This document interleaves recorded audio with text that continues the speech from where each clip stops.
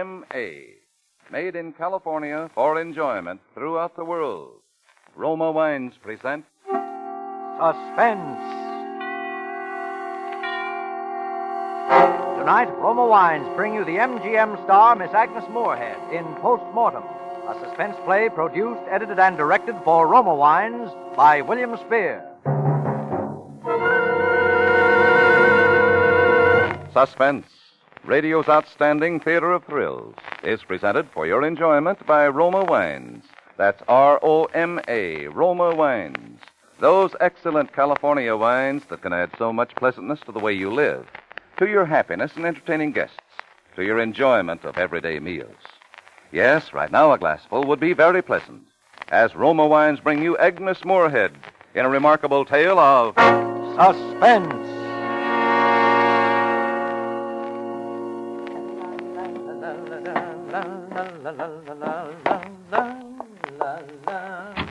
Up with the buttercups, come on, get up, here comes the sun.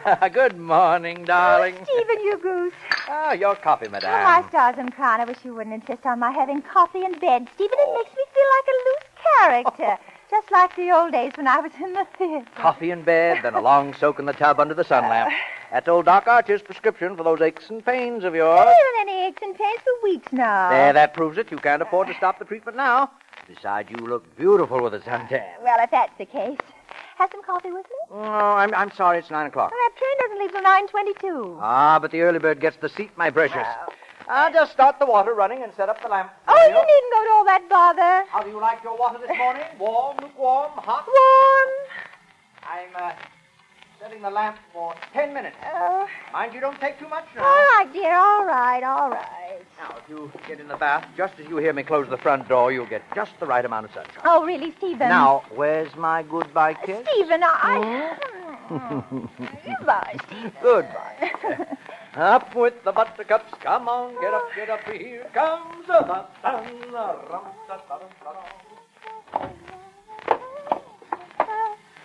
Up with my bag, up with my bag.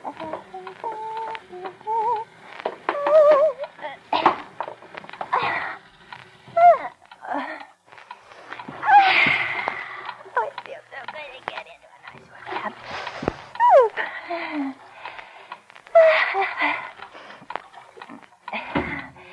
Yes? Is that you, Stephen? Stephen, have you forgotten something again? Stephen, will you answer me? Oh. Can you hear me now, Stephen? I forgot my wallet. I think it's in my bathrobe pocket on the inside of the door. Well, I'll hand it out to you. No. You stay where you are. I'll just reach around and get it. Stephen, don't open that door. The lamp, Stephen. Oh, now see what you've done. Gosh, I hope it didn't break. These things are expensive.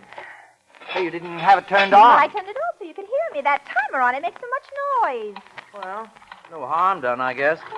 Well, I've got everything now. Sorry to disturb you, darling. Well, you better hurry. You will miss that train. Bye-bye, darling. Be good. Come on, get on it. Okay, Butch. Oh, if I had the wings of an angel.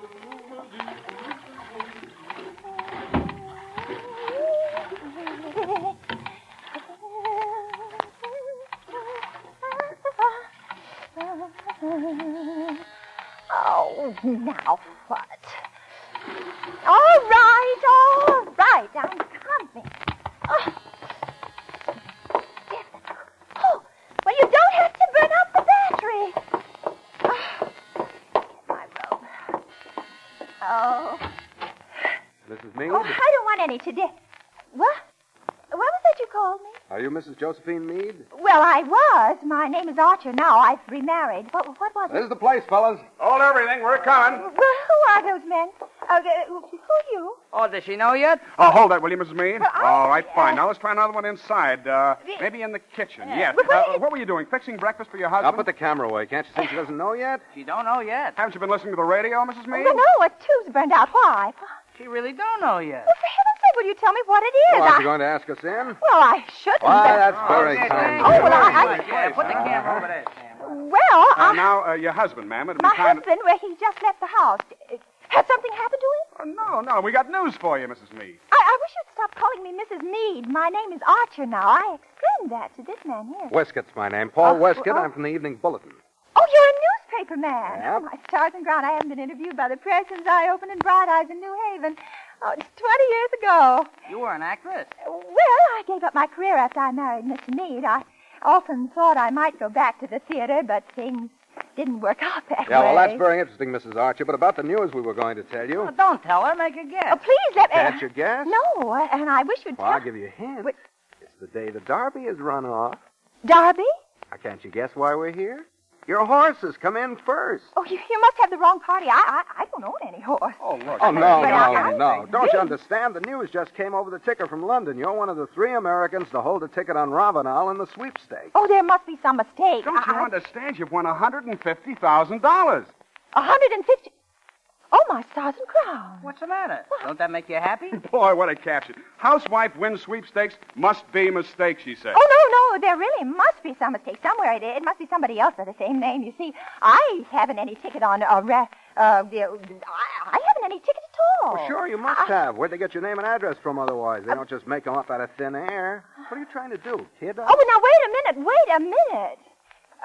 You say the winning ticket is in the name of me? Yes, Mrs. Josephine Meade. You said that was your name. Well, then it must have been my late husband who bought the ticket. Huh? You see, the house is in my name, and I stayed on here after I lost Harry and after my marriage to Mr. Archer. Oh, yeah, then that's right. Meade bought the sweepstakes ticket in your name. Anyway, you're the winner. But I don't even have the ticket. You don't have... You mean it's don't lost? Well, I never even knew he bought one till now. He never said a word to me about it. He...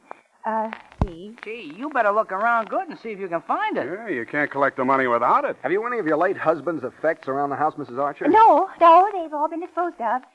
But I went through everything very carefully. If there had been anything there, even sewn into the lining of one of his suits, I'd have found I think, it. Mrs. Archer, if your late husband never told you about it, he must have been intending to surprise you in case it won anything. So he would have put it somewhere where you wouldn't be likely to find it, wouldn't he? Well, he would in any case. I didn't approve of his gambling. All right, Miss Archer, now think hard. Wasn't there a suit he didn't wear very much, one you might not have sent out since the ticket was bought? Put away in mothballs, maybe? Well, there was his dark blue. Dark blue. He'd only worn that once or twice. I never looked there. You see, I sent all his other clothes to the Russian War Relief, but the dark blue was in such good condition. It's practically new, Mr. Westcott. Oh, that's where that ticket is. I'll bet any amount it's in that dark blue suit. Let's have a look right now. Well, I'm afraid that's not possible. Not possible. Oh, really, Mrs. Archer? Because that's the suit Mr. Meade was buried in.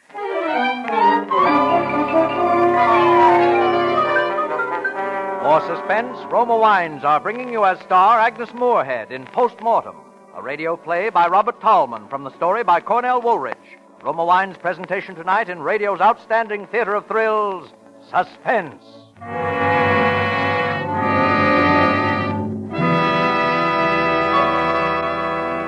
Between the acts of suspense, this is Truman Bradley for Roma Wines. Evenings at home can be dull as dishwashing or friendly as a fireside, depending upon the ingenuity of the lady of the house. Now, here's a simple suggestion many smart American homemakers follow to brighten stay-at-home nights. As a high spot in a quiet evening of restful reading or listening to favorite radio shows, serve Roma California Sherry.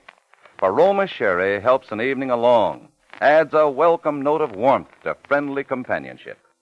Yes, there's something about glowing golden amber Roma Sherry with the rich, mellow, nut-like taste that everyone enjoys. Roma Sherry, the favorite of millions as first call for dinner, is a delightful entertainment wine, too, so delicious with cheese and crackers or any simple snack. And Roma brings you a glorious sherry that is unvaryingly fine, bottled at the famous Roma Winery in California to assure you sealed in goodness always. Give your family a pleasant surprise with fine Roma sherry tomorrow. Delicious, easy to serve, so inexpensive. Insist on Roma, R-O-M-A, Roma Wines. Remember, more Americans enjoy Roma than any other wine. And now, Roma Wines bring back to our Hollywood soundstage Agnes Moorehead as Josie Archer with Joseph Kearns as Stephen in Postmortem, a tale well calculated to keep you in Suspense.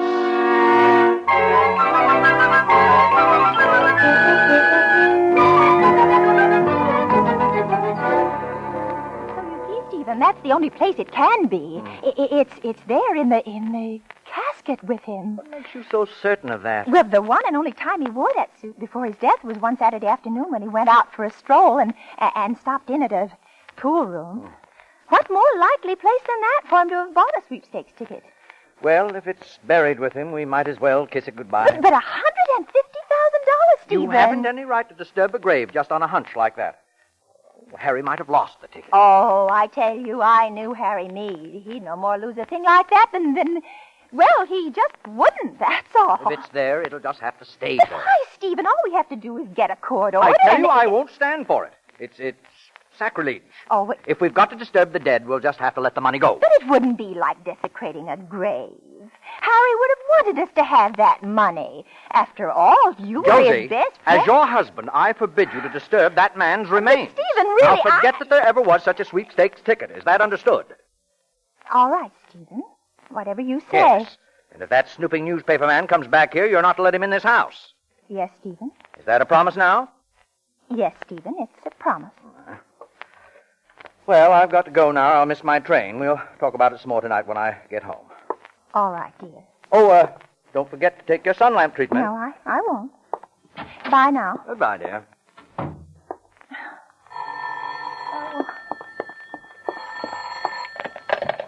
Hello? Oh, Mr. Westcott. Oh, no, I have not reconsidered. I definitely have not reconsidered. Stephen and I have talked it over, and he's deeply shocked, and so am I. I must confess at the very suggestion of disinterring poor Harry. You'll simply have to go elsewhere for your front-page scoop, because I'm absolutely adamant on this point, and no amount of persuasion will make me change my mind.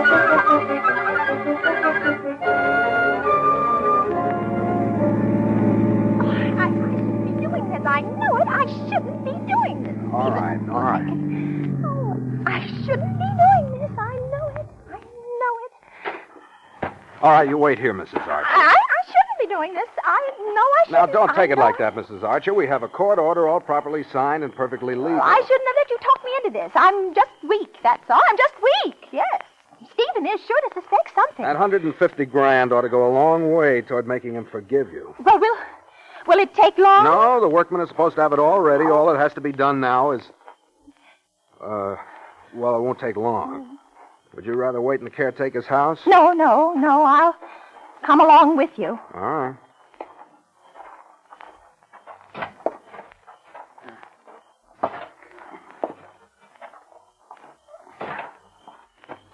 Oh, there. Huh? Oh. You Mr. Westcott? Yep. Well, there it is, Mr. Westcott. Yeah. We hoisted it up, but we didn't open it yet. All right, here's the authorization. Pry the lid off of there and make it snappy, will you? All right. Hey, you take that hand over there, Jack. Okay.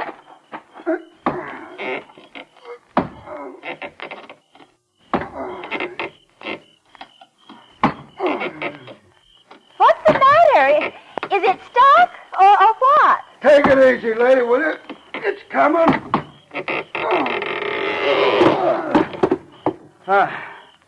There you are, mister. It's all yours. All right. Hold this light for me, will you? Keep it off the face. What's he doing now? Frisking the corpse. Oh. And don't ask me why. Dear me. Oh, dear. Keep the light off his face, will you? Sensitive type. Okay. I got what I came for. Please get that light off his face. Okay, mister, okay. All right, if you're all finished, we'll tuck him in again. Wait a minute. Huh? Put the light back on him. On his face. Now on his face. Hey, what's the big idea? Oh, Harry. Oh. Okay, you can douse that light now. Listen, you guys. Leave this just as it is. Stick right here until you hear from me. How come? What's the matter, Mr. Westcott? I'm not sure yet, but I just got a hunch the DA is going to want an autopsy on this body. My stars and crowns.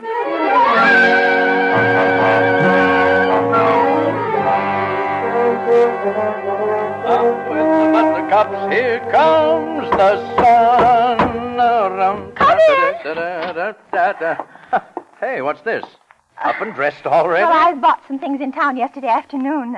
The delivery man usually comes around 10 o'clock, so I thought I'd put off my sun lamp and bath until then. Oh, you will take your treatment then, promise Oh, me? yes, all right, darling, but really you worry too much about me. You must have come in awfully late last night. Did you see the show through twice? Stephen, I I didn't go to a picture last night. Hmm? I did what you told me not to. What are you talking about? Here it is, Stephen. $150,000. Fool, you stupid little fool! Stephen, let go of my shoulder. You're hurting me. Who was with you? Who saw it beside you? Nobody, Stephen. I got the permit and took it out there and showed it to the men in charge of the grounds, and he got a couple of workmen. Yes, go on, go on. Well, one of them got it out of the vest pocket, and then they put the lid on again and lowered it and covered it up. Sure everything was put back again, just the way it was? Why, yes, Stephen, of course. Well, I'd hate to think he wasn't put back properly. Then you aren't angry with me? Oh, I guess I acted pretty silly about it. I thought... Oh, I don't know what I thought. Stephen! Stephen, you didn't suspect me of having anything to do with Harry dying so suddenly. Oh, of course not. What an idea. Look, you better give me that ticket for safekeeping. I'll put it in the safe down at the office till you're ready to turn it in. Oh, that's a wonderful idea, Stephen. It makes me nervous having it around the house. $150,000, Stephen, just to think of it. Yes. Harry's been pretty good to us, hasn't he? Oh, don't say things like that, Stephen. Oh, I'm sorry. Oh, good Lord, it's nearly 10 o'clock. I've missed my train. Well, if you hurry, you can catch at 10:15. Yes. You won't forget your lamp. No, I'll start it at 10:15 sharp, I promise. Sorry to be such a Dutch uncle, darling, but I do worry about you. Well, you're wonderful to me, Stephen. Goodbye, darling. Goodbye, Stephen. Be careful, darling.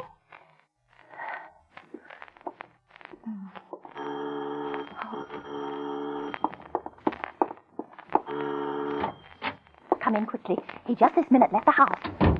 Suppose he took the ticket with him? How did you know? I know a lot of things. For instance? The DA's ordered that autopsy on the body of your late husband. Oh, my stars and crowns. I think they'll find out he was murdered. No. Oh, no. Your present husband, Stephen Archer, is an insurance agent, isn't he? Well, yes, but And he insured your late husband heavily in your favor just before his death. Oh, well, that doesn't prove anything. Well, maybe not. He's pretty good to you, isn't he? Well, Takes you to Florida every winter, stuff like that. I should say not. How did you get such an idea? That coat of tan you've got? Oh, that's from the sun lamp. I had a slight cold a while back, and now Stephen insisted I use the sun lamp for 10 minutes every morning while I'm in the bath. While you're in the bath. Yes, he says it's more beneficial that way. It's a terrible nuisance, of course. The bathroom's quite small, and the lamp is always toppling over and falling on top of me. How's that? Well, I always wait till Stephen has left the house in the morning to take my bath, and then he almost always forgets something at the last minute and comes dashing back and blundering into the bathroom, and over it goes. What sort of things does he forget? Oh, and one day it's a clean handkerchief, and the next some papers or other things that he needs, or his fountain pen. Does he keep all those things in the bathroom? No, but he can never find where they are, so he comes barging into the bathroom to ask me, and then over goes the lamp. You don't say. I suppose you're insured pretty heavily in his favor now. Well, naturally, being in the business. Yes, naturally. Mr. Westcott, you don't think... I don't think anything yet. Oh, dear, whatever shall I do? I tell you what. There's a way to find out if you'll cooperate with me. With your acting experience, this ought to be easy for you. Now, this is what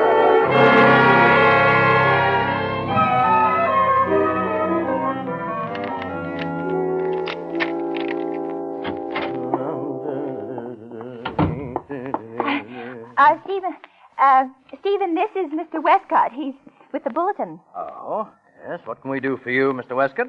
I stopped in the district attorney's office on my way here, Mr. Archer. They've just completed an autopsy on the body of Harry Meade. Josie. It wasn't my idea, Stephen. Believe me, it wasn't. You understand, of course, I'm not with the police. I'm in this for a news story. Or anything else that might come my way. I see. I might be able to help you people if you'll tell me the truth. Yes. What was the result of the autopsy? The report isn't made out yet, but I think they'll find he died of a blow over the head. Sit down, Mr. Westcott. I might as well tell you everything. Josie, you don't have to tell this man Stephen, anything let now. me do this in my own way. You see, Mr. Westcott, it was all my doing. Stephen was in no way to blame for what happened. He used to come over in the evenings to see Harry, not me. But the more I saw him, the stronger the feeling grew on my part. Harry was heavily insured in my favor. Oh, Josie. Well, he never took me seriously. He always scoffed at my love for the theater. And I couldn't help thinking how opportune it would be if anything took him away from me. Why, Josie. Do I make myself clear, Mr. Westcott? Go on. Well, the night Harry died, he had gone out in the back of the house, you see, to get some air. I was doing the dishes, and it came over me all of a sudden what I had to do. And so I dried my hands and went upstairs and got out an old flat iron I no longer used. And I came downstairs with it hidden under my apron and went out to where Harry was. Well, I stood there talking with him for a moment. And I waited till he turned his back to me. And then I did it. You did what? Well, I swung the flat iron by its handle squarely at the back of his head. He didn't die right away, but he was unconscious, and I could see it was all over. He had a weak heart, you know. And, well, afterwards, I took the iron over in the vacant lot and buried it. And the rest happened as I told you. Stephen came round, and we carried him into the house. You mean you didn't notice the wound? Didn't it bleed? Well, it did a little, but I washed it off. And then I took some pinkish face enamel I had left over from the days when I was an actress, and I plastered that over the wound and even powdered it so it'd be less noticeable. Go on. I made a good job of it because, after all, I do know something about those things, you know, makeup. So that's why the doctor never noticed it when he examined Harry's body. Josie, I can't believe it. Forgive me, Mr. Westcott, but this is a terrible, terrible shock to me. Well, now you know everything. I suppose you may as well drive me to police headquarters. Why should I? You mean you aren't going to turn me in? That dent in his head could have been made by the men who exhumed the body. You and I are the only witnesses to that, Mrs. Archer. But, yeah, but look here, can't they tell? In most cases. In this case, the body happens to be in a remarkably fine state of preservation. Besides, if I do you a favor, maybe you'll cut me in for a little of that sweepstakes ticket. Anything. Anything you like. Good. I'll come back tomorrow and we'll talk it over. Good night. Good night, Mr. Westcott. And thanks. Thanks from the bottom of our hearts. Good night, Mrs. Archer. Hi. Well, my dear. Stephen. I've got to do a little thinking, Josie. This changes things considerably. It won't make any difference between us, will it, Stephen? I did it for us, so we could be together. But you, of all people, and going out there and then looking at his body. But he was so well preserved, Stephen. He just looked as if he was sleeping. Yes, that's peculiar. What is? Well, that he was looking so well. After all, it's been some time. It's just like in the Emerald Snuff Box. What? The Emerald Snuff Box, you remember, I played it for 33 weeks at the Court Theater opposite Henry Dixie. That was how they knew that it was poison, because of the way the body looked after all that time. Poison? Well, those bungling police doctors will never find it out. We can shut up that fool of a reporter with a sweepstakes ticket. That was a windfall anyway. We'll never miss it. But, Stephen, we can't count on things turning out the way we want them to. I made that confession just to give us a little time. We could take a plane in the morning and be in South America in a few hours. Oh, no, that'd be very foolish. No, my dear. Our best strategy is just to go on as we always have. I'll take the train into the office, you'll take your bath and sun lamp, and we'll be the same loving couple we always have been.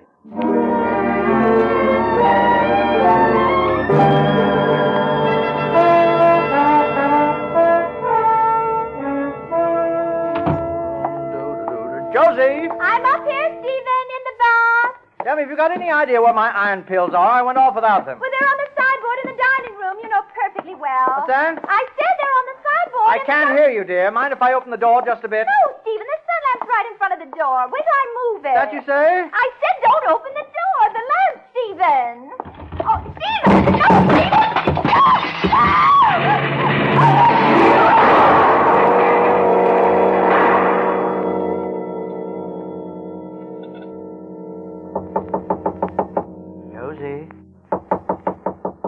Josie? Josie! Well, that's that. Oh, now who the devil? All right, I'm coming. Come on, get up, get up.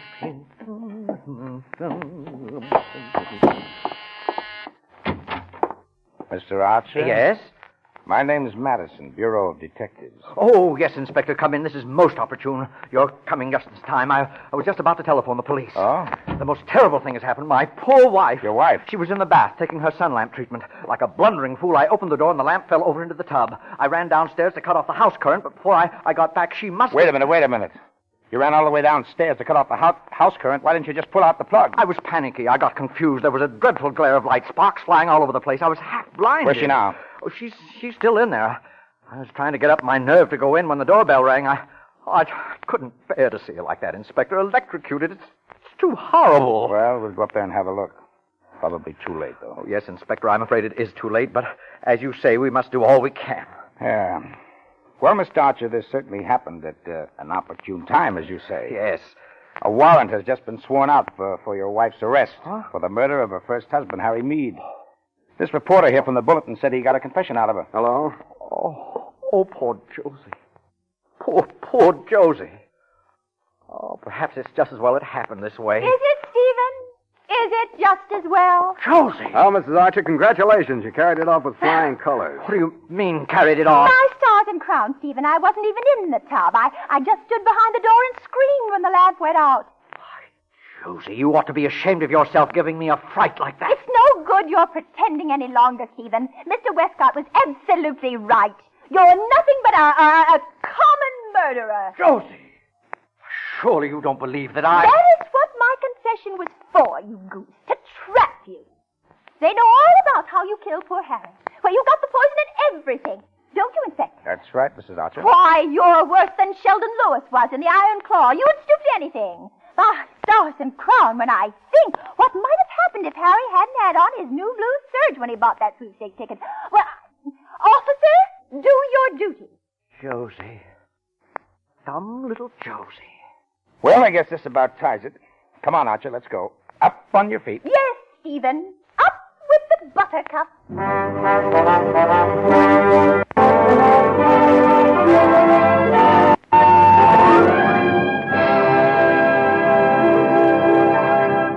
Suspense.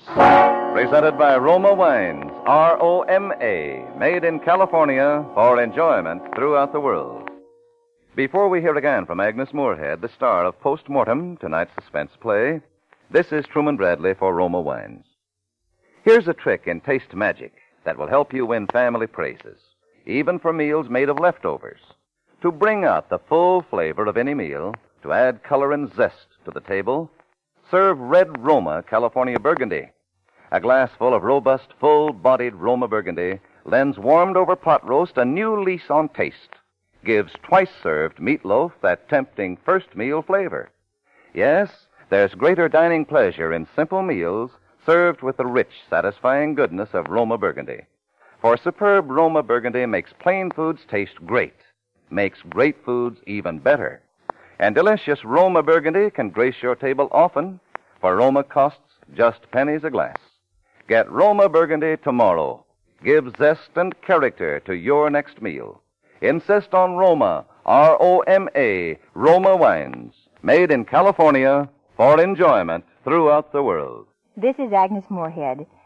It is always like coming home again to do suspense. You know, Vincent Price came out to Metro-Goldwyn-Mayer the other day to see a private showing of The Green Years with me. And afterwards he told me all about next Thursday's suspense show on which he's going to be the star. Be sure and listen in because it sounds wonderful. Next Thursday, same time, Roma Wines will bring you Vincent Price as star of Suspense, radio's outstanding theater of thrills. Produced by William Spear for the Roma Wine Company of Fresno, California.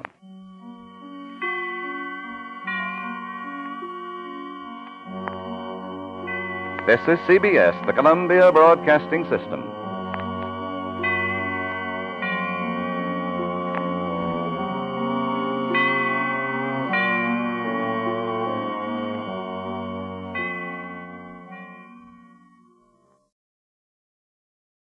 Now, the Roma Wine Company of Fresno, California presents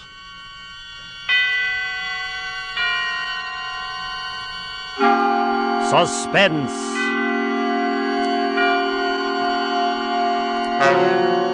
Tonight, Roma Wines bring you a suspenseful play by Dashiell Hammett called Two Sharp Knives, and starring John Payne and Frank McHugh.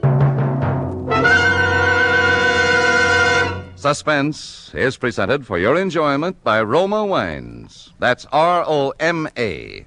Roma Wines. Those excellent California wines that can add so much pleasantness to the way you live, to your happiness in entertaining guests, to your enjoyment of everyday meals. Yes, right now a glassful would be very pleasant, as Roma Wines bring you a remarkable tale of suspense. And with the drama called Two Sharp Knives, and with the performances of Mr. John Payne as Scott Anderson and Mr. Frank McHugh as Wally Shane, Roma Wines hope indeed to keep you in suspense. Shortly after 2 a.m., a poker game was breaking up at Ben Camsley's, the doctor coroner of Deerwood City. Scott Anderson, Deerwood's efficient chief of police, and Wally Shane, his easygoing assistant, were just about to leave. Oh, talk about thieves. Our own chief of police committed nothing less than larceny the way he won that last pot. Yeah. And having won it, I noticed he's losing no time in making off with the swag. Shucks, why don't you boys just break down and admit you don't know how to play like old Professor Scott here? What? You couldn't win a poker hand if it was on a punch board. It's a good thing he's chief of police. Come on, Wally. Let's get out of here before these amateurs break my heart. Okay, Scott, anything you say. Where are we heading for, Chief? Just across the street, Wally. Railroad station. Oh, shucks. Aren't you afraid of the excitement? Don't you think that watching the 211 come in is apt to be too much for your blood pressure? Well, if it is, Wally, you can always carry on. You've been a fair imitation of an assistant to me for some time now. Yeah? Yeah. If anything happens to me, you'd be chief.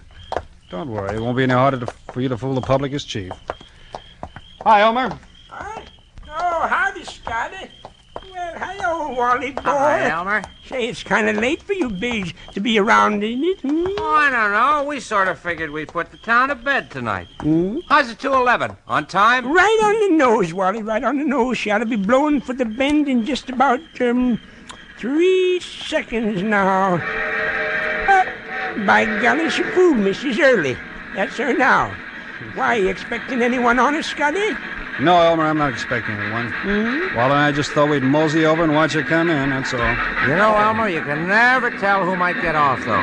Jesse James or Jack the Ripper, or even your Aunt Gussie. Yeah, I guess you're right, Wally. Well, here she be. Pardon me, gents, but I gotta be rolling the wagon out to the bagel store.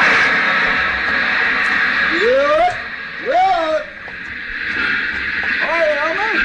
How's it going? Oh, I can't complain, Cap. Well, maybe you can, Elmer, but I sure can. You hold us up with that freight there. How much more? No. This is the last piece now. Oh. Well, there you are, Cap. It's all done. Okay, see you tomorrow, Elmer. Oh.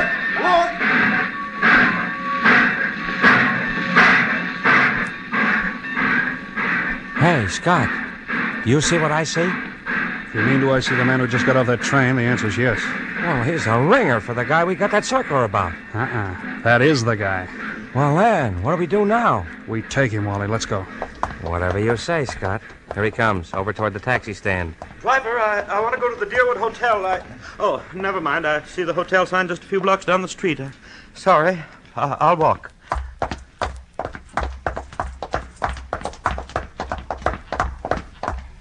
Hello, Furman. Oh, I don't believe I... You're Lester Furman, aren't you? Yes, I am. Philadelphia? Yes. I'm Scott Anderson, chief of police here in Deerwood. What's happened to her? Happened to who? Oh, no, you don't. If you think you can pull that sort of stuff with me, you're very much mistaken. Look. Okay, take Scott. You silly... Let me get a crack at that mug. Wait a minute, gentlemen. Hold it, Wally. Hold it up. Well, Furman. I'm sorry for a moment there. I thought that you weren't really a policeman. Thanks. Guess I look almost human in civvies. Until I saw the other gentleman's uniform, I thought you were a hold-up man, Mr. Scott. Then never mind the thanks. It was silly of me. I'm sorry. Well, let's get going before anything else happens. Are you taking me to police headquarters? Mm-hmm. What for? Philadelphia. I don't think I understand you. You understand you're wanted in Philadelphia, don't you? I'm wanted in Philadelphia? Yeah. Got a cigarette? Huh? Oh, yes, of course. Here you are. What am I wanted for? Murder.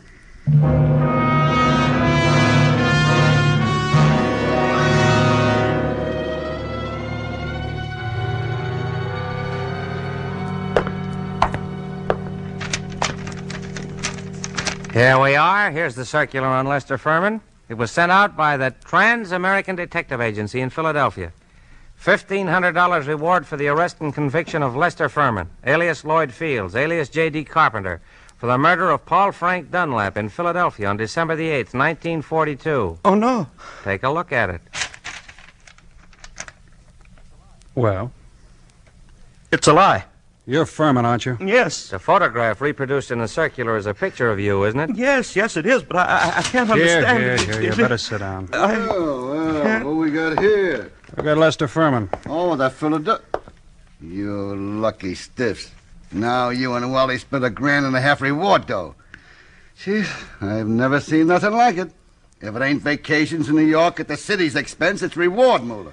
George, someday, if you don't remember you're the jailer around here and not the DA, you're going to be wearing your teeth on the outside of your lip, and I'll be the guy who arranged it that way. You understand? Oh, just 'cause you caught a guy who's hot in Philadelphia. It's a lie. I never killed anybody. I won't be framed. I won't be framed. Oh, shucks. Take it easy, Furman. Save it for the Philadelphia police. We're just holding you for them. If anything wrong, it's there, not here. But it's not the police. It's the Trans-American Detective... Mr. Anderson, I suppose you're sure there's nothing I can do. There's nothing anyone can do till morning. All right, George, you take Furman now and lock him up. Come along, darling. We ain't had nobody in our little hoosegow for 3 days running. You'll have it all to yourself, just like a suite at the Ritz. Well, good night, and thank you. Make him as comfortable as you can, George. If he wants anything set in, okay. He's valuable, huh? Now, if some bum didn't mean a nickel to you, maybe I ought to take a pillar off my own bed for him. And nuts. He's just like the rest of them to me. Shut up! Perhaps you forgot my remark about your teeth a while back, George. Any day now, I'm going to forget your uncle's county chairman and throw you back in the gutter just to see how high you'll bounce. Remember that. Do all the talking you want, but do what I tell you. Oh, shucks, Scott. George don't mean nothing. He's just money mad. Okay, I'm going home now. If it's anything urgent, I can be reached there. But I don't want to be disturbed unless it's urgent.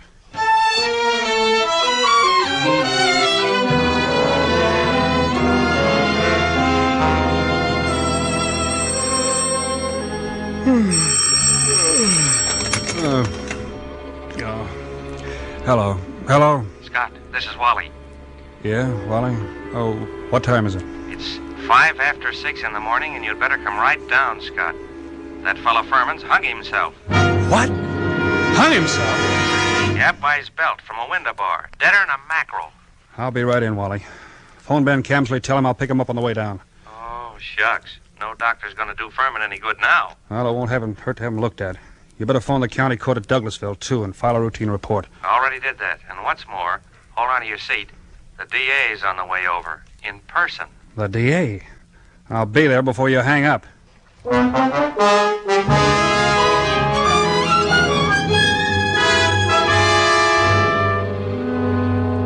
For suspense, Roma Wines are bringing you as stars Mr. John Payne and Mr. Frank McHugh, whom you've heard in the first act of Two Sharp Knives by Dashiell Hammett, which is Roma Wines' presentation tonight of Suspense.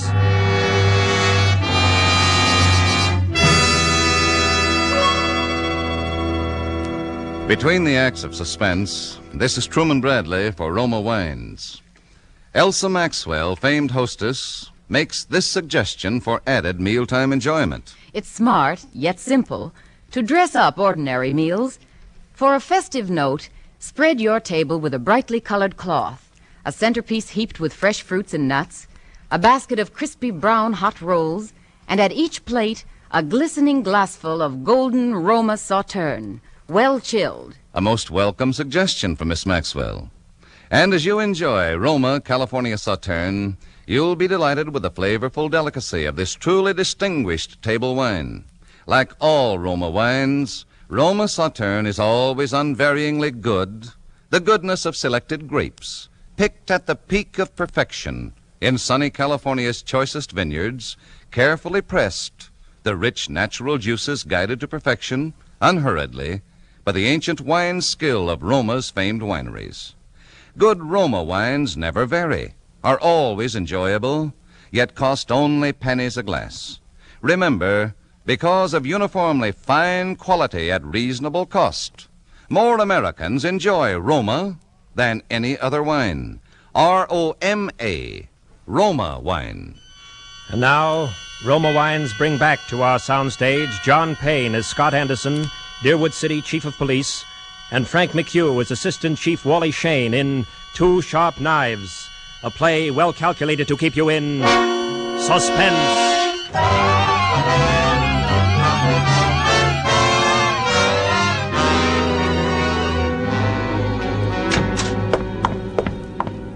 Come on in, Chief.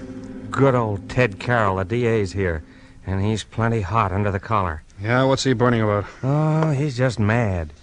He's run up quite a phone bill for us, too. Been calling Philadelphia every couple of minutes since he got here. What kept you so long? I couldn't get my car started. Well, let's go in. Hello, Ted. Listen, Scott, what is all this? Oh, what? This fiddly-dee, this hanky-panky. I suppose you mean Furman. Wasn't it suicide? Sure, it was suicide. I just telephoned Transamerican, dug a guy out of bed there. They phoned me just a few minutes ago and said they'd never sent out any circulars on Furman. Oh? They didn't want him for murder or anything else. All they knew about him was he used to be a client of theirs. I don't know what to say, Ted. I don't either. What on earth kept you so long, Scott? Car stall. Came as quick as I could. Well, what makes you so edgy, Ted? Oh, nothing. I guess it's just the district attorney in me. Oh, shucks. Gents, if you're not careful, you're liable to give the impression that you two don't like each other. Okay, Wally. I'll quit if he will. Tell me what's wrong, Ted. Well, that's plenty wrong, Scott. Everything's wrong. First, that Transamerican thing. They never sent out any circulars about Furman. And I'll get this. I talked to the Philly police just before you came in. There wasn't any Paul Frank Dunlap murder down there that they know about. They've got no unexplained murder for December 8th, 1942. What did you get out of Furman before you let him hang himself? Only, that he was innocent. Well, didn't you grill him? Didn't you find out what he was doing in town? Wally, didn't you? Oh, shucks. What for? He admitted his name was Furman. The circular description fitted him. The photograph was him. Transamerican Detective Agency supposed to be on the level. Philadelphia wanted Furman. We didn't. But Scott... Oh, sure, Ted, sure. If I'd known he was going to hang himself, but then if your aunt wore pants, she'd be your uncle. You said Furman had been a client of Transamerican. Then tell me what kind of a job they were doing for him. Well, his wife left him a couple of years ago, and he had them hunting for her for 5 or 6 months, but they never found her. They're sending a man up here tonight to look things over. Yeah, huh? Yes. And I might as well tell you, Scott, they're going to raise plenty of trouble over this. Yeah, I know that, Ted. There usually is trouble when somebody dies in a jail cell.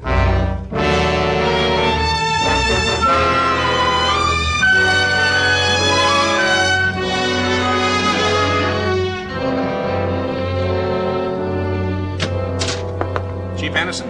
Yeah, come in. They told me I'd find you here. I'm Carl Rising, Assistant Manager of Transamerican Detective Agency in Philadelphia. This is Mr. Wheelock, who was Lester Furman's personal attorney. How do you do? Glad to know you, Mr. Rising. Mr. Wheelock, this is Wally Shane, my assistant. How are you? How do you do? I know you gentlemen are already in possession of most of the details concerning Mr. Furman from the time he arrived in Deerwood until the time of his death. But perhaps you don't know that the police of most towns in our corner of the state have also received copies of this reward circular. Get it for him, will you, Wally? Here you are. Why, this circular is a forgery. Wow. You're sure it's a forgery, Mr. Rising? Oh, yes, there's no doubt about it. And it's an excellent forgery. The paper, style, and type are almost exactly like those we use at Transamerica. Almost, but not quite. Wow, what do you know? A forgery. Tell me, Mr. Wheelock, was Mr. Furman a native Philadelphian? Oh, my, yes. He was well-known, respectable, prosperous citizen of Philadelphia.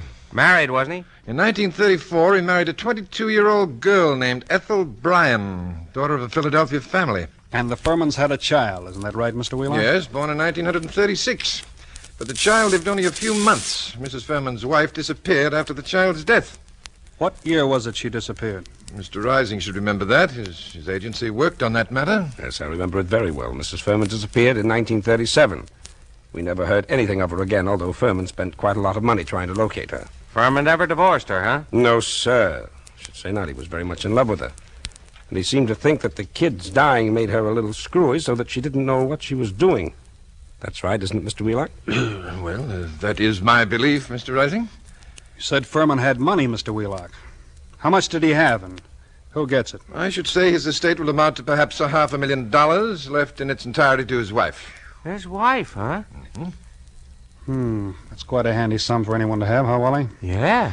Tell me, do either of you know why Furman came to Deerwood? No, I No. Oh, shucks. You were his attorney, Mr. Wheelock. Don't you know if he told his servants or his office employees or someone why he came here? I know of no one of whom he told, and I can't see that these questions of yours are getting us anywhere. Why do you persist in asking them? Because, Mr. Wheelock, everything shows that somebody framed Furman into the Deerwood jail.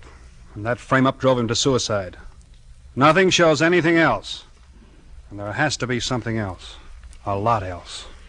Well, Chief, what do we do now? I'm going across the street to Fritz's undertaking parlor. Maybe I'll find something else there.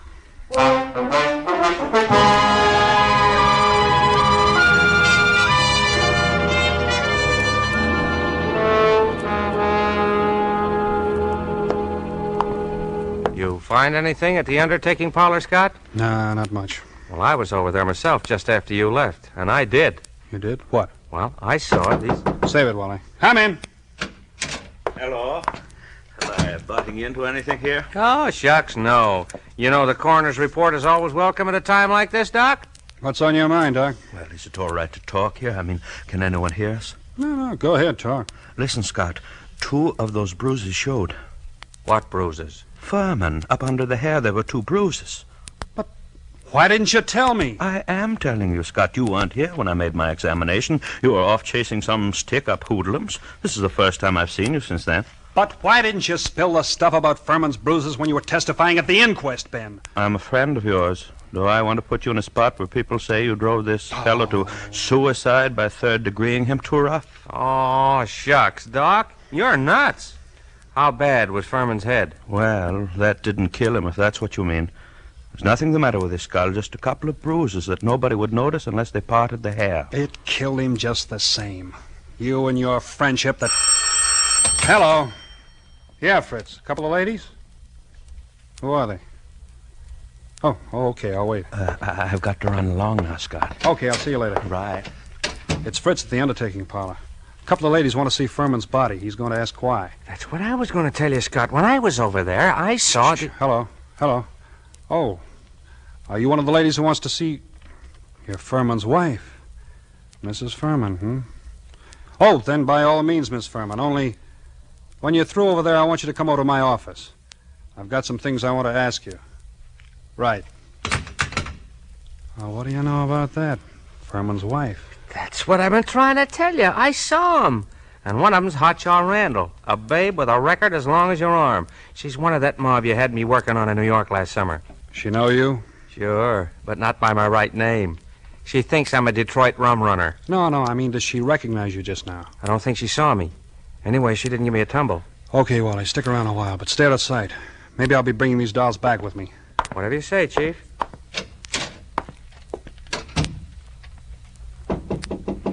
Come in.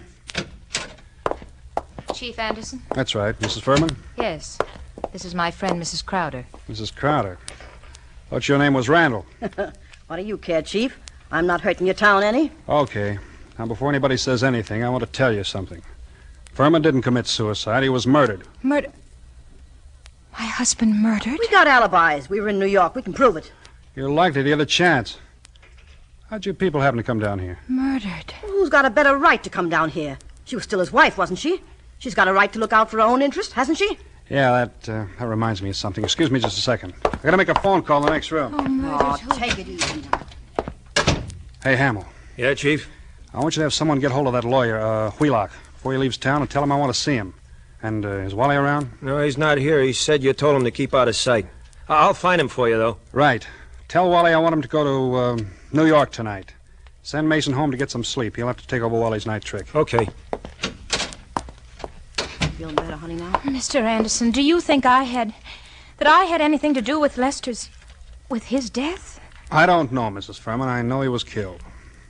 I also know he left something like $500,000. Dollars?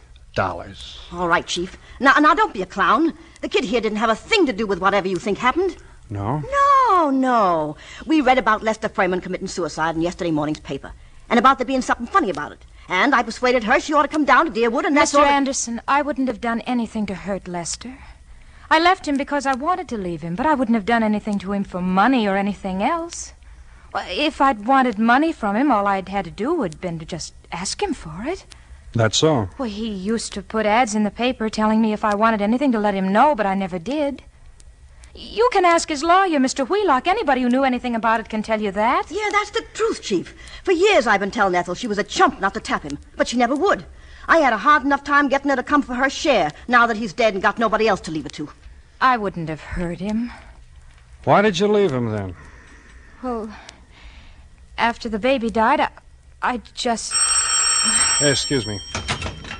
Oh, yeah, Hamill. You gave Wally the message. Yeah, I want him to go to New York tonight. Okay, where is he, home? He is home, Okay, thanks. This circular's what got your husband in the jug, Mr. Furman. Did you ever see that picture before? No, Why, that... It can't be. It's a snapshot I have. It's an enlargement of it. Who else has one? No, nobody that I know of. I don't think anybody else could have one. Have you still got yours? Yes, I don't remember whether I've seen it recently. It's with some old papers and things, but I must have it. Well, Mrs. Furman, it's stuff like this that's got to be checked up. Neither one of us can dodge it. Now, there's two ways we can play. Yes? I can hold you here on suspicion till I've had time to check things up, or I can send one of my men back to New York with you for the checkup. I'm willing to do that if you'll speed things up by helping him all you can. And if you'll promise me you won't try any tricks. I promise I'm as anxious as you are to track this down. All right. How'd you come down? We drove. That's my car, the big green one across the street. Fine. Then my man can ride back with you. But no funny business. Funny shumminy. What do you expect, her? Huh? Oh, send him in. Hello, Mr. Wheelock. Is this really Mrs. Furman? Yes, that's really her, all right. Fine. How do you do? You wait here, Wheelock. I'll be back in a little while. Come on, girls. Where are we going? We're going to solve a murder, sister.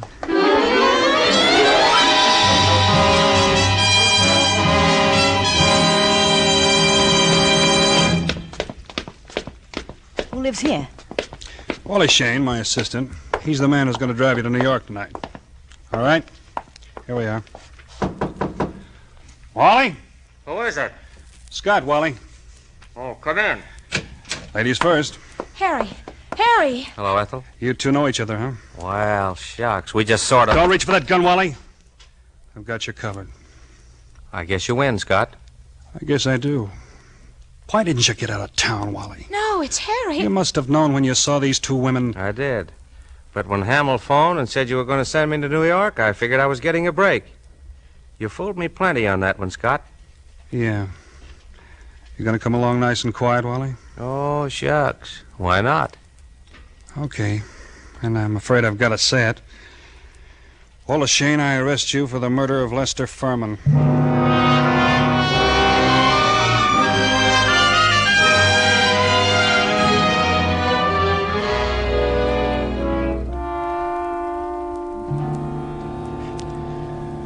You, comfortable in here, Wally? Can't complain. For a cell. Say, Scott. You didn't just stumble on all this, did you? Nope. Furman had to be murdered by a copper. Only a copper would know reward circulars well enough to make a good job of forging one. Only a copper, one of my coppers, would be able to walk into Furman's cell, bang him across the head, and string him up. When you told me you knew the Randall woman, well, there it was. What got you like this, Wally? Oh, shucks. What gets most saps into jams? A yen for easy dough. I'm in New York, see, Scott? Working on that Dutton job for you. Then I run into this Ethel Furman, and she goes for me like a house afire. Like her, too, so that's dandy. But one night she tells me about how much dough her husband's got, and how it would all come to her if... Well, I got to thinking. Thinking what? I think she's nuts enough about me to marry me. I still think she'd marry me if she didn't know I killed him. So anyway, I did it. I swiped that snapshot. I sent those circulars out. To a lot of places, not wanting to point too much to this one. And when I was ready, I phoned Furman and I told him to come to the Deerwood Hotel that night, and sometime before the next night he'd hear from his wife, Ethel. I knew he'd fall for any trap that was baited with her. Oh, shucks. I guess I'm not as sharp as I thought I was. Maybe you are, Wally, but that doesn't always help. Old man Camsley's, Ben's father, used to have a saying. To a sharp knife comes a tough steak. I'm sorry you did it, Wally. I always liked you. I know you did. I was counting on that too, Scott. But... oh, shucks.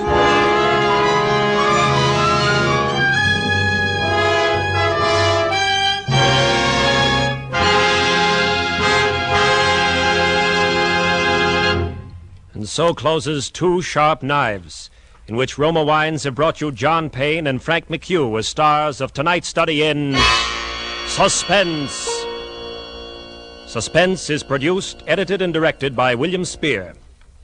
Before our stars return to the microphone, let me say a word for Roma Wines, the sponsor of Suspense. Elsa Maxwell, noted authority on smart entertaining, has this suggestion. When the thermometer rises, it's time for cooling, refreshing drinks. Enjoy the taste thrill of frosty cold, thirst-quenching Roma refreshers. A Roma Sherry Cobbler is a gay and colorful drink, simple to prepare with distinguished Roma California sherry. Miss Maxwell has an excellent idea there. And America's smartest drink, the Roma Sherry Cobbler, takes but a jiffy to prepare. Here is how. In a tall glass, dissolve 1/2 teaspoonful sugar in 2 tablespoons lemon juice. Half fill the glass with delicious Roma sherry. Add ice to fill, stir well, and you have the most delightful summer refresher you've ever tasted. You know, June is the month of weddings and anniversaries, and a most distinguished way to honor this year's and yesteryear's June bride is by serving delicious Roma California champagne. Its delightful pale gold color, distinctive dryness, tell you that here is a truly fine champagne. Roma champagne. No better way to say happy days ahead than with Roma champagne. This is John Payne. I'm sure I speak for Mr. McHugh, too, in saying how delighted we have been to be invited to appear on Suspense. Before Mr. McHugh brings you a message from our government, I would like to pass along to you the billboard for next Thursday's half hour of Suspense. It will star that polished and sinister actor, Clifton Webb, in a radio play based on John Dickson Carr's novel, The Burning Court. Okay, Frank, take over. The Battle of the Pacific has moved into high gear. Our fighting men are doing more than their share in this big second half of our fight for victory. The current 7th War Loan Drive is an opportunity for you to do your share. The money you invest in war bonds now will increase in value. Will be your ready cash for tomorrow. Buy those extra war bonds today. John Payne will soon be seen in the 20th Century Fox Technicolor production, The Dolly Sisters. Frank McHugh can soon be seen in State Fair from the same studio. Next Thursday, same time, Mr. Clifton Webb will be your star of Suspense. Presented by Roma Wines, R-O-M-A, made in California for enjoyment throughout the world. This is CBS, the Columbia Broadcasting System.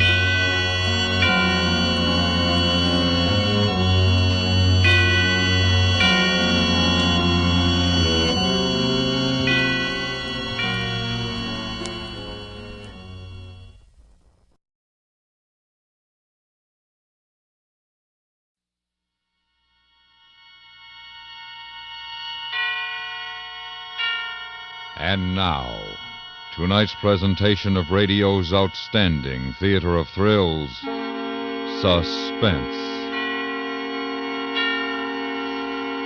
Tonight, we bring you the story of 3 convicts on a road gang in Florida who planned the perfect escape through the Everglades. We call it Quiet Night. So now, starring Stacey Harris, here is tonight's suspense play, quiet night.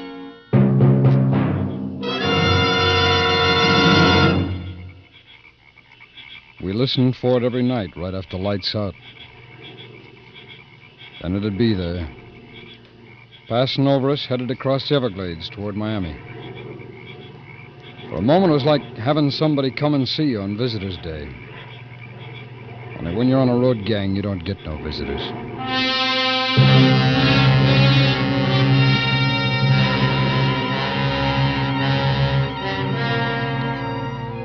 There were 80 of us in that camp on the edge of the mangrove swamp. Every night we'd quiet down and listen to that airplane. Wondering about the people up there, where they'd been, where they were going, and wishing we were going with them. Then it'd be gone. But I'd feel good just knowing other people would hear it. People across the swamp over in Lakeland. They'd hear it about 6 minutes after we did. George. George Upshaw, wake up. George. What? Oh, Mother. Honestly, George, if you're so all-fired sleepy, why don't you take your clothes off and go to bed? I can't yet. Haven't checked the jail. Seems to me that'll be Bert's job. That's what a deputy's for, isn't it? Keep the sheriff from running himself to death? Bert does his share. When? If he wasn't your nephew, he'd starve to death. Hand me my hat, Mother. George, you know what Doc Lang told you. You gotta start taking it easy. I will. So long. George? Why? Remember how you used to kiss me whenever you left the house? Well, we were younger then, Mother. People our age don't... Never mind. Go on. What's eating you, Martha? Oh, I don't know. Maybe it was here in the plane coming over from Havana. Remember when we took it home from our vacation? That was 9 years ago. They'd have a new plane by now. We haven't had so much fun since. We ought to get away for a few days. Maybe go to St. Petersburg and just sit on the benches for a spell. We will, one of these days. One of these days.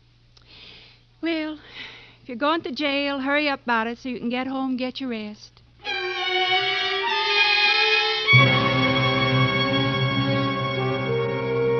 It took the plane less than 4 minutes to cover the 12 miles between the sheriff's farm and the parking lot next to the county courthouse.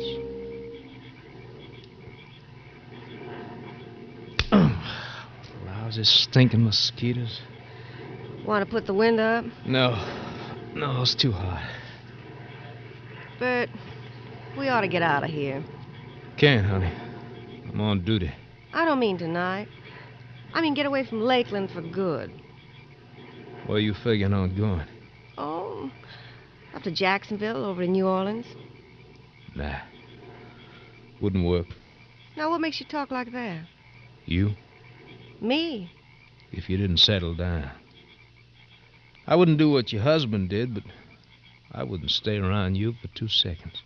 Honey, I never loved Harry. And you shouldn't have married him. I had to. I hated my folks. Harry got me away from them. How old were you? Almost 17. Bert, I wrote Harry today. Oh? I told him I wanted a divorce so I could marry somebody else. You will marry me, won't you? I'd like to see somebody try to stop me.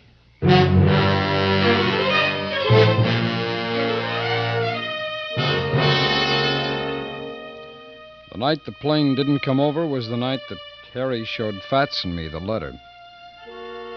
We figured the plane was late, held back by the wind or something, so we waited, listening. And while we waited, Harry had me read his letter. You through, Joe? Yeah. What'd you think? It's tough. Let me read it, Harry. Later, Fats. Listen to this, Joe. He's a wonderful man. I'm sure he'll treat me good. How do you like that? It's tough, Harry. Now, what do you expect, Harry? No woman can wait 10 Why, years. you fuzzy Quiet, little... you guys. Listen. You hear it, Jeffers? Well, I thought I did. I guess not. She sure turned out to be an ever-loving wife, didn't she? Makes me wonder if I did right killing Red Simmons. Maybe it should have been her. You could still do it, Harry. We get enough money, we're making a break. Ain't that right, Joe? Fats, I told you before, don't talk about it, huh? We'd sure surprise her. Any of you guys got the makings? Yeah. Just don't forget where you got 'em, huh? Thanks. Hey, Harry. Yeah? You know that picture you got of her? You know, the one where she's wearing shorts? Yeah? Well, I was just thinking, you don't want it no more now. Why don't you give it to me, huh? Okay, Harry? What would you do with it, Fats? Oh, nothing. Just I ain't got no family, and I could sort of make like she's kinfolk. You know what I mean, Harry? I know what you mean. Well? No. Ah, you guys, you ain't got no feeling. Here's your tobacco, Joe. Thanks. That's okay, Jeffers. Joe, that plane ever been late before? Not since I've been here. And I'm getting nervous. Where do you suppose it's at?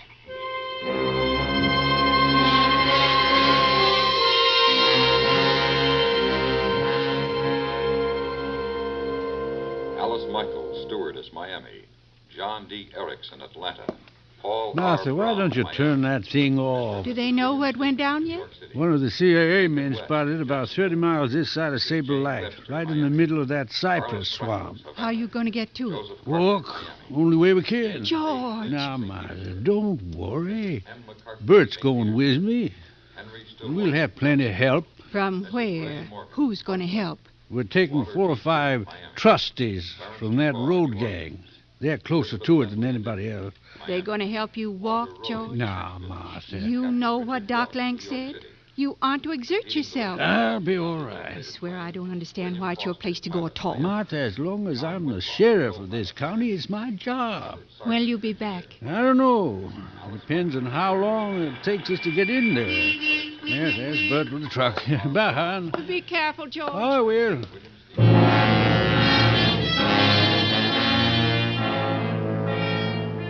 Before we'd finished our grits, we'd heard what had happened to the plane.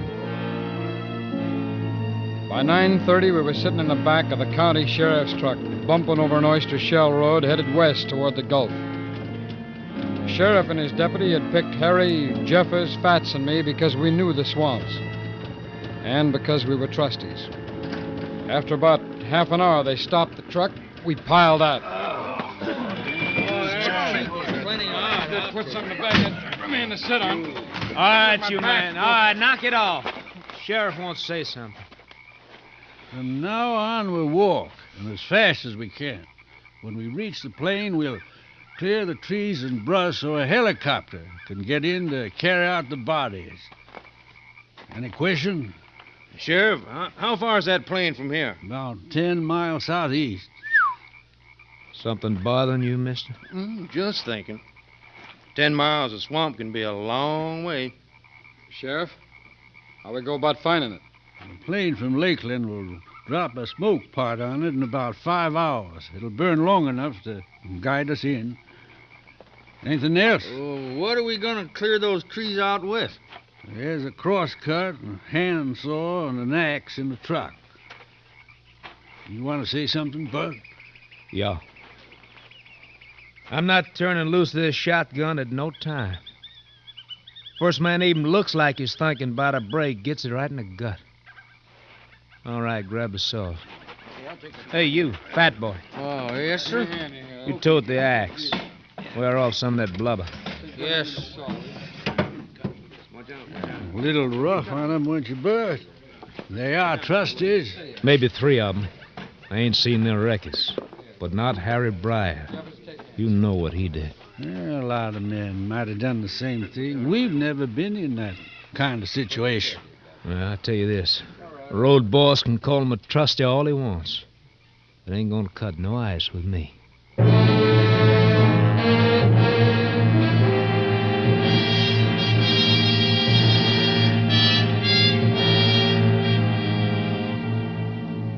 We started then, single file, with the sheriff leading and the deputy behind us. Like he thought we'd be crazy enough to run. Even if we did get clean away, where'd we go without money? We really moved along until we hit swamp. Then every step we took, our boots went in up to our ankles. Getting our feet free out in front of us again was like walking up a hill.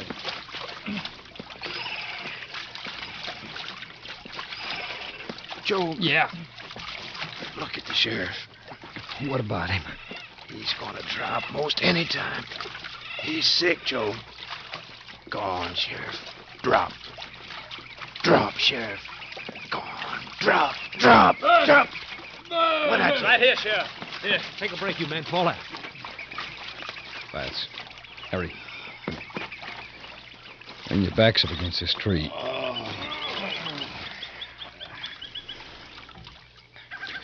Sheriff's got the deputy worried. Look how he's unloosening his collar for him. Yeah. Hey, and you guys hungry yet? No. I think I'll eat one of them sandwiches. Joe. Hmm? You been thinking about that plane? No, I don't like to think about things like that. I just hope I can forget them. I've been thinking about it, Harry. You know, every night when it used to come over, I sort of imagined I was on it. And the stewardess was being nice to me, bringing me my food and all. Boy, she was sure pretty. I mean, at least I thought Shut she up, was. Fat. Stop talking about it, will you? Joe, that plane was carrying lots of things besides people. Maybe. No. No, maybe. That was a big plane. 4 motors. A plane like that carries mail, packages, sometimes real valuable stuff like money being shipped from one bank to another. Yeah, Harry. And what's been holding us up? Money. It's no good, Harry. You crazy? Why not? How are we going to keep the sheriff or that deputy from seeing us? Well, there are 4 of us. They can't watch all of us at the same time. Come on, Joe. It's what we've been waiting for, ain't it? Tell him it's what we've been waiting for, Harry. He knows it. I don't need to tell him. Well, I guess we got nothing to lose. Okay, Harry, okay. Knock it off, comes the deputy. You. What's your name? Joseph McGuire. What are you doing? 8 to 10, armed robbery, second offense. You? Henry Fats Carver. Offense? Oh, sir, it was a misunderstanding. I know you're innocent. Yes, sir. I'm sure glad. Never mind. All right, I know you, Harry. You. What's your name? Paul Jeffers, sir. Offense? Burglary. First offense. You think you can find your way back to the truck? Why, yes, sir. I think so. All right. Go on over to the sheriff. He's sick. You're taking him back, and don't you rush. Do it easy, here? Yes, sir.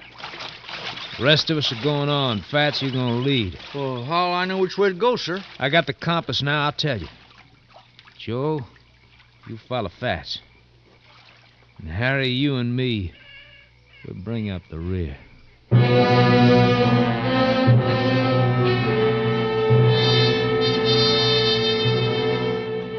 We started again.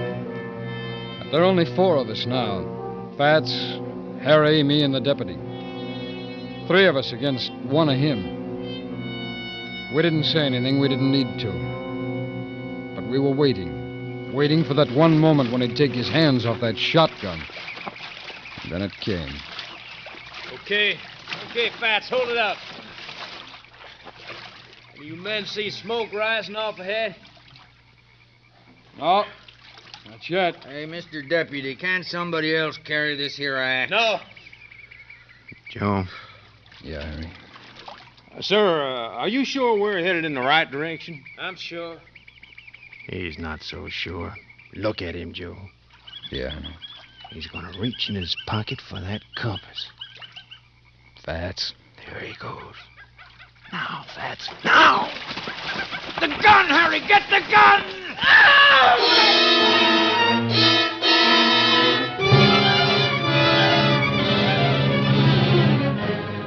But Harry didn't need the shotgun.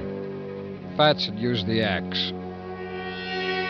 I picked up the compass and we turned away to the southeast. Something bothering you, Joe? Huh? I don't know. I was just thinking. About what's at the plane? Oh, I was thinking about that deputy. Don't feel bad about him. He was itching to use this here shotgun on us. Yeah, that's right. I just don't know. You suppose he had a family? Him? Who'd marry something like him? Hey, you guys, What's the matter? Look at it. Wait. What? It's smoke. Black smoke. It's the plane. Come on, it's the plane. Come on!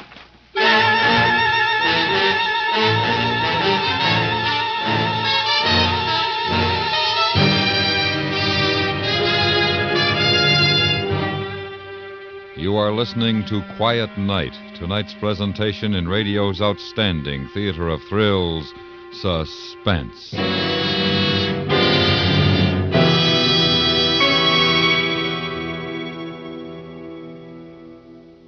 For a good time tomorrow during the day, don't miss the goings-on when it's Arthur Godfrey time.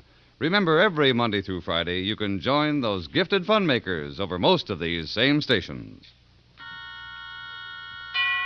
And now we bring back to our Hollywood sound stage Stacey Harris, starring in tonight's production, Quiet Night, a tale well calculated to keep you in suspense.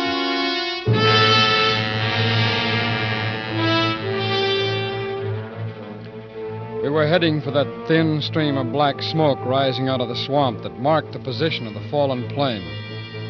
Ahead of us in a straight line, about 200 yards long and 50 wide, the tops of the trees have been neatly sheared off for the wings. And then we saw it. Parts of the plane were scattered about in the mud as far as we could see. The wings had burned, but nothing else. The cabin was in two sections, with the larger section dead ahead of us. We climbed up into it.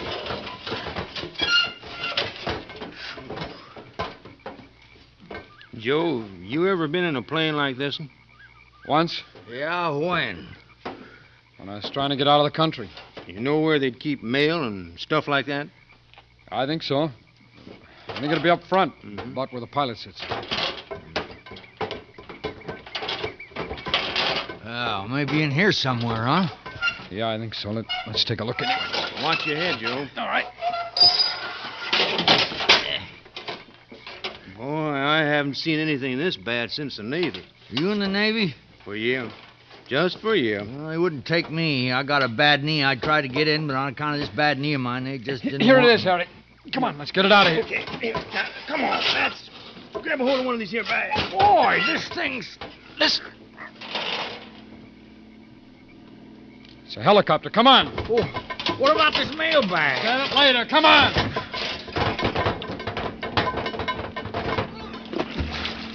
Now grab the axe, Fats. Hurry over here. Now, Fats, get busy chopping on that tree. Go on. All right. Come on, Harry. Where is he? Can you see him? No, not yet. The trees are too thick. He's going to have to get right over us. Here he comes. Now, act natural. Cut out the chopping, Fats, and smile. Wave to him. That's it. Now, everything's fine. Smile. Hi. Hi there. Hi. Hey. That's it. You think he's looking for that deputy? I hope not. What are we so worried about? He can't land. No, but he can use that radio of his. If he thinks something's wrong, they'll come after us before we get a chance to get out of the swamp. Here he comes again. Well, if he's planning on us making a clearing so he can land, he's got a long wait.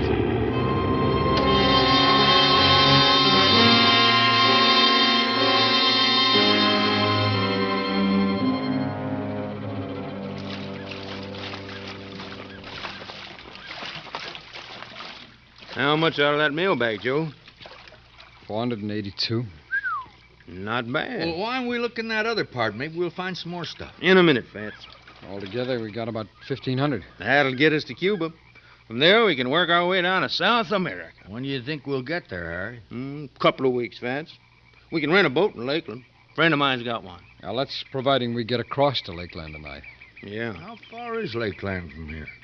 15, 20 miles. Ugh, I'm tired. How come we got to make it all in one night? Because that helicopter will be back in the morning, and when there's no place for him to land, he's going to know what's happened. Oh. We better leave in about an hour. Hey, we got any more of them sandwiches left?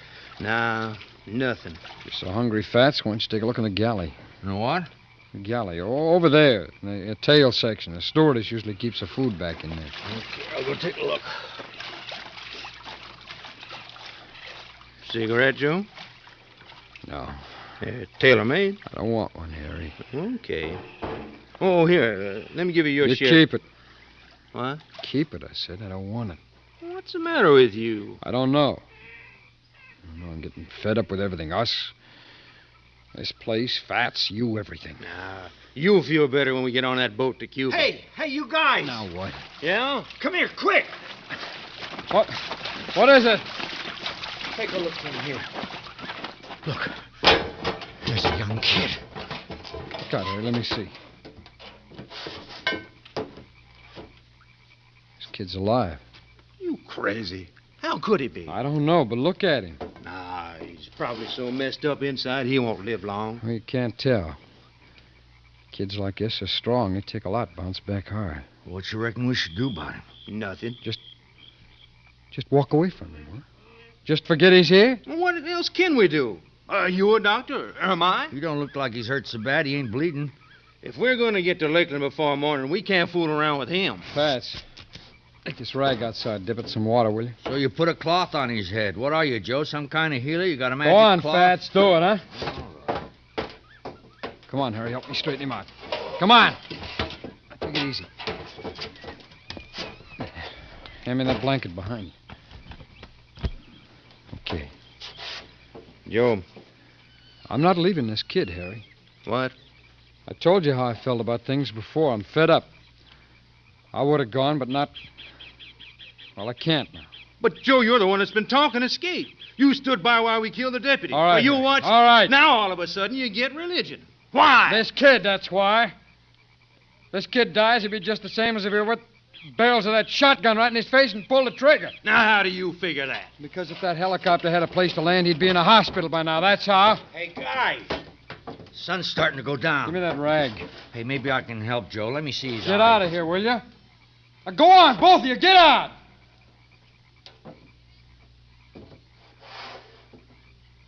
I'll give you half an hour. Then you're coming with us. And, Joe. What is it? Don't you worry about it. That kid'll be dead by then.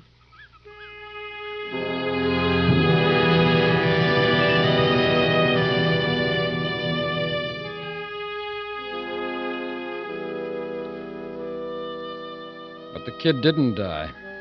And in a few minutes, his breathing came easier, like he knew he wasn't alone anymore. I looked through his clothes for some kind of identification, but there wasn't any, not even his flight ticket stub or baggage check.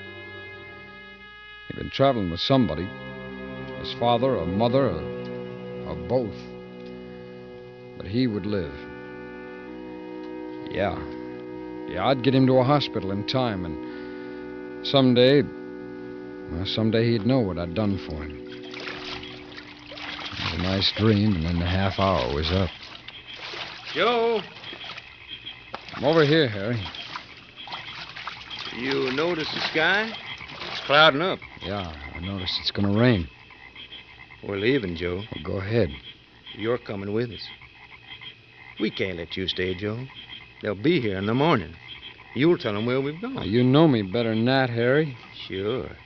Not even if they promise you a pardon, huh? I'm not going with you, Harry. Now, you and Fats can... Where's Fats? Where is he, Harry? Fats? Fats? Hey, Joe, come on here. He's doing it for you, Joe. For you. Fats. What did you do to the kid? Now, Joe, I didn't do nothing to him. Harry told me to, but I didn't. No, don't hit me, Joe. Please don't. That's enough, Joe. Cut it out. You put him up to killing the kid, huh, Harry? It's for your own good, Joe. For all our good. We gotta stick together. No. Not now, not after this. You got a choice? I think so. Against this shotgun. It's clouding up outside, Harry. You can't make Lakeland without stars. Or without a compass. Huh? Where's it at? What'd you do with it? No soap, Harry. You want that compass? You give me the shotgun. You hit it while you were outside just now. That's right, Harry. Tie him up, Harry. We can make him tell us where it is. You want to try, fat boy? You go ahead. Well, go on. You got all night. No, you know we haven't. Okay, Joe. You win. Oh, Harry! Shut up. All right, Harry, break the shotgun. Come on.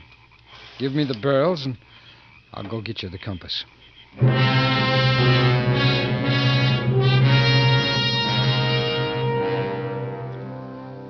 They left a few minutes later.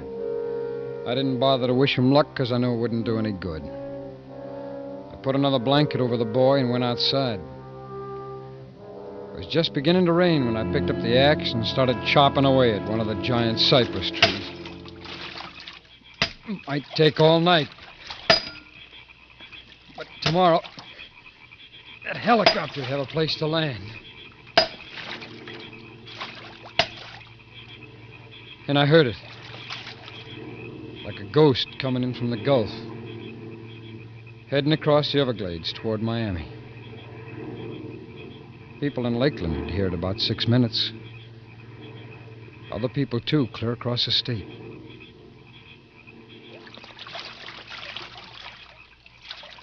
And it was gone. For a moment, it was a real quiet night. Only for a moment.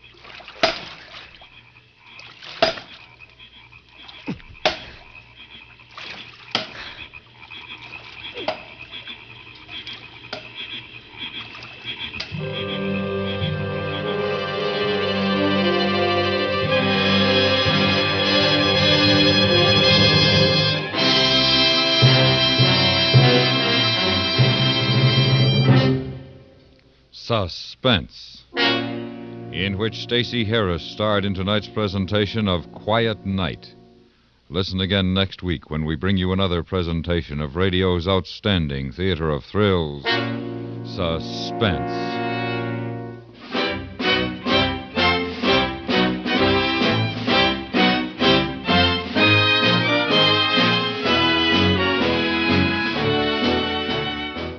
Suspense is produced and directed in Hollywood by Anthony Ellis.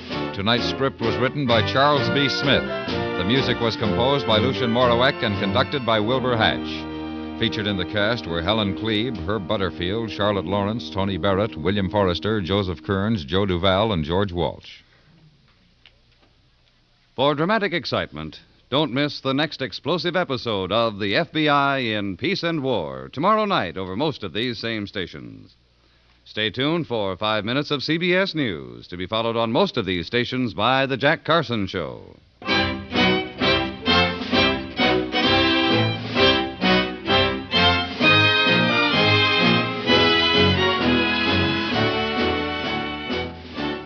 The Radio Workshop presents the new and unusual Friday nights on the CBS Radio Network.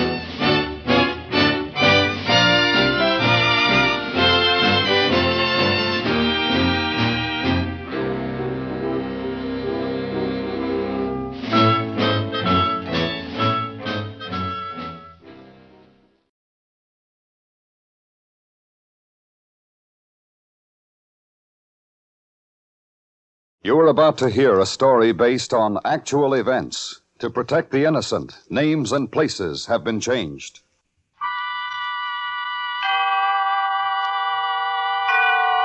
Autolite and its 96,000 dealers bring you Miss Agnes Moorehead in a story taken from life.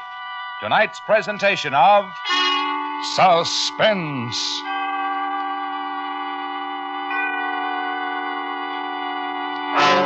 Tonight, Autolite presents The Evil of Adelaide Winters, a story about the awful results of a woman's greed, starring Miss Agnes Moorehead.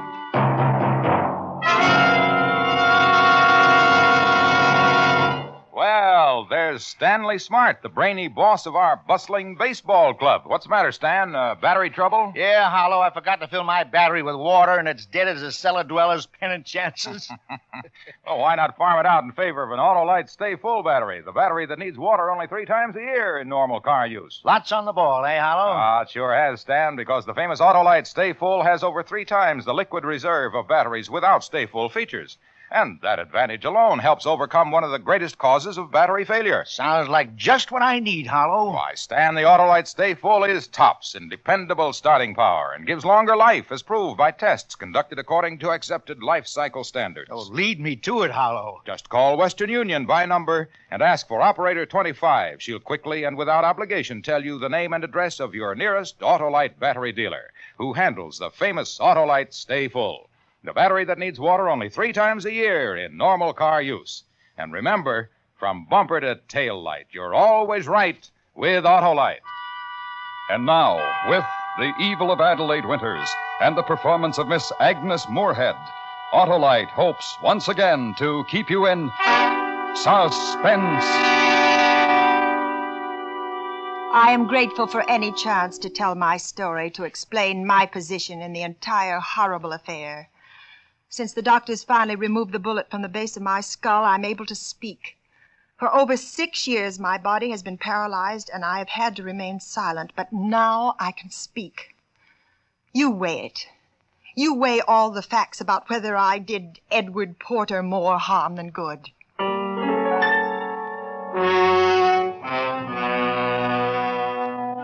The war years had made the work of astral communicators, mediums. They'd made our work important and necessary. We believe it's as necessary as life itself to believe in life after death, especially during a war when people's loved ones are dying. It's important. Mediums bring courage to despair. Did you get all the newspapers? Yeah, Adelaide, I got 'em all. Read me the list. Now, for the week of July 8th, the War Department announces the following members of the Army listed as dead. PFC Thomas... Just those missing in action, Robert, please. Oh, Adelaide, I still don't like It it. doesn't make much difference if you like it. Now, look, I taught you everything about this medium racket. Oh, yes, you taught about tin horns blowing and faces painted with phosphorescent coloring. You taught me a series of Halloween tricks, carnival mumbo-jumbo. I made it pay, Robert. I made it a science. You took them from me. I didn't need them. I have insight. You don't. I know about people's superstition and desperation. I can read people's weaknesses. Did you teach me those things? You don't know anything. Not even your own weakness. You're a terrible weakness. Oh, Adelaide, don't. You need me, Robert. I don't need you. I did once, but not now, not anymore. Go ahead. Go ahead, walk out. Walk out the front door. Please don't talk like that. Adelaide, you know I'd never leave you. Of course I do. But look, haven't we made enough? All the people we've taken so far... Helped, Robert. That's why you've never been a successful medium. We haven't taken or used anyone. We've helped them. Rich old dowagers who are on their last legs anyway. People with nothing but time and dough to waste. People who've lost their loved ones, the bereaved and despairing. We give them hope. The widows and weeping mothers. We bring them contact with their loved ones who've died on some distant battlefield. I don't know. I wish I understood you. I wish I knew what you want. I want money and happiness, and they're the same. Well, we've got money. Not enough. Read me the list of those missing in action, Robert, and their addresses and their phone numbers, please. PFC Timothy Aldington, 927 North King Avenue, Cutler 9. It's not a good neighborhood. Oh, Adelaide, would it be simpler to just contact the relatives of the men who were killed? Wouldn't it be easier to work them? No, I told you. No. With a man missing in action, who's to say my information about how or if he died is right or wrong? Who? Not even the War Department. Not even the men who are supposed to know. Continue, Robert. All right. Staff Sergeant Abe Feynman, 826 East 32nd Street. It's a very poor district. People are poor. I see. Corporal John Porter, 1438 Williamsburg Road, Hammer, That 47. one. Call that one, Robert. Use that phone. I'll listen in on this one. All right.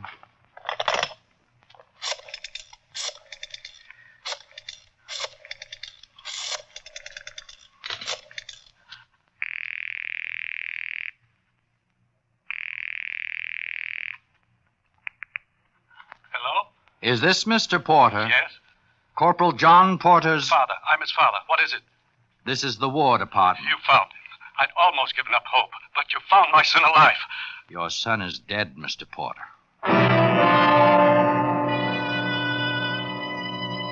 Well, all right, you can say what you like.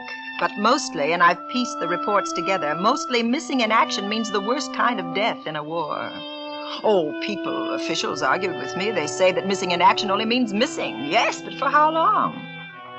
Edward Porter, that was his name, Edward. The father, he didn't know. And even though he was skeptical when I telephoned him, he came to my office, skeptically, but in desperation. Don't you see? He came to my office with the hope he'd find his dead son. I usually never come to these things. You don't believe in them, Mr. Porter. I don't know. I knew once. I don't know now. Well, it's difficult to know anything for certain in moments like this. I've been a realist all my life. Yes, well, so have I. I'm a successful businessman. I've always dealt with facts. Facts and figures. Well, this is real, Mr. Porter. Maybe. I don't know. What you really mean is you hope so. You hope it's true. You hope it's real. Yes. Yes, that's it. I hope it's real. That it's not a racket. Rackets are only out for money. Well, I will want money, Mr. Porter. I must live too, but I only want your money if I've helped you. Do you understand? Only if I've made the life of the astral world, of the life beyond this one, only if I've made it bring happiness to you. You're a good woman, Mrs. Winters. A good woman. We shall start, Mr. Porter, with the lights on, with all things visible to you. We shall start. What could Edward Porter turn to? His friends? They all had their own problems, the same kind or different, but problems. Could he turn to his work? Didn't mean anything anymore. Or his money? He had only gathered it for his son, his only child, and that child was dead. Only I could help. And we tried for 7 days to make contact with his son. 7 days devoted exclusively to Edward Porter.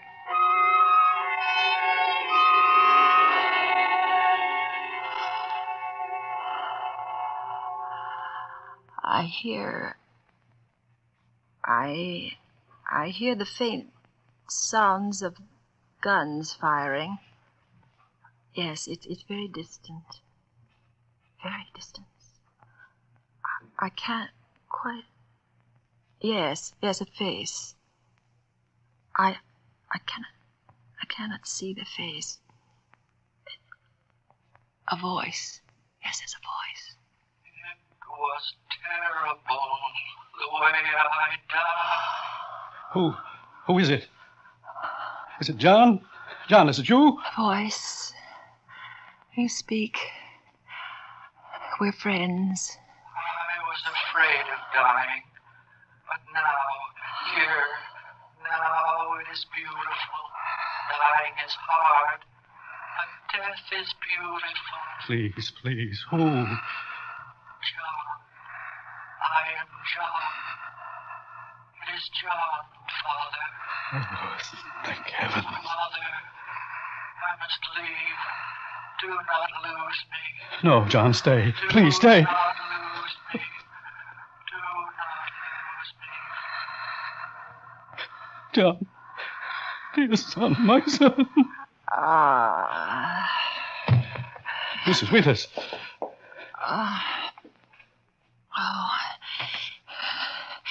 We've reached him, Mr. Porter.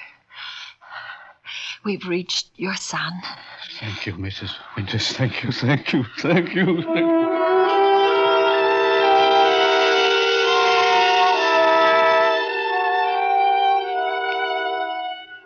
Some say I should have known. Some say I made him ill, that the shock, that it affected him. But I say it would have happened anyway because he had nothing to hold on to. Nothing. I gave him something. You may disagree with the astral science. You may, that's your right. But who else did Edward Porter any good when his son was killed in combat? Who else brought him any comfort for that horrible, horrible thing? I did. Only I. Maybe that's why he would sit for extra hours, waiting, Not just for a seance, for me. I had brought him happiness.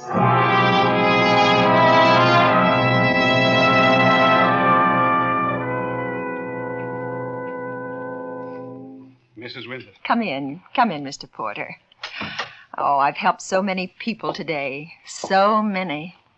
But that's my dedication. Anyone who needs help. Maybe too many. Why did you say that? Why too many? How could I possibly help too many? Never mind. Let's begin.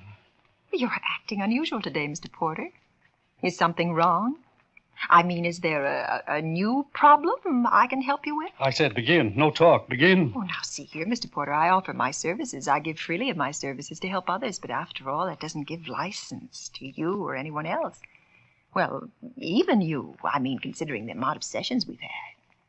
I know, but it doesn't even give you a right to talk like that. Did you hear me, Mr. Porter? Mr. Porter. I can't stand your spending so much time with others. Well, it's my work.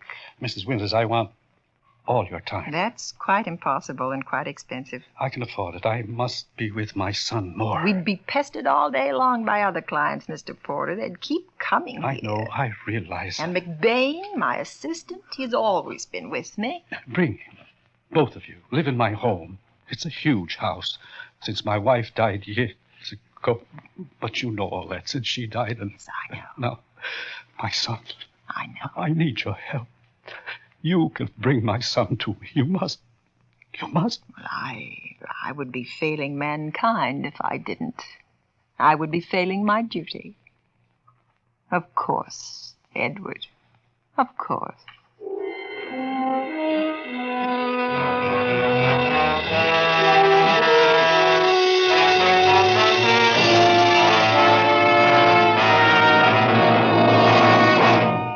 Autolite is bringing you Miss Agnes Moorehead with Joseph Kearns and Herb Butterfield in The Evil of Adelaide Winters.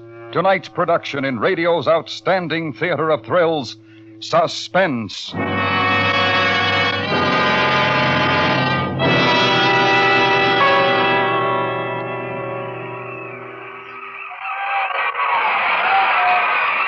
Well, that's the old ball game. Congratulations, Stan. Never could have managed it without that pitcher, Harlow. You mean Ace McDougal? No, my new Autolite Stay Full. That's the power pitcher for perfect starts. What a battery. Oh, you visited your Autolite battery dealer, eh, Stan? Yes, sir, and I found his name by calling Western Union and asking for operator 25. Well, you're set now because the Autolite Stay Full needs water only 3 times a year in normal car use. And what's more, it gives longer life, as proved by tests conducted according to accepted life cycle standards. You can't beat that winning combination. No, Right. sir, Harlow. Right you are. So, friends, see your nearest Autolite battery dealer soon. To quickly learn his address, call Western Union by number and ask for operator 25. Without obligation, she will tell you where you can buy an Autolite Stay Full, the battery that proves you're always right with Autolite. And now, Autolite brings back to our Hollywood soundstage Miss Agnes Moorehead in Elliot Lewis's production of The Evil of Adelaide Winters, a dramatic report well calculated to keep you in suspense.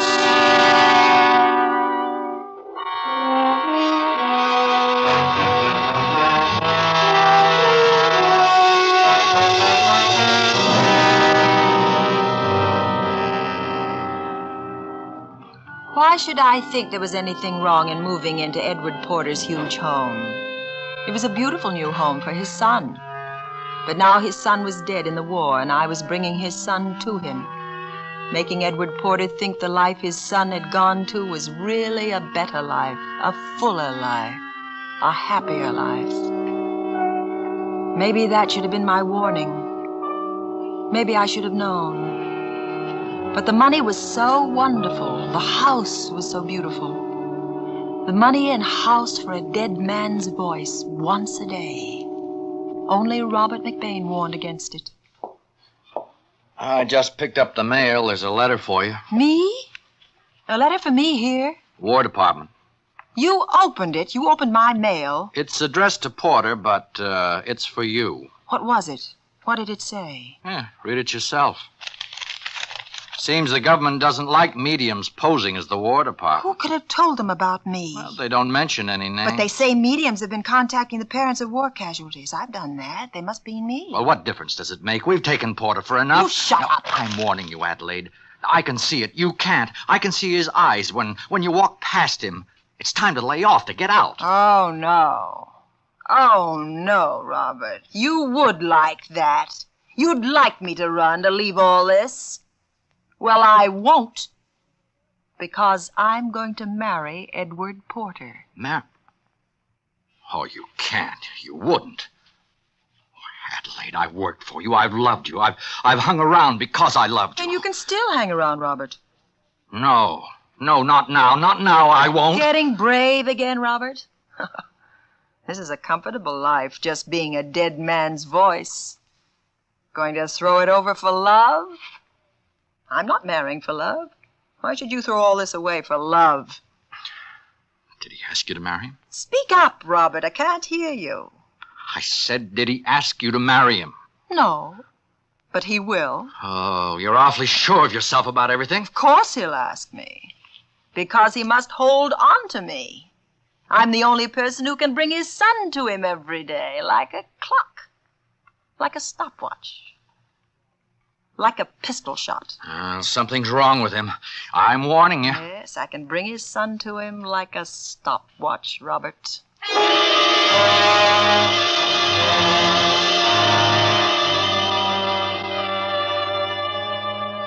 Even now, I say no one could have foreseen the events. I'm sure of that.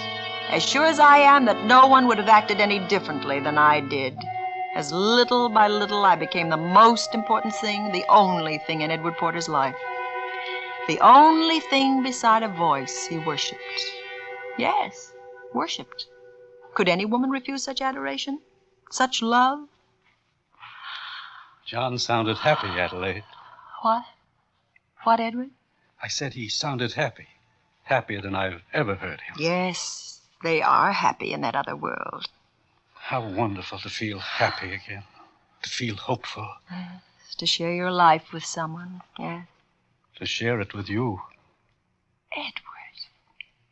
John didn't say much today. That isn't like him. He's always talkative. I wonder if I've been saying the right things to him, Adelaide. You speak of him as if he's like us. Isn't he? Well, of course. We're all one spirit. Of course he's like us. But we have a life on this world to live before the other one. We have so much to live for. Can it compare to the other world beyond the grave? Why, no, but we must wait our time. We cannot ignore this life. We are in it.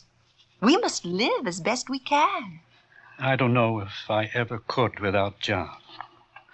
This was built for my son. But you haven't lost him. Through me, you've regained John. That's why all this is yours, Adelaide. Well, I'm only a kind of employee. Don't say that, oh. I'm paid a salary. You're not an employee. Well, am I more? Like a member of the family. Like, but not actually.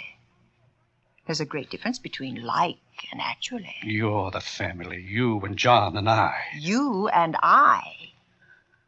John is a spirit now. You and John and I, one family, one unit again. I'm not your wife. You speak like I'm your wife. I'm not, Edward. Not at all. You will be my wife. My dear, my wonderful wife. Edward. Kind, sweet Edward. My husband, Edward. I sense something odd. Here, now, with us. No, Edward, no, darling. Like we were with John. For the first time. As if we were with John. No, Edward, it's not like that. He wanted us to share our happiness with him. Like he wanted us to be with him.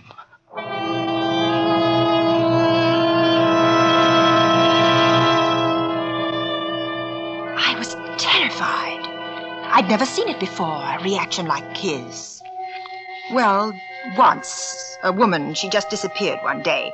She'd lost her husband and 2 children in an automobile accident, and I calmed her down in seances, talking to her dead family, making them seem real. Then one day she just disappeared and left a note.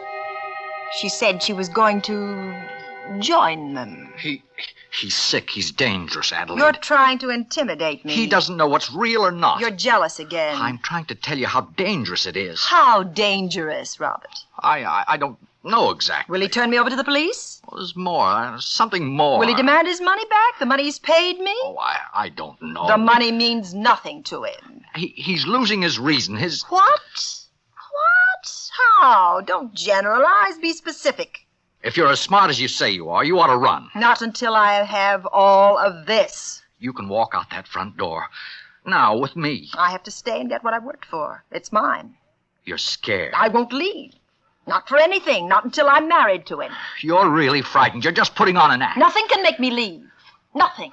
Nothing. Oh, you know I'm right. Please, please, Adelaide. You know. You're a coward. You're a coward. Adelaide.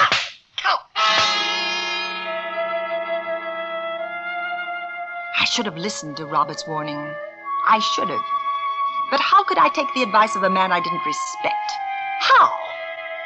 I couldn't even accept Robert's advice when Edward Porter canceled the seances for one entire day, even though he was with me every minute of those 24 hours.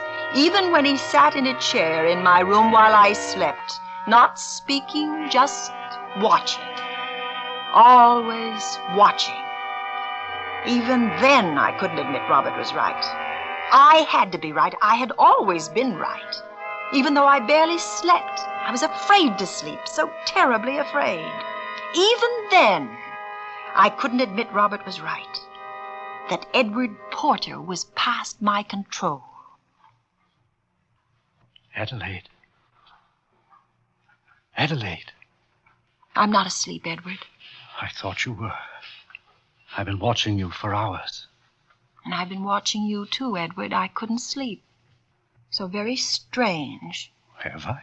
Like you didn't trust me. Oh, but I do, my dear. My dear Adelaide. I trust you more than I've ever trusted any human being I've known. Oh, what's wrong? What's bothering you? How much does this mean to you? Our marriage? This house? Nothing without you, Edward. And my money? Only something to share with you. Nothing more? Nothing. You're my life. And you're mine. You and John. Both of you. Why do you keep saying that? What? About John. John is dead, Edward. He's waiting, but he's not with us. Not really. What does John mean to you? A son? Your son and mine. You love him as I love him? I told you that. Edward. Why do we have to wait? Edward, I don't understand. Why must we keep him waiting? You can't be serious. You said this world, this material world, meant nothing without me. No, Edward. No, this is our world.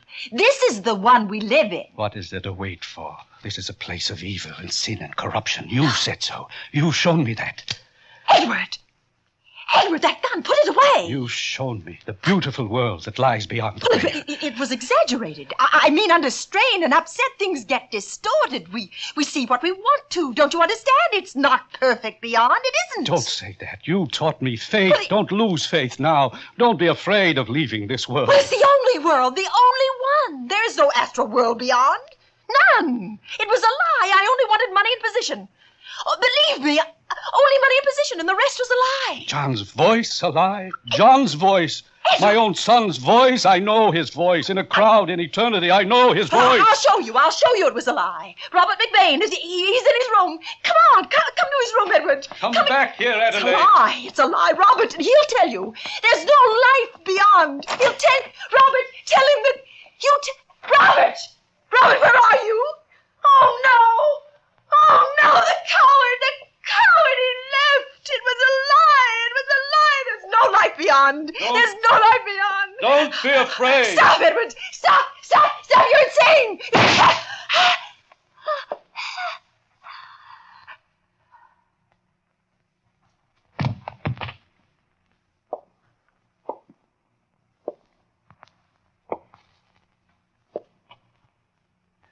John?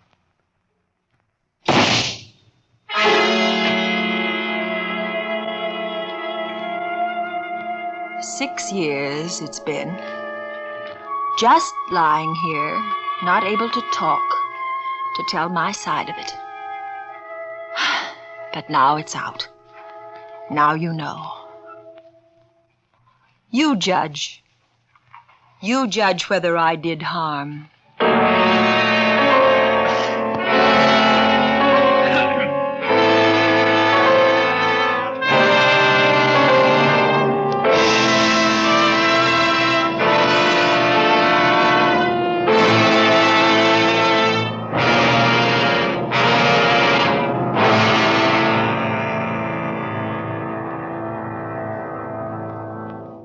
Suspense. Presented by Autolite. Tonight's star, Miss Agnes Moorehead. And here she is again, First Lady of Suspense, Miss Moorehead. Thank you, Harlow. First Lady of Suspense is a title I'll always cherish. Agnes, I believe this was your 20th appearance as star of Suspense. I guess you're right, Harlow. Right with Autolite. You see, I've been here so often I can do the commercials. But seriously, I thoroughly enjoy Suspense, and I'm looking forward to the next time. Well, it'll be soon, Agnes, because you're an important part of the big Autolite family. A friendly family extending from coast to coast. In 28 plants, Autolite makes over 400 products for cars, trucks, planes, and boats. Complete electrical systems used as original factory equipment on many leading makes of our finest cars, trucks, and tractors. Autolite batteries, including the famous Autolite Stay Full. Ignition-engineered Autolite standard and resistor-type spark plugs. All backed by constant Autolite research and precision built to assure top performance. So remember, from bumper to tail light, you're always right with Autolite.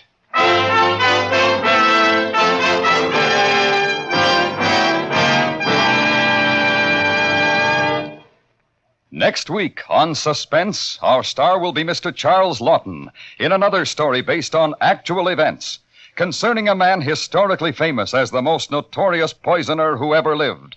A dramatic report we call Neil Cream, Doctor of Poison. In weeks to come, we shall also present Mr. Tony Curtis and Miss Jean Crane, all on Suspense. Suspense is produced and directed by Elliot Lewis, with music composed by Lucian Morwick and conducted by Lud Gluskin. The Evil of Adelaide Winters was written for Suspense by Arthur Ross. In tonight's story, Herb Butterfield was heard as Porter and Joseph Kearns as McBain.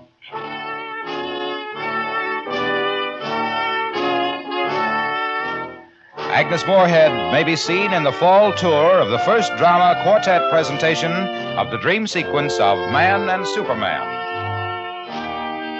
And remember, next week on Suspense, Mr. Charles Lawton in another story based on actual events, a dramatic report we call Neil Cream, Doctor of Poison. Phone Western Union by number and ask for Operator 25. There is no charge for this service. Switch to Autolite. Good night.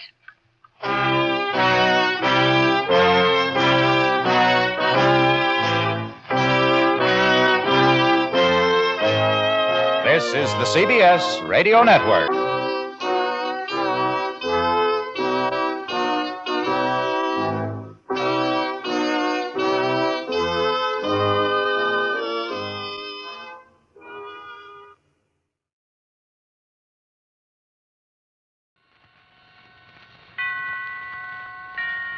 Roma Wines present Suspense.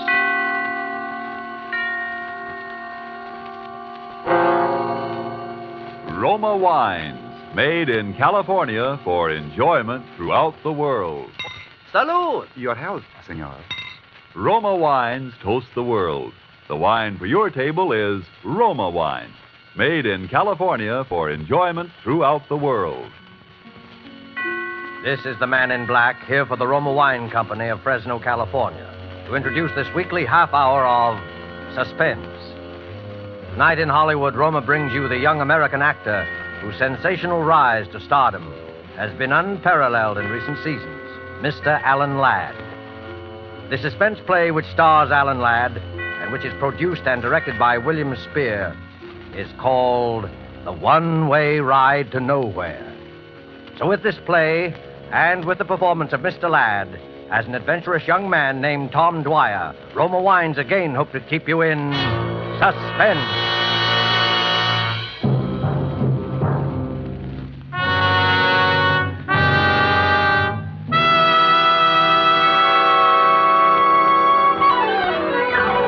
Right this way, ladies and gentlemen, the thrill of a lifetime.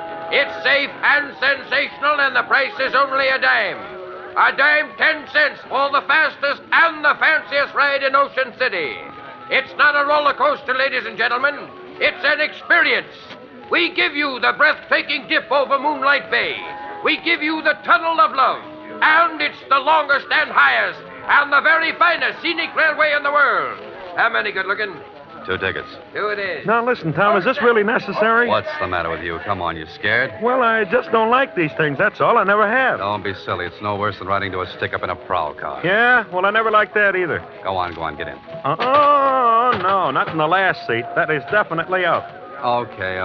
So we'll ride in the last seat the next time when you're over your stage fright. You'll ride in the last seat the next time. For me, this is strictly a one-shot proposition, and don't expect anything different. Your safety belt, Mac. Everybody got their safety belt buckled? Okay, folks, you're on. Oh, here we go.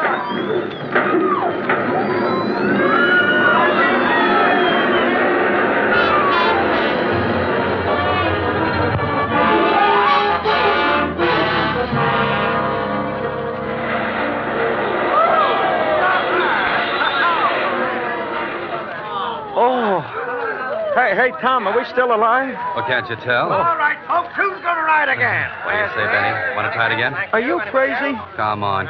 It'll do you good. Don't tell me. This thing is a menace to health and sanity.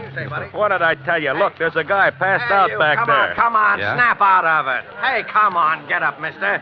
Hey, somebody give me a hand with this guy. Here. Come here, I'll help you. All right, you get his legs. I'll take his head. Oh, I don't know why guys ride this thing if they're going to pull a fade out. Uh-oh. This guy didn't pull any fade out. Yeah, well, he ain't exactly the life of the party. You're right there, pal. He's dead.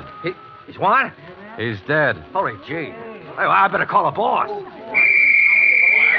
right, folks. You'll just have to step outside the gates, please. I'm sorry, there's been a little accident here. Everybody out, please. Go on, everybody out. Hey, what's the matter, Johnny? Guy passed out.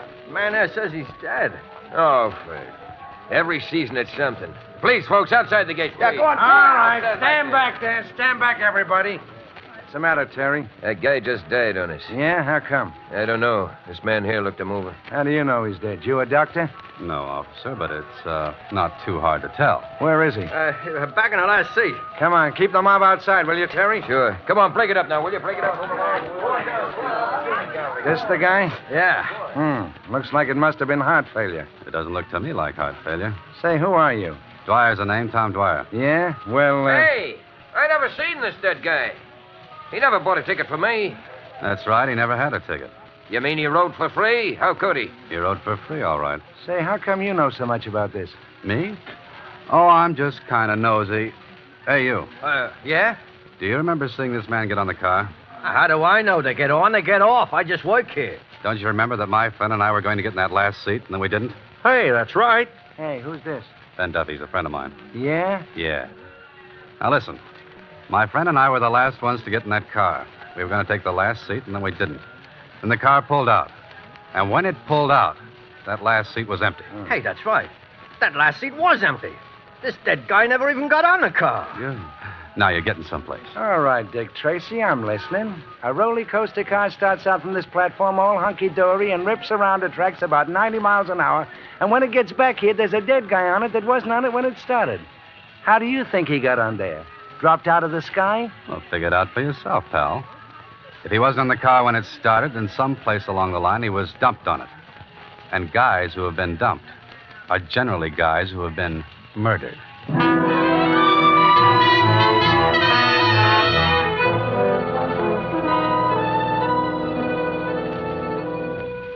Murder is a rude and terrible customer, always. But seldom indeed has this unwelcome guest intruded more incongruously than on this particular evening when he chose to be the extra passenger on a roller coaster ride.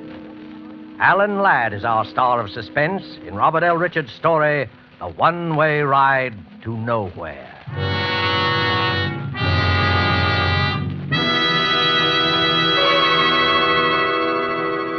You have heard the prologue for tonight's tale of suspense. Before we return to Ocean City, the scene of our drama, let's take you for a moment to a pleasant spot to the south. Where are we now? Along the Caribbean, looking into a smart cafe. Capitan! Capitan! Si, senor. You have a fine port wine? I should like something special. Perhaps you, Si, senor. Imported from California. A wine excellent. Roma, California port. It's true that in many countries of the world, distinguished Roma wines are imported. Red wines, white wines, dessert wines, sparkling wines. Prized and enjoyed by wine lovers of these countries as rare delights. In many parts of the world, it's been discovered that our own California's sun and soil, plus the skill of Roma's vintners, are to be thanked for some of the truly fine wines. Yet to Americans, Roma wines cost little, for we pay no excessive import duty or shipping costs. Yes, you can serve Roma wines often and proudly to your most knowing, most critical guest. For Roma wine is America's largest selling wine. And at only a few cents a glass, why not let Roma wines add their delight to your family meals and your family's enjoyment? Buy wine tomorrow and specify Roma, R-O-M-A, made in California for enjoyment throughout the world. And now it is with pleasure that Roma Wines bring back to our soundstage Mr. Alan Ladd in The One-Way Ride to Nowhere, a tale well calculated to keep you in suspense.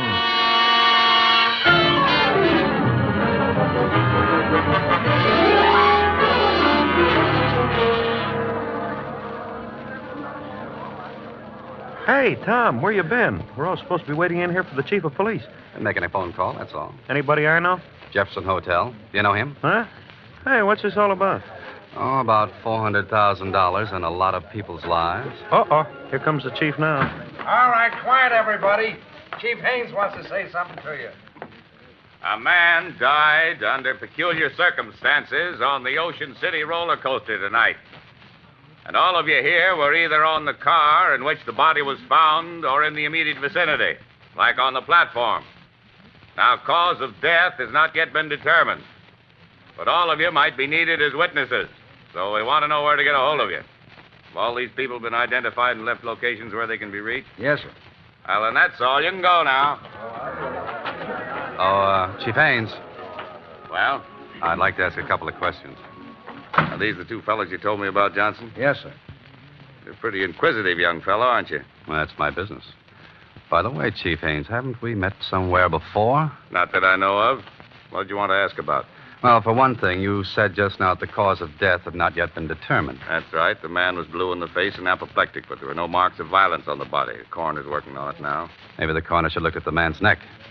At what? At his neck. Listen, you're no doctor, and neither am I. The coroner of this city knows his business. Okay, Haynes, okay. I just thought I might save him a little time. Well, you're wasting my time. If you think I'm going to give you an inside track so that you can go to this poor man's family with some sales talk that you can help him get some kind of a legal action. Oh, he's got a family, has he? Yeah, he's got a family. Now get out of here. Mm-hmm. And his name is Richard Elliston Brighton, and he's a professor of psychology, and he comes from Chicago, right? So you went through his pockets before my men got there. Now, did I say that? Listen to me, young fella. You know entirely too much about this case for your own good. You're from Chicago, too, aren't you? That's right. What are you doing here? On a vacation, visiting my friend here. Well, you better take it. Oh, hello, Doc. What about it? Murder. He was strangled. Strangled? Mm-hmm.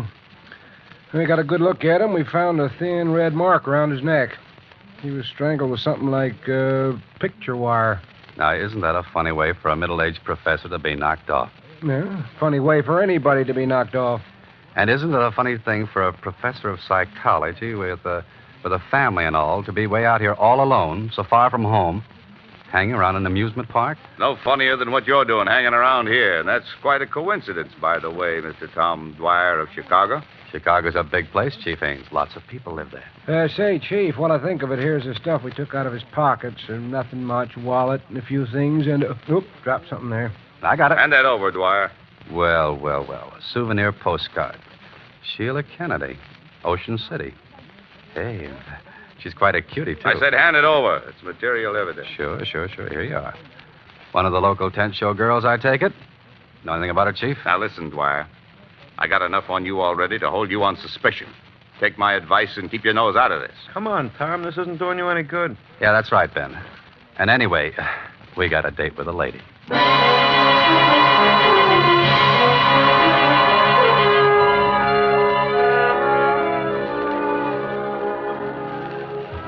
They're lovely, they're luscious, they're delightful, and they're daring. The most gorgeous girls. Hey, Bud, can we go in now? Yeah, what did she say? What's that? I said, can we go in now? Oh, yeah. Okay, fellas, down there, the second door. I told her about you, and she says it's okay. Thanks. Make it snappy. She goes out in a couple of minutes.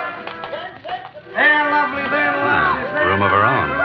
Sheila must be all right. Hey, I thought you said this was business. It is. Wait out here, will you, Ben? Oh, so when it's dames, I wait outside. I said this was business. Who is... I don't know you. Well, maybe we've both been missing something. How did you know I came from Chicago? You'd never have got in if you hadn't pulled that. It was a good guess, wasn't it? Well, I don't know you and I don't want to know you, so beat it. Now, look, Sheila. I didn't come here to cause you any trouble. My name's Tom Dwyer, and Are you going to leave or do I call the bouncer? Sheila, a man was murdered in the amusement park tonight. Murder? Well, hadn't you heard? Everybody has, but I didn't know it was He was from Chicago, too. And Sheila, he had your picture in his pocket. my picture. That's right. So what? There must be 50,000 old goats from one end of this country to the other with my picture in their pockets. They sell them at the show. How do you know how old he was? I don't. I was only... Professor Brighton didn't come around in the last 2 or 3 days to talk to you about anything, did he, Sheila? No, I don't even know what you're talking about. You got no right to question me. You know what I think, Sheila? I don't know, and I don't care. I think you're in a tough spot and you'd like to be out of it. Only you don't know quite how. Well, what if I am? Well, maybe I can help you. Nobody can help me. This is murder, Sheila. That's not so good. What's your angle in all this? I wouldn't kid you. I'm a private detective. I make my living in things like this. Aside from that, and as a general rule, I just don't like murder. Listen, mister. What'd you say your name was? Dwyer. Tom to you. All right. I don't know why, but you seem like a nice guy. I am. Wait till you know me better. Might have been nice at that, but keep out of this. It's for your own good. You'll get nothing but grief. Oh, what kind of grief? The worst kind there is. You saw what happened to the professor. Poor guy. Get out of the amusement park. Get out of Ocean City and stay out. Thanks, Sheila. Maybe you're right. I know I'm right. But I'm in kind of deep already. Is there anything particular I should look out for? Come on, Sheila, you're on. Okay. Listen, Tom, just remember, that roller coaster isn't the only one-way ride to nowhere around here. One-way ride to nowhere.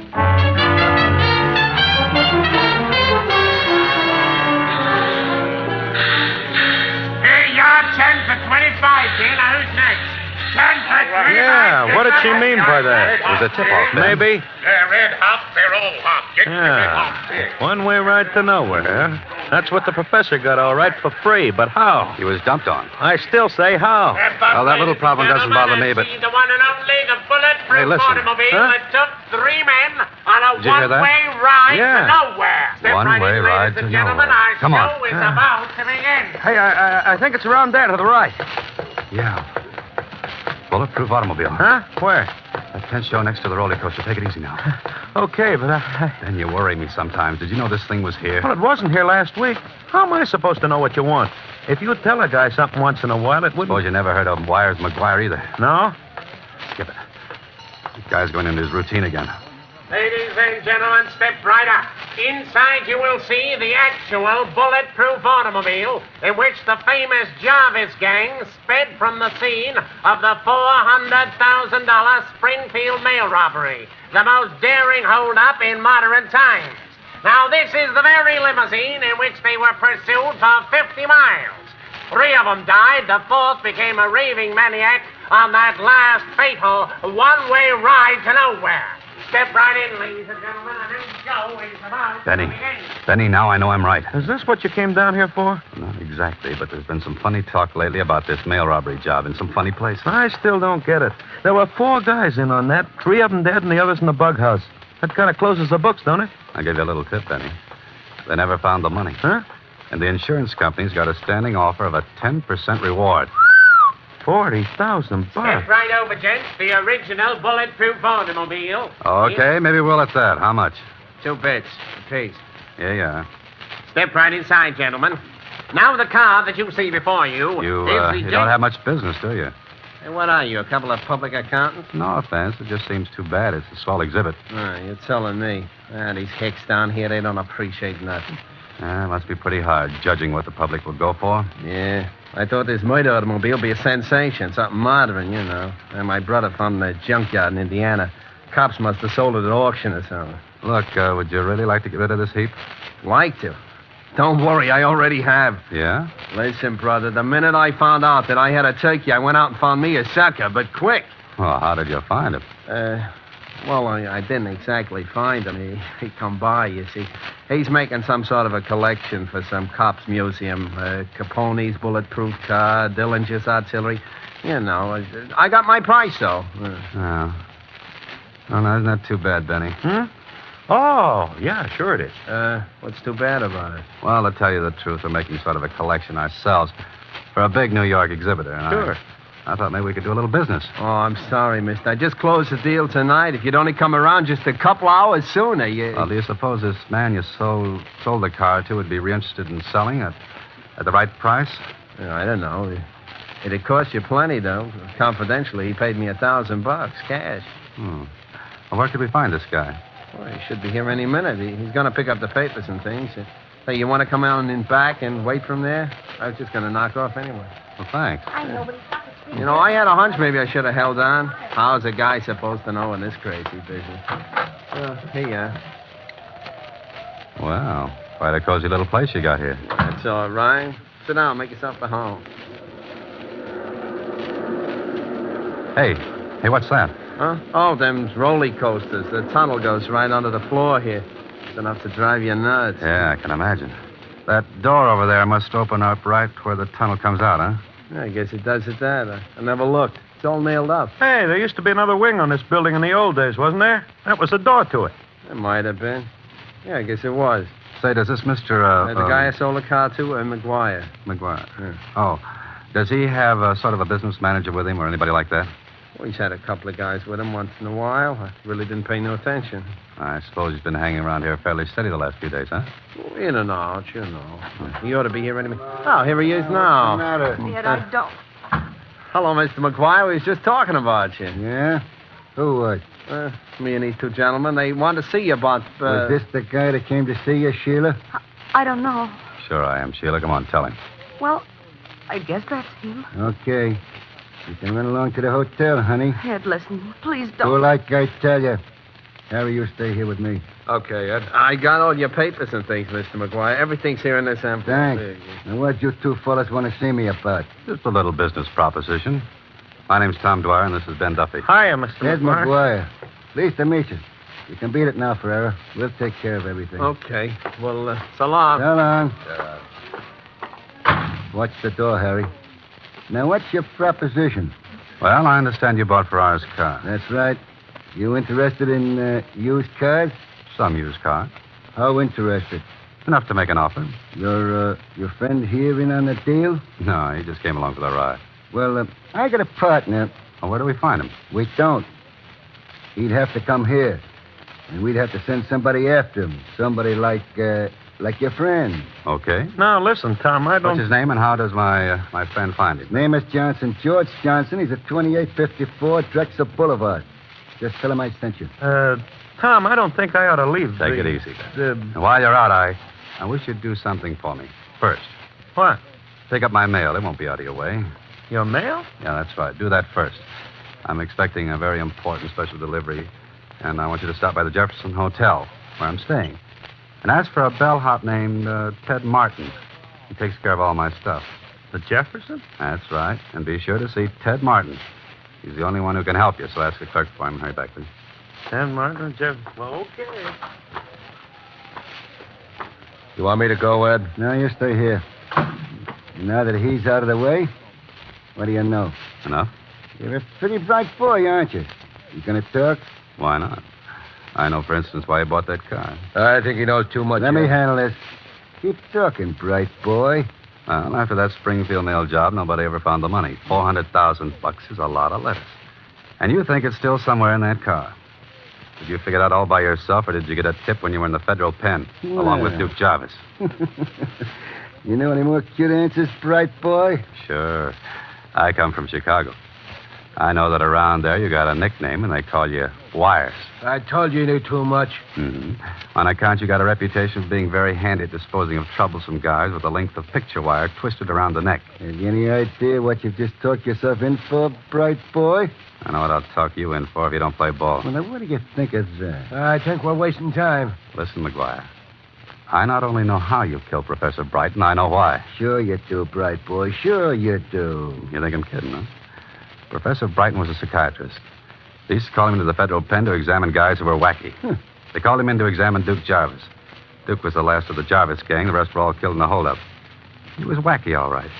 So wacky that he let slip about the money being still hidden in the car. So when the professor heard about the car showing up, he thought he could pick up a piece of change. The poor guy, only you caught up with him first, huh? You got it all figured out, haven't you? Yeah, all but one thing. I don't think you're smart enough to pull this all by yourself. I think you do have a partner. I tell you, we're wasting time, Oh, man. no, we're not. Now, listen, bright boy. Who are you working for? What difference does that make? Plenty. Don't you think I want to know who else is in on this? What do you say, bright boy? There's nobody. I'm working alone. Cover him, Harry. Okay. You'd better talk, bright boy. There's nothing to say. Who else knows about this? Nobody. This ain't gonna do your face any good, bright boy. Talk. Go to. Talk.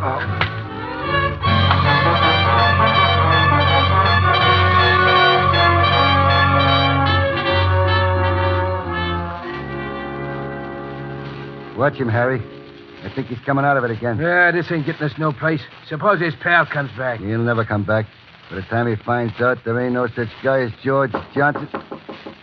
Take a look, Harry. It's me. Hey, it's Chief Haynes, Ed. Okay, open up.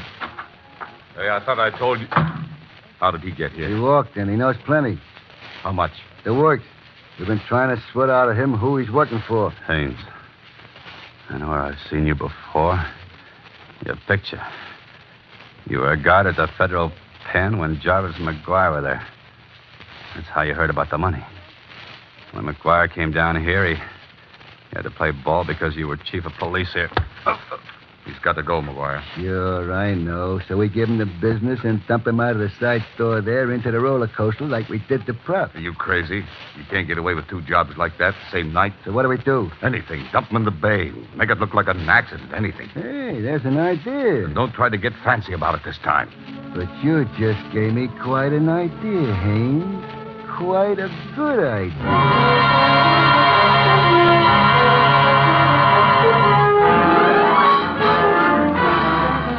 The fastest and the fanciest roller coaster ride in Oakland. Keep that hat down over his face and hold him up straight. Yeah, I got him.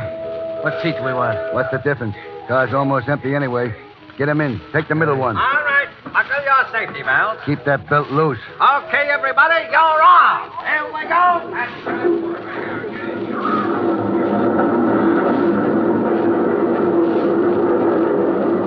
Going into the tunnel now. Tie his hands and feet while we're in the dark. Yeah, I'm doing it now. Got the sash weights on him? Yeah, around him. We're out now. Watch him. Hey, what was that? What's the difference? Hang on, and we're starting up.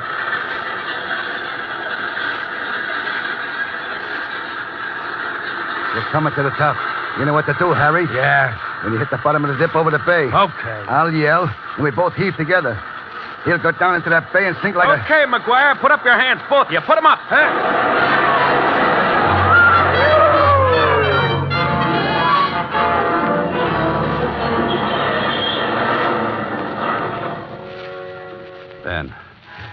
Then you made it. Tommy, you okay? Yeah, sure. What do you think you're doing here? The federal pinch, McGuire. I'm Ted Martin, Department of Justice.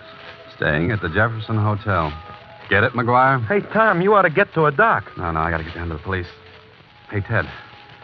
Ted, listen, never mind about these guys. Get Haynes, chief of police. I've got a couple of men down there already, Tom. When you phoned, I figured you might get mixed up with him. We've had our eye on the chief for quite a while. Well, I'll see you later. So long. Thanks, Dad. Hey, you were taking an awful chance, Tom, playing so cagey. Well, I had to be sure first. If that dame hadn't stuck around and tipped us off, we just about made it when the car went through the tunnel. That, Sheila dame, huh? Uh-huh. Say, Ben, I think I got a date with a lady. Oh? So what do I do? Well, I'll tell you. Here's a dime advance out of your $20,000 reward. Go take a ride on the roller coaster.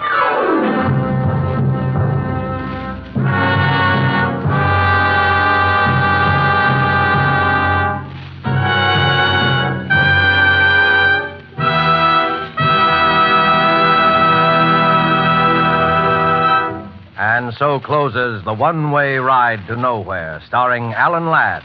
Tonight's tale of suspense.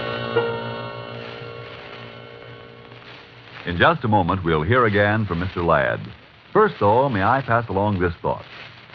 Spotted about the globe, wherever wine grapes grow, there are a few wineries whose products are made for world enjoyment. Among such wineries, right here in California, are those of Roma. And we who live in America have the pleasure of enjoying Roma wine at exceptionally low cost. For we buy it free of duty and free of excessive shipping costs. Try, for instance, Roma California Sherry. Here is the queen of appetizer wines.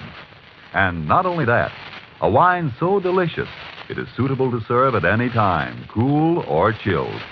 But no matter what your preference may be, you will find a Roma wine costing far less than you would expect to pay for such distinguished wine. So, if you have not already tried Roma wines, tomorrow make your first purchase. Select the type of wine you love best. Then you, too, will know why Roma wines have a universal appeal. Why they are America's largest selling wines. But remember, before you buy wine, buy war bonds and stamps. This is Alan Ladd. I can't tell you I enjoyed working on suspense this evening. And next week, I know you'll want to be listening, as I certainly will, to Lucille Ball and a very exciting story called Dime a Dance. Good night. Thank you, Mr. Ladd. Alan Ladd is currently working in the Paramount picture, And Now Tomorrow. Don't forget, then, next Thursday, same time for Lucille Ball in Suspense. Presented by Roma Wine. R-O-M-A. Made in California for enjoyment throughout the world.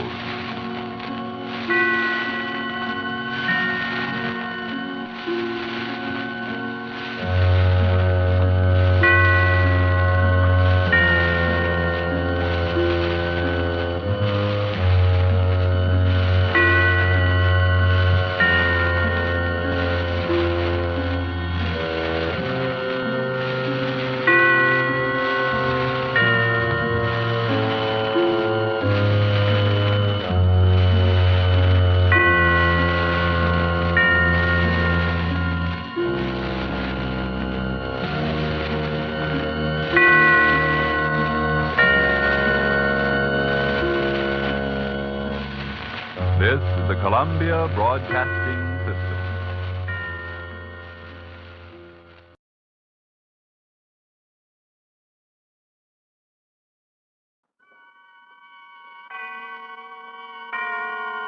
Autolite and its 96,000 dealers present Suspense. Tonight, Autolite brings you The Wages of Sin, a suspense play starring Miss Barbara Stanwyck as Ruby Miller.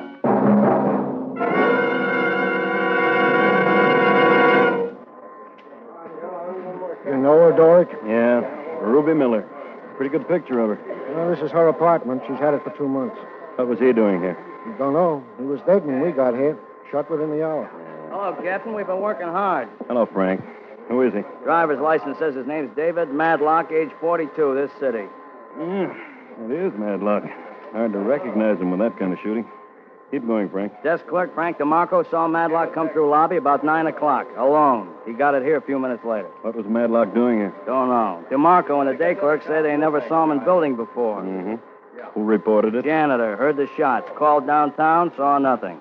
Madlock's got a wife. I sent some boys out to pick her up. Okay.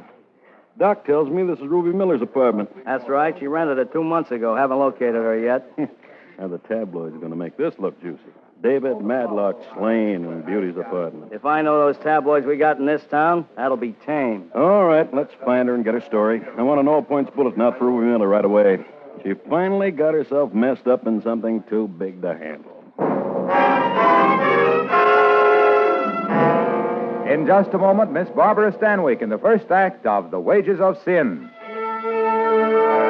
What's going on, Marlowe? Why, it's tune-up time, Hap. Huh? For what? Your car. Get it tuned up before winter weather wages war on your engine. Winterize it by putting in antifreeze, change of oil and grease. And check the spark plugs, too. A realistic reminder, Johnny Plug Jack, because spark plugs are the very heart of your car's ignition system. You mean spark plugs need winterizing, too? Why, they sure do, Hap, and that's why it'll pay you to see your friendly Autolite spark plug dealer. He'll replace weary, worn, and wilted spark plugs with world-famous ignition-engineered Autolite spark plugs. They're engineered by the same Autolite engineers who design coils, distributors, and all the other important parts of the ignition system, used as original factory equipment on many leading makes of America's finest cars. That's why Autolite spark plugs operate as a perfect team with your car's ignition system. And that's why you can't buy better spark plugs for your car than Autolite. Okay, Harlow. I'll have my car winterized. And check the spark plugs, too. Right. So, folks, see your friendly Autolite spark plug dealer. And whether you choose the standard type or the resistor type, you can be sure you're always right with Autolite. And now, with The Wages of Sin and the performance of Miss Barbara Stanwyck as Ruby Miller, Autolite hopes once again to keep you in suspense.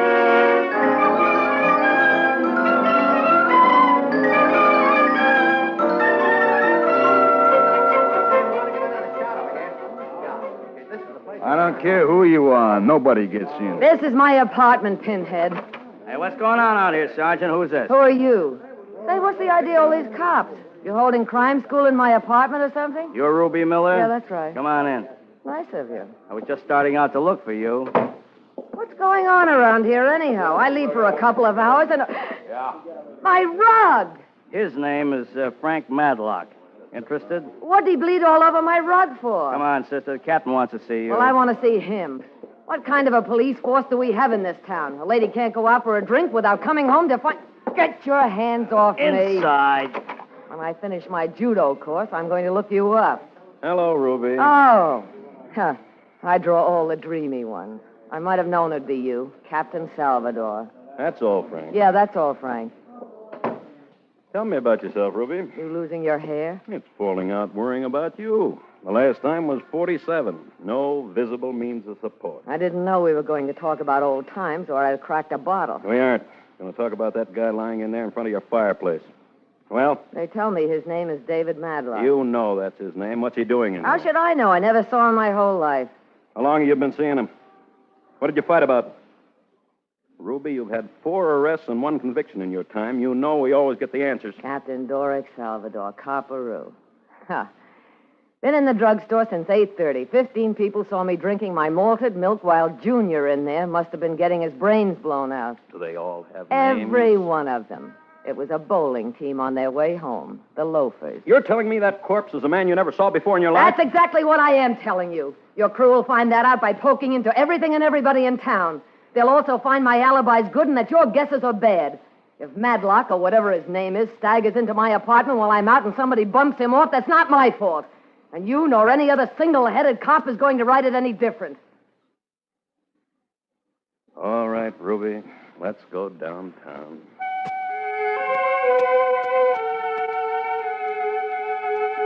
Well, Doric Dream, you booked me as a material witness as expected. After all, you had to take somebody downtown. The newspapers tossed a lot of type around. My picture was in every paper, every edition. But after 2 days, it died on the vine. I made 3 inches in the second section after that. Ruby Miller released for lack of evidence. The morning I got out, I'll wait while you blush. I wanted a bath more than anything else. All right. Just a minute, I'm coming.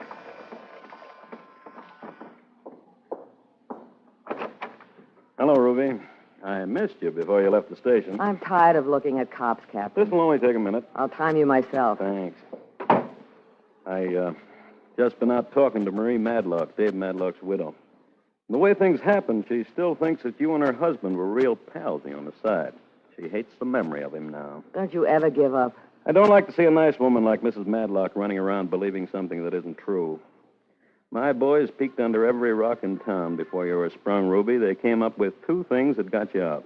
You were in the drugstore while Madlock was being killed, and you never knew the guy. I'm convinced of that. My bathwater is getting cold. So am I. Look, Ruby, you moved in that apartment 2 months ago, paid $400 rent in advance. The same day, you deposited $1,000 at Freeman's National. You also bought $400 worth of clothes and trinkets. I hit a horse. Somebody gave you dough to play a part in this. Who? We've gone all through this before. Who, Ruby? A key to this apartment was found on Madlock's body. How'd he get that key? I don't know, Captain. I just don't know. I should have my lock changed. All right, Ruby, I'm leaving. Sorry you didn't have any luck, Captain. You know, whatever you get out of this, they'll take 20 times as much back from you, right down to your soul. Madlock's killing was top-drawer stuff with some big people involved. People who don't care anything about you because you were just background scenery. They might want to change at any time. Aren't you scared, Ruby? You'll never see the day. Okay. Grandissimo Bugliardo. What does that mean? You're a liar, Ruby.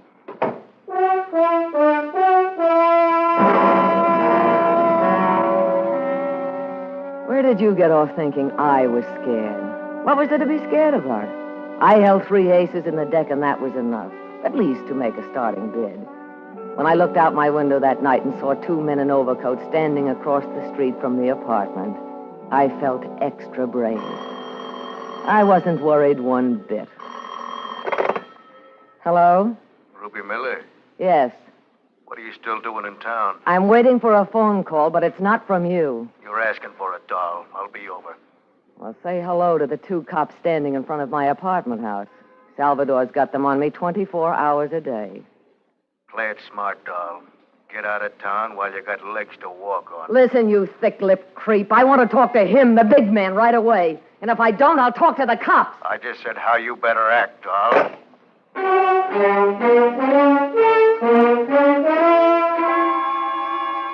Sorry to disappoint you again, Doric, but I wasn't scared that time either. A spook call was always standard operating procedure for those kind of people. It let me down a little, though, having them think I was so square I wasn't expecting it. When I went to bed that night, I was dreaming of a new kind of life. And it started the next day with bells. Hello? Miss Miller, my name is Victor Sheridan. I'm the attorney for the big man. And that's as close as you're going to get. Take it or leave it. My offices are in the Equity Building, Suite 203. I'll expect you any time today.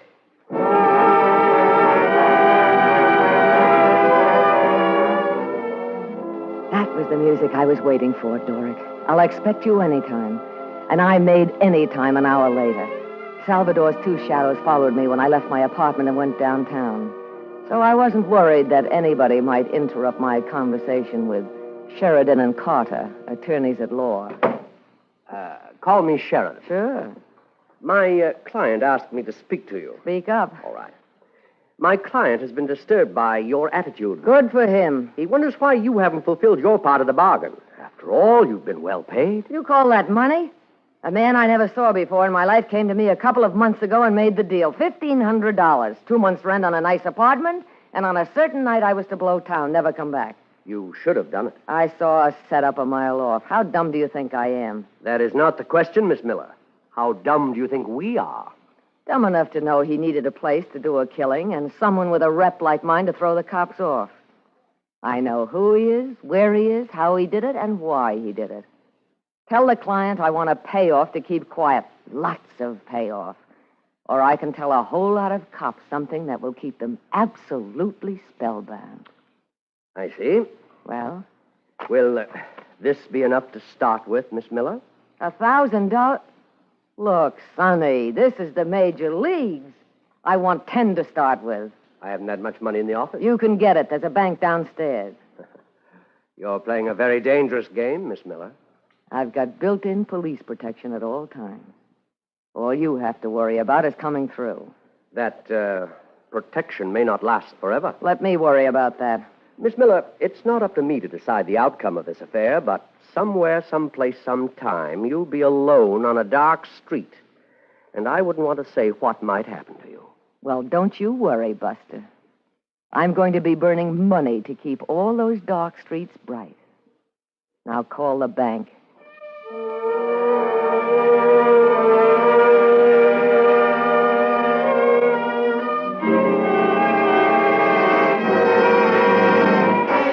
Autolite is bringing you Miss Barbara Stanwyck in The Wages of Sin.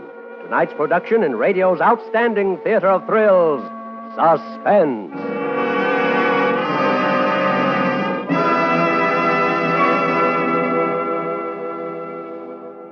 Check the spark plugs, too. Check the spark plugs, too. Hey, that Johnny plug check's persistent, isn't he? Sure, Hap. Johnny knows it's necessary now to get your car made ready for dependable motoring during the cold days ahead. Check the spark plugs, too. You see, spark plugs are the very heart of the car's ignition system. And when they're right, your chances of starting, even in the coldest weather, are better than ever. So it'll pay you to replace worn-out spark plugs with Autolite spark plugs.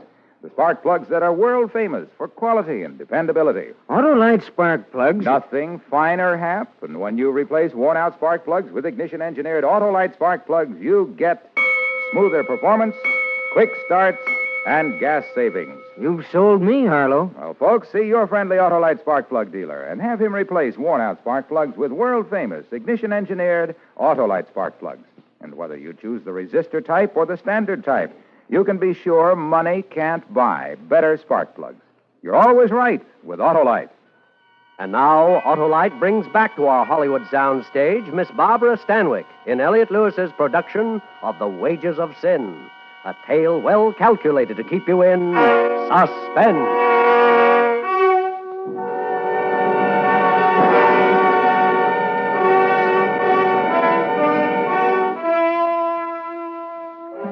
Don't think those next few months weren't great, Captain Salvador.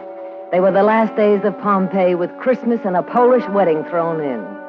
I picked up my checks regularly from Victor Sheridan, and I spent them regularly on Ruby Miller. I never could understand why the two men you always had shadowing me didn't pick up Victor Sheridan. But why look a gift horse in the mouth? I was busy enough being the belle of the boulevard, the girl most likely to succeed. Clothes all over the place. Money any place there were in clothes. Nightclubs, I was a bigger attraction than the chorus girls. Men, like flies in a sugar bowl. And don't think I ever got tired of it. Why, I even got tapped by the 400. Of course, I was sort of a late starter, but so were Broker's Tip and the Yankees. Let's see. There was Douglas Elwood Tisdale, who had the mink ranches. Clayton Dashiell, who made governors. Hamilton Moore, who was in shipping and polo. And Talbot G. Cooper, whose taste ran to women. Ruby, I've known girls from Bombay to Hunter. Well, don't tell me about them. I hear Kinsey's in town. No, what I was going to say was that you're the most exciting of them all. Oh, Coop, squash head. I don't come from Bombay or Hunter, so I don't have to follow the rules. Go get yourself some new material. No, I mean it. Oh, if I were conning you, I'd do it in another place, not here. Oh, cut it off. I came here for laughs. Say, who are those two people over by the window? Don't you know? Really? Look stupid. Didn't you ever read anything but Noel Coward? If I knew who they were, I wouldn't have asked. Well, come on. I'll introduce you. The distinguished-looking man lives on an inheritance, and the distinguished-looking woman lives on, memories, I guess. Hello, Coop. Nice to see you. Hello, Clint. Ray. May I present Miss Ruby Miller, Mr. Clinton Fisher. My pleasure. How do you do, Mr. Fisher? And Mrs. David Madlock. Talk about your drama. That moment could have run 36 straight weeks at the Barrymore Theater.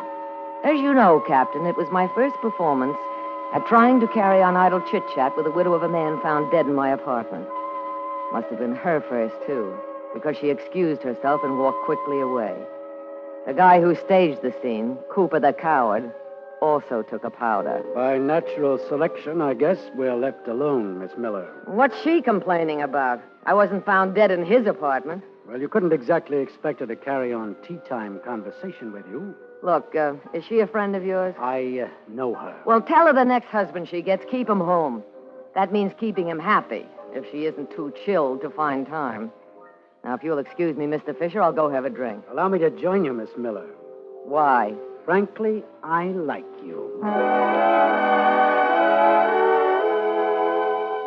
If anybody tells you men over 50 don't have charm, put salt in her coffee. Clint Fisher was as charming as they made them. And the thought came to me that this was my chance to move from the phony money to the real stuff. And he was said to have more connections than the plumbing at the Waldorf. I intended someday to use them. And my chance came sooner than I thought. Yes, ma'am. Captain Doric Salvador wants to see me. You mean Lieutenant Salvador? He got a bust. Good. He was too arrogant. Third door on the left, lady. Don't look so mad, Sergeant. Maybe if you work hard, you'll be busted, too, someday. Hello, Lieutenant. Yeah. Sit down. What did you do? Kick the mayor's mother? No, the commissioner got a little mad because I didn't bring anybody in for David Madlock. What did you call me down here for? A wake? The commissioner's dropping the case. What do you mean? He called us off. Madlock will be under M in the file. I'll be on another case. Yeah, but that means that I... Starting tomorrow, where you go alone. What is this? You pulling off my protection? Ruby, we had those men on you to see if anybody made a move towards you, not for protection. I got a right to protection. You forfeited every right you had when you threw in with the wrong people. In my opinion, Ruby, you sold your soul for a fur muff and a filet mignon. Don't talk to me like that, you lousy failure. Shut up! I played your game long enough. This is the end. You don't even know what I'm talking about. You'll never know. All dames like you got is your sex. You wouldn't know a good piece of music if you heard it. You never read anything longer than a menu in your life. You couldn't tell me two intelligent things about the history of the people you came from or the name of the man who wrote the Declaration of Independence. All you got is a 75-word vocabulary and 112 pounds of flesh that could have been put to better use in an animal. You listen to me, flathead. Where do you get off telling me how worthless I am? Just because I went out and made myself a few bucks the hard way? Well, I took nerve and I've got it. It didn't take any to sit behind that desk and get demoted from captain to lieutenant. You picked your way of life yourself, and because everybody isn't like you can't stomach them. Your kind doesn't send your sons to college so they'll know a good piece of music when they hear it. You send them to learn how to make money. And you don't dress your daughters in the best clothes you can buy because they know who wrote the Constitution. You do it so they'll marry into money. You're cheaper on your level than I am on mine because you lie about what you really want, and I don't. I'm honest. I say what I want right out, and I get it. Are you through? No. Why did the commissioner call off the case? It was costing too much. I can smell a fix 20 miles off. You're going to set me up for a kill. I'm not setting you up for anything. They called me off the case. That's all I know. Yeah? Well, if the commissioner's been fixed, he can be unfixed. I know some pretty big people now. I hope they can help you, Ruby. They will. Don't worry. I'll have my protection back. And while I'm at it, I think I'll have you busted down to sergeant.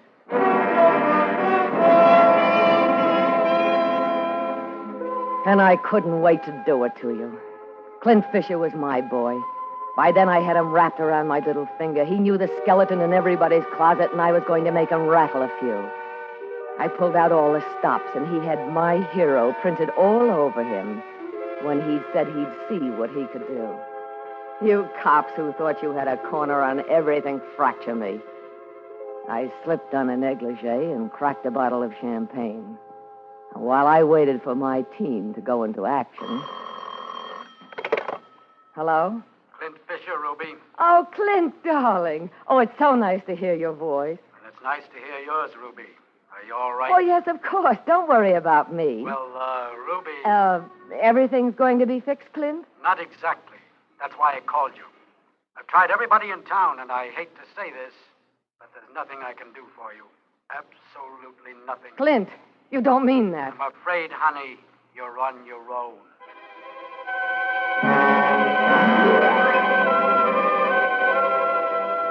Don't tell me about men.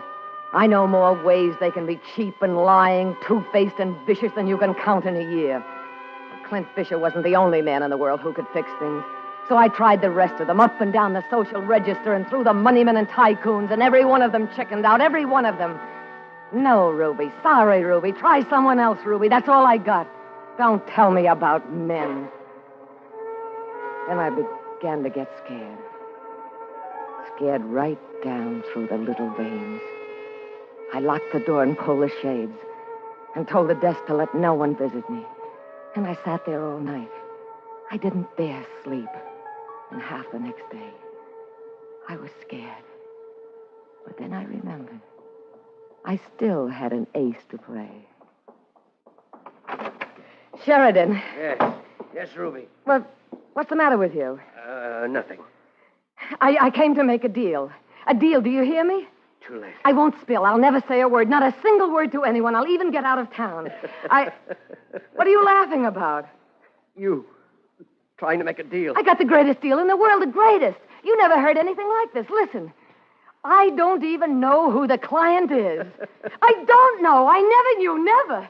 All I know is some creep I never saw before gave me a couple of $1,000 to use the apartment for a killing. I don't even know his name. He came and he was gone. That's all I know. Believe me. Sheridan! Oh. Shot me in the stomach. Who? The client. He killed Madlock because he wanted Mrs. Madlock. She found out last night. Committed suicide. He went crazy. Thought I told her. But after shooting, I said it was you. And you don't even know him. Who is the client, Sheridan? He'll kill me. I've got to tell the police. Tell me, who is he? Oh, don't die. Tell me. I ran out of that office as fast as I could make it. I didn't know where to go, what to do. I couldn't end up like Sheridan. I couldn't. Then I decided to go to my apartment, get my money, and try to get out of town. I ran up the stairs, locked the door, and stood there trying to pull myself together. And I got an idea. Salvatore. Captain, listen to me. Listen carefully. Who is it? Ruby Miller. Now listen to me. The client's after me. I know he is. The client? The man who killed David Madlock. It's just the way you said. I take everything back I ever said to you. I'm sorry. Really, truly sorry. I suppose you want protection. Oh, yes. Please send somebody. Come yourself. Take care of me. I'm in my apartment. I'm afraid to leave it. Ruby, you're a great girl for deals. We had 2 men following you and 3 men following Sheridan. We didn't find out a thing. Tell me who this client is. We'll go out and pick him up. Oh, that's just it. I don't know. Now, I don't know. I really don't. It was all above. They thought I knew, but I didn't. I don't know a thing. I played it for what I could get, and it worked. Now, you don't expect me to believe that. You've got to believe it. You've got to. I don't know who he is or where he's coming from, but I know I'll be killed. You're lying, Ruby. When you're ready, tell me the truth. I'll give you what you want. Goodbye. Don't hang up. Don't, please. I'll be killed.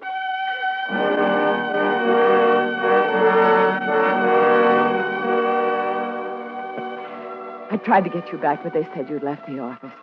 I wanted to tell you about Vic Sheridan's death. That would have been proof. That's why I'm writing you this letter. You'll have to believe. I'm packed and I'm leaving town, and I don't ever want to come back. I'm mailing it from the airport. So long, Doric. I hope you have better luck finding the client than I did.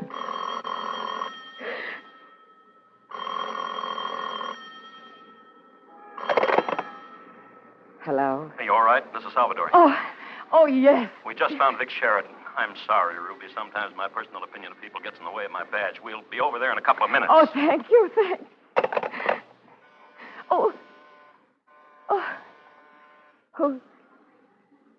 Who is it? It's Fisher. Let me in. Oh, Clint. Oh, Clint, I'm so glad you came. Nobody cared. Nobody would do anything. Now, Ruby, you'll be all Somebody's right. after me, Clint. They'll get me. They will. Clint, what's that gun for? For you, baby. Oh, Clint, don't do anything. I'll scream. That won't help. You can't outrun a bullet. You've had a free ride on me. I was perfectly willing to give you money when it meant something to avoid trouble. But now you're going to pay it all back. I'll do anything in the world. Then close your eyes, because it's going to hurt. They'll get you, Clint. The police will get you. I know, but I'll get it quick. You'll get it the hard way. Oh, Clint, please don't.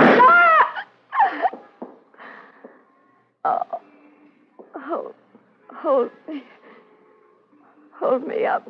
How does it feel, Ruby? That's what you get for telling Mary Madlock I killed her husband. Mary was the one thing I wanted. I killed to get her, made it as sordid as possible. Girl's apartment and all, so she'd forget even his memory. And after all the dough I paid, you had to tell her. I didn't tell her. I didn't even know who...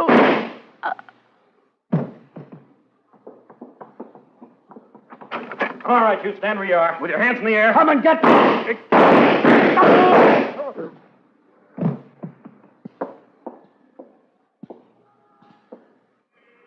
Hey, will you look at that? They're lying on the same spot where Madlock was killed. Yeah.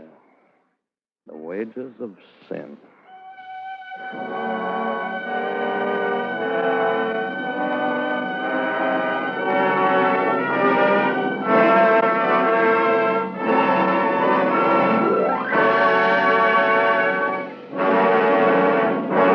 Suspense, presented by Autolite. Tonight's star, Miss Barbara Stanwyck. The north wind doth blow, and we shall have snow. And then what will old Wilcox do? He'll sit in his car and drive near and far in winter-long comfort. Will you? Well, you will if you have your car tuned up and winterized by your neighborhood Autolite spark plug dealer. And remember, Autolite makes more than 400 products for cars, trucks, planes, and boats in 28 plants coast to coast. These include complete electrical systems used as original equipment on many of America's finest cars. Generators, coils, distributors, voltage regulators, wire and cable, starting motors, and electric windshield wipers. All engineered to work together perfectly as part of the Autolite team. All engineered to give you unexcelled Autolite service. Don't accept electrical parts supposed to be as good. Ask for and insist on Autolite, original factory parts, at your neighborhood service station, car dealer, garage, or repair shop. Remember, you're always right with Autolite. Next week on Suspense, Mr. Richard Widmark, a star of Too Hot to Live. And in weeks to come, you will hear such famous stars as Herbert Marshall and William Holden, appearing in tales well calculated to keep you in suspense. Tonight's suspense play was produced and directed by Elliott Lewis, with music composed by Lucien Morawek and conducted by Lud Gluskin. The Wages of Sin was written for suspense by E. Jack Newman and John Michael Hayes. Miss Stanwyck may currently be seen in the MGM picture To Please a Lady. And remember, next week on Suspense, Mr. Richard Widmark in Too Hot to Live. You can buy world-famous Autolite resistor or standard spark plugs, Autolite stateful batteries, Autolite electrical parts at your neighborhood Autolite dealers. Switch to Autolite. Good night. Motorists, be prepared to stop in time to save a child's life. When driving through school zones, watch out for youngsters at play. Save a life by expecting the unexpected from children. This is CBS, the Columbia Broadcasting System.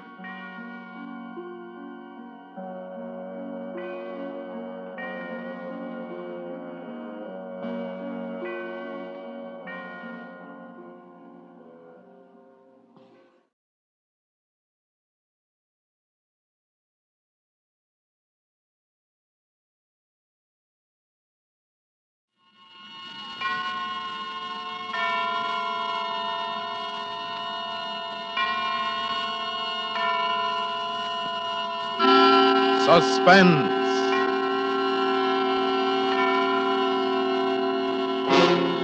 Autolite and its 96,000 dealers present Miss Betty Davis in Goodnight, Mrs. Russell, a suspense play produced and edited by William Spear.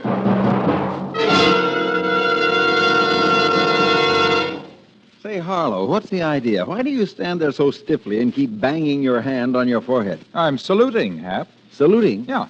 Oh, I get it. Saluting Autolite resistor spark plug. No. Not that those wonder-working wide-gap whizzes don't warrant a whale of a whack on the welkin. They do.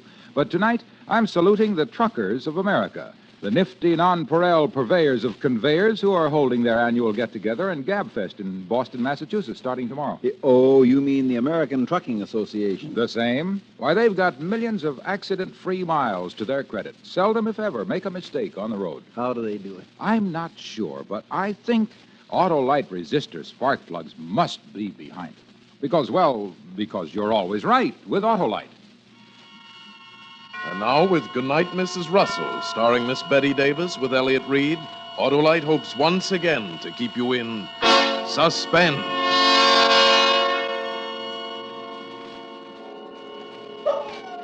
There's no escaping now.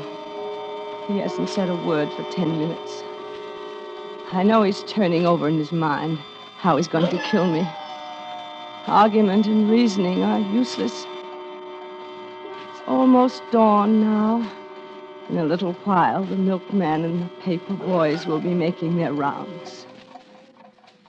I'll be dead.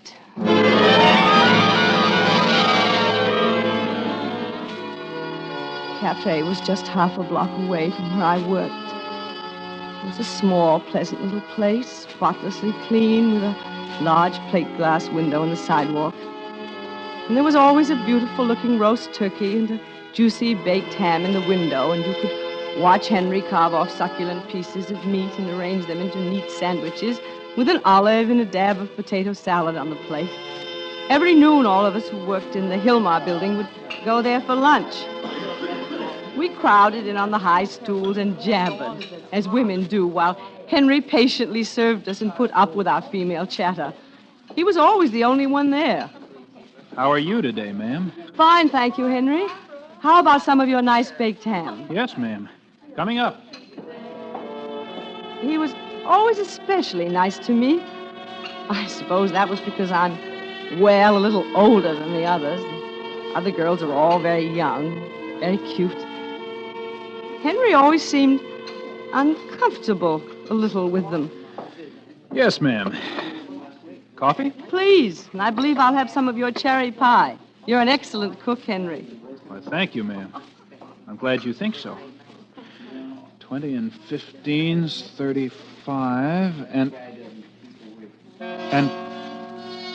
Henry had been right in the middle of adding up my check when he stopped and stood very still and looked out of the corner of his eye with his head cocked on one side as though he were listening to something. His expression was a little horrified. I thought maybe he'd heard a sound that meant something to him, you know, like the refrigerator out of order or something. And then all of a sudden he shook his head and brushed away whatever it was he'd heard. 20 and 15's 35 and 45. You should try one of my dinners sometime, ma'am. Henry, how about some service? Oh, excuse me, ma'am. That was Henry. Oh, one other thing. Funny, but Henry never smiled. Perhaps I should have realized about him because of that. But I didn't. He was so nice and clean and polite, I rather liked him. As a rule, I make my own dinner in the apartment, but one night I had to work quite late at the office, and I decided to stop by Henry's and get a little bite before catching the streetcar home. Ever since my husband's death, I felt just a little uneasy on the streets alone at night. I was glad to see the bright light in Henry's little cafe down the block. Henry was alone inside, and I could see him fussing around, cleaning up the place. He didn't hear me approaching. What's that? Oh, you frightened me, ma'am. I didn't hear you coming. I just thought I'd try one of your dinners tonight, Henry. You mentioned it. Yes, I know. Sit down, won't you, ma'am? You weren't closing or anything? No, not at all. What would you like? Oh, I'll try your number 4 dinner. Number 4. Yes, ma'am. He seemed frightened about something or suspicious. Yes, that was it. He seemed suspicious about something, I thought. I wanted to help him somehow, but I didn't want to butt in. This is the first time you've ever been by here at night, ma'am. Yes, I had to work late tonight, Henry. Didn't want to go home without dinner, you know. I see. Is something wrong, Henry? No. I'll get the rest of your dinner. Delicious soup. Thank you, ma'am. You don't often work late, do you? No, I don't. This is the first time, in fact. My boss asked me to stay late to type some letters. I know. You work in the Hilmar building. Why, yes, I do. How did I know lots of things, ma'am. This is a good dinner, Henry.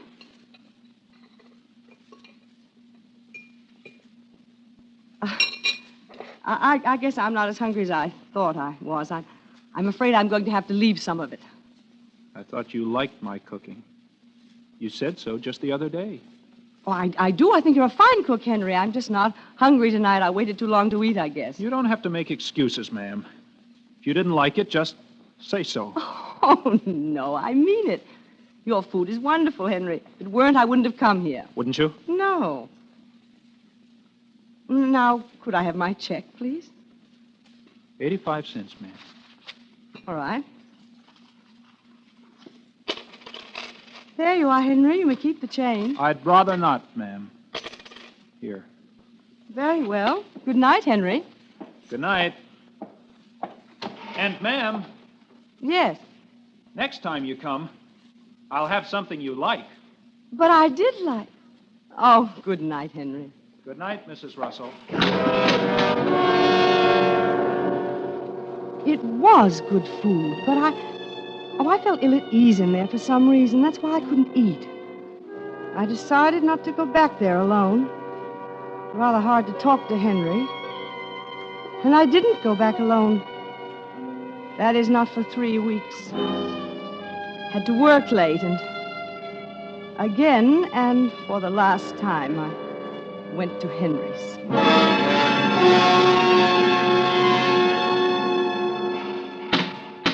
Hello, Henry. Ah, you decided to try me again, I see. Why, Henry, I've been eating here every day. Not at night. What's the difference? Well, in the daytime, you're always with your friends. I like to eat with my friends. Now, come on, let's have no more of this silly talk. How about one of your wonderful dinners, Henry? I promise to eat all of it tonight. All right, ma'am. Which one? I'll try the number 4 again, please. I think that way I can convince you I really like it. Why? Why? Oh, because I think 4 is lucky, don't you? All right, ma'am. It's all ready. Don't have many customers at night, do you, Henry? No, ma'am. Not many. I'm surprised you stay open. Are you? There you are. I hope you... Henry, what is it? You seem to be listening for something. Is there... Are you enjoying your dinner? I hate to sound like I'm prying. I know it isn't my business at all, but I do think something's bothering you. Do you? Yes, isn't there some way I can help you? Nothing's bothering me, ma'am. Yes. You know, I had a son like you. Did you? He was in the army, killed in the war. He was very much like you. I see. That left me all alone in the world. My husband Leonard died 4 years ago. Yes? He was a wonderful man. Everyone admired him. A contractor, you know. I see. I noticed that as I talked away about my family and everything, he became very quiet. He sat down on the cooler back of the counter and just watched me, his face absolutely blank. I couldn't tell what he was thinking. When I'd ask him a question, he'd just answer with, I see, or yes, or no. Sometimes he wouldn't answer at all, just stare at me. I was getting uneasy again. I just about decided to make up an excuse to pay my bill and leave. It was getting quite late when my head began to feel heavy, and I began to feel sick. Henry, I feel ill. Henry, I'm awfully dizzy. I don't think I can. Henry, can't you hear me? I believe I'm going to faint. Perhaps you'd better help. Did you do something?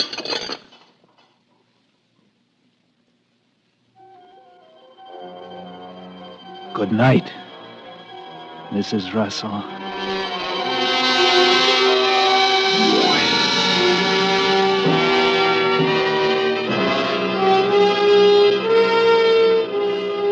Autolite is bringing you Miss Betty Davis in Goodnight, Mrs. Russell, tonight's production in radio's outstanding theater of thrills, Suspense.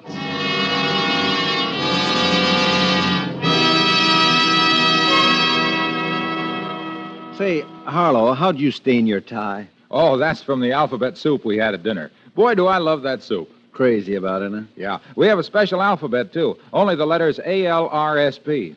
ALRSP? Mm-hmm. Stand for Autolite Resistor Spark Plugs. Oh, brother.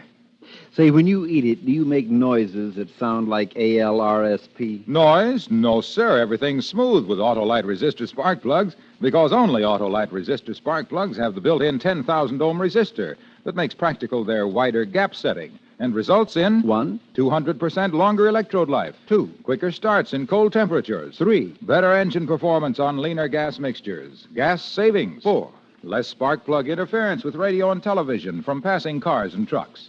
Autolite resistor spark plugs are backed by the engineering know-how of Autolite, leader in resistor spark plugs. Millions are in use today, so get yourself a set of Autolite resistor spark plugs. Remember, you're always right with Autolite.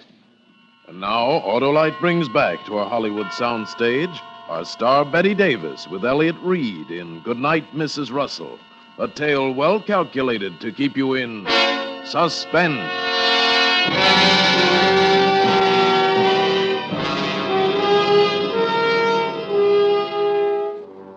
I don't know how long I was unconscious. It seemed just for a moment crowded with horrible nightmares and dreadful sounds. I remember hearing a woman screaming and crying horribly. It was ghastly. I must have been unconscious several hours. And when I opened my eyes, it was dark, pitch dark. A clock was ticking somewhere, and I realized that the screaming woman had been me. Is anyone here?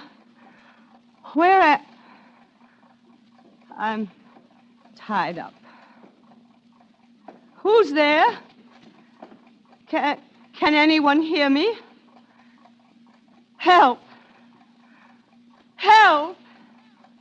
Help! Where am I? You're in my room, Mrs. Russell. It was Henry. Where was he? The room was black as night. I could see nothing. What was I doing here? Why was I tied up? How did I get here? I remembered nothing after feeling dizzy at Henry's. So that was it. You put something in my food, didn't you, Henry? Yes, I did, Mrs. Russell. I didn't want to kill you at the cafe, you see. Kill? Yes, Mrs. Russell. Kill you. Did. Why, Henry?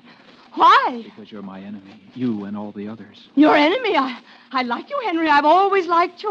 Don't lie, Mrs. Russell.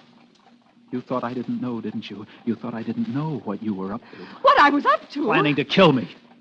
Night after night, I've heard you, all of you, outside my window, whispering. Talking about how you were going to kill me. Didn't you know I could hear you? You're insane! Oh, no, I'm smart, Mrs. Russell. And you know it. That's why all of you planned to kill me, get rid of me. Oh, it's just lucky I found out you were one of them. You'll be the first to die, Mrs. Russell. And you're going to die slowly, in the dark. How do you like that, Mrs. Russell? Be quiet, Mrs. Russell. Or I'll have to beat you up before I kill you. I tried to make myself think. I remembered you're supposed to humor people that like Henry. I tried to control myself. No one can hear you. No one even knows you're here. And I'm not going to untie you either. Not until you're dead. Oh, Henry, I'm only an... You'll lie here in the dark and listen to the clock for half an hour. Just half an hour, Mrs. Russell. And then I'll kill you. You see, I want you to suffer like you've made me suffer. Henry, I'm just an ordinary woman. Oh, I'm smart enough to see through those remarks you made. Remarks? Always talking about what a good cook I was. As if you felt I wasn't a man. I know what you were thinking. Henry, I didn't mean anything of the sort. I really... And then rubbing it in about your precious son in the army. Rubbing it in, torturing me. Henry, that's wrong. And always ordering number 4 dinner. Oh, I'm smart, you see, Mrs. Russell. I can figure things out. Number 4 is lucky, you said. 4 for 4F, you meant. Henry, all those things, they were your imagination. I didn't mean them that way at all. I didn't know about the army. Weak excuses, Mrs. Russell. You're like all the rest. I'm too smart for you, and you know it.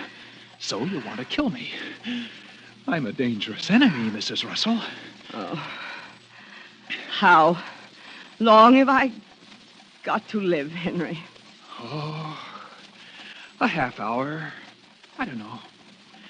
The alarm will ring, and then I'll kill you. I was resigned to it then.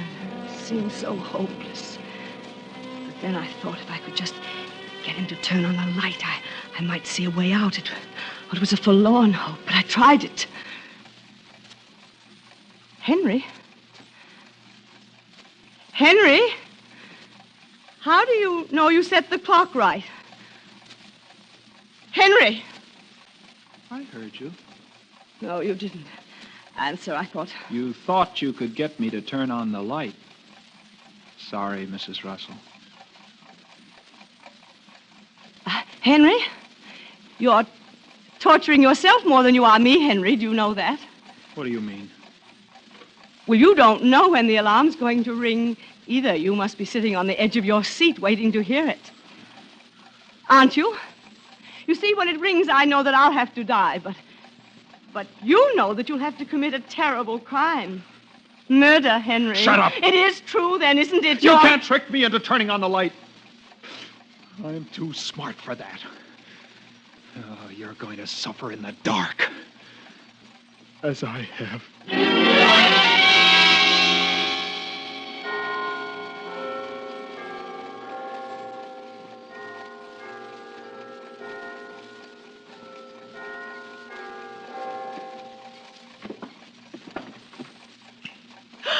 I decided to turn on the light, Mrs. Russell.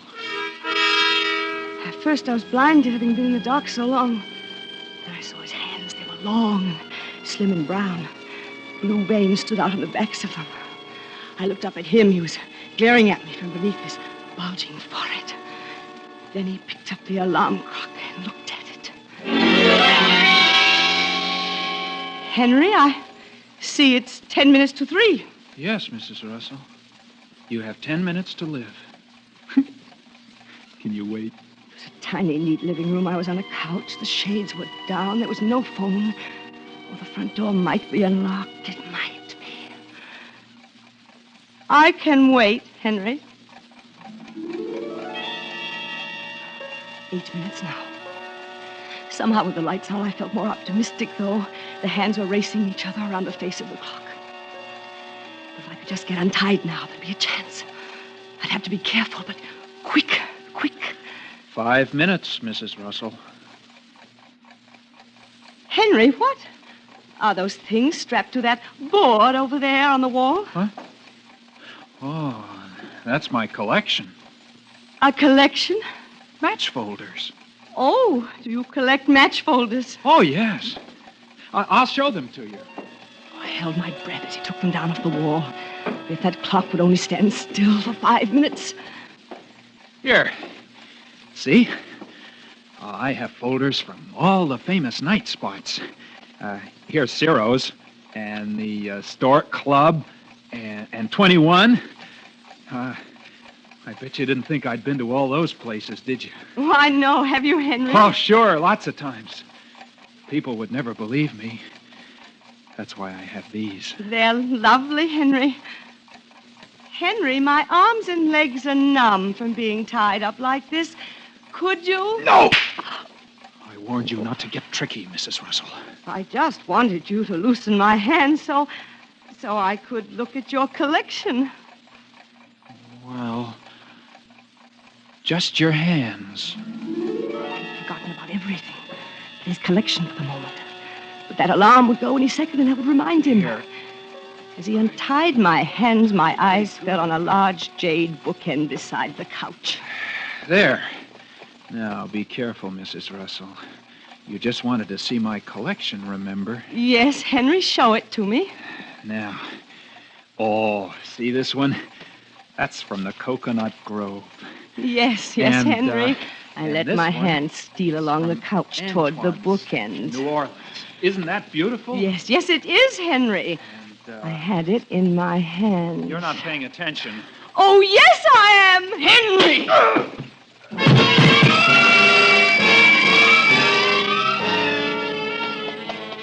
I don't remember doing it, but somehow I'd gotten the bindings off my feet, and I was outside in the night. He'd been telling the truth. His house was completely isolated on one block. I ran down the block as hard as I could. I didn't even think about direction, just ran. I knew he'd come to in a minute, and I had to get out of sight. I'm not used to such exercise, and my heart was pounding so hard it ached.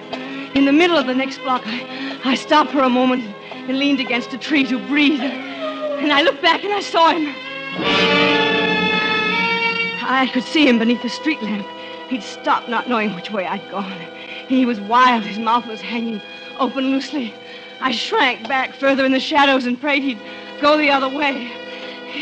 He didn't. He started walking rapidly again in my direction. There was a house on this block, a big rambling place. It was after 3 a.m. and the people would be asleep, but I knew I could run no further. Help! Help! Let me in, please! Please open the door! Open! And then I saw the note pinned to the door. It said no milk for 10 days. I could hear Henry's footsteps down the street, and I knew he must have heard me. My heart felt as though it would burst. The street was deserted. And then I heard a car approaching. It was a block away. I ran out in the street and waved my arms. Help! Help me! Stop, please! Please stop! Stop! Stop! Stop! Help! Help! Help! Help!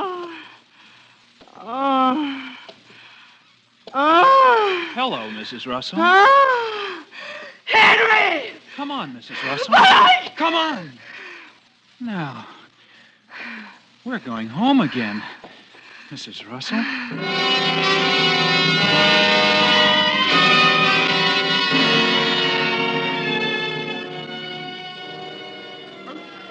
There's no escaping now. He hasn't said a word for 10 minutes. I know he's turning over in his mind how he's going to kill me. It's almost dawn now. In a little while, the milkman and paper boys will be making their rounds. I'll be dead. You shouldn't have tried to get away, Mrs. Russell. You made me very mad. I know. You shouldn't have hit me either. You were even smarter than I thought, Mrs. Russell. You almost made it. But you weren't smart enough. Were you? If you're going to kill me, Henry, please do it. Haven't you tortured me enough? You see, it just didn't do you any good to be my enemy, did it? Oh, I don't like to kill you, but I have to. It's the only way I can protect Don't myself. you see you're not well, Henry? Please try to listen to me. I'll have to kill all the others, too. If I don't, they'll kill me. The others? Oh, don't pretend you don't know, Mrs. Russell. Oh, I've heard them whispering about me. You must have heard them, too. The voices. The voices? All the time. Just like I told you. When I'm at work and even here at home, I hear them plotting.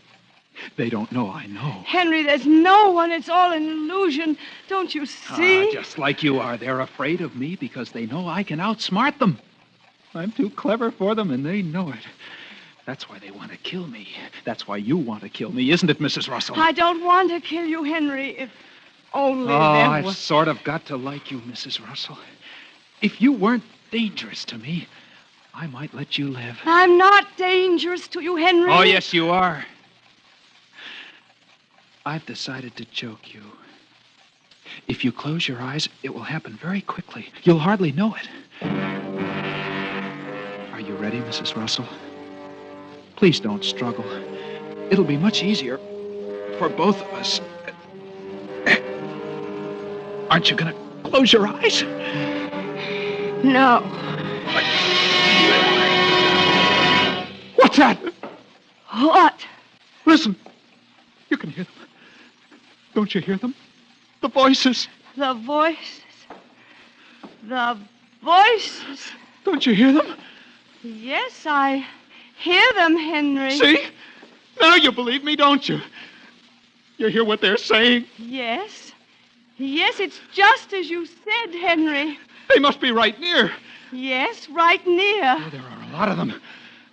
Too many! You'd better hide, Henry. Yes. Yes, but where? They sound louder all the time. They're getting closer. Have you a closet? Yes, that's it. The closet. Over here. Shall I help you, Henry? Yes, yes. But be quick. This closet. I'll hide in here. All right, Henry. I'll protect you. There. A good place to hide. What if they find me here? I'll lock the door, Henry. No.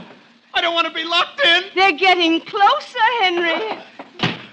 You'll unlock the door when they're gone? Yes, Henry. Lock the door, Mrs. Russell. You'll be safe now. Good night, Henry.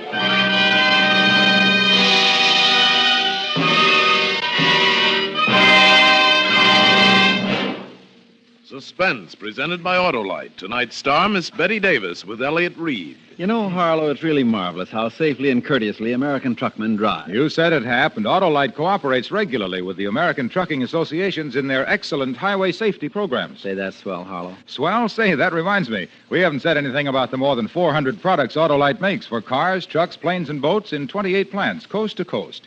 They're swell, too. And Autolite makes complete electrical systems for many of America's finest cars.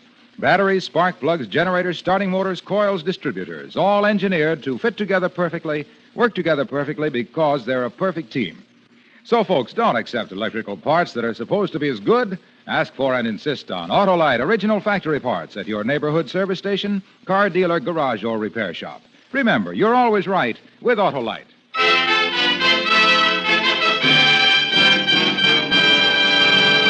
Next Thursday for Suspense, Victor Mature will be our star. The play is called Momentum. And it is, as we say, a tale well calculated to keep you in suspense. Tonight's Suspense play was produced and edited by William Spear and directed by Norman MacDonald. Music for Suspense is composed by Lucien Morawek and conducted by Lud Gluskin. Good Night, Mrs. Russell was an original radio play written by Ben S. Hunter. Betty Davis will soon be seen in the Warner Brothers production Beyond the Forest. You can buy Autolite resistor spark plugs, Autolite stay-full batteries, Autolite electrical parts at your neighborhood Autolite dealers. Switch to Autolite. Good night. This is CBS, the Columbia Broadcasting System.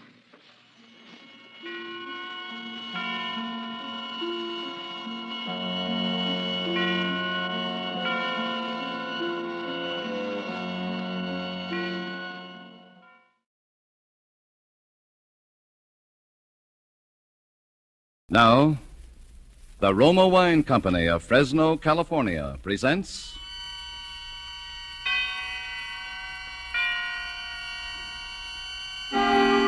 Suspense.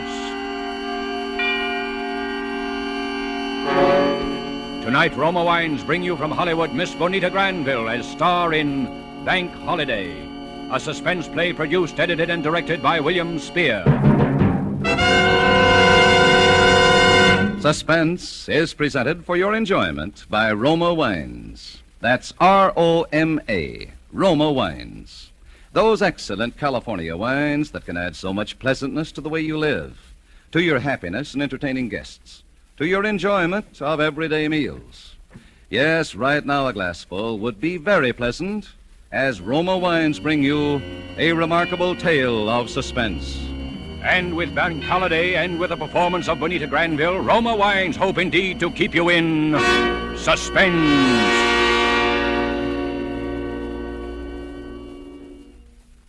It happened the morning after I became engaged to Harold. I got to the bank a little early that morning, hoping I'd be able to see him for a minute before we opened for business. And sure enough, Harold was just hanging up his hat and coat when I came in the door. You see, I'm one of the junior tellers at the main branch here in town, or rather I was, and Harold is assistant manager. That's how we met. So this morning I didn't stop at my own cage, but went on through the gate and walked up quietly behind Harold. Hello, darling. What? Why, Mr. Osborne, don't you remember me? I'm the girl that you're... Jane, please. Good morning, Mr. Osborne. Oh, good morning, Johnson. Miss Evans, would you step into my office for a moment? Why, certainly. Jane, really, you mustn't. Mustn't I mean, what? I didn't do anything. I just said But suppose someone had overheard. Don't you see how... Well, what if they had? They'll all know about it in a day or two anyway. But that's just the point, my dear. They mustn't. They mustn't? But we're going to tell our friends, aren't we? Jane, I thought you understood all that. You know how the bank frowns on office romances. After we're married, it'll be different, but for the time... Harold, this is different. We're engaged. Nevertheless, my dear, the policy of the bank distinctly is... Oh, that it's phooey on the policy of the bank. This is our business. But, Jane, the bank is my career, and I'm only thinking of the bank. And I'm thinking of our life together. Now, Jane, please be practical. In my position here, I simply must live up to the standards that the bank has The bank. Sometimes I wish I could meet somebody, just somebody, who hated banks. Wasn't a very good way to start off an engagement, or even to start off a day's work, for that matter. I went back to my cage feeling miserable. I got out my cash for the day, including the little package of 25 $1,000 bills that a client of ours always called for on Friday. We never asked why. That isn't a bank's business. And I unlocked my cash drawer and put the money away. Then it was 10 o'clock. I opened my window for business. There weren't many people in the bank yet, but at my window there were two men. Good morning. Good morning. Can I help you? Yeah. This is a stick-up. What? Just take it easy and do what we tell you and you won't get hurt. But my friend here's got a gun under that newspaper he's carrying. I love to use it, sister. What? Well, what do you want me to do? Here's a paper bag. Fill it up. All right. And don't forget those 25 G notes that George Oliver calls for every Friday. The what? Don't stall. We know all about them. That's one reason we're here. And don't make any funny moves, sister. Because if you do, it's curtains. I'd often wondered what I'd do if this ever happened, but now I couldn't even think. As I fumbled with the money, I looked at the two men. One of them was about 35, with dark hair and a square jaw and hard blue eyes. The other, the one with the gun, was a nervous, evil-looking boy about 21. I knew they meant everything they said. I glanced sideways for a moment toward Harold's office. As luck would have it, he was just coming out the door. He must have seen that something was wrong because he started over to my window. Come on, sister, snap into it. I'm trying to hurry. Who's that coming over here? It's Mr. Osborne, the manager. All right. Just don't try to make any bright conversation. I'll do the talking. All right. Is there anything I can do here, Miss Evans? Yes. Just stand right where you are and keep quiet. What? Harold. Don't look so hurt. You've heard of banks being held up before, haven't you? Oh. Come on, miss. Hand it over. We haven't got all day. Here you are. Thanks. We ought to take her along. Don't be crazy. Come on. We ought to take her. Why, no, you can't. You can't do that. Miss Evans is one of my most trusted employees. And I'm his fiancée. Oh, you were, are you? Jane. Now, I know we're going to take her along. You're a fool, Sonny. Oh, yeah? Well, Harold here don't think I'm so dumb, do you, Harold? Because you know what happens to your girlfriend if you set the cops on us. No. Yeah. Curtains. Don't do anything, Harold. I'll be all right. I'll be all right.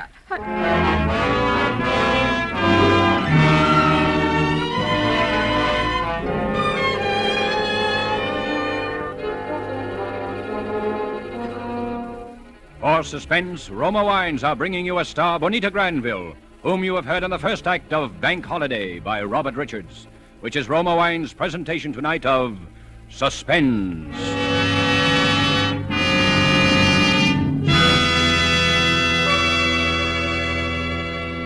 Between the acts of suspense, this is Truman Bradley for Roma Wines.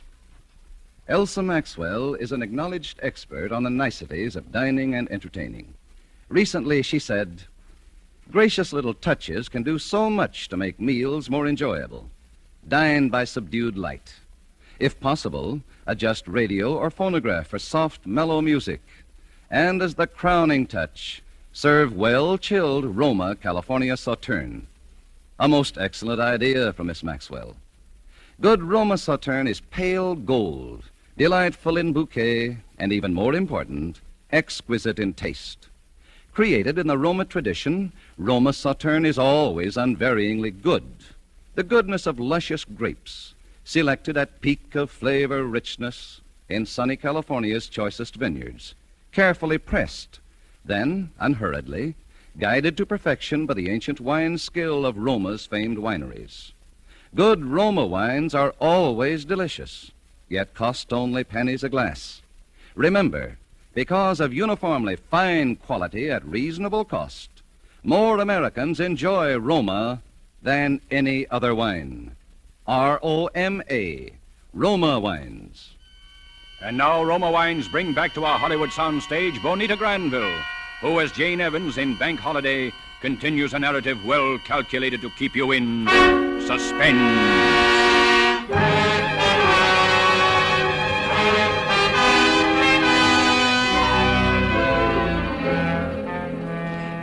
Why would I tell a couple of bandits who came in to hold up the bank that I was engaged to Harold, particularly when Harold was the manager of the bank?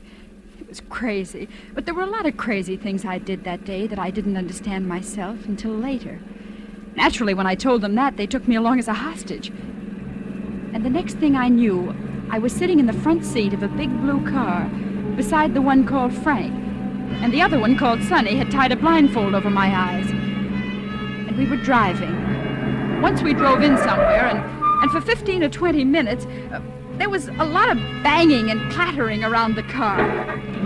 Then we drove on. At first, I was too frightened to even breathe. Then I began to get angry. Just what do you think you're going to do with me? To tell you the truth, I haven't quite made up my mind. Yeah? Well, I have. Shut up, Sonny. I demand that at least you take this silly blindfold off. No, we couldn't do that, darling. Well... Then you might see how we'd strip this car down just now. Change the hood and the fenders and the Shut brakes. up, Sonny. You talk too much. What's the difference? She ain't gonna be around to telling you... I said shut up! What's the matter? You getting soft? No, but a bank rap is enough without having some trigger-happy punk of a kid. You better not talk to me that way. I'll talk to you any way I want to. Watch out the back for cops. Cops? You don't think the little lady's boyfriend is gonna... I wouldn't want to bet too much on it. Would you, Miss Evans? I don't know what you're talking about. All I know is that at least Harold isn't a cowardly, bullying... Oh, I'm sure Harold is the perfect gentleman. But I got a hunch he's also the perfect banker. I don't know what you're talking about. You just don't want to admit what I'm talking about. Which is that in spite of anything that might happen to you, Harold will turn us in. He wouldn't. No? Maybe we can check on that. I'll turn on the radio. What's that going to prove? Short wave. All the latest equipment for bank robbers, sweetheart. That's us. LAPD. Car 17. Car 17. Disturbance at 8th and Pico. A disturbance at 8th and Pico. That's all. LAPD. Car 17, roger. That's all. Car 17. Well? LAPD. General alarm. A general alarm. Uh-huh. 2 unidentified men are wanted for a holdup. Main branch of the 42nd Bank and Trust Company. And for kidnapping a woman employee answering to the name of Jane Evans. Oh. When last seen was wearing a light blue dress, black shoes, has blonde hair, blue eyes. He done it. See what I mean, Miss Evans? Well, it was his duty. Why shouldn't he? Nothing, no reason at all. It's just a question of who rates the most with a guy, I guess, his boss or his woman. All right, he asked for it. I told him what I'd do. What are you going to do? Well, Miss Evans, I think we'll drive up this little side road here and let you out. Oh? You shouldn't have any trouble hitching a ride back. If you do, just try what Claudette Colbert did in that picture. Remember? Say, are you kidding? You heard what they said. She was nothing but excess baggage anyway. Now she's just another way they can identify All us. right, but that don't mean we let the guy get away with it. I told him what I'd do to her if he squawked, and I'm You're gonna do what I tell you. Oh, yeah? Well, if I'd known you were so yellow, I'd... Now, what was that you said, Sonny? All right, Frank, but... Cops. They're turning in here. Give me a gun, Sonny, and get down on the floor under that blanket. I'll plug him, Frank. Give me I'll that plug gun him. and get down on the floor. You're nuts. They'll get us, Frank. I know what I'm doing. You do what I tell you. That's right. Keep covered up and keep quiet. All right. Take off that blindfold, Miss Evans. Well, look here, if you Now think you're going to that- kiss me, and you better make it good, because this gun's going to be right in your ribs. All right, Oh, now. no. Let go. Hey. Where?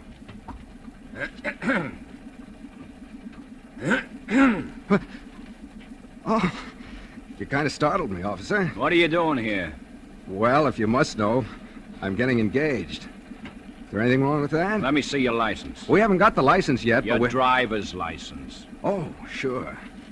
What's the matter? Just let me see your license. Here you are. You looking for somebody? Just a couple of guys who held up a bank and kidnapped a girl. Is that right? Your young lady got any identification? Well, Go on, tell him, honey. You see, we left town in sort of a hurry. You might call it a sort of elopement. Oh, sort of elopement, huh? Yes. Well, I guess you're all right. But you know, you shouldn't be parking in here in the broad daylight like this. Yeah, but you know how it is. Sure. I know how it is. You can come up for air now, Sonny. They'll leave it. Are you sure? Yeah. Well, Miss Evans, I'm afraid that under the circumstances, you'll have to put up with our company a little longer. It wasn't as bad as all that, was it? Well, was it? She slaps him right in the voice. Does that answer your question? Yeah. I guess it does. That was crazy, too. Here I was, my life completely in this big ape's hands, and I had to slap his face. I knew I'd made him angry, and what was even more dangerous, I'd hurt his pride. But there was nothing to do about it now. For a long time, we just drove along, and nobody said anything. We were crossing a stretch of desert, heading toward a mountain range, and had just passed through a little town. I saw the car pull out of a side road as we flashed by, but neither of the two men did. And all of a sudden, my mind began to race, thinking that maybe now was coming my chance to escape, wondering what I could do, and then my blood ran cold again. The way they were talking. Still heading to the same place, Frank? Yeah. Mountain place? That's right. What about Miss Spitfire here? I'll take care of that when the time comes. She knows too much. That's right. Hey, if I thought you was getting soft, Frank. What would you do? Well, you know what we gotta do, don't you? Yeah? Where? Not right out here in the open desert. That's a cinch. The mountains? Yeah, maybe the mountains. Maybe. There better not be no maybe. Cops again. Look right behind us. Yeah. Those others must have got to thinking things over. Cops in the middle of the desert, no one in sight for miles. What are you talking about? I'm talking about this. Sonny! I've been wanting to do this all day. You crazy fool! Who's crazy? We get them before they get us, that's all. Hey, they're shooting back. They know they got a fight in their hands now. So have we. Shoot at their tires, you hear? Okay. Oh, hey, they hit us. And that's not supposed to happen the way you saw it in the movies, huh? You. Me? Yes, you. Get down. Down on the floor. Well, what are you going to do? There's only one thing to do now. Drive light.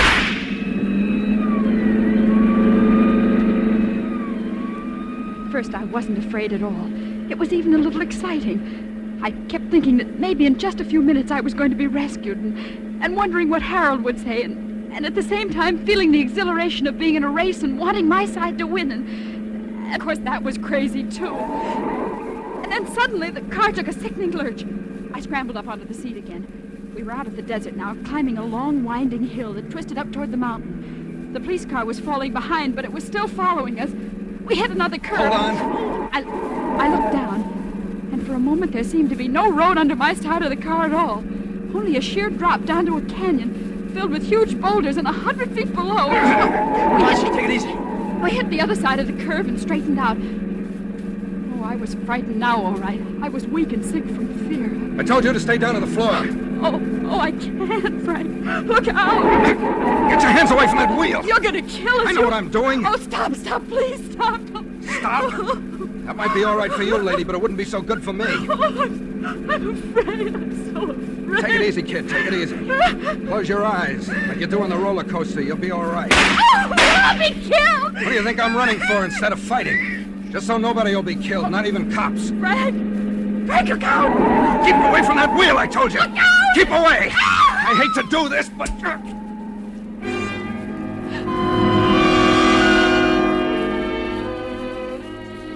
saw his fist rush toward the point of my jaw, and that was all. When I woke up, it was mid-afternoon, and I was lying on a bed in a bare little room of what was obviously a mountain cabin. Through the one window, all I could see was the jumble of rocks and boulders piled up against the mountainside. I felt my chin. It was sore, and there was a little bruise on it.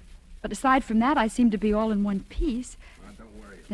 Then suddenly I heard voices. They were coming from the next room through the crack of a door left an inch or two ajar. I crept over and listened. Don't worry, I'll handle it. Okay. Right? Yeah, sure. Now go on down in the tower, get some grub like I told you. Okay, Frank. Are you sure you don't want me to? No. Get going. Okay, Frank. I stood there by the door, frozen with fear. I didn't need to hear any more to know what they'd been talking about. For a second, I thought of escape. I looked wildly over toward the window. Oh! Ah. Been listening, huh? Yes. How do you feel? All right. Oh, I'm glad to see you're up and around. Why? Because it's against your principles to kill women who are unconscious? There's a path down the backside of the mountain that leads into the main highway. It's 4 or 5 miles long and pretty rugged, but you ought to be able to make it before dark if you hurry. Oh. Does that answer your question? Yes. I guess it does. Better get going. How do you know I won't... Because you're going to promise me not to. Aren't you? Yes. All you have to say is that I slugged you, and that's all you remember until you woke up by the side of the road. We'll be out of here and over the border by morning anyway.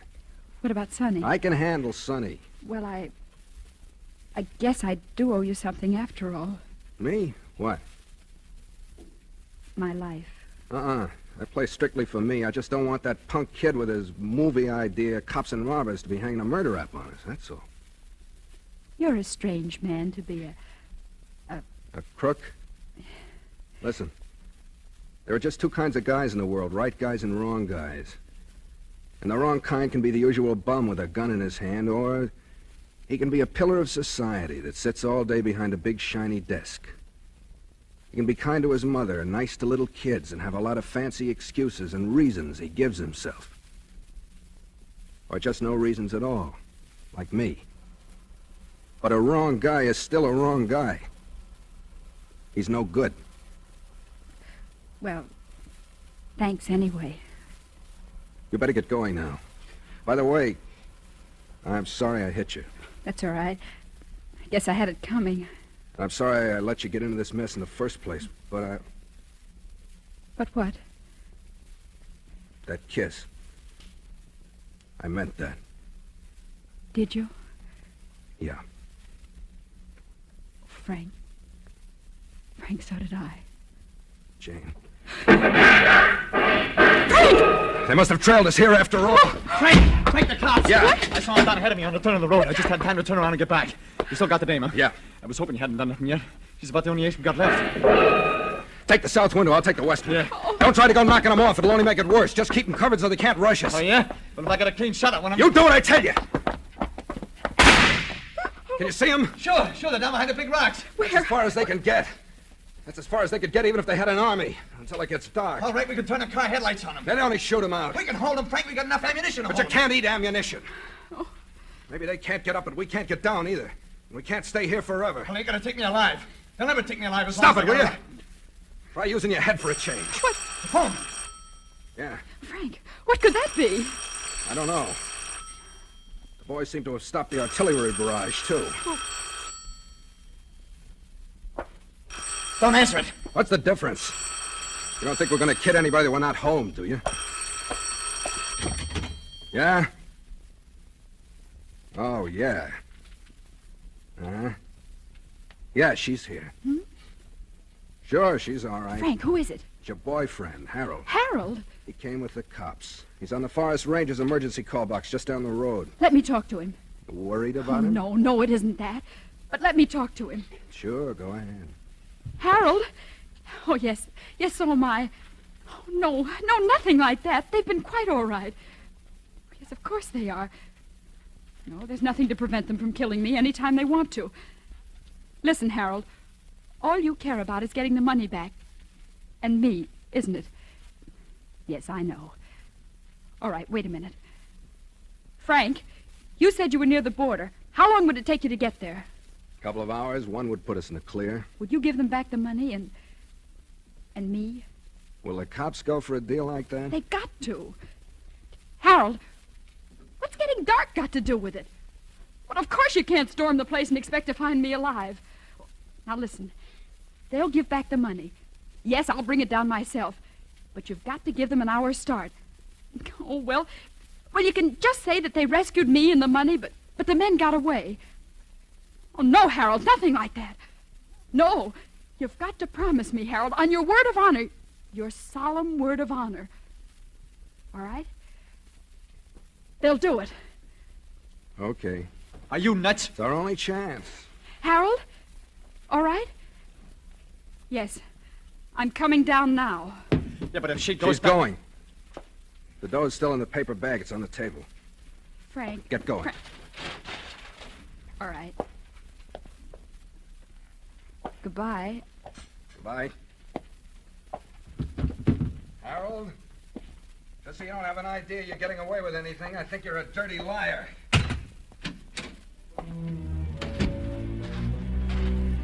I hardly heard and didn't even think about it. I was so relieved and still so bewildered by everything, running down the hill with a paper bag of money clutched in my hand. And then I saw Harold crouching behind a rock, and then some policemen, and then I was around the bend, and they were all running up to me, and I threw myself into Harold's arms. Jane, dearest, you are all right. I'm all right, Harold. Here's the money. Oh, well, yes. Yes, it's all here. All right, officer. Okay, Chuck. Let him go. Come, my dear. Harold, what is that? Tear gas. Tear gas? Oh, it's quite harmless, really. And... But Harold, tell them what we promised. Oh, I'm afraid of it. It's out of our hands now, my dear. Harold, you promised. You gave me your word of honor. Well, of course I did, but you didn't think you knew all the time. Well, you planned to... Stop it! Stop it! Please, my dear, you're over. Oh, let go of me. Stop it. Stop it. Stop it.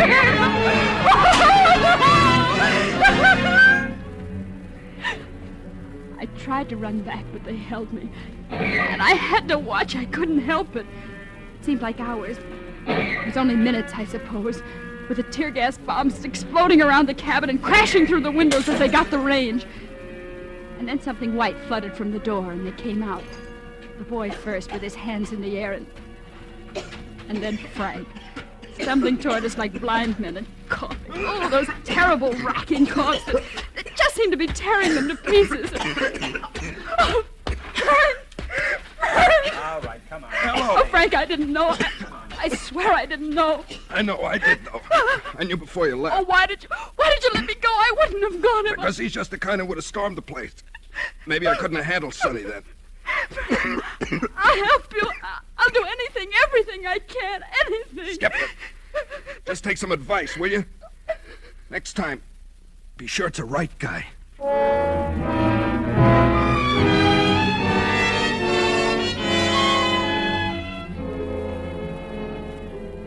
Yes, it's funny. It's like he said. People can be honest and dishonest in so many different ways. I got to the bank early the next morning, too. Harold was already there waiting for me. Hello, darling. Hello? I'm so glad you're here early. There are some things I wanted to talk over with you. You know, you're quite the heroine now. Am I? Oh, yes. And you know, I've been thinking, perhaps I was a little too conscientious yesterday, about our marriage, I mean. I think perhaps you were right after all. We ought to tell... Harold, about our marriage. Yes? There isn't going to be any marriage. Isn't going to be any? I found out something about a girl getting married, Harold. Marriage is something you do second. Do second? Yes. First, you find a right guy.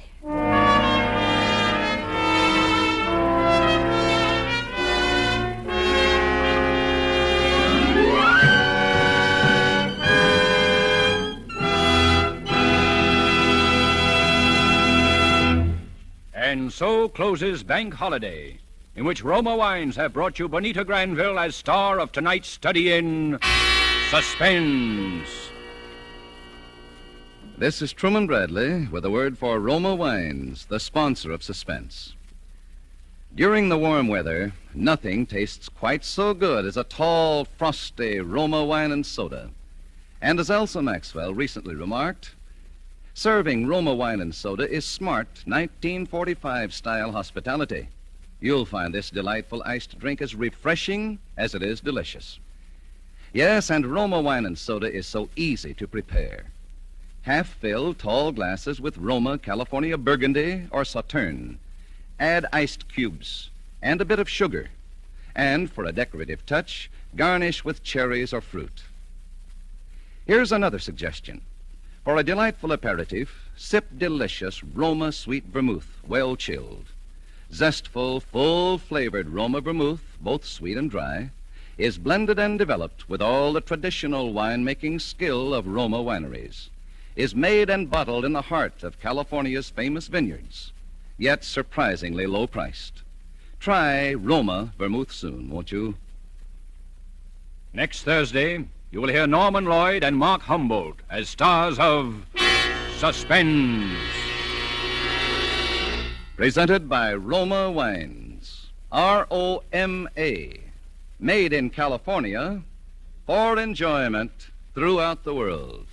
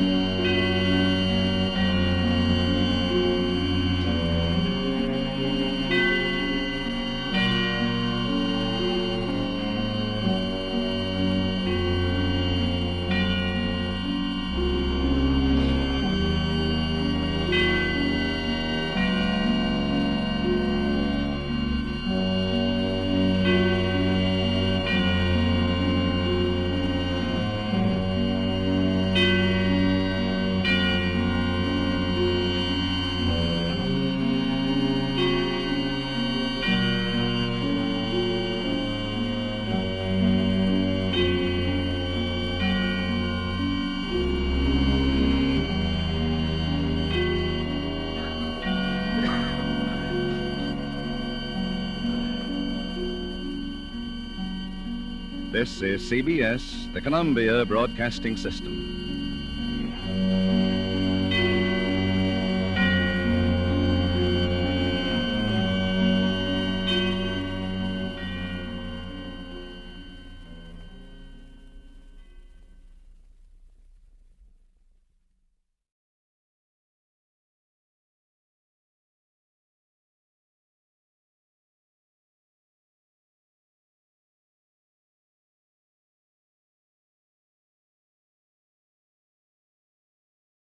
Now, Roma Wines present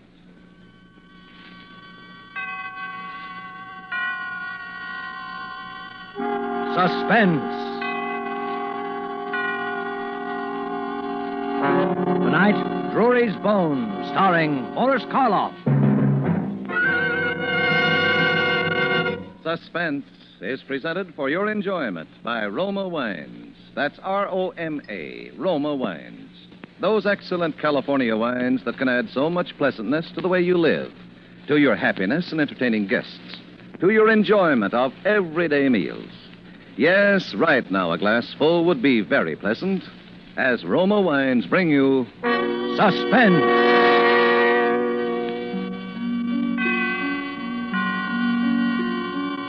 This is the Man in Black, here for the Roma Wine Company of Fresno, California, who tonight from Hollywood bring you as star Mr. Boris Karloff in the remarkable history of a Scotland Yard inspector who found himself in surely the most ironic predicament ever to confront an officer of the law. And so, with Drury's Bones and with the performance of Boris Karloff, we again hope to keep you in suspense. The events that are covered in this report began on the night of December the 28th, 1910, although I didn't know it at the time. But it was on that night that I opened my eyes to discover that I was lying behind some trash barrels in a dark London alleyway. Thunder was ripping the skies apart, and the sheets of rain that were pelting on my unprotected body had soaked me to the skin. My head was aching unbearably. As I automatically tried to rise, I found I was so dizzy that I had to hold on to the barrels for support. I reached up to feel of my head. My hair was a mass of clotted blood. In my numb mind, I could feel only one urge. I had to find a lighted building somewhere where someone could get me warm clothing and call a doctor. It seemed hours before finally I saw an office building in which a light was burning and gratefully stumbled in its direction.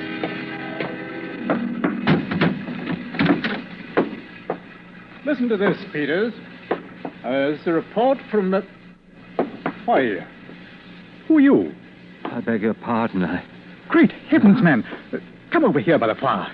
Here, I'll give you a hand. Here, let me help. That's it. Good Lord. Look at that head.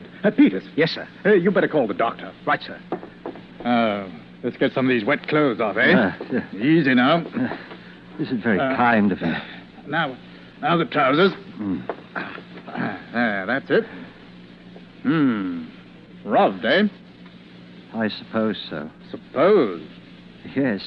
You see, I don't know. Oh, come, sir, you must know whether or not you had a pocketbook. There's nothing here now, certainly. There's nothing?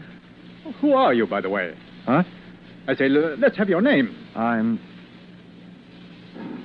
My name is... My name? I don't know my name. I don't know! I must have fainted, because the next thing I knew, I was lying on a couch in the office, covered with warm blankets and slowly returning to consciousness. My benefactor and the doctor were talking in hushed voices near the bed. You say no identification on him, eh? Nothing except these. I found them under his hatband.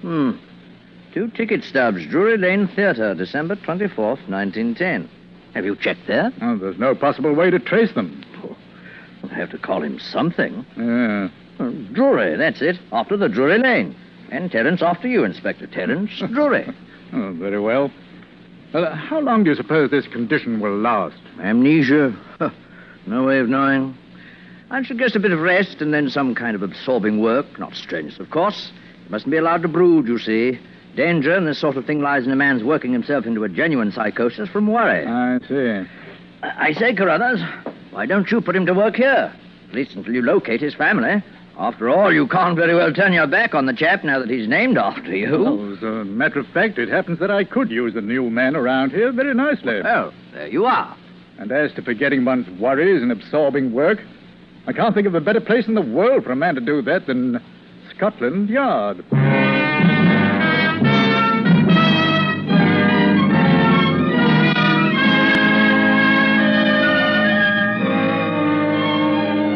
Tonight, for suspense, Roma Wines are bringing you Mr. Boris Karloff, whom you've heard in the prologue to Harold Swanton's radio play, Drury's Bones. Tonight's tale of suspense.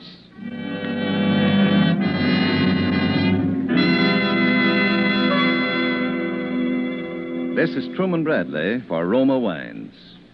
When you listen to the friendly advice of Miss Elsa Maxwell about hospitality and gracious living, you realize that here is an authority who talks plain common sense all the time. I'm talking to men as well as women when I say that the finest hospitality is always simple, sincere, moderate, and natural, never the opposite.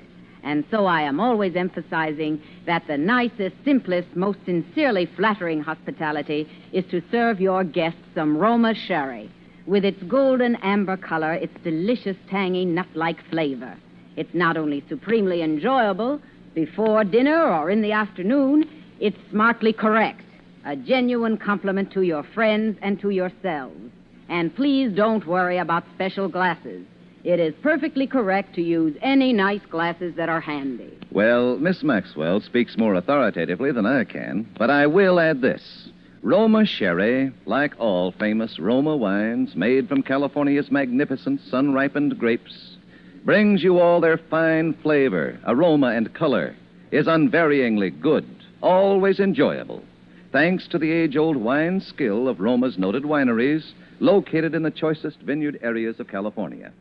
Yet all this goodness and pleasure is yours for only pennies a glass. Remember, more Americans enjoy Roma than any other wines. Roma, R-O-M-A, Roma wines. And now it is with pleasure that we bring back to our soundstage Boris Karloff as Inspector Terence Drury, who resumes his report on the case entitled Drury's Bones, a tale well calculated to keep you in suspense.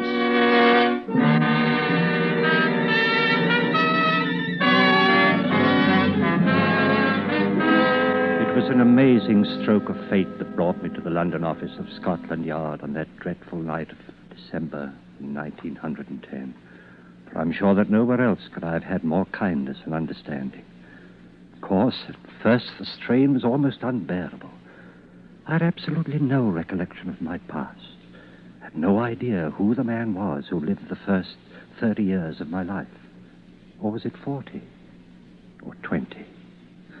I never knew. But Carruthers judged me to be about 30, so I came to regard that as my official age. And he was ingenious in providing interesting work for me. During the days that followed, I became so absorbed in the tide of fascinating cases that flowed across my desk that I had no time for thought or reflection on my plight. My own dossier at last reached what is called the inactive file and was gradually forgotten. In short, my present and my future became so interesting that I came to regard my past as a closed book. And so it was, as a full-fledged inspector, I reported one day in May of 1930 to Chief Inspector Carruthers. Oh, hello, Drury. Have a chair. Thanks. Cigar? Yes, I will, thank you. Havana, eh? Decently prosperous for a Scotland Yard man, Inspector. Sure you're not involved in a scandal of some sort? I'm sorry, old boy. Gift from my niece. Have a light. Only one other conclusion, then. You're about to cancel my holiday. Well, as a matter of fact... Murder in Soho, I suppose. No, not in Soho. In Clovelly. Clovelly? Clovelly? That's a fishing village in Devon. That's it. Bit of a resort town, too, you know. Thought you might be able to combine business with pleasure. I do need a rest, you know. Now, I have here a letter from a Mr. John Stanhope, who resides in Clovelly. It seems he unearthed a human skeleton in his backyard, apparently buried there for years. Oh, it'll just be a matter of securing a routine report on the case, perhaps questioning this Mr. Stanhope and possibly a few of the local residents. Then you can pop down to Torquay and bask in the sun for a few days. Ever been in North Devonshire? I avoid it religiously. I'm allergic to moors. Well, what do you think of it? Well, if it were anyone else but you, Carruthers. I suppose I better write this all down. John Stanhope, right? Mm-hmm. Do you have his address? Oh, there's no such thing as an address in Clovelly. There's only one street. But you won't have any trouble finding it. Oh. From what I hear, the townspeople will be quick enough to tell you all about the place where the bones are buried.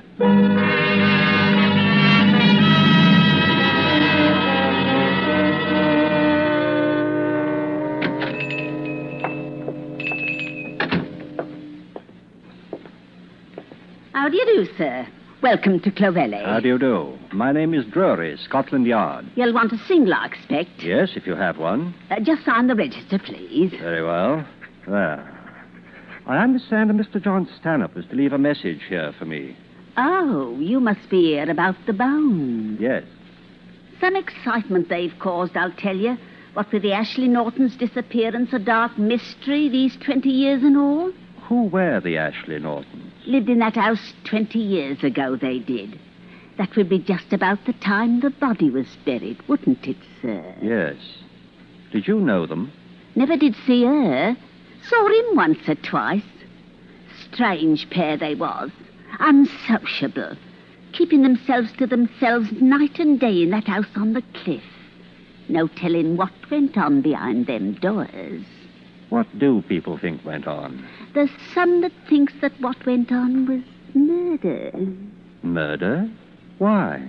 There's those who knows the reasons better than I. I'll leave it to them to tell. Very well.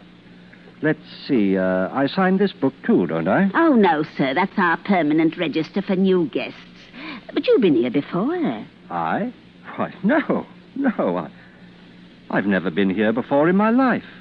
Oh, that's odd. For a moment, I thought I'd seen you here before sometime.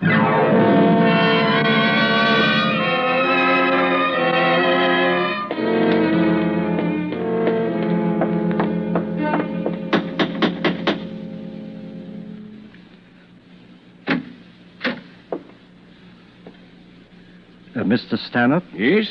Inspector Drury, Scotland Yard. Oh, happy to see you, Inspector. Come in, please. Thank you. I must apologize for the condition of the place, Mr. Drury. The events of the past few days have been a bit upsetting, to say the least. I should think so. Like a spot of sherry?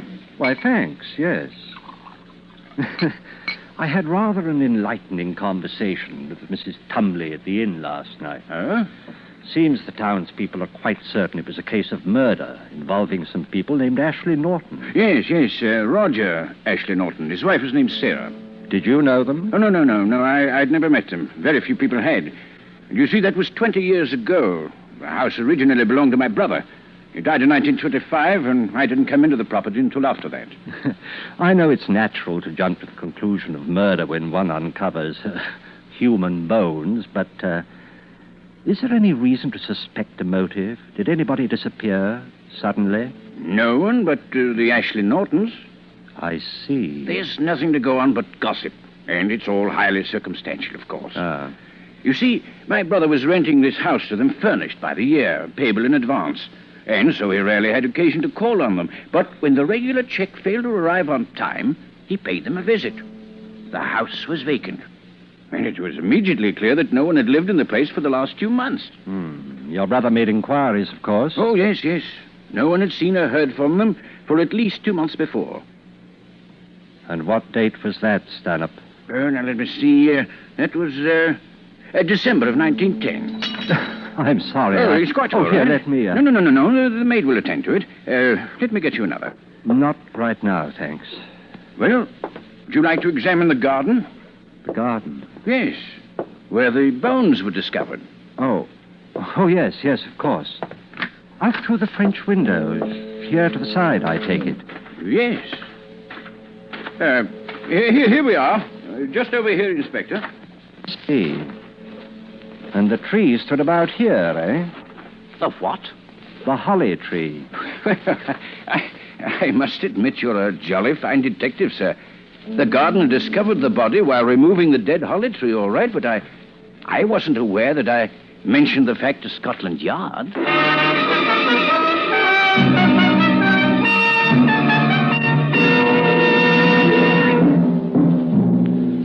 It was in my room at the inn late that night that I first began my notes. I include them now in this report, just as I wrote them then. Clovelly, Devon, May 18, 1930. The feeling that this is all a book that I've read or a play I've seen somewhere in the past has taken hold of my very soul. And the terror that grips me when I think of the future makes rational thought very difficult. But nevertheless, I have resolved to pursue the investigation until I am certain that there is no further doubt. I must discover someone who knew Ashley Norton intimately. His profession, his habits, his personality. I think I must risk tomorrow another talk with Mrs. Tumley. But meanwhile, I shall withhold any further report to Carruthers.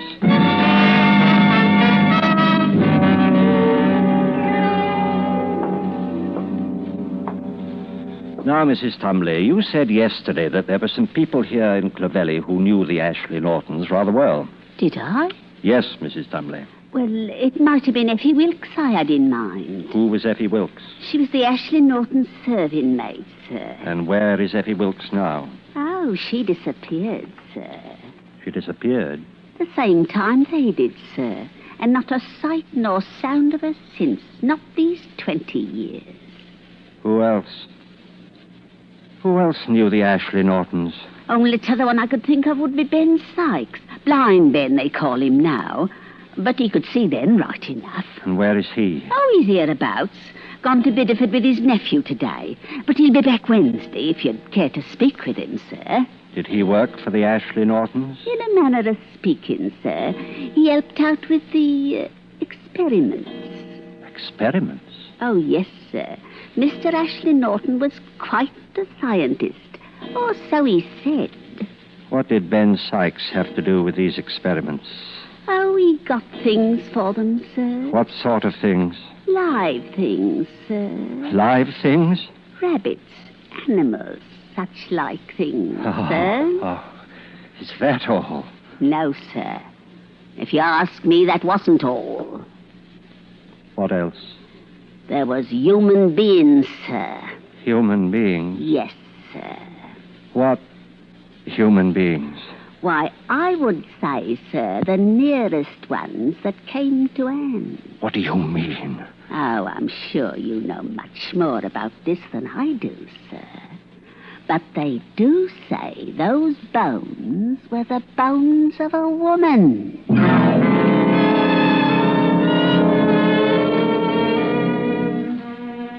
Carruthers wired today that he expects to locate the serving girl, Effie Wilkes, within a matter of hours. That means at least that she's alive. And it also means that our testimony will complete the case. And I can no longer deceive myself as to the outcome. I don't quite know why I sent Carruthers the information about Effie Wilkes, knowing as I do that I'm endangering myself by that action.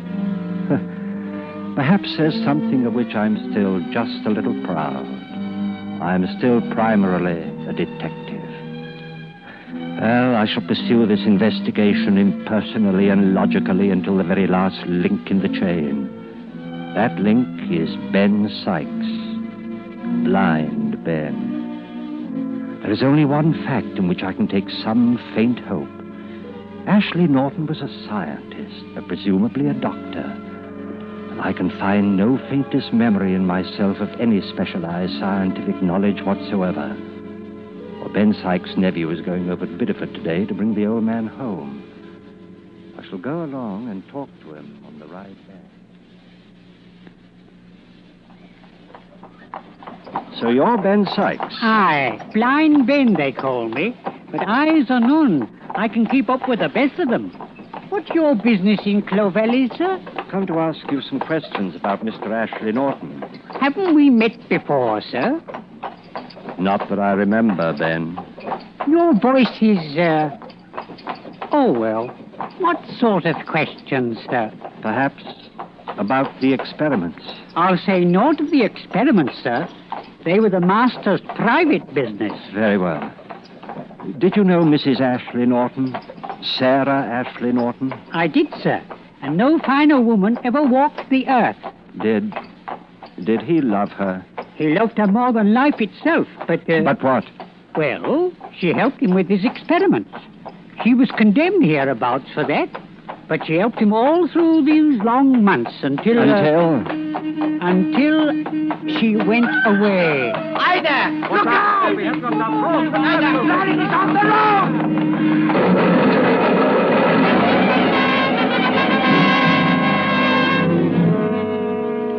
The last I remember was the sickening sway of the wagon as it overturned in the ditch to the left of the road. I must have hit my head on something and lost consciousness just for a moment. Help me with him. Otto! Oh, I say, there's a nasty gash on his leg there. What about the other? Take care of Ben. Right. I'll look to the inspector. Right. There you are, old fellow. Now.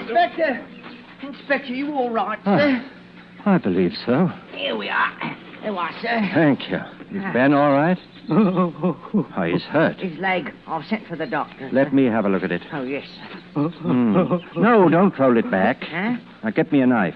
Oh, here you are. Now, help me with this. Here. That's it. Compound fracture and bleeding pretty badly. Have you a handkerchief? Ain't clean enough for a bandage. It isn't a bandage. Now, get me a small stick. Oh. That's it. Now, around here, just below the patella. Now, hold on to that and relax it when I tell you. Yes, sir. Tibia and fibula, both compound. Dislocation of the talus. Need X-ray immediately. What? I didn't know you was a doctor, sir. Huh? What? Neither did I.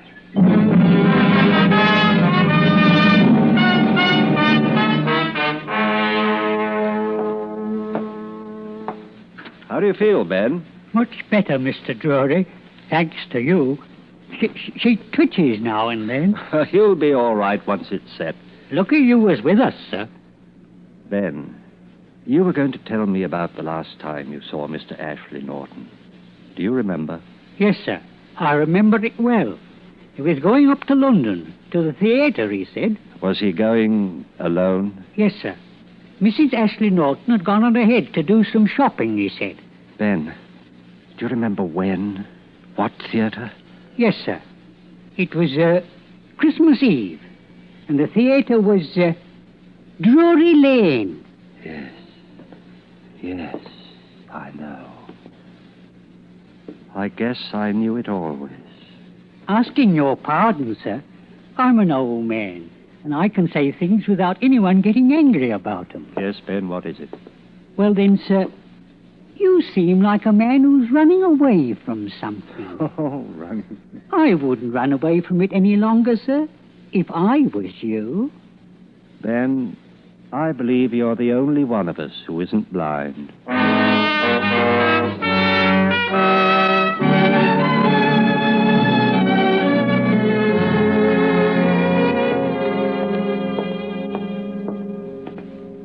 Hello, Drury. Well, welcome back. I say, though, the chief's been trying to get a hold of you all day. Yes, I know. Is Chief Carruthers in? No, he had to meet someone at the train. He'll be back soon, though. When he wants me, I'll be in my office, finishing my report. Oh, that's so. You've been on a case. Murder, wasn't it? Did you catch the fellow? Yes, I caught him.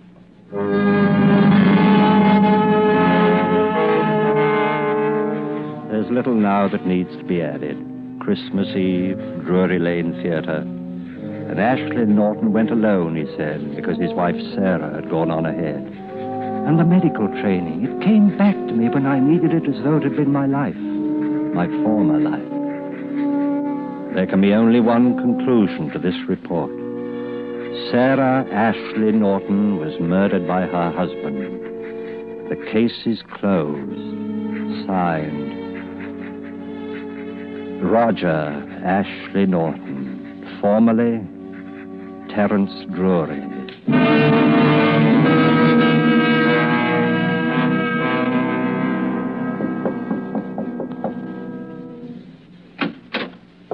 Oh, come in, Drury. I've been expecting you. Yes. Here's my report, sir. And there's time enough for that. If you don't mind, I'd rather you read it now. I'd like to get it over with. Yes, but, you know, we finally traced the serving girl, Effie Wilkes. Yes. If you don't mind. And through her, we traced someone else. Does it really matter now? I think perhaps it does. You may show in the witness, Peters.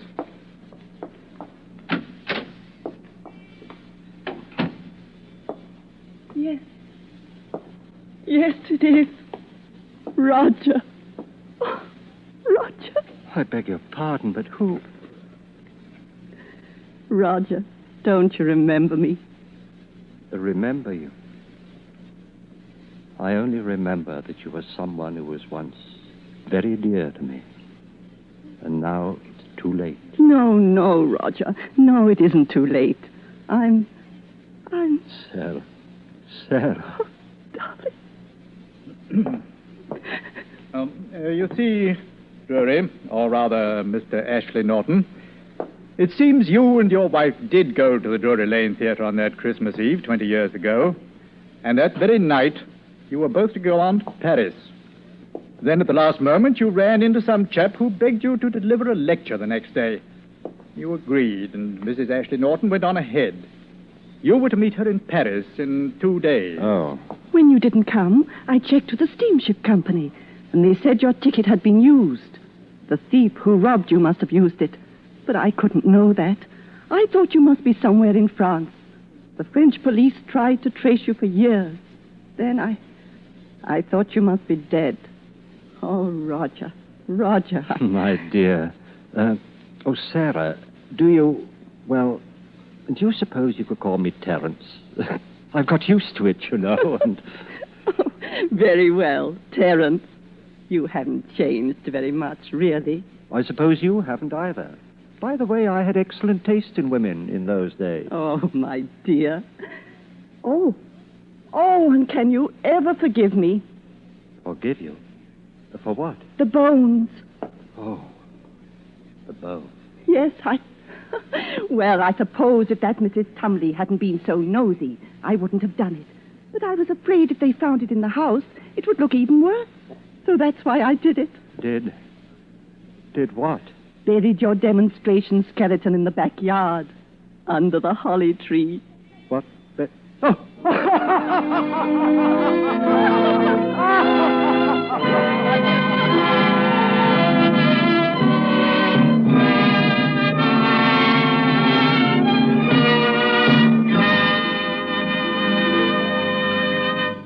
And so closes Drury's Bones, starring Boris Karloff. Tonight's study in Suspense. Suspense is produced, edited, and directed by William Spear. There is no reason at all, Elsa Maxwell says, why everyone should not have the enjoyment of Roma wines with everyday meals and when entertaining friends. These superb wines of California are so delightful to the taste, so very delicious with food, so smartly complimentary to friends who are your guests.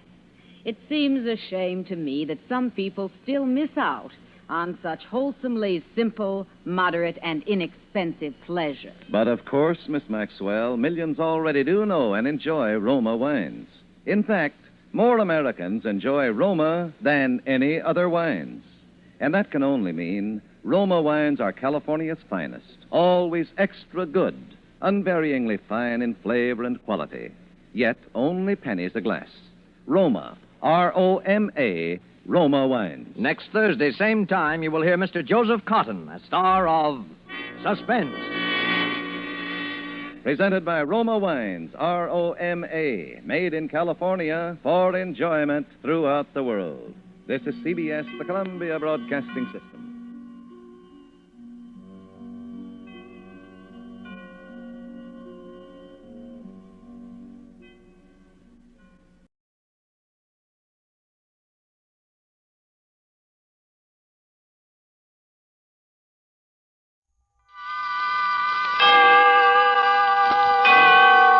Autolite and its 98,000 dealers bring you Kathy and Elliot Lewis in tonight's presentation of Suspense.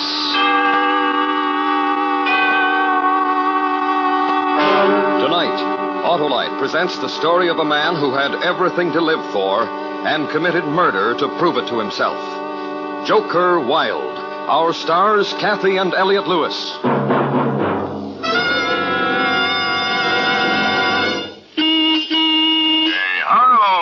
Why, it's Oscar, the super smooth and scintillating sedan. Super smooth is right, Harlow. I'm equipped with an Autolite electrical system. Ah, there's none better, Oscar. And it's because your Autolite electrical system is designed to operate as a team with all units and component parts related by Autolite engineering design and manufacturing skill to give you the smoothest performance money can buy. I know how important the electrical system is, Harlow. Sure you do, Oscar. And you know, too, how important it is to have only Autolite original service parts used when replacements are needed. Because only these parts are designed by Autolite engineers who design complete electrical systems used as original equipment on many leading makes of our finest cars, trucks, and tractors. So, friends, always insist on Autolite original service parts for your Autolite-equipped car. It pays in performance. And remember, from bumper to tail light, you're always right with Autolite. And now, Autolite presents Joker Wilde, starring Kathy and Elliot Lewis, hoping once again to keep you in suspense.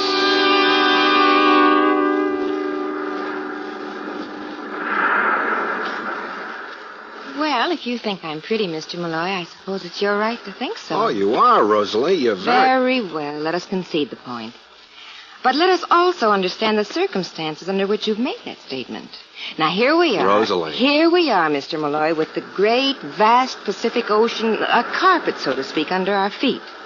And the moon above and the... Rosalie. You must hear me out, Mr. Malloy. You know, my friends all tell me I have the uncanny knack to size up any situation, romantic or otherwise. Now, this situation, for example... Let's not knock the situation, Rosalie. I planned it very carefully. This takes planning? Waiting to a lonesome girl from a long car? Bringing her to a place like this where she can look strange and mysterious on a cliff high above the ocean?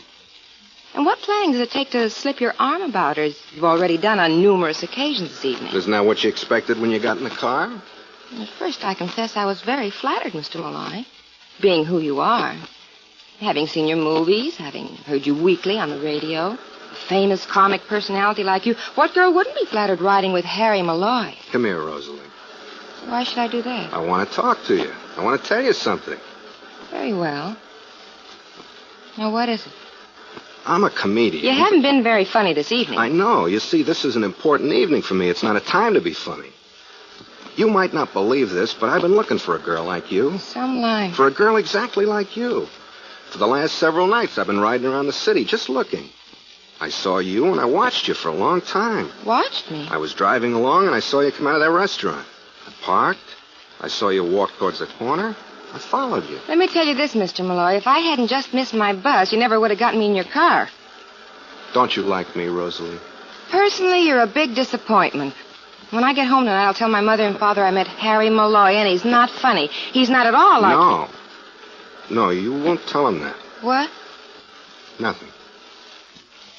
It's very chilly, Mr. Malloy, and I've seen enough of the vast Pacific from a cliff. You may take me home now. Now, wait. You may take me home now, please. Listen, Rosalie. You say you saw me in pictures. Yeah, every one. Which ones you like best? Are you taking a poll, Mr. Malloy? Just tell me, which ones you like best? Very well. The one where you dressed up like a girl in a disguise. Gee, you were funny. I saw it 3 times. You know that thing you did, that funny way you walked? You like that, huh? Oh, it was a scream. I screamed, I know that. I guess everybody did. I'll do the bit for you. Come on, get out of the car. That's it. Now, give me your coat. You mean it? Sure, I mean it. All right. Gee, will I tell Mom and Pop? Yeah. There we are. Turn your head, Rosalie. I'm going to roll up my pants legs. There we are. And this one. You can look now, Rosalie. Can you whistle? Sure. Whistle. Yeah, I know just the tune.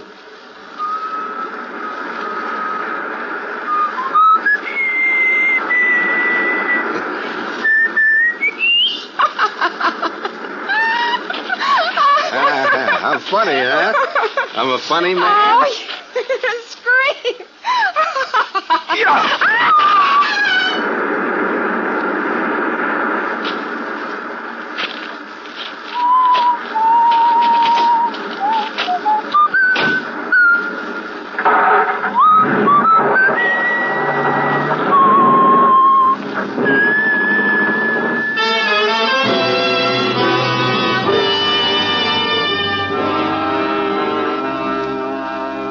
The fact that I just killed a girl doesn't change a thing. I create comedy. I stand up on a stage, or my picture's on the screen, or I stand behind a microphone. People laugh.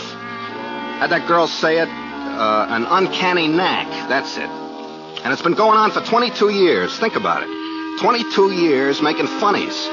It's quite a nice life. Big cars, 3 of them. Big house, 2 of them. 1 in Palm Springs, 1 in Hollywood. Money, lots.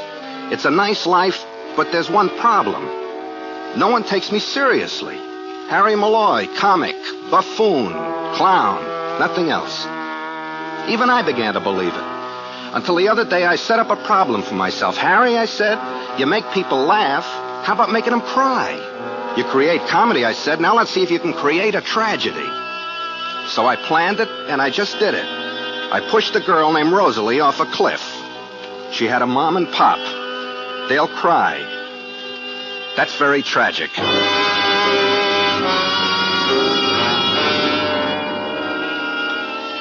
You know, the next couple of days I felt great. You know the feeling.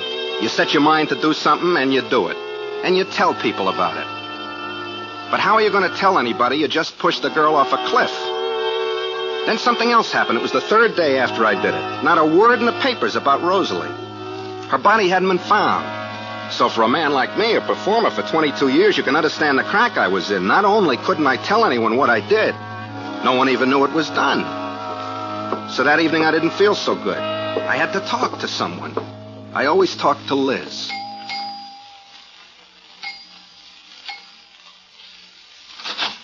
Harry, lover, come in wherever you are. Freddie, that's what we got. Look what blew in. Oh, where have you been? Kiss me, lover.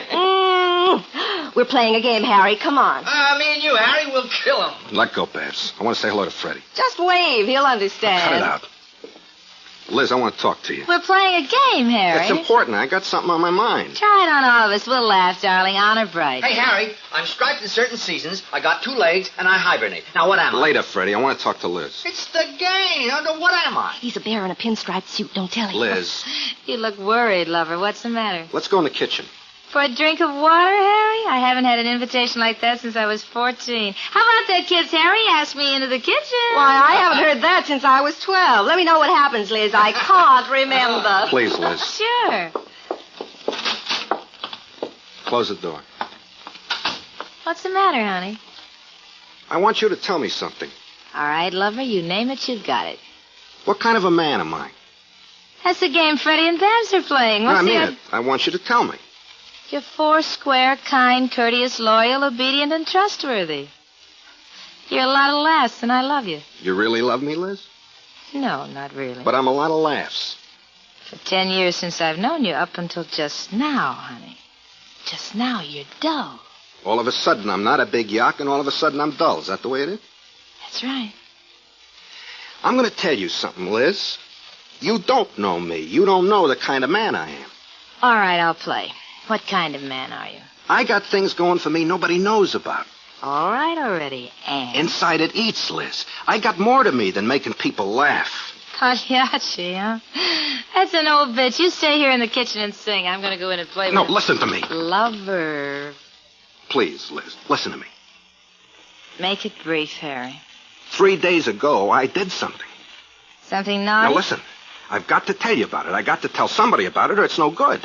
You flipped? I'm not just a clown, Liz. That's what I'm trying to tell you. I did something important, something big.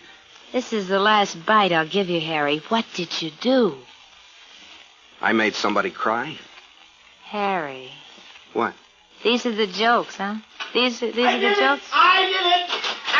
Guess what I am? I'm a fuzzy bear in a pinstripe suit. See, Harry? Freddie knows what he is, so I'm going to tell you what you are. A comedian. You're a funny fellow. When you're not funny, Harry, you're dead. Let's have laughs, huh?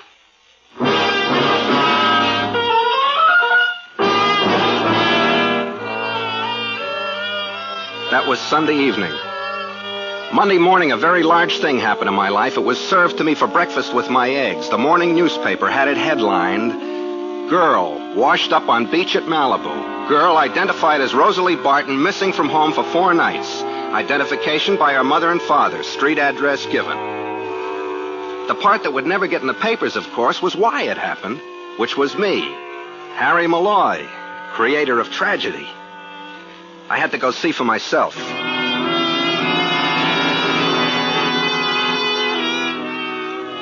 Rosalie Barton lived in a cheap little California bungalow. 1 floor, 1 palm tree, a geranium bed that needed watering. One thing was funny, though.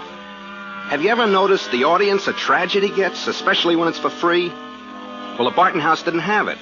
There should have been all over the lawn, onto the pavement, neighbors, kids, the people who hop in their cars and come from all over the city to look in on tears. But no, nobody around. I parked my car a couple of blocks away and walked to the house, up the path, onto the porch, near the window. I looked under the drawn window blind to see what I was looking for. Hysterical parents, bewildered, grief-stricken. But I only saw a room, no people. And I saw this. Near the window, a highboy. And on it, a picture of the dead girl, looking at me and smiling at me. I looked, too. I couldn't see anything. Huh? They're still at the funeral parlor, her mother and father. They must be very upset, huh? No, they're taking it real good. I live right next door, and I came over to see them last night, and they're taking it real wonderful. Didn't even cry. Oh. Hey. Yeah? Aren't you Harry Malloy? Yeah. What do you mean the parents didn't cry? Well, aren't you? Well, sure you are. Didn't they love their own daughter? Why didn't they cry? Well, if they did, nobody saw. Hey, what are you doing here, Mr. Malloy? Well, it happened. I was just driving by. Oh, it's just driving by. No, seriously. I'd read about what happened. Seriously? You seriously? Well, yeah. I'm trying to tell you Hey, that... Jonesy, look who's here. Harry Malloy. Hey, no, wait. This is my neighbor, Jonesy. Harry Malloy. Hi, Harry. How are you? Hey, you gonna be here a minute? I want to get my wife. Get your wife? What do you need your wife for? He kills me. Wait a second. Hey, Reba. Reba, come here a minute. Jonesy never does a thing without Reba. You'll like Reba. She's a great giggler. Yeah, well, I gotta go. Oh, come on. Stick around, Mr. Malloy. The whole neighborhood feels bad about what happened to Rosalie. Oh, stick around. You want funnies now? A young girl, someone you knew, murdered, and all you do is laugh. It's a funny face you make. Hey, here's Reba. Hi, Harry. What are you laughing about? I haven't said anything. Some giggler, huh, Harry? All right, calm down now. I want to tell you something. Reba? Reba. Seriously. I want to tell you why I'm here. I read in the newspaper about a girl's being killed. And I was driving by. He was driving by. Get this. Go on, Harry. I was driving by. Just like a similar situation happened to me once before. No, seriously. Ran out of gas, huh? Had a flat tire, Harry? What? Go on. Tell us what you're doing here. You get this, Johnson. Go on, Harry. Well, I stopped by because I saw a fellow looked hungry. So I pulled over and I said to him, hey, you look hungry. He said, no, I'm not hungry, but I would like 10 cents for a cup of coffee. So I offered him a dime. Yeah, honest, I did. But he just shook his head. He wouldn't take it. I said, what's the matter, mister? You asked me for a dime for a cup of coffee, didn't you? He said, if you don't mind, Mr. Malloy, I'd like 10 pennies. I said, why? He said, I like drip coffee. So I gave him 6 pennies.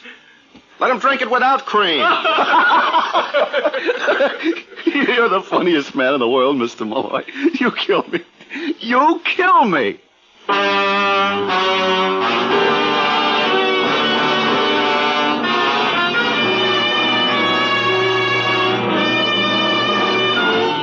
Autolite is bringing you Kathy and Elliot Lewis in Joker Wild. Tonight's presentation in radio's outstanding theater of thrills, Suspense.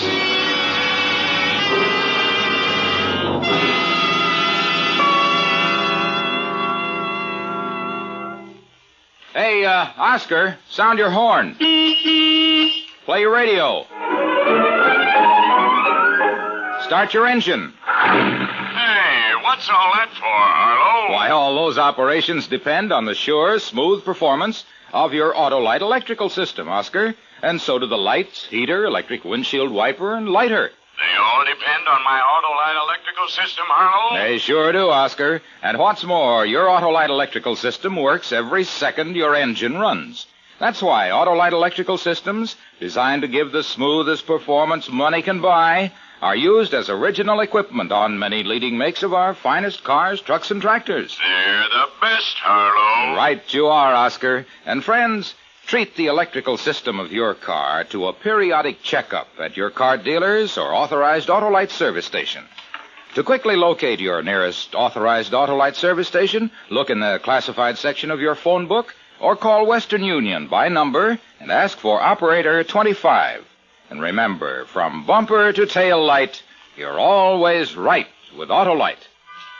And now, Autolite brings back to our Hollywood soundstage Kathy and Elliot Lewis in Elliot Lewis's production of Joker Wild, a tale well calculated to keep you in suspense.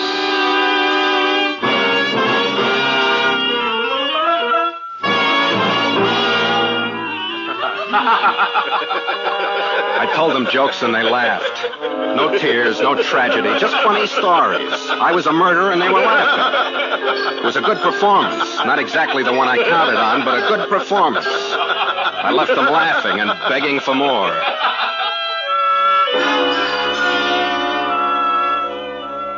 But still there was the need. The need to tell somebody, make somebody believe me. I'd done the biggest thing in my life. And a good performer deserves appreciation, an audience. The size of the house didn't matter. Go back to Liz. Try again.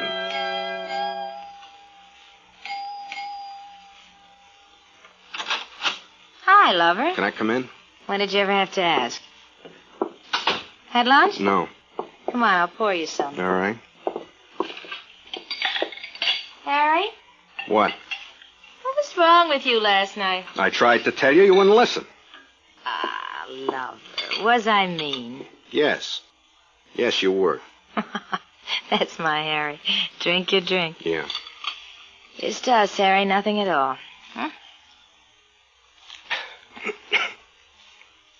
What is it, Harry? You have this morning's paper, Liz? This morning's paper. Here, read this. About the drowned girl? I read it this morning over coffee. What about it? What kind of a man do you think could have done this? Done what? Murdered her. Pushed her into the ocean. Give me the paper. Where does it say she was murdered? Here. Was pushed. Or fell. You want a new kick, Harry? What's the matter with you? Liz, do me a favor, will you? Sure. Do it my way, will you? Let's just play she was pushed into the ocean. What kind of a man do you think could have done anything like that? A nut. Look, I don't get this. What's it to me about this girl? What's it to you? I'll tell you what kind of a man did it. A man of cold intelligence. A crazy man. A creative man. One who wanted to express himself in a profound... Profound. Oh, brother, a nut. You listen to me. I'll tell you what kind of man murdered that girl. I know. Now, you just listen. It was getting funny, lover. I'll just answer the phone. I'll be right back. Hello? Hi. There's nothing. Nothing at all. Harry's here. Oh, huh? How was it? Yeah, I thought so. I have to see it myself. What? What? I can't hear you, darling. Hold on a minute. Harry, do your London bridges later, huh? Yeah. Where were we? Oh, yeah. Yeah? Just like that, huh? That's life. Sure, darling, of course. What? Oh. What? I guess so. I guess it could be arranged. Of course I can keep my mouth shut. You know... Wait a minute. Will you... Harry! Harry, I'm trying to talk to... Harry! Harry's flipped out. Call you back. Try it with your head, Harry. You need a cold shower or whatever boys do when they act like this. What's the matter, lover? All right, all right. All right, what? I'm getting out of here. You won't listen to me. I'll find somebody who'll listen. Tell me, baby. I'll listen to you. It's about that girl. What girl, baby? The girl named Rosalie, the one in the paper. The murdered girl. Oh, baby. Answer me one thing. All right. Do you think I could have killed her? You? Well, answer me. You? Answer me. Shut up. Shut up. Liz. Oh, you. Liz, please. You. Oh. You haven't answered me, Liz. Oh. I'll tell you, lover, if you want to know. You're the 7 wonders of the world. Life hits you in the face, you run to the joke file. A gag for each and every situation. That's all I am, huh? I'm not finished. Go on. Face it, lover, nobody takes you seriously. That's why everybody likes you, because you're no problem. What this business with banging the piano is, that's a joke file I haven't been in with you before. Just one thing. Uh-huh. Just don't get wearisome around me, Harry. You won't be welcome around here. And that's it? Yep. All right. Wait here, Ma.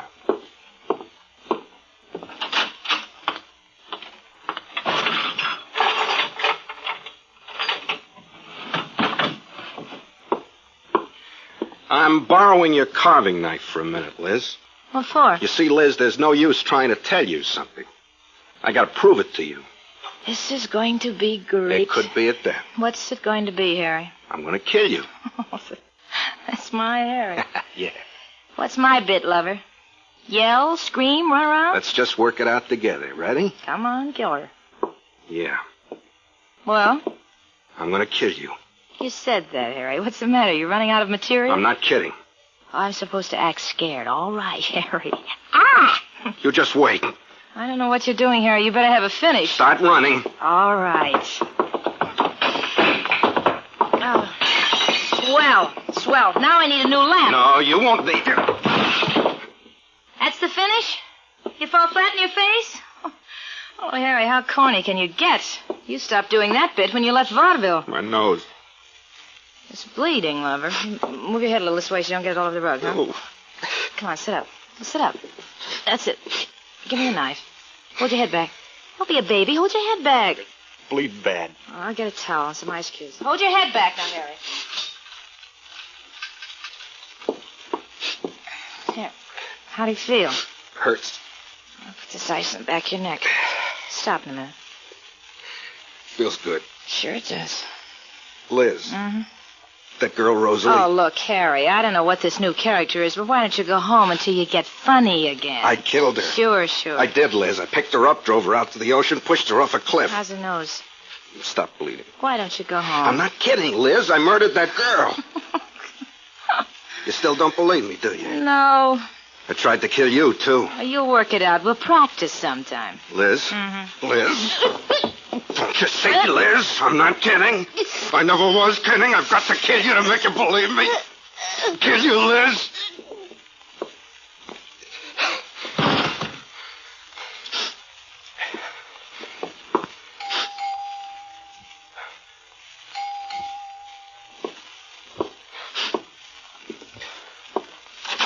Was a minor 49er, and her name was Clementine. Hiya, Harry. How's the old kid? Kiss me. Mm. Oh, where's Liz? I'm forced to ask. In there. Right over there on the floor. On the floor? Hiya, Liz. Hey, what's this, a new game, Harry? She's dead. Oh, we're supposed to ask questions. You answer yes or no. We're supposed to tell you who did it, huh? Such an old game. Was it? I did it. I strangled her. Hey, kid, you're taking all the fun out of it. Freddie. Huh? Look. Look at what? Her throat. I strangled her. Oh. I don't believe it, Harry. Well, not you. Liz wouldn't believe I could do a thing like this either. Look what happened to her. I can't believe it. I can't believe it. You will. Stick around for police, Freddie.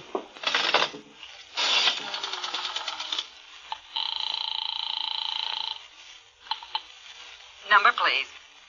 Get me the police.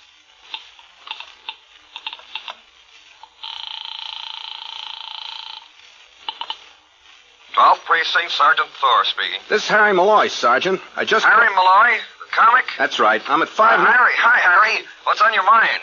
I just murdered a woman. What? I just strangled a woman. Several days ago, I threw a girl off the cliff. And tonight's your night for strangling her. Have a nice party, Harry. Now, listen, I'm not kidding. I killed a girl. I killed 2 girls. Sure. I'm a murderer. Don't you believe me? I'm a murderer.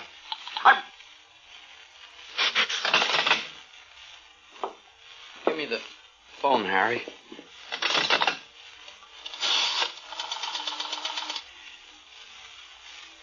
Give me the police, operator. Police?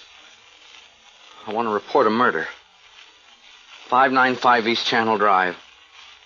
My name? Fred Goodwin. Thank you very much. I'll be right over, Harry. Harry, why? I'm quite a guy, huh? Answer me. You're quite a guy. Harry. Oh, Harry.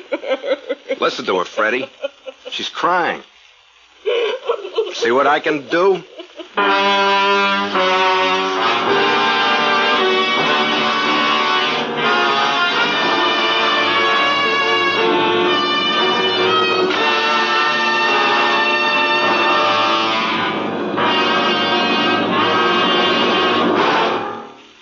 Suspense.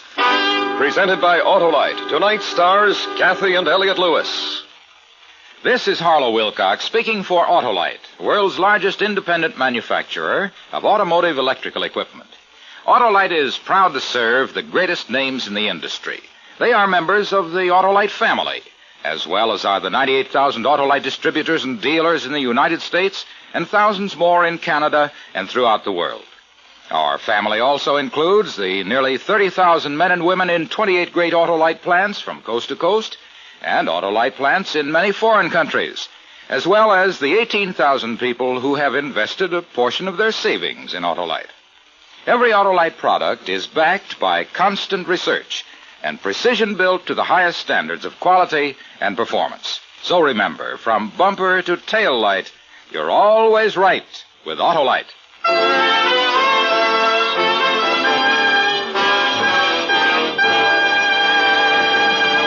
Next week, the true story about the solution to a murder.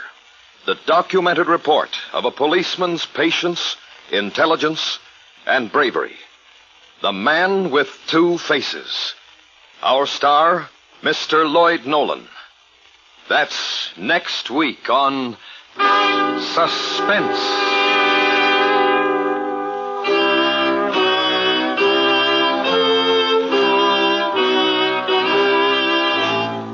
Suspense is produced and directed by Elliot Lewis, with music composed by Lucian Morowick and conducted by Lud Gluskin. Joker Wild was written for Suspense by Morton Fine and David Friedkin. In tonight's story, Charlotte Lawrence was heard as Babs and Joseph Kearns as Freddie. Featured in the cast were Lillian Bayef, Gene Wood, Hy Averback, Larry Thor, and Byron Kane.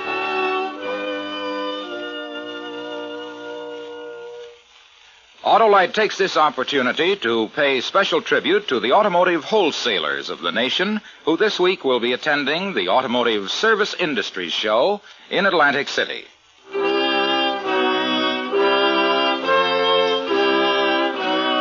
This is the CBS Radio Network.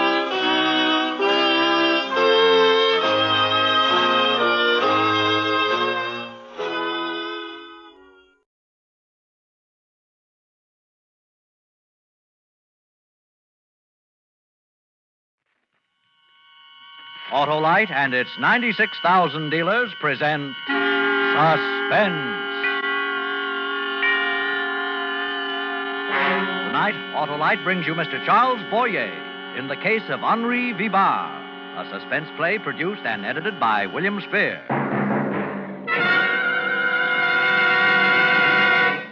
Oh, Mr. Wilcox, Filbert's taking me to the junior prom tonight. Isn't that exciting? Why, Dora, my tempestuous teenage neighbor, it's almost as exciting as that exemplary exponent of extra starting dependability, the Autolite Stay Full battery. The battery that needs water only 3 times a year in normal car use. Gee whiz, Mr. Wilcox, I want to talk about the dance. Well, so do I, Dora. The dance of delight you devotees of driving will do when you find out how much more you get with an Autolite Stay Full battery. You see, tests show this famous battery gives 70% longer average life than batteries without Stay Full features. And those tests were based on SAE life cycle standards. Filbert's kept every dance in reserve. Reserve? That reminds me, Dora. The Autolite Stay Full battery has 3 times as much liquid reserve as batteries without the Stay Full features. That's why it needs water only 3 times a year in normal car use. Mr. Wilcox, you ought to see. So, friends, see your neighborhood Autolite battery dealer tomorrow. Remember, you're always right with Autolite. And now, with the case of Henri Vibar and the performance of Charles Boyer, Autolite hopes once again to keep you in suspense.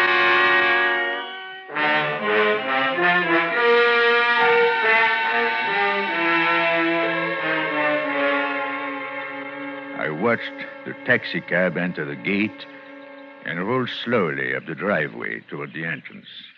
Gladstone Memorial Rest Home is a big, busy place. Dozens of cars come and go every day, and yet somehow this cab caught my attention and held it.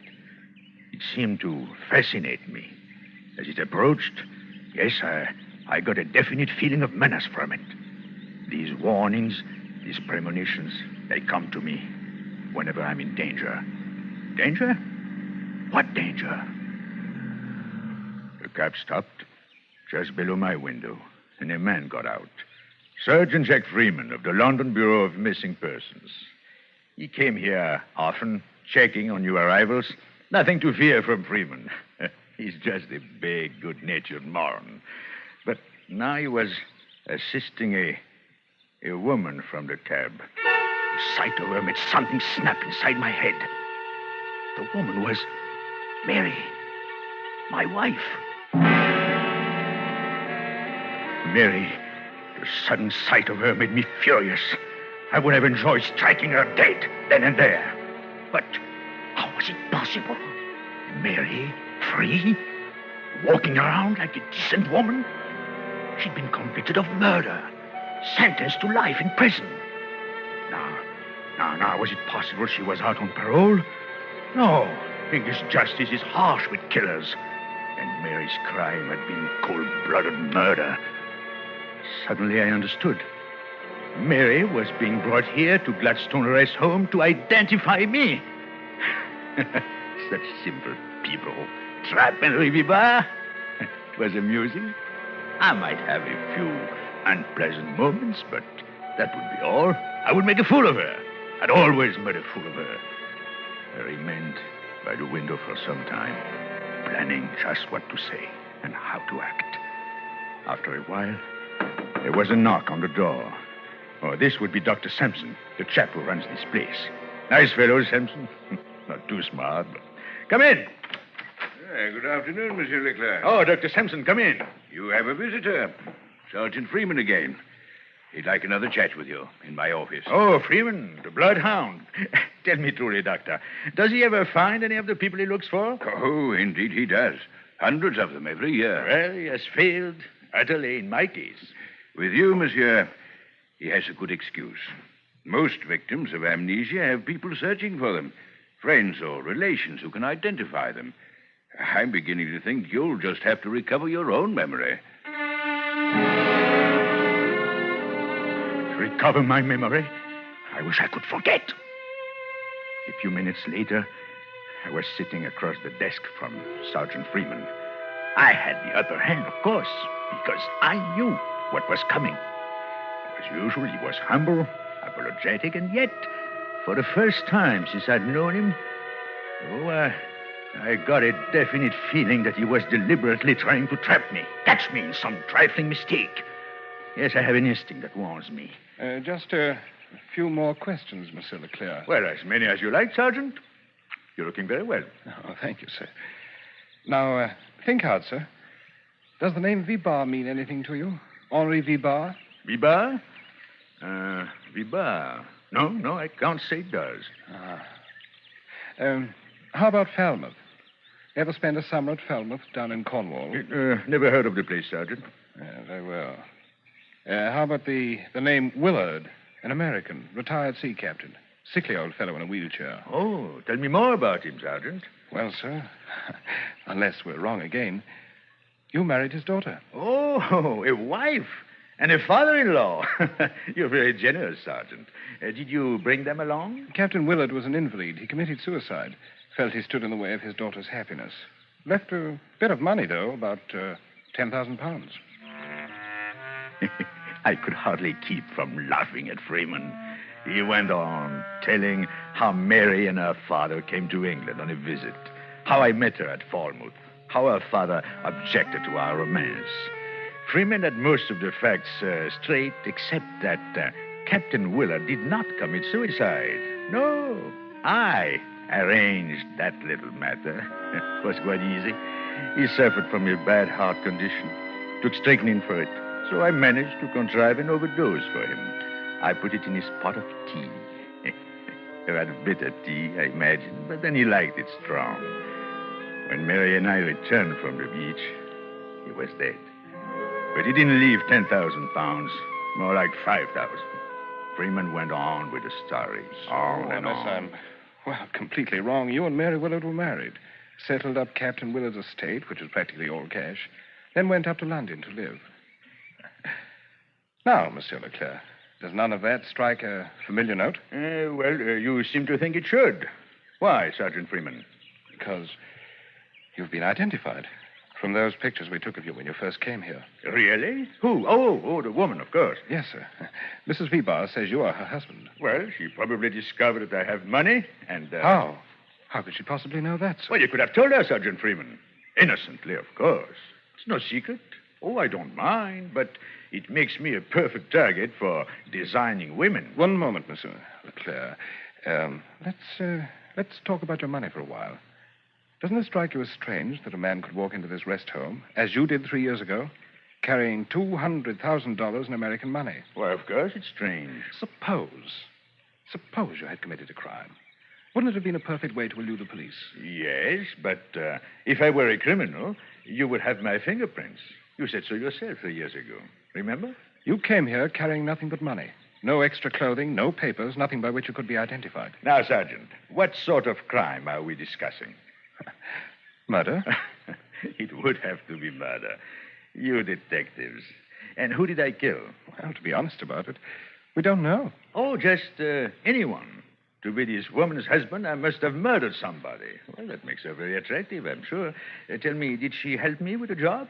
She was tried for the murder, convicted, and sentenced to spend the rest of her life in prison. Would you care to hear about it? Well, not particularly, but it's part of your job, and we've rather taken over Dr. Sampson's office. Oh, that's quite all right. I find this very interesting. Well, it's not interesting to me, because Freeman had the story all wrong. He just knew Mary's side of it, and there was so much she didn't know. We buried the old man, got married, collected the old man's insurance, then went up to London to live. It was very nice for a few months, but the money didn't last long. Very soon I was broke. Nasty feeling, being broke. Makes me nervous, uncertain of myself. Fortunately, just as things were getting really bad, I met an American friend, a chap I had met in New York a few years before, named Nate Blackburn.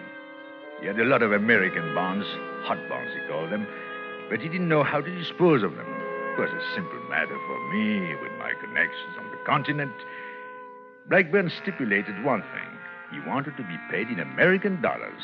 That delayed matters for a few days, and finally, when I received the money, I decided not to share it with Blackburn. So, instead of keeping my appointment with him, I went to my hotel, sent Mary out on a fool's errand, and packed my grips for a quick disappearance. I'm very clever at quick disappearances. I was all packed, ready to leave, when there was a knock on the door. That startled me. If Blackburn didn't know where I was living, and Mary couldn't get home for an hour, who could it be? Again the knock. My nerves steadied down. They never fail me in a tight spot. Hello? What is it? Sergeant Randall, Scotland Yard. Well, what do you want? Some information, that's all, sir.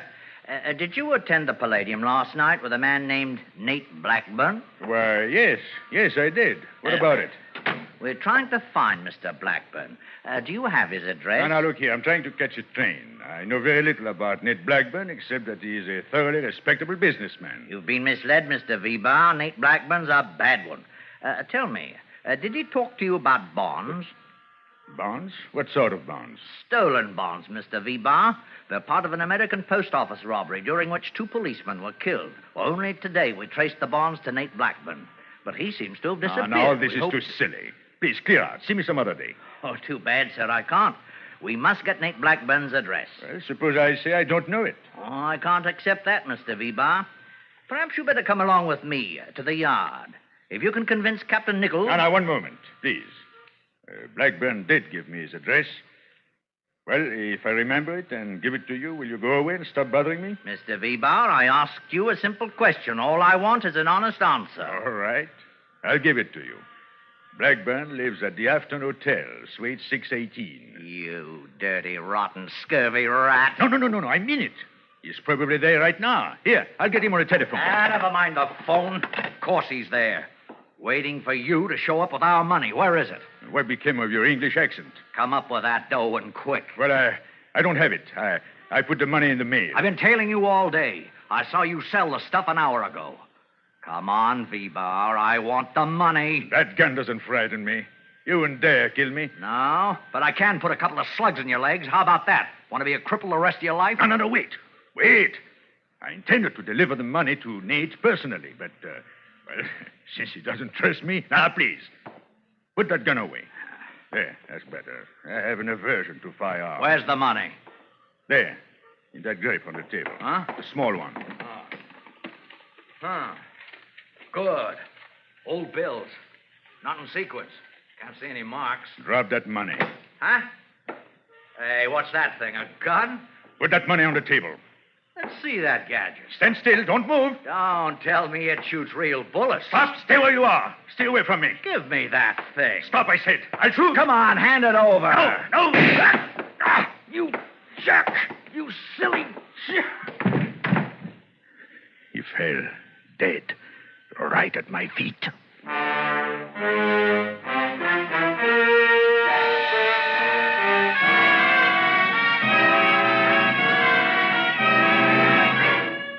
Autolite is bringing you Charles Boyer in the case of Henri Vibar, tonight's production in radio's outstanding theater of thrills, Suspense.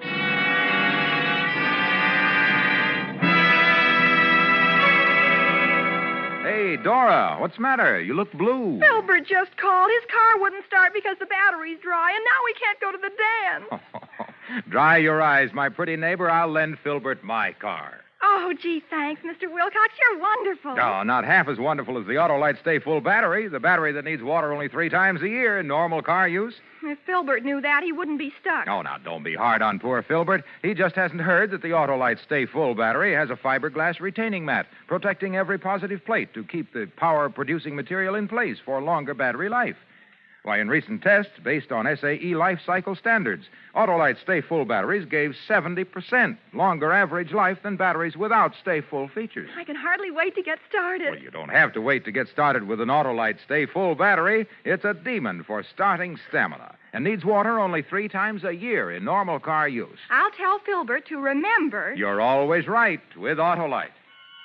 And now, Autolite brings back to our Hollywood soundstage our star, Charles Boyer, in the case of Henri Vibar, a tale well calculated to keep you in suspense. It's a terrible thing to kill a man like that. To see him go limp and pitch forward on his face. Just the memory of it made me sick. I must have betrayed my feelings because Sergeant Freeman stopped whatever he was saying. Anything wrong, sir? Eh? Oh, pardon me, Sergeant Freeman. My mind strayed for a moment from what you were saying. But you look ill, monsieur. What? Are you sure you feel all Oh, right? I'm quite all right, Dr. Sampson. Sergeant Freeman, please continue with your story. I found it quite interesting. Oh, thank you, sir. Well, when Madame Vibar returned, her husband had a fantastic story to tell her. Only a woman in love could have believed such an impossible. Fantastic tale. There you have an example of Sergeant Freeman's intelligence. Fantastic? It was a masterpiece. Far above anything his meager brain could understand. I think I told you how my mind works best in a crisis. Well, it worked now, like a well-oiled machine. I had nothing to fear from the police. I could explain this dead man as a thief or a burglar. But what about Nate Blackburn? After this, it never stopped looking for me. Nate is a killer. Human life means nothing to him. No, I'd have to disappear. Make it absolutely convincing. Well, I could do just that. No one, not even my adoring wife, would ever hear of me again. I would dissolve into thin air and take $200,000 with me. The sight of the dead man sickened me. So I dragged him into the bedroom and closed the door. Then I sat down and planned out every detail of the wonderful scheme. Of course, I wiped my fingerprints from the little gun I had used and left it on the table where my wife would be sure to handle it. Funny thing, Nate and I had talked about fingerprints. He had bragged that none of his men had ever been fingerprinted. Neither had I. Maybe that's what gave me the inspiration. By the time Mary came home, I had every detail of my plan. Hello, dear. Your man didn't show up, maybe. Henry, what's the matter? Mary, I'm in trouble. Trouble, dear? What? I killed a man. Henry, don't fool about such things. I'm not fooling, Mary. Look, here. Oh. No, don't go in. Henry, Who is it? How did it happen? Good girl. I was afraid you'd go to pieces. Never mind me. What about you? Well, I'm in for it, I guess. No, it couldn't have been your fault. You wouldn't hurt anyone. Please, Henry, how did it happen? Well, this man in there, he gave me some bonds, asked me to sell them for him. I lost them. Don't ask me how. Some thief must have picked my pocket. Anyway, this man came up here today and demanded the bonds or the money from them. I tried to explain, to reason with him, but he wouldn't listen. He got rough, and I managed to get that little gun of yours. We struggled for it. It went off, and... Well... No. But it was self-defense. Oh, what English jury would believe that? The man did give me the bonds before witnesses. Who would believe I didn't sell them and keep the money, and then kill that man to keep him from talking? We've got to be practical, Mary. Did you call the police? No. I waited for you. Why, Henry, why? Because there is a possible way out if you'll stand by me. Stand by you? Why, I'll do anything you say. Mary, it will take nerve. If you weaken... Henry, you're my husband. I love you. Tell me what to do, and I'll do it.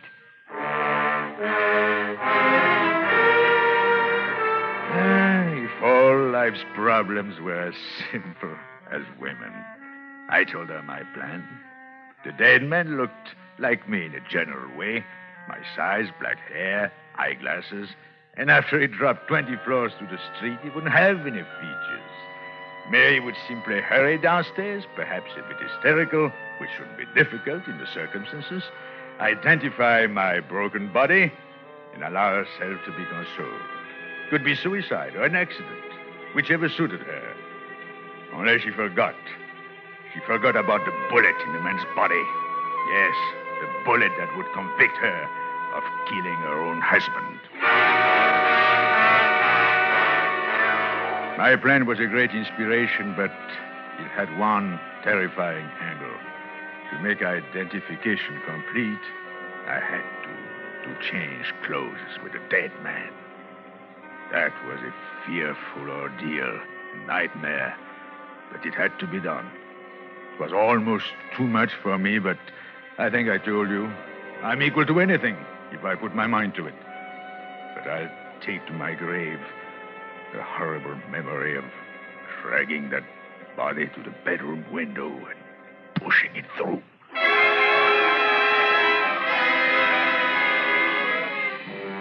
I walked down the back stairs, 20 flights of them. I saw the crowd in the street around the body.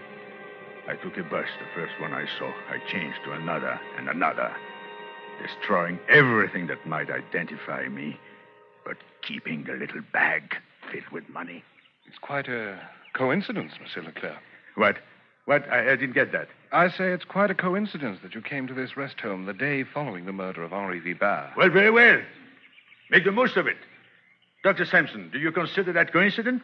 I had to come here sometime. Yes, Sergeant Freeman. Since he's here, he had to come sometime. Well, apparently you've brought this woman with you. Bring her in. Let's get through with this farce. Thank you. Perhaps that will be best. Madame Vibard, will you come in, please?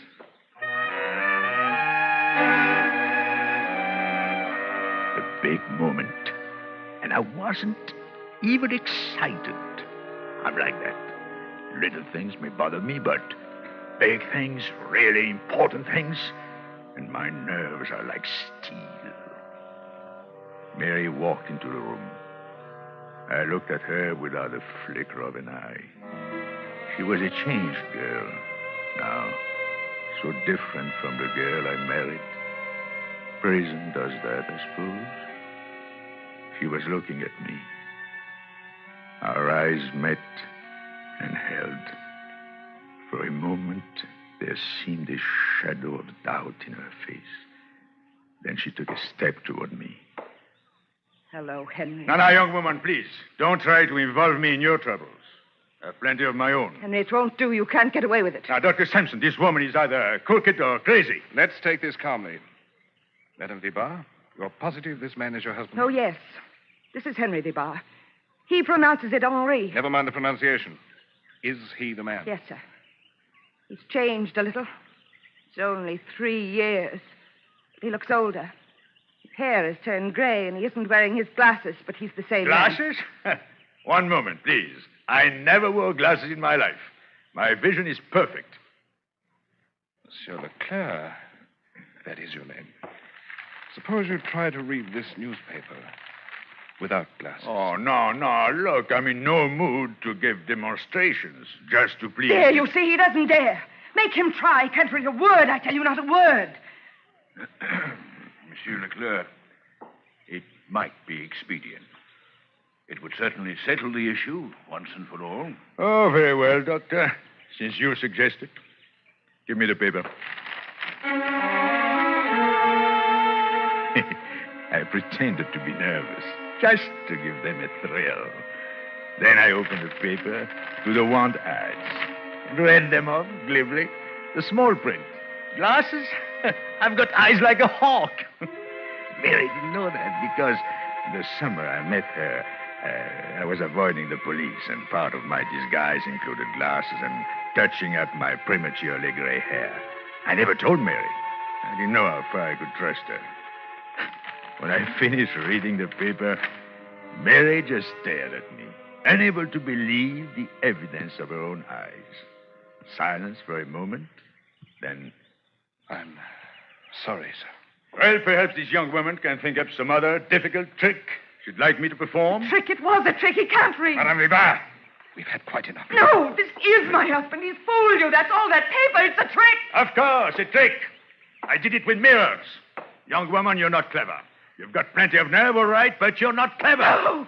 Why didn't you say I have a mole on my right shoulder, a small scar on my hip, and very flat feet? Almost anyone could have told you these things. I use a swimming pool every day.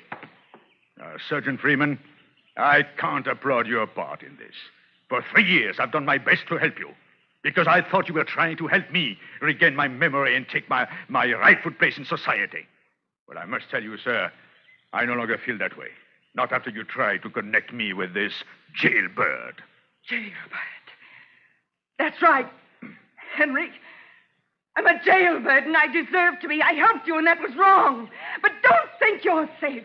I'll rot and die in prison, but you won't know about it. You'll be dead. For heaven's sake, take this woman away. Yes, Sergeant. Come along, Madame Ribard. No! Let me tell him something. Have you forgotten Nate Blackburn, Henry? Well, he hasn't forgotten you.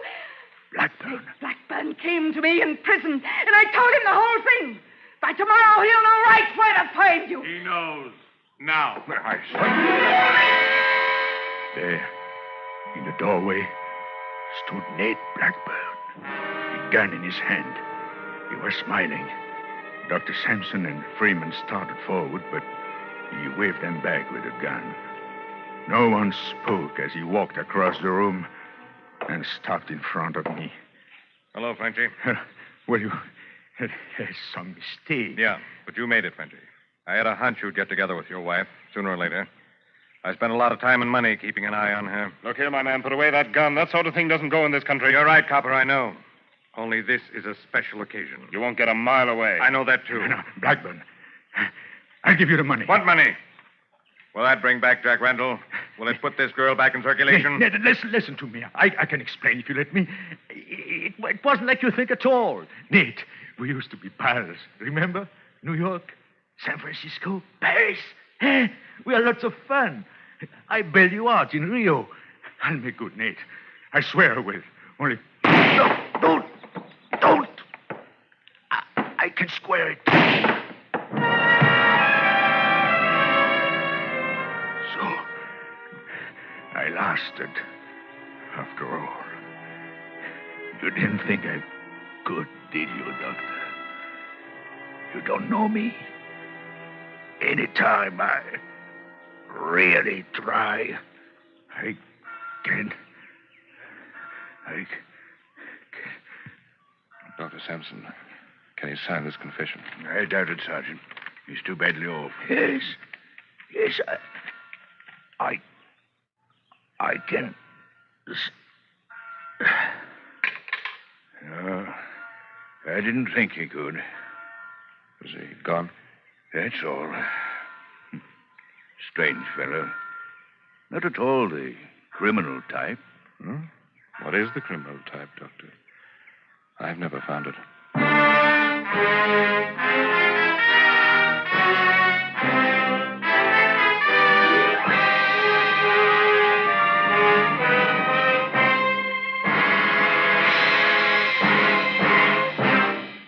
Suspense, presented by Autolite. Tonight's star, Mr. Charles Boyer. Mr. Wilcox, why do you always say you're always right with Autolite? Because, little jitterbug, it's true. Autolite makes more than 400 products for cars, trucks, planes, and boats in 28 plants coast to coast. These include complete electrical systems used as original equipment on many makes of America's finest cars. Generators, coils, distributors, voltage regulators, wire and cables, starting motors, electric windshield wipers. All engineered to fit together perfectly, work together perfectly, because they're a perfect team. Don't accept electrical parts supposed to be as good. Ask for and insist on Autolite, original factory parts, at your neighborhood service station, car dealer, garage, or repair shop. Remember, you're always right with Autolite.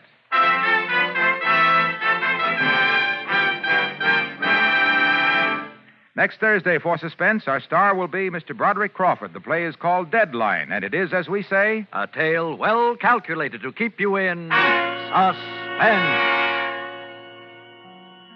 Tonight's Suspense play was produced and edited by William Spear and directed by Norman MacDonald. Music for Suspense is composed by Lucien Morawek and conducted by Lud Gluskin. The Case of Henri Vibar is an original play written for radio by Bradbury Foote.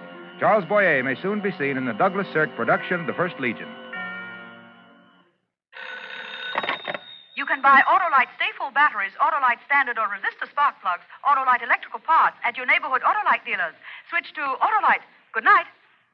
This is CBS, the Columbia Broadcasting System.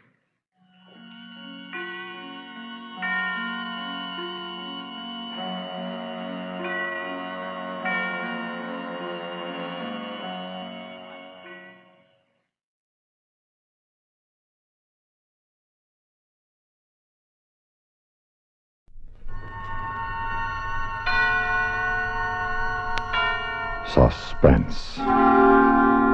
And the producer of radio's outstanding theater of thrills, the master of mystery and adventure, William N. Robeson. Almost every malefactor starts yelling, "I was framed," as soon as the law puts the arm on him.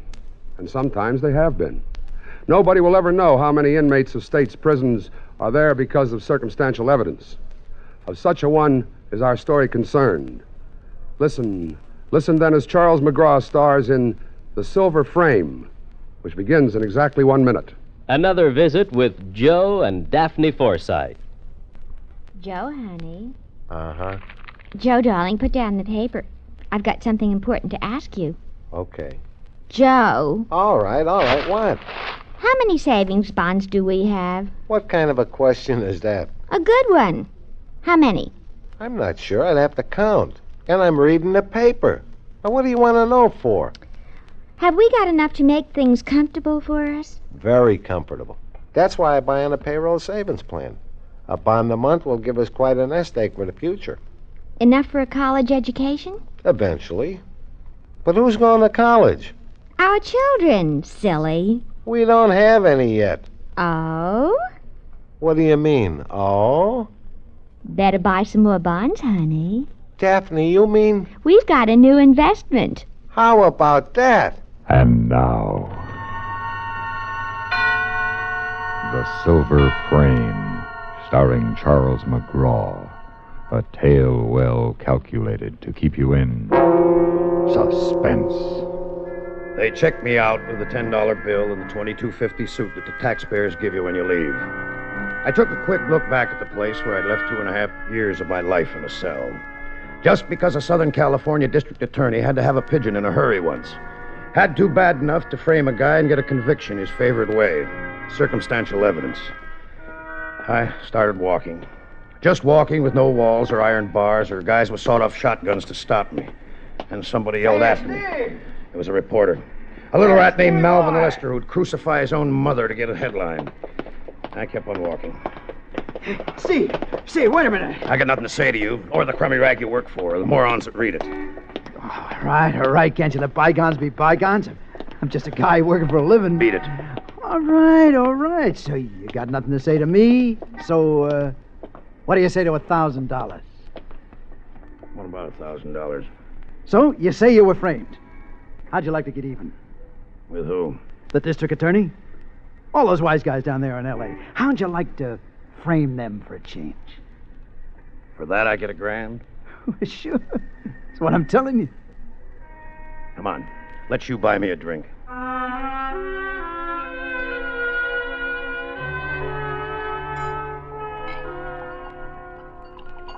First bell to booze in more than 2 years. Okay, what's the pitch, Melvin?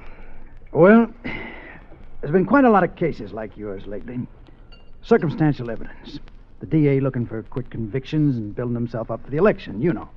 Yeah, I know. So my publisher's tangled with the DA a couple of times already, so we want to lower the boom on him. That's where you come in. How? Like this. There's a dame, see? What dame? Well, that's all arranged. You pay her a little social visit, see? You cut yourself a little with a butcher knife or something, and there's blood, she screams, you beat it. But you leave your hat and your driver's license. I don't have one. So we'll get you one. The neighbors hear the scream. They see your car driving out the driveway. They call the cops.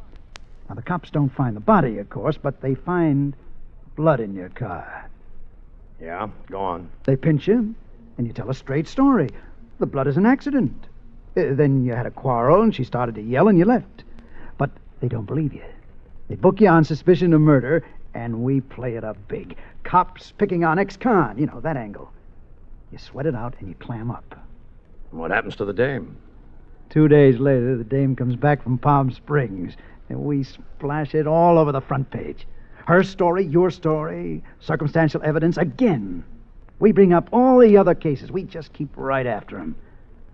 In a week, the DA don't even dare show his face on the street. He's dead. Finished.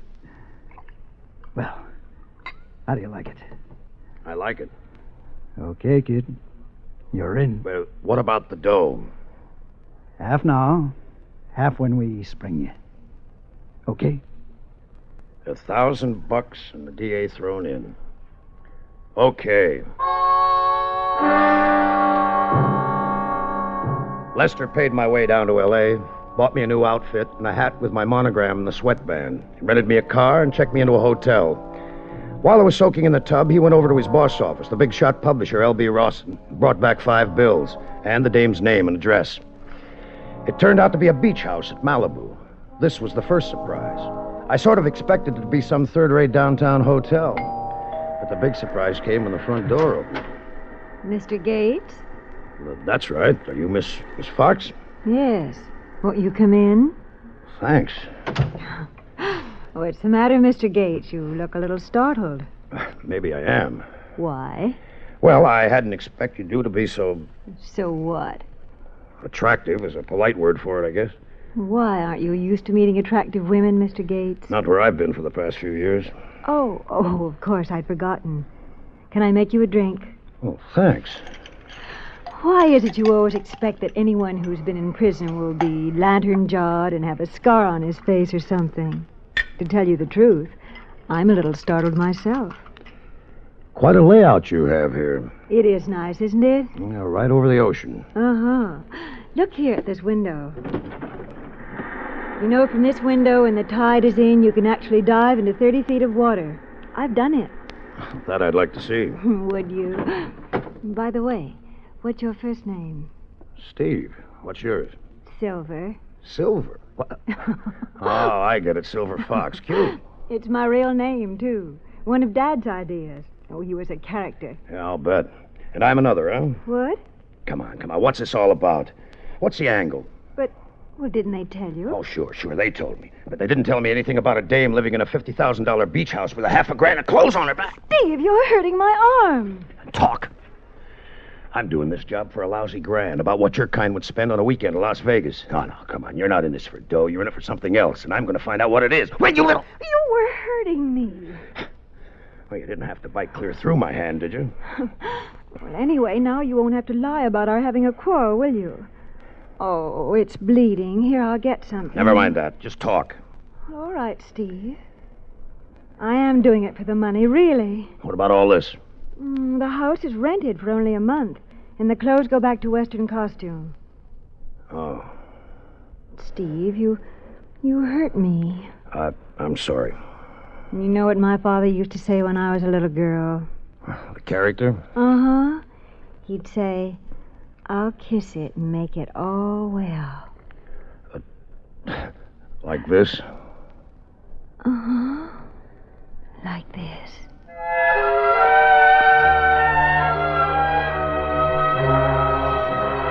It must have been a couple of hours later when we heard the car that was supposed to pick her up blowing its horn down the road. And I let her out the front way as quietly as I could and went back to finish up the rest of the job. I knocked over a couple of chairs and shoved the furniture around some to make it look as though she'd put up a good fight. Then I threw my new hat with the initials in the band over in the corner and dropped the bloody handkerchief that I'd wrapped my hand in on the kitchen floor. About an hour after that, I was back at the hotel. I corked off as soon as I hit the sack.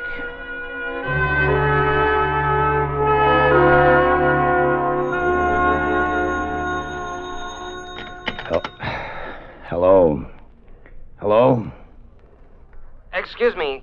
I must have the wrong number. Oh, what number do you want? Excuse me. It was already dawn, so I got up a little later. I knew I was going to have a pretty busy day, and besides, I'd ordered all the morning papers, and I wanted to read about myself.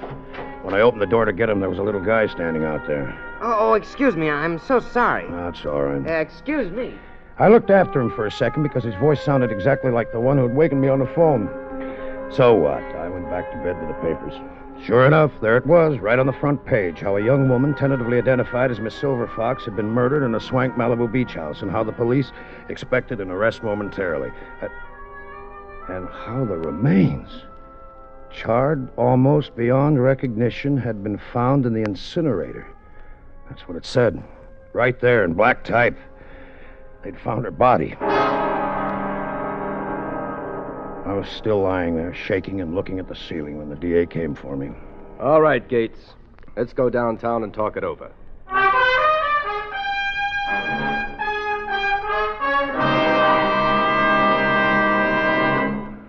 In a moment, we continue with the second act of Suspense. What constitutes a symbol of heroism? When it comes to one of our best-known military medals, the Purple Heart, the symbol is a purple enameled heart within a bronze border. Superimposed is a profile of George Washington in his uniform of general in the Continental Army. Above is his coat of arms, between two sprays of leaves in green enamel. The ribbon is purple with white edges. The Purple Heart was the first American military decoration and was created as the badge for military merit on August 7th, 1782, in an order from Washington's headquarters at Newburgh, New York.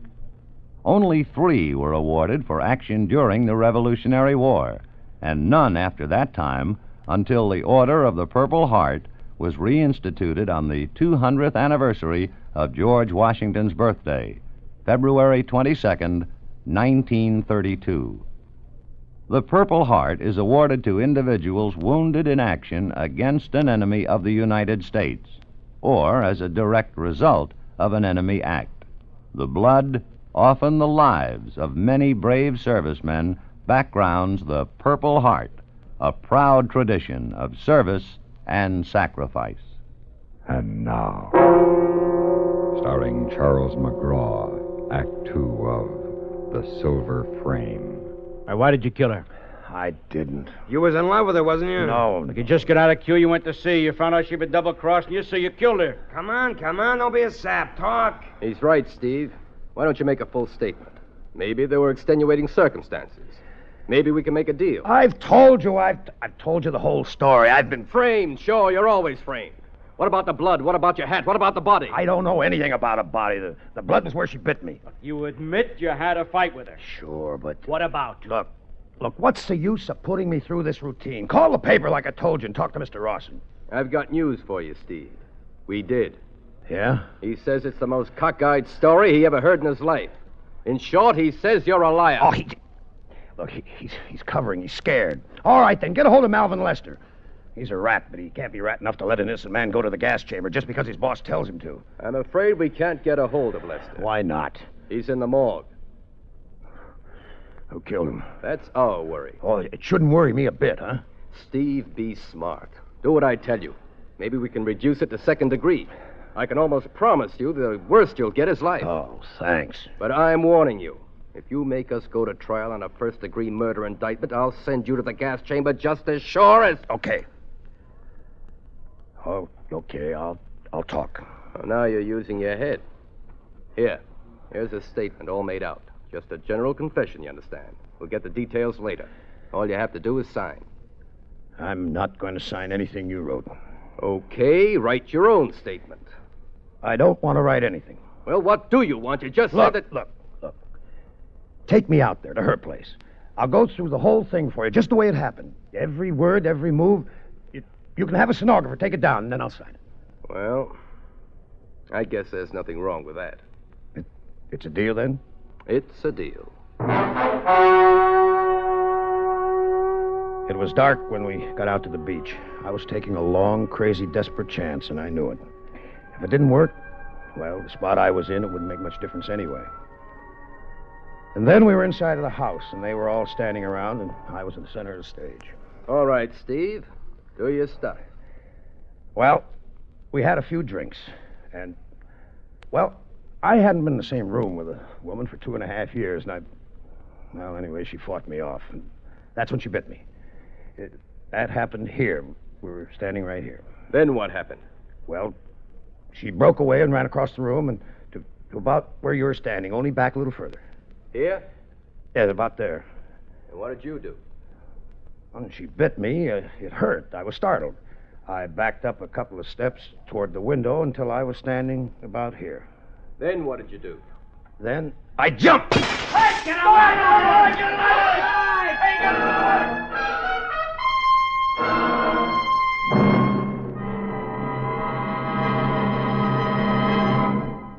In just a moment, we continue with the third act of Suspense.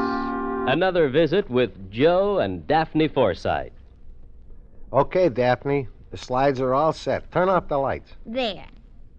Oh, Joe, isn't that pretty? Where was that? That was Vale Pass on the Grand Divide. Remember how hard the wind blew? I certainly do, and it was cold, too. Next time we go on a vacation, let's get an earlier start. Well, we saved money by waiting till fall. Remember this one? Oh, sure. That Zion National Park. Oh, it was lovely. We sure had a lot of fun on that trip. Was worth the money. It was a good investment, all right. Almost as good as savings bonds. There you go again. Well, I just can't get over how good a bargain they are. We women like bargains, you know. Oh, I know that. And $4 back for every 3 invested is a pretty good bargain. Right. Oh, was that where I fed the bear? Yeah, that's Yosemite. We were lucky the bears weren't already in hibernation. How do they live when they hibernate? On fat they store up during the warm months. Just like savings bonds. Huh? Well, you buy a saving bond a month, right? Yeah. And it's a great way to save, the way those bonds rack up interest, right? Right. So we're just like the bears. We're storing up fat for our future use at interest rates that give us $4 at maturity for every 3 invested. A very interesting idea. You can learn a lot from nature. Yeah, just imagine Smokey the Bear selling savings bonds. Oh, Joe, show the slides. And now, starring Charles McGraw, Act 3 of The Silver Frame. One thing I can do is swim, and, brother, I did some plain and fancy swimming that night. Even with my clothes on, I must have made 30 yards underwater before I had to come up for air. I could see them running around with flashlights on the beach, but out where I was, it was dark as a pocket. There were only 5 of them. They couldn't cover the whole beach. I made for a little rocky point about 100 yards north and pulled myself out of the water. I could see the flashlights all huddled together down by the house, and I started crawling up the embankment to the road. At the top, I stopped for a second or two listening, and then poked my head over the edge. And right into the face of the little man I'd seen that morning in my hotel. I grabbed him hard. Please, don't. Make a sound and I'll kill you. I won't. I want to help you. That's why I'm here. You got a car? Of course, right here. Right by the side of the road. Then head for it. I'll be right behind you. One funny move and I'll break your neck, and I mean it. Yeah. Oh, follow me. Here's the car. You see? Yeah. Well, get in. Hurry. Oh, boy. You sure led me some wild goose chase today. Uptown, downtown, out to the beach, and then you jump out the window into the ocean. Oh, boy, I sure earned my money today. From who? Who pays you your money? Well, the person I work for. Who's that? Well, someone who's interested in your welfare. Oh, come on. What's behind all this? Please, Mr. Gates, if you'll just be patient a little longer, I promise you that where I'm taking you, you'll get all the answers. After climbing up through the Malibu mountains for a quarter of an hour, we turned in at a big iron gate and drove through about 3 acres of estate. I had a hunch whose place it was, and the house made the hunch look even better. Big and impressive and strictly top bracket. Milton rang the bell, but when the door opened, my hunch flew higher than a kite. Because standing there was the girl I was supposed to have murdered, Silver Fox. Steve! He escaped out of the beach house. Don't let that man in here. Don't be silly, darling. We've got to let him in now. I kind of thought I'd find you here, Mr. Rawson. It is Mr. Rawson, the eminent publisher, isn't it? I don't know who you are. I don't know what you're talking about. I think you do. We better kill him now, Mr. Rawson. That's the best thing to do. That's why I brought him here. You put away that gun, Milton, and stop acting childish. All right, now. Just for openers, who's Milton? Well, let's say he's my brother. All right, let's. You're very foolish not to let me kill him now. He's a very dangerous man. Please, don't talk about things like that. Well, Steve, it looks as though we'll have to come to some sort of an arrangement. You want to tell me about it? Yes. You see, Charlie, that is Mr. Rawson. Well, he's been very good to me for the last year or so. And the house was rented and the clothes go back to Western costume. Well, you don't expect a girl to tell a man everything the first time she meets him, do you? Okay, so he's been very good to you. Yes. In fact, he even insured my life and made my brother Milton the beneficiary. For how much? $300,000.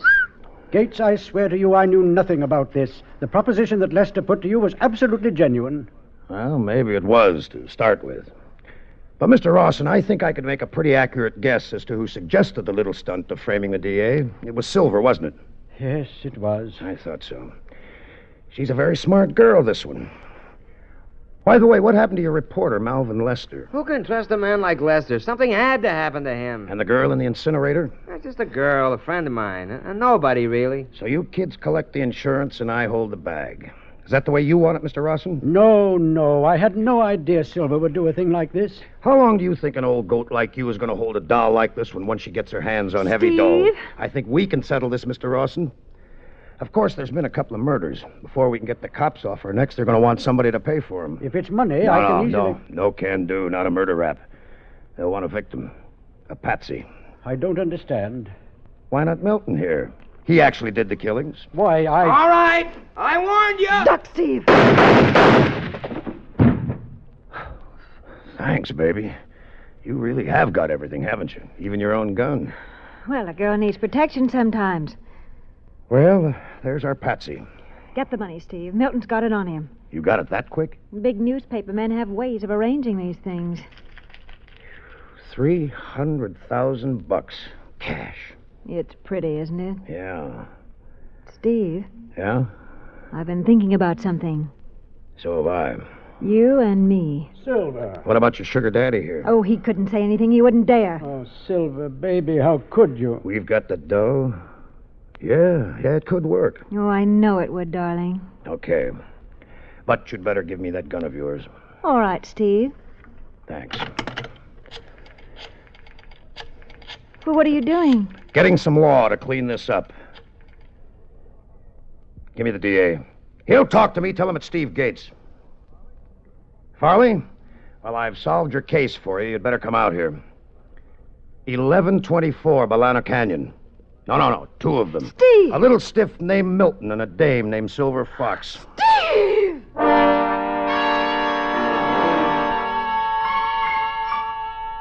I got drunk the night she went to the gas chamber, but I couldn't get drunk enough. I heard all the reports on the radio. And you know the funny thing?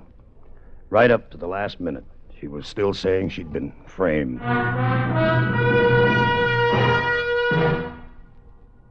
Suspense, in which Charles McGraw starred in William N. Robeson's production of The Silver Frame by William Spear. Supporting Mr. McGraw in The Silver Frame were Tracy Roberts, Jerome Thor, Chester Stratton, John Hoyt, Dawes Butler, and Jack Crucian. Listen. Listen again next week when we return with Herbert Marshall in The Long Shot. Another tale well calculated to keep you in suspense.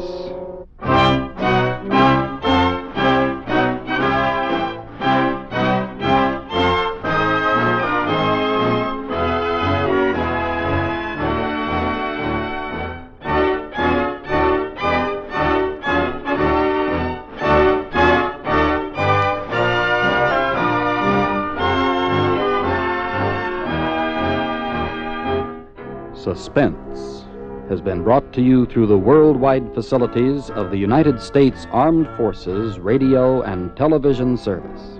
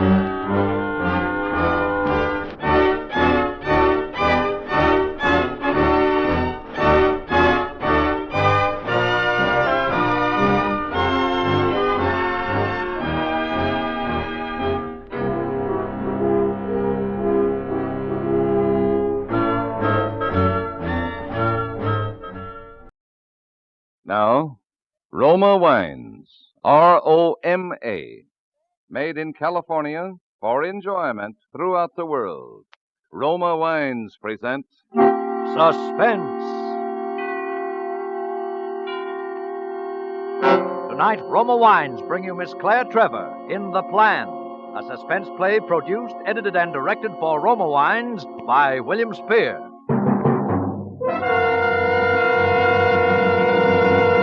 Suspense, radio's outstanding theater of thrills, is presented for your enjoyment by Roma Wines. That's R-O-M-A, Roma Wines. Those excellent California wines that can add so much pleasantness to the way you live, to your happiness in entertaining guests, to your enjoyment of everyday meals. Yes, right now a glassful would be very pleasant, as Roma Wines bring you Claire Trevor in a remarkable tale of suspense.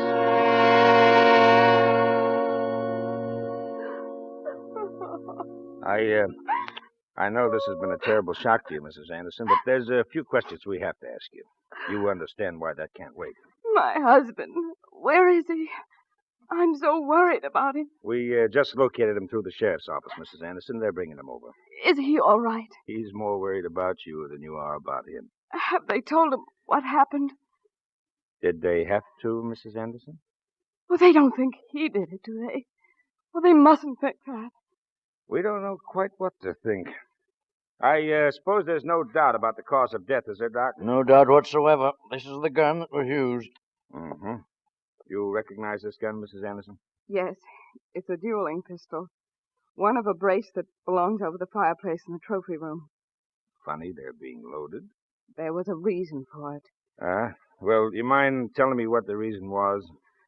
I'd better start at the beginning. Yeah, I think you better. Well, Harvey, my husband, and I have only been married a short time, as you probably know. Yeah, in a town this size, you can't help knowing most of the vital statistics. Especially about old Judge Collins' daughter, eh, Lieutenant? Yeah, Doc.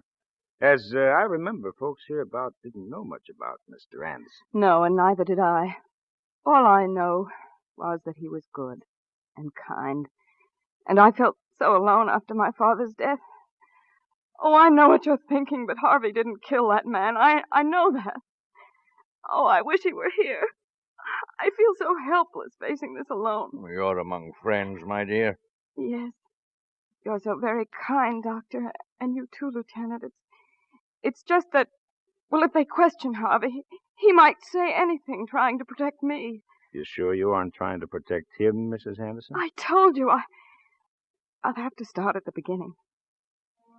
It was only last night that the phone call came. Harvey and I were sleeping here in this bedroom. At first, I couldn't imagine what had happened. A call at that hour.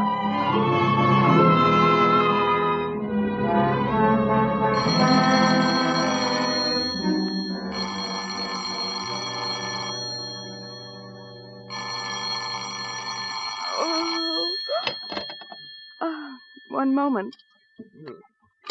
Yes? Pittsburgh calling Mr. Harvey Anderson. Oh, this is she. Mr. Harvey Anderson. Oh, Mr. Anderson. What is it, Helen? One moment. Harvey, it's a long-distance call from Pittsburgh. Pittsburgh? Yes, so late. Do we know anybody in Pittsburgh? Here, give me the phone. Hello? Yes, all right, operator. I can't imagine who... Hello? Yes? Al! Oh, how are you? Yes. Well, what are you doing in Pittsburgh? Who's Al, Harvey? Yes? Oh, no, Al. Tomorrow? No. Well, very well. Tomorrow. Well, now, who's Al, and who does he think he is calling us up at 3 o'clock in the morning? What's wrong, Harvey? Bad news? Who's Al? My brother. Brother? My brother. Harvey, I never knew you had a...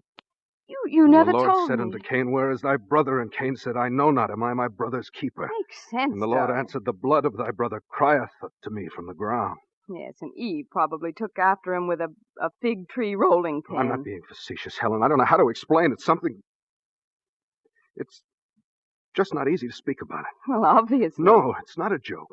But what? I'll show you. It'll be easier that way than talking about it. Well, where are you going? To get the papers. What papers? The papers that explain about my brother.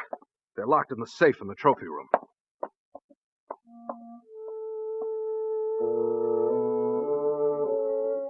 He wasn't out of the room very long, but it seemed an eternity. I sat up in bed and lit a cigarette. I was wide awake now. I was worried. I'd never seen that look on Harvey's face before. He came back with a sheaf of papers in his hand and, without a word, handed them to me to read. There was a good deal of legal language I didn't bother to wade through. The important thing was the signatures and the official stamps. They were commitment papers on Alan H. Anderson, signed by his brother, a board of alienists, and the warden of the state hospital for the criminal insane.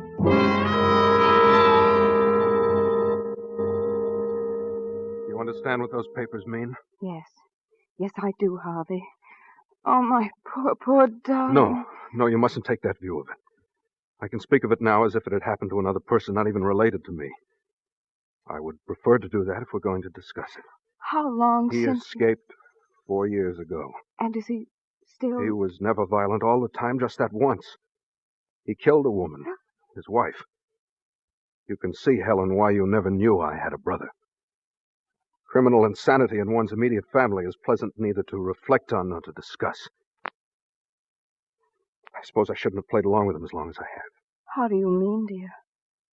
I had a good deal of money 4 years ago at the time of the escape, and Brother Al's had every cent of it. He promised I'd never hear from him again, but I guess blackmail gets into the blood. What are we going to do? Do? I don't want a man like that in my house. Helen, do you mean that you'll stick by me even... Darling, I love you. I see no reason why you should suffer for this dreadful thing. You had no control over it, and it's all over and done now. You're the man I love, and I'm not going to... Thanks, darling. You're wonderfully understanding. But Alan Anderson is an escaped criminal. We must act accordingly. Your brother, he's coming here? He'll be in on the 6 o'clock train. I'll meet him at the station. Harvey, do you think you Leave ought this thing to me, Helen. You have nothing to do with it. Now turn out the light, darling. We better get some sleep. Harvey, what was it like? I can remember how it came on. It was horrible. Horrible. I'd almost forgotten about it until Al called just now. What about his wife? The one... Beverly? She made a fatal mistake, and I share the blame. We underestimated the seriousness of the attacks. Beverly paid with her life for our joint error of judgment. Seems a long time ago now. Brother Al. Strange how two people can grow up together, look alike, even think alike, until one day something happens to one of them, and it's as if they'd never known each other. What's he like, Harvey? Huh? Oh, very like me. You'll know we're brothers when you see him. Well, darling, what's the use? Maybe I'd better go to the authorities before he gets here and... No, I won't hear of it. You've suffered enough. Darling, I can't tell you how wonderful you are. It doesn't make any difference. You're sure you aren't frightened? We'll be at the station at 5:30 tomorrow and do what has to be done. Now go to sleep, darling. Go to sleep.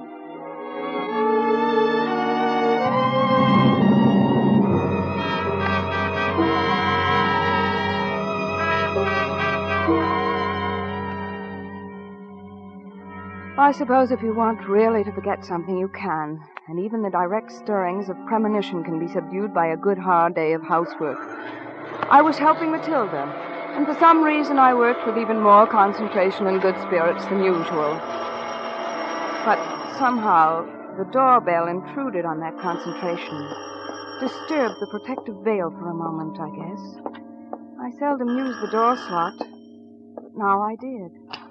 I felt silly peeking out. Hello, ma'am. Oh, why, hello, Rutherford. Matilda, it's Rutherford. Excuse me, coming around the front, ma'am. Tried knocking on the back, but nobody answered. Oh, that's all right, Rutherford. Matilda was running the vacuum for me. We didn't hear. You're early, aren't you? It's only 2:30. Oh, I told Tilly to expect me at 3, because I figured the train would be late, and darn if we didn't come in on time. Oh, well, Matilda will be right out. Oh, I like Tilly, Miss Anderson. It's mighty nice of you to give it the afternoon off when my run makes the town in the daytime. Well, it's not often, Rutherford. I don't mind. You must be tired. Your Pullmans are awfully crowded these days, aren't they? Oh, yes, ma'am. Oh, yeah, I know what I want to tell you. I saw a man riding on the Belle Forte. It's not my car. I was just passing through. Lordy, ma'am, he looked just like your husband. And before I saw it wasn't, I said, "Hello, Mr. Anderson." He said, "Hello." And I said, "You ain't Mr. Anderson." And he said, "I am." Lord, ma'am, he looked near enough like Mr. Anderson to be his brother. His brother. Spitting image. I think it might have been his brother, Rutherford. You don't say. Hello, you. Ready, Tilly? I'm ready. Come along. Bye, Miss Anderson. Bye, Miss Anderson. Oh, goodbye. Rutherford, did you say this man came in with you on the 2:30? Huh? Oh, yes, sir. He's here in town, then. Something wrong, ma'am? No, You coming there, man? Oh, yeah. Well, goodbye, Miss Anderson. Bye. The 2:30. Matilda! Matilda! Oh.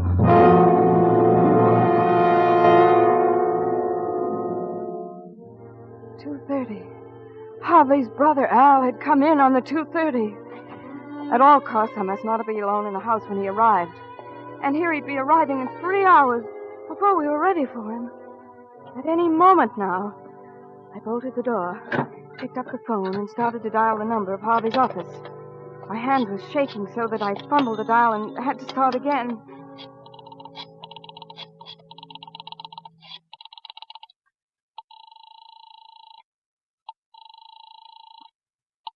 Cuthbertburg Novelties, good afternoon. Hello? Hello, Pearl. This is Helen Anderson. Is Mr. Anderson there? I'll ring his office.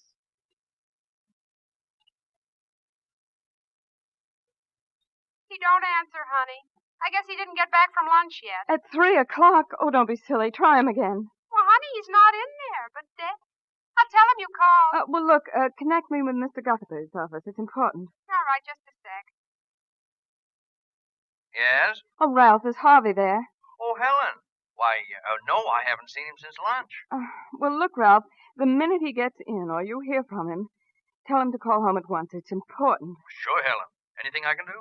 No, Ralph, thanks. It's just a family matter. Well, if I see him, I'll tell him. Oh, Ralph, on second thought, I better tell you what it is. Hello? Hello, are you still on the line? Hello.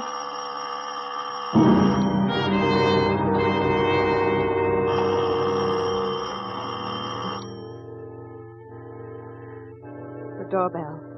It stabbed the air of the quiet house like a knife blade. I meant not to answer it, but something made me walk over to the door and open the slot. Curiosity, I suppose, or perhaps something stronger than mere curiosity. Yes. Is this the Anderson residence? Yes. Mrs. Anderson? Yes.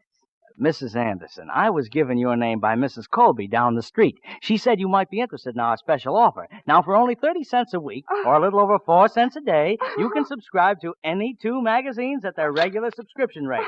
And this beautiful dictionary, 1,200 pages, 127,000 words, 400 illustrations. Yes, I am interested. Huh? I am interested. Is there something wrong? No, well, frankly, ma'am, I lost my place in my speech. Oh. You see, I'm accustomed to a little more sales resistance. Well, there are several magazines I've wanted. Well, to tell you the truth, Mrs. Anderson, it's no bargain. Oh, please, now, I'd much rather be deceived. You see... Oh, well, looks like competition coming through the gate. Pardon me. Is this 2367 Oakhurst? Yes. Well, you're Helen, aren't you? Well, I'm Al Anderson, Harvey's brother.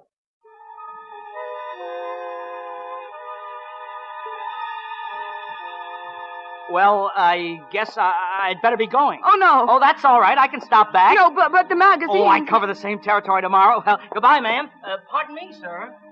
So, you're my brother Harvey's wife, eh? Yes, Didn't Harvey tell you I was coming? Oh, yes, he did. I'm glad to meet you. Well, aren't you going to invite me in?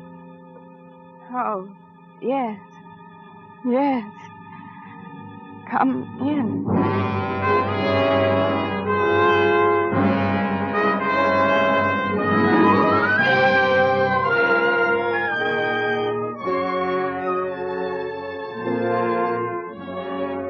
For suspense, Roma Wines are bringing you Claire Trevor in The Plan by Cyril Enfield. Roma Wines' presentation tonight in radio's outstanding theater of thrills, Suspense.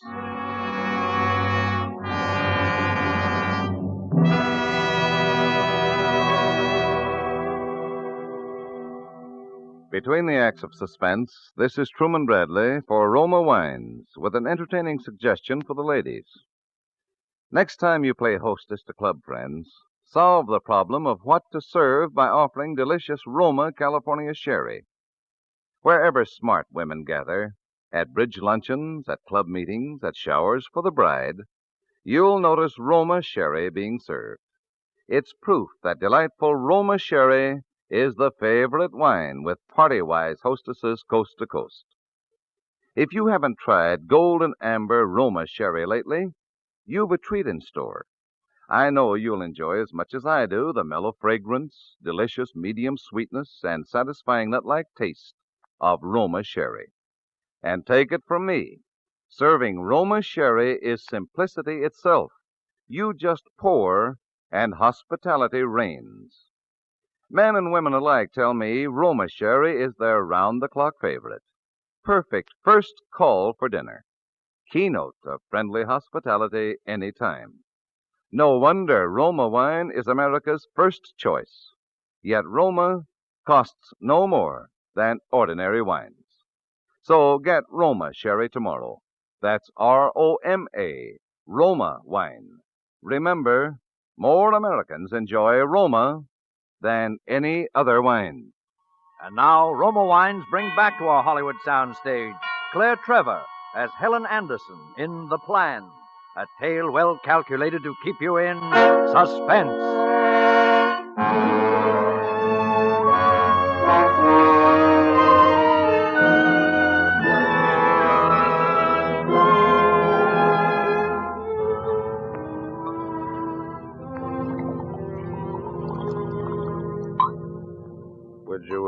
Would you like some water, Mrs. Anderson? Oh, thank you.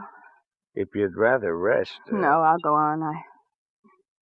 I led him into the front hall, and as he walked behind me to the living room, I can't tell you, it was as if I had my back turned on death. Just reaching the front room took a lifetime. We sat facing each other, and I tried to answer his questions, but I didn't seem to be able to talk. It was a terrible self-feeding panic, and I watched myself provoke the very situation I wanted to avoid. Because he grew more and more restless as I failed to answer him with grace or sense. I saw the corners of his mouth start working, his jaw and fingers tense. I told him I'd phone Harvey, and I fled out to the hall and up the stairs to the second floor. There was a phone in Father's old trophy room. We used it for a den. I called Pearl, Harvey's secretary, but the line was busy. Then I saw the brace of dueling pistols. I think I decided then that I'd protect myself in any way that I could. I took the ammunition from the case, loaded the pistols, and put them on the mantel. Then the perfectly simple solution of leaving the house by the back way came to me. Uh-huh. I might be able to find Harvey and bring him back before... Yeah, I was going to ask why you... If I had only thought of it sooner. Of course, I had to get downstairs first, past the archway that opened on the living room where he sat. I walked out into the corridor. Just over to the head of the stairway, I told myself softly. Down the steps and around and out through the back. Ellen! I pulled back from the head of the staircase just as he appeared at the bottom. Ellen? You up there? I ran back along the hallway into the trophy room and shut the door behind me. I heard his footsteps coming upward. Ellen? Ellen! I heard him opening doors along the hallway. First he'd knock, then open the front bedroom, the guest bedroom, the second floor sitting room, and then... Ellen? I was afraid to answer, and afraid not to answer. If he came into that room, I was afraid that... Ellen! Yes? I'm sorry. I wondered where you were. You didn't come back to the drawing room. May I come in? Oh, yes, I haven't been able to reach Harvey. I've been trying everywhere. Oh, yes, my brother. My beloved brother. We must reach him by all means. Oh, I've tried. Forget it. This room is a lot cozier than the front room. Couldn't we talk here? If you wish. The front room's too big. Don't like such big places. Do you? I like cozy places. Cozy people, too. Trouble is, there's too many people who aren't cozy. Cut your throat. Law of the jungle. Yes. This is a nice room. It's a nice house. Is it yours? Yes, that is my father's, really. I inherited it. What are you laughing at? These trophies. These stuffed heads. I thought for a moment Harvey had gone in for the out-of-doors life. These are your father's, then? Yes. That wolf's head. What savage teeth you have, said Little Red Riding Hood. Oh, look here. Don't touch those. I beg your pardon? Those guns are loaded. Loaded? Do you always keep loaded guns in your house? Do you think it's safe? Oh, please put them down. Old dueling pistols. How beautiful. How many men died at sunrise because another man cocked the hammer and squeezed the trigger? Oh, don't! Oh, don't worry. I know how to handle a gun. There. Feel better? You must forgive me. I have a headache, a terrible headache. I'm all on edge. Oh, do you have headaches, too? Yes, Oh, so do I. Terrible ones. You do? So terribly painful. Sometimes they seem... What do you want? What do I want? A cigarette. Here, I'll get No, sit there. I'll get it. Thank you. A match. What's wrong with you? What do you want from me? I broke your lamp. I'll pay for it. What are you crying about? Stay away from me. Oh, you're like all the others. Stay away. Come here. What are you afraid of? Stay away. Come here. Do you hear me?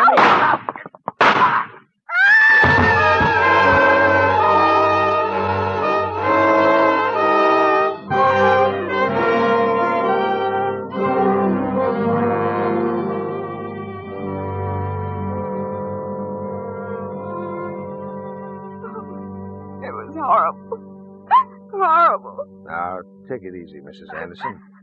I must have stood there screaming. Just screaming. Looking at him. Then I just stood quiet and then you people came. Well, I'm sorry, Mrs. Anderson. Shucks, I'm terribly sorry.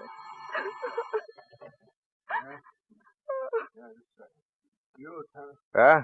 Oh, thanks. Hello? Yeah?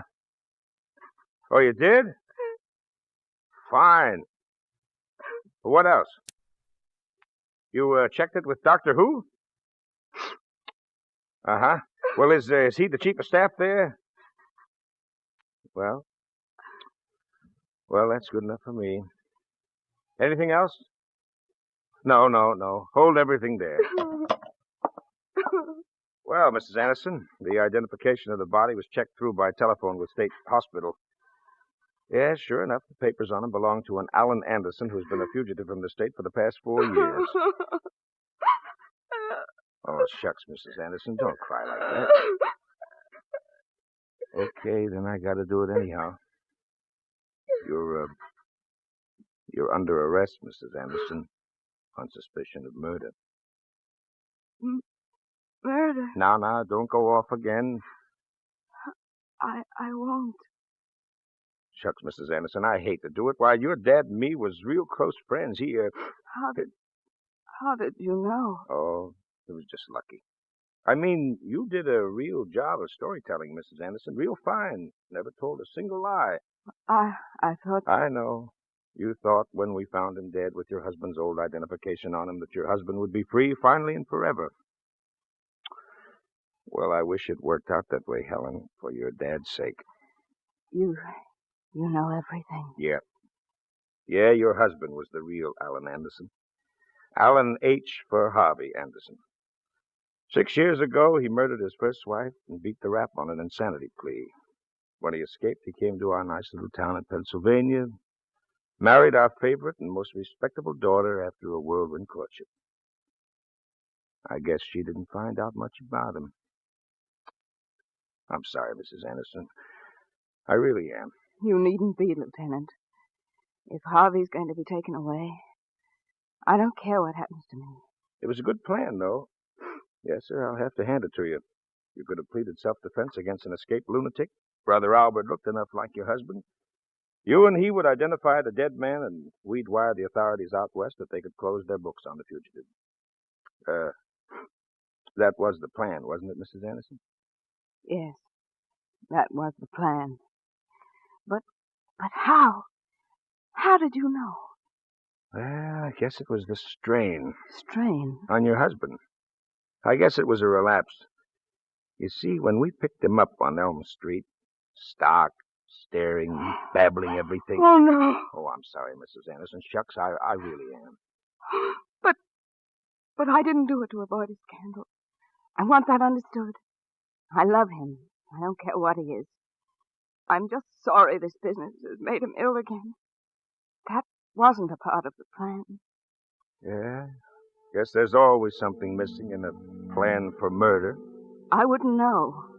You see, Lieutenant, this is my first experience of this sort of thing. Well, Mrs. Anderson, are you ready to go? Yes, I'm quite ready. Poor Harvey. Poor darling.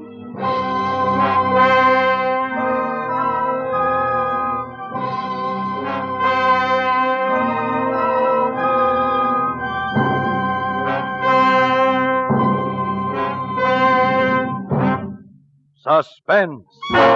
Presented by Roma Wines, ROMA, made in California for enjoyment throughout the world. Before we hear again from Claire Trevor, star of The Plan, tonight's suspense play, this is Truman Bradley for Roma Wines. Recently, I dined with a friend who hadn't yet discovered the magic of Roma wine with meals. We decided on thick, juicy hamburger steaks. To bring out the fullest flavor of the red meat, I ordered red Roma California Burgundy. Well, My friend's face lighted up at the first sip of that good Roma Burgundy.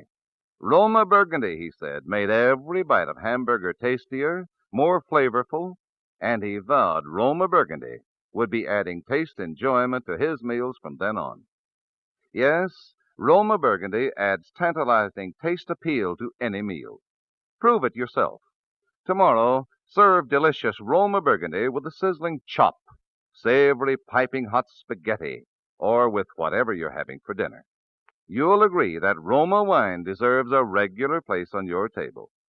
Get Roma wine tomorrow. For unvarying goodness at reasonable cost, insist on Roma, R-O-M-A, Roma wines, America's first choice. This is Claire Trevor. It's always one of the season's most stimulating experiences to have an appearance on Suspense. Next Thursday, a young man who's been making a very rapid climb up the ladder to stardom will do a suspense play about a gangster who marries into money and murder.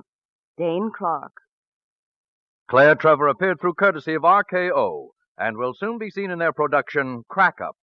Next Thursday, same time, Roma Wines will bring you Dane Clark as star of Suspense, radio's outstanding theater of thrills.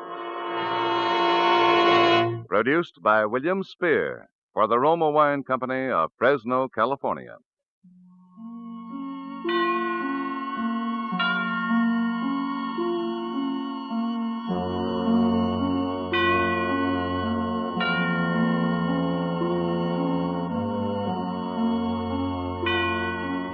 Suspense is broadcast from coast to coast and to our men and women overseas by shortwave and through the worldwide facilities of the Armed Forces Radio Service.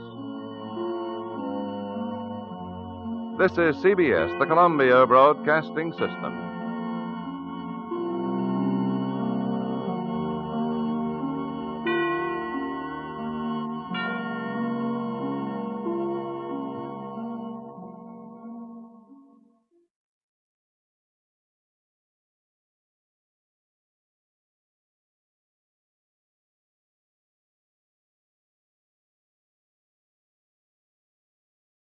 Now, Roma Wines, R-O-M-A, made in California for enjoyment throughout the world.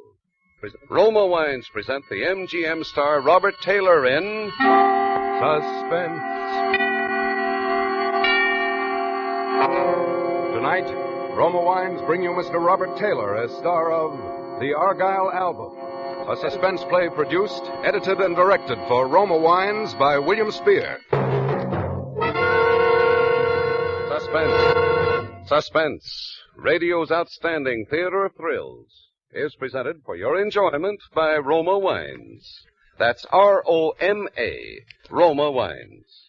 Those wines that can California wines that can add so much pleasantness to the way you live, to your happiness and entertaining guests, to your enjoyment of everyday meals. Yes, right now a glassful would be as Roma Wines bring you Mr. Robert Taylor in a remarkable tale of suspense.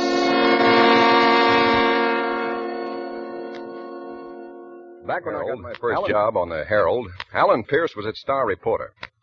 A little later, he went to Washington and became top dog of all syndicated political columnists. Pierce could tell you what the president said when he didn't like his breakfast, or who was getting paid off, or what, by whom, and how much. He was a national big shot, so naturally his coming back to the hometown late January got local front page. Especially since the first thing happens, he checks into the Belden General Hospital from a heart attack. Heart attack he had on the train right as it pulled into the station. Quite an entrance. And timed. Remember. Well, maybe you remember. Just when 22 million anxious readers were waiting for his promised expose of the contents of the Argyle Album, the thing he'd been building up in his columns for about 2 weeks before. Teapot Dome was going to be a church club misunderstanding compared to this. Naturally, all the boys hung around the anteroom of his hospital suite during visiting hours, but nobody from the press cracked the door to the sick room for the first 3 days. Then on the fourth morning, Van Sullivan, the doctor, came smiling out into the anteroom to us. Good morning, gentlemen. Gentlemen, Mr. Pierce would have willingly seen you all the first day. Of course, as his medical advisor, I couldn't permit anything of the sort. However, Today, I'll allow you to see him one at a time. I suggest that you gentlemen draw straws or something to test. That is, except the man from the Herald. Mr. Pierce asked expressly to see him first. The Herald man, that's Is me. the Herald representative here? Yeah, right over here, Doctor. Do you want to come in now? Right with you, Doctor. Pinky, come here. Yeah, Harry. Dr. Van Selbin, this is Mr. Melvin Pincus, the Herald's best and, believe me, the quietest photographer. He's very good for patients. I I'm wondered... afraid not Mr. Mitchell. Okay, Doc. Stand by, Pinky. Right. Nurse, let this gentleman in. I'll be on the 5th floor.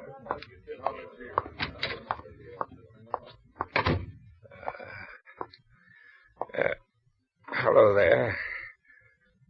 Say, you're Harry Mitchell, aren't you? That's right, Mr. Pierce. Just make it Al. Right, Al. So you're young Mitchell. Well, how time flies. I spoke to the old man on the phone. I said, send your next Alan Pierce over. And he sent you. Do you consider that a compliment? Compliment? I'm going to hit him for a nice fat raise. Well, Harry, have you got your questions all written down like a good reporter should? No, I don't work that way. Neither do I. I suppose you want to know what the Argyle album is. Yeah, that's about it, only it's your business, whatever it is, so I can't ask it. You're a smart boy. But I'll ask anyhow. What is the Argyle album? Good. Now, how shall I begin? You're not really going to tell me. Harry, it's got to a point where I think I ought to share it with somebody. Preferably somebody like myself, who thinks like me. But I'm going to ask you not to use this unless I'm not in a position to. It's a deal. Well, you know what an album is. This is quite a fancy-looking one. White-tooled leather bound, and a flaming crimson double-headed eagle crest etched on the cover. It's an impressive item. Maybe you better take it easy, Mr. Pierce.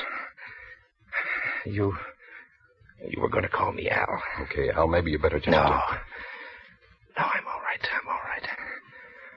It's... I guess I'm a little dizzy. You want the doctor? No, just a drink. A drink of water, please. He leaned back on his pillow, breathing terribly. There was a thermos on the bedstand that turned out empty. I grabbed a glass and ran into the bathroom, filled it from the tap. I'll be right there, Al boy, I called, and when there was no answer, I just about guessed what it was.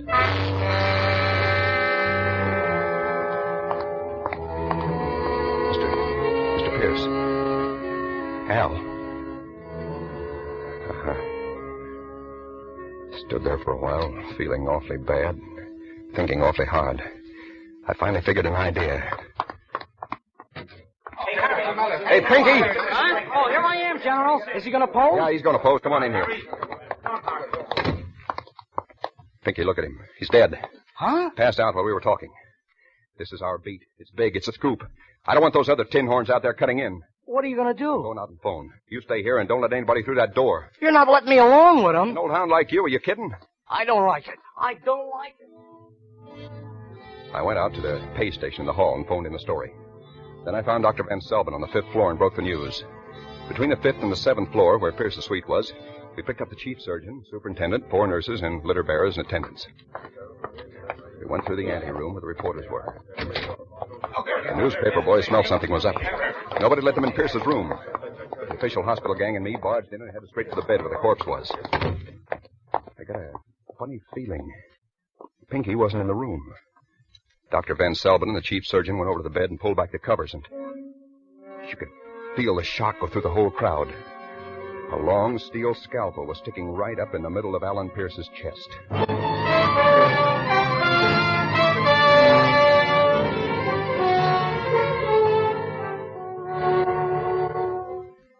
Lieutenant Horselip Sampson, who was top man in homicide, strutted in and took over. He got the story from us and just sat there for a while, thinking. Very professional, exuding brilliance. His Majesty spoke. Dr. Van Selvin. Yes, sir?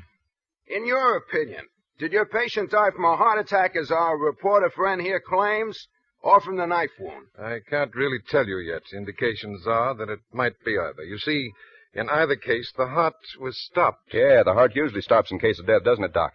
The only thing is, I took his pulse before I left the room. There was no pulse.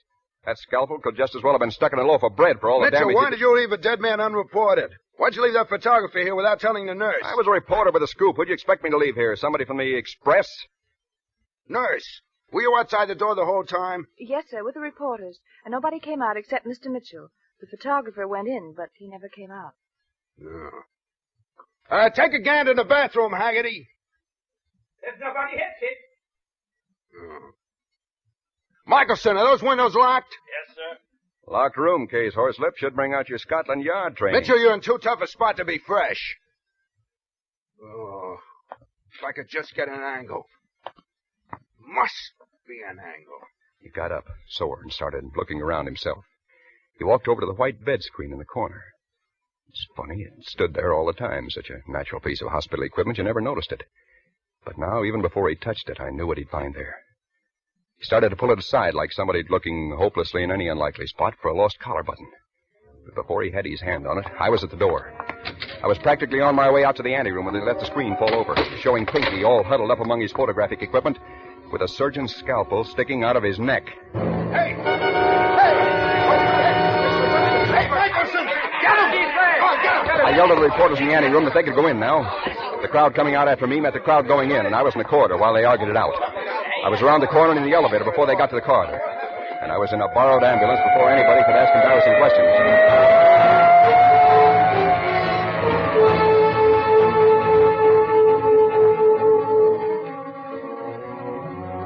I walked right through the Waldorf lobby and up to the second floor. Nobody said a thing. Time was still with me. I knew Pierce's secretary was keeping suite 213 for him until he was supposed to get out of the hospital. One moment. Yes? May I come in? Well... I'm a friend of Mr. Pierce's, Mitchell the Herald. Well, what is it, Mr. Mitchell? Something I can do? Yeah, would you let me rifle your boss's desk, files, papers, and possessions? I'll put them back real neat. There's something I have to find. Are you crazy? I was afraid that'd be your answer. What are you going to do? I'm sorry. Don't! I really am. And it really was. I didn't like to hit a woman, especially that cute. I searched that suite top and bottom, but if Pierce ever had the Argyle album, he took no chances keeping it around. I found his personal address book. I figured it was no more use to him, and it might be to me. Now I needed a place where I could sit down and think. Then I remembered I was carrying a key from my pal Joe Walsh's apartment while he was sunning himself somewhere in Florida. At least nobody could figure my going there. At Walsh's place, I spent about 20 minutes with Pierce's address book. He had Washington phone numbers in it that hadn't been in public directories for the last 30 years. But there was one in this town that had a red crayon circle around it. It was a query. Jor Brod, Jor, capital B-R-O-D, on Worcester Street. Not the kind of neighborhood that Alan Pierce usually socialized in. I was just about deciding I'd go see this Jor Brod when somebody decided to pay me a visit. I checked through the keyhole. Didn't see much, but what there was to see was female, so I took my chances and opened the door. She stood there, about 5'7" of the most interesting stuff I ever remember seeing. Not young, mind you, nor angelic, but gorgeous and smart-looking and sweet-voiced. Hello there. Who are you? May I come in? Yeah, sure, it's your risk. Who are you? You may call me Marla, Mr. Mitchell, and I want the Argyle album. Just like that? No, not just like that. I could be nasty, you know. After all, the police want you. Somehow, Marla, that doesn't worry me at all. I just don't think you make it a policy to have traffic with the police. An astute youngster. I like you. I like you, too, but I haven't time. I'll give you $500 for it. I don't even know what it is. What is the Argyle album? 10,000. Without a breath, that's some jump. 10,000? I'm really sorry, Marla. That's what I wanted to know. It's not for sale. Well? She moved so casually and directly to the door and opened it so quickly that I hadn't even gotten out of my chair before her two boyfriends stepped in. The first one looked like a round-faced, pleasant businessman. Hair slightly gray, nice smile. The one who followed him had the square, low-cut, irresistible appearance of a medium-sized tank. Mr. Winter and Mr. Hobry. Mr. Mitchell. How do you do? Mr. Mitchell. Hi, Mr. Mitchell. He's not terribly cooperative, Oh, no? He doesn't perform, not for love nor for money. Very stubborn. Well, she really didn't try love, Mr. Winter. From what I know of Marla, that's hard to believe, eh, Marla? So you're stubborn, Mr. Mitchell. A stubborn murderer. I'll repeat my question. What is the Argyle album? You are a gifted actor. Well, never mind. Forget it, Mr. Winter. Isn't $10,000 enough? That's the best we can offer and still make a profit. Let's not waste time. Have it your way, son. Gil!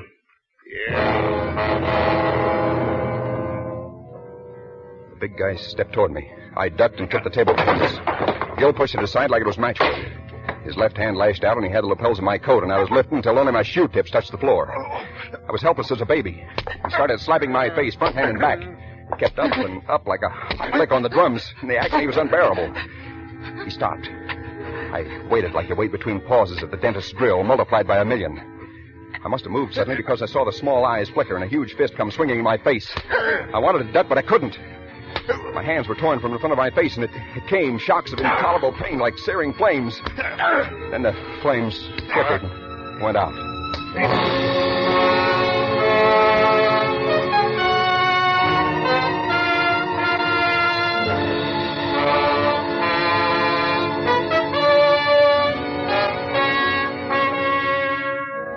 For suspense, Roma Wines are bringing you as star Mr. Robert Taylor in The Argyle Album by Cyril Endfield. Roma Wines' presentation tonight in radio's outstanding theater of thrills, Suspense.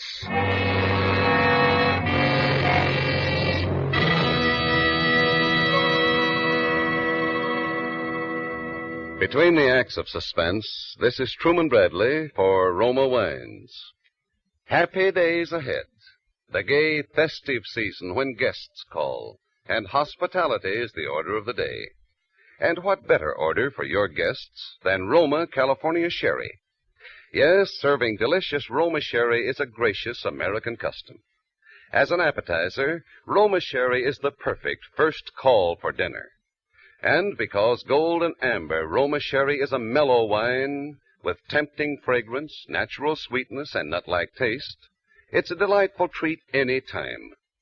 If you prefer a dry sherry, Roma California Pale Dry Sherry is made especially to suit your taste.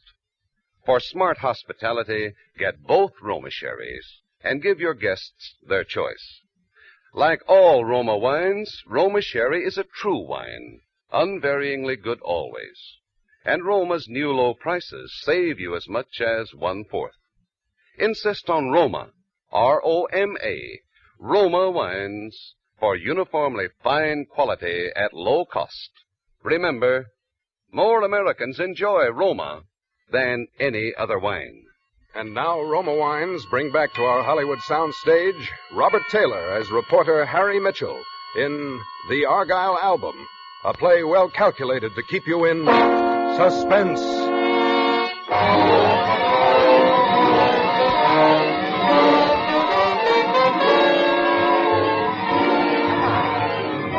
Wake up.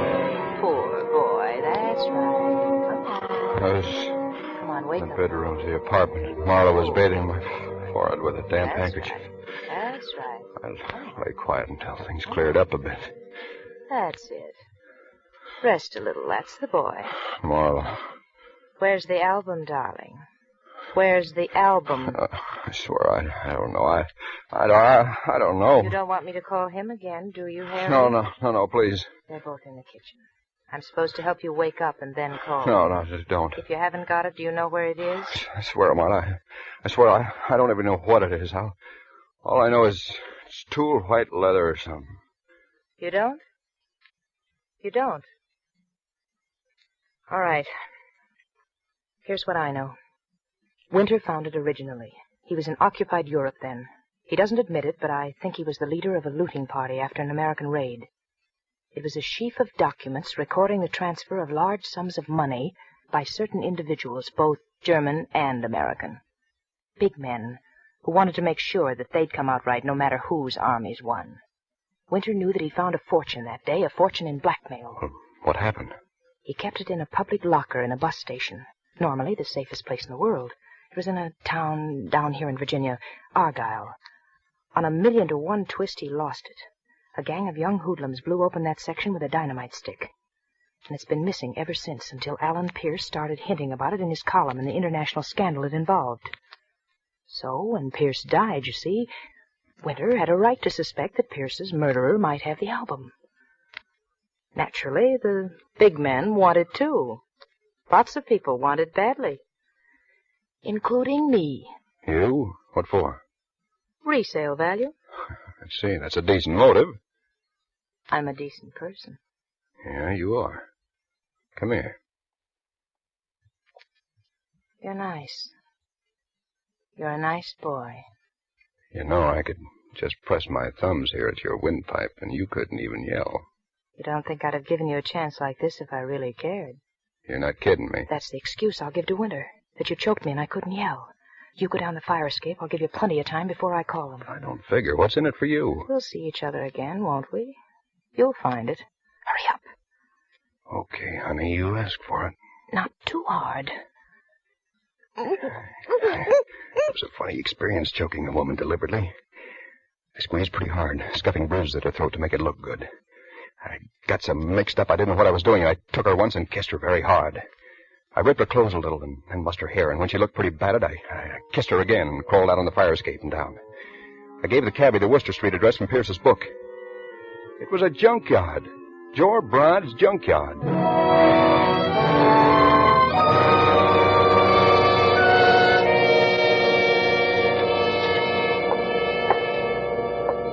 What do you want? Are you Mr. Brod? Jor Brod? That's my name.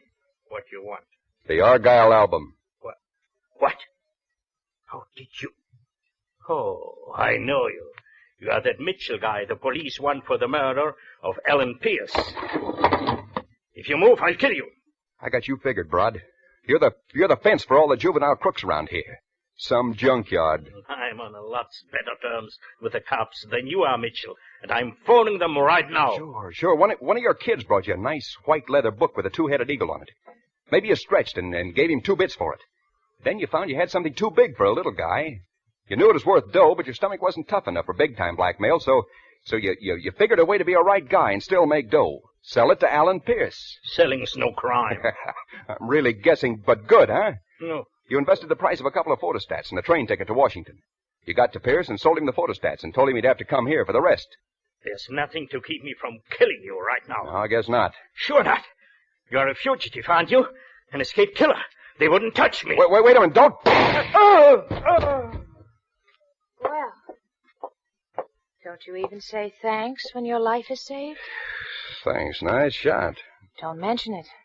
Do you wonder how I knew you were here? You watched me take the cab from the window and got the number. I know that one now. You're bright as well as nice.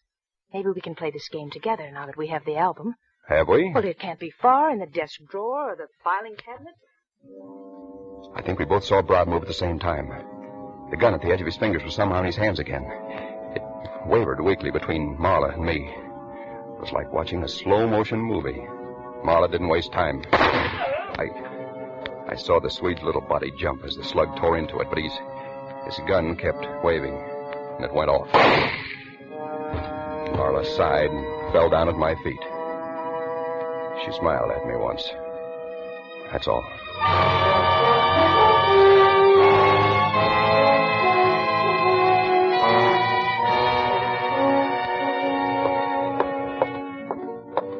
I walked through 3 cops in the halls of the police station, getting no more reaction than a nod of greeting, and entered Horselip Sampson's office. Oh, thanks for the phone call, Mitchell, but you gave us a bum steer. What's your angle? Bum stare, I saw the shooting. We found the woman, very dead indeed, but there was no man. Sure, Brod. He didn't look alive when I saw him last. Well, he wasn't there. Well, I'm only telling you what I saw. Now, what do you expect us to do with you? Oh, book me on suspicion of murder. The murder of who, might I ask? Alan Pierce, naturally. Hey, do you want to confess? It's not bargain day today, Lieutenant. Well, it's just an angle. Say, did the autopsy on Pierce come through? I was wondering why you gave yourself up, yeah. He died of heart failure like you claimed, only because he was so loaded with dope even a normal heart would give out. Dope? You mean poison? Same thing. Too much medicine. And Dr. Van Selbin, the one who dosed him, has disappeared. Took a powder. You're not even runner-up for suspect now, Mitchell. Hey, maybe Maybe the one who stuck the scalpel into Pierce just wanted to create suspicious circumstances around the death just to be sure there'd be an autopsy. That's an angle. And how about Pinky? And how did the murderer get in and out of the room? Well, that's an angle. Hey, look, Mitchell, do you want to be held? No, I don't. Then stop asking questions I can't answer. Go on, beat it.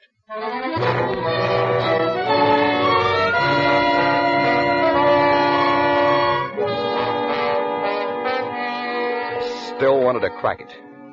I found myself nursing a deep belief that there must be equal justice for the murderers of a man I loved, another I respected, and a woman I admired. There was only one place I could figure where to start. I picked my way through Jor Broad's junkyard. The shapes of skeleton cars stood out dark in the moonlight. At the far end of the yard was a lighted shack. I went up to it, almost to the door. Somebody pushed from behind, and my own body knocked the door open. Get in there. Broad was propped up in a chair facing me, his eyes wide. Winter stood beside him, and Gil walked up from behind me alongside. Get in there. Come in, Mitchell. Thanks. Well, Mr. Mitchell, this is a proper ending.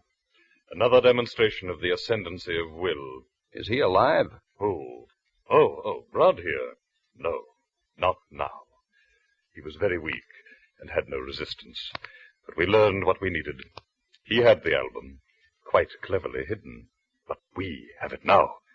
Here, want to see it? Thanks. Say, who hired Dr. Van Selbin to kill Pierce? A very powerful and very wealthy individual, most concerned with retrieving the album, Mr. Mitchell. But you didn't want it to be heart failure. You wanted to force an autopsy. That's why you stuck the scalpel into the corpse. That's rather clever of you, Mr. Mitchell. In the hospital, you were dressed as an attendant, right? You got behind that bed screen sometime early in the day, probably early in the morning before Pierce woke up, right?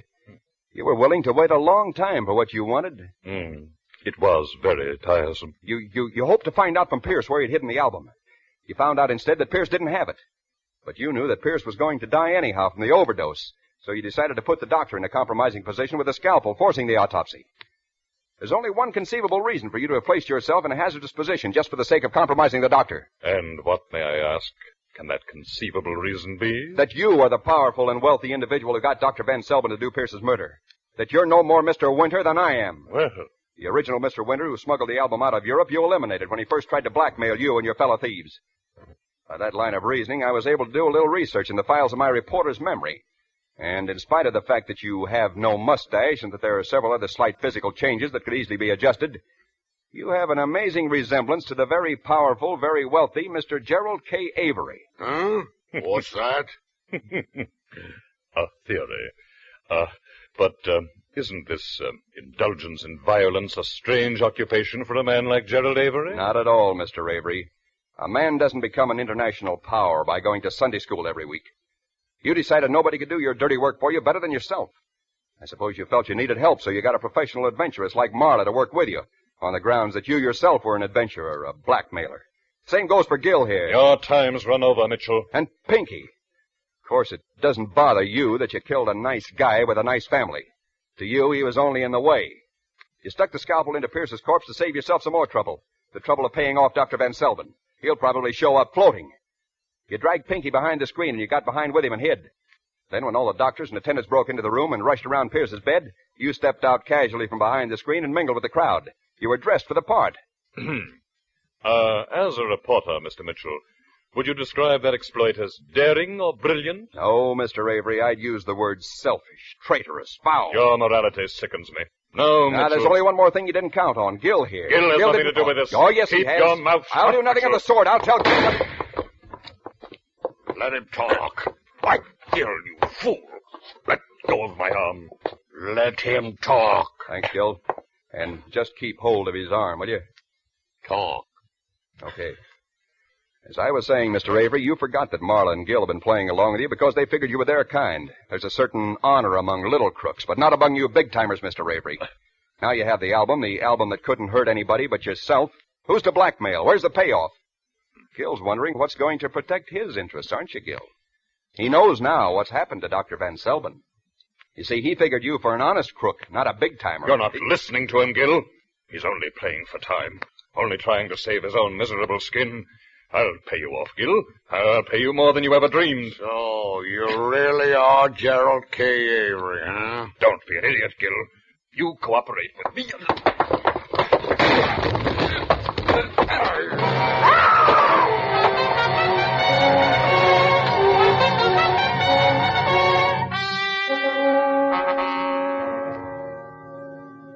was a bad mistake for Mr. Gerald K. Avery. You see, he figured his gun was bigger than Gil. He moved fast, but not quite fast enough. The lead that hit Gil in the shoulder, but didn't even seem to faze him. I understand he broke Avery's arm. That's when Avery screamed. The next blow broke Avery's neck. There was an awful lot of excitement because Horselip Shadows caught up with the proceedings just about this time, and the details aren't too clear. All I know is that it had been a big day, and I was awfully tired. I went home, climbed into bed, put my head on a nice pillow made of tooled white leather, and slept a long, long time.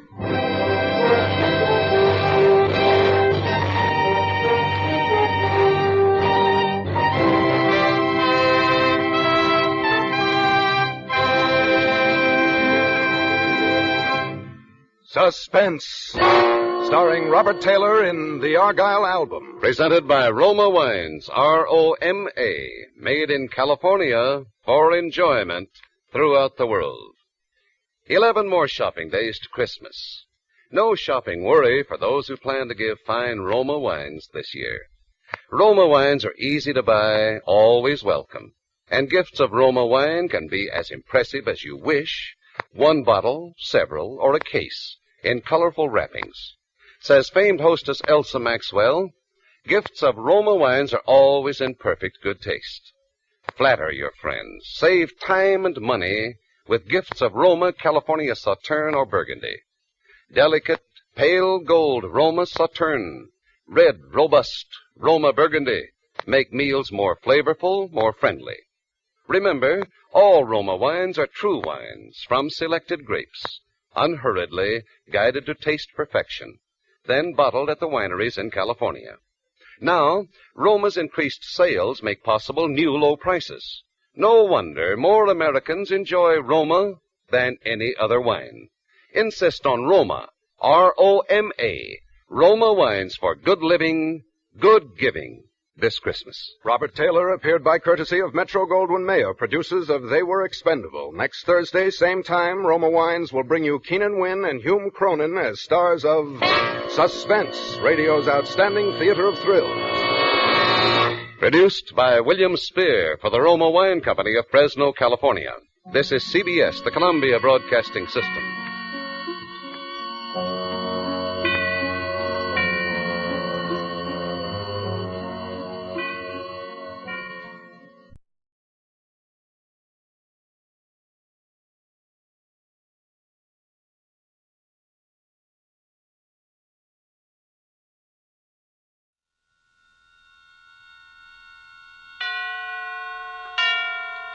And now, tonight's presentation of radio's outstanding theater of thrills, Suspense.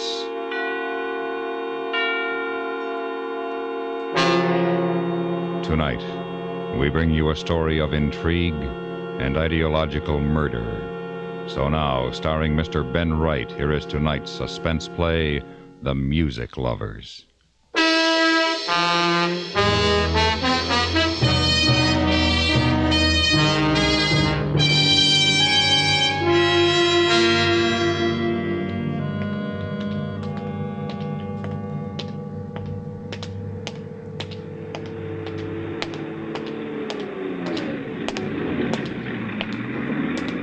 Any word yet, Mallinson? No. Where's the car? Around the corner. Walsh is listening in. What's the matter? Oh, bit of the pip, you know. Schoolboy's boggy. Achin cough. Oh, you taken anything for it? Everything. No, too bad.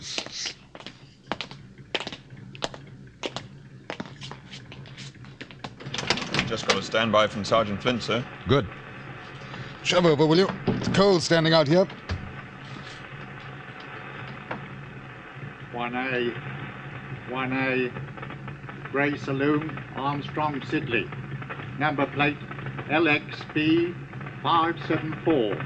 Proceeding west on Arrow Road. Just past Hazel Road intersection. Following. Over. Let me have it, will you? Here you are, sir. To all cars, this is car 1A. form roadblock at Scrubs Lane and Harrow Road. Flint, how far away is he? Over. About half a mile, sir. Right. If he turns off, let us know. Out. All right, jump on, Mallison. Next corner, Walsh. No, I don't like to stand on the running board, Hendon. Make you forget the pip. I'm going to sneeze. Shoot! Bless you. Blast you! Walsh. Yes, sir. Park behind that squad car pulling up. Yes, sir.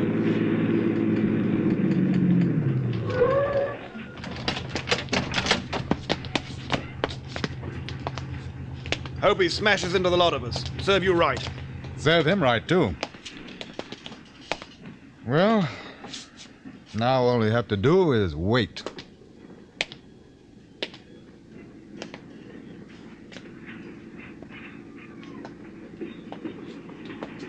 Here he comes.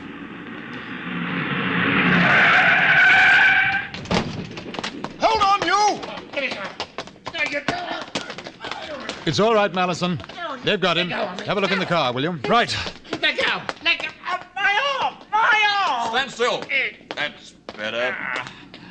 This the man you want, sir? That's the one. Now, you wish to make a statement? Ask mine. Where's Jeffrey Spencer? Don't know what you're talking about. Hendon! Yes? Would you come here for a second? What's up? In there. Back seat. It's Spencer. Oh?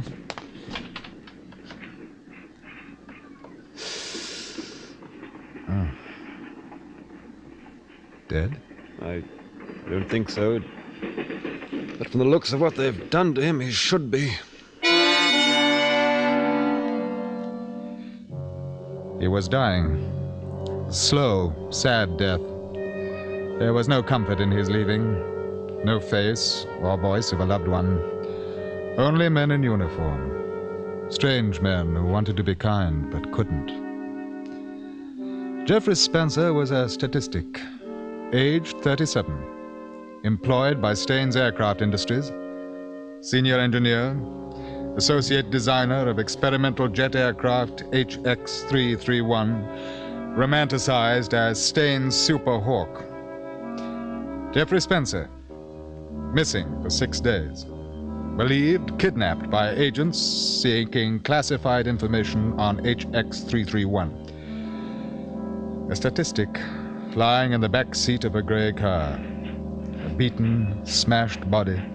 Eyes staring up, full of pain, full of tears. Ambulance is on its way. Is he conscious? Yes. Has he said anything? He can't very well. Oh.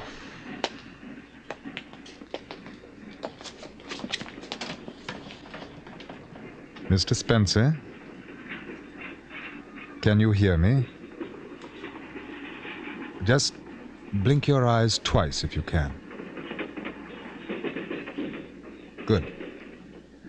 We'll have you in the hospital very soon. Do you know who the men were who did this? Just blink your eyes once if you want to say no. Never seen them before? I see. They tried to get information from you about the new jet aircraft? Ah. Did you give it to them? Good man. Do you know how many there were? 5? 4? Uh-huh. Yes. Were they English or foreign? Mr. Spencer? Mr. Spencer?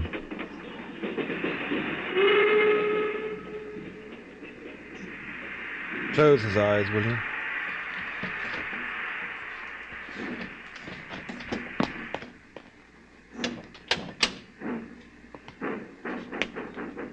Was he very brave or very stupid not to tell them?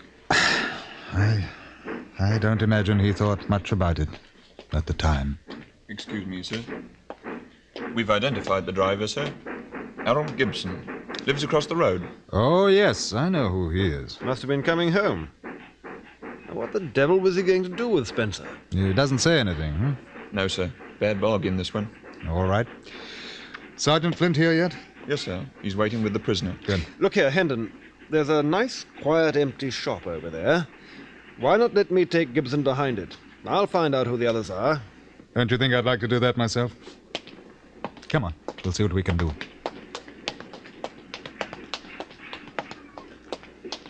Everything all right, sir? No, Flint, it isn't. Oh, Gibson. The man in the back seat is dead. He was beaten and tortured, and you're under arrest for murder. I don't know nothing about that. I didn't even know anybody was back there. Really? Well, before we take you down to the yard, we're going to find out one or two things from you. Take my bitter oath you don't. Oh? Inspector Mallinson, where did you say that empty shop was? Across the road. Of course, I was there. Right. Hey there, what's going on here? Sergeant Flint. Yes, sir. Detective Walsh. Yes, sir. This is going to be absolutely against regulations. You understand? Yes, sir. What are you going to do? We're all going for a nice walk across the road. Yeah, now, what are you taking me? If I'm under arrest, I got me rights. I ain't done nothing. What are you up to? I won't... All right. All right, but you can't do this. You don't dare put a finger on me. I know the law. Stu, I don't know nothing about that guy in the car. Stu found out. Somebody must have put him in there, huh? Now, what you going to do? You can't hit me now. Oh, you're only trying to frighten me. That's it. A fat lot of good that'll do, yeah. Flint, Walsh, hold his arms. Stand him against the wall. Yes, sir. You can't do this. You can't. This is England. I know about you chaps. You can't do this. I'll report Are the you lot really of going you. to do it? You can't do this. We'll see.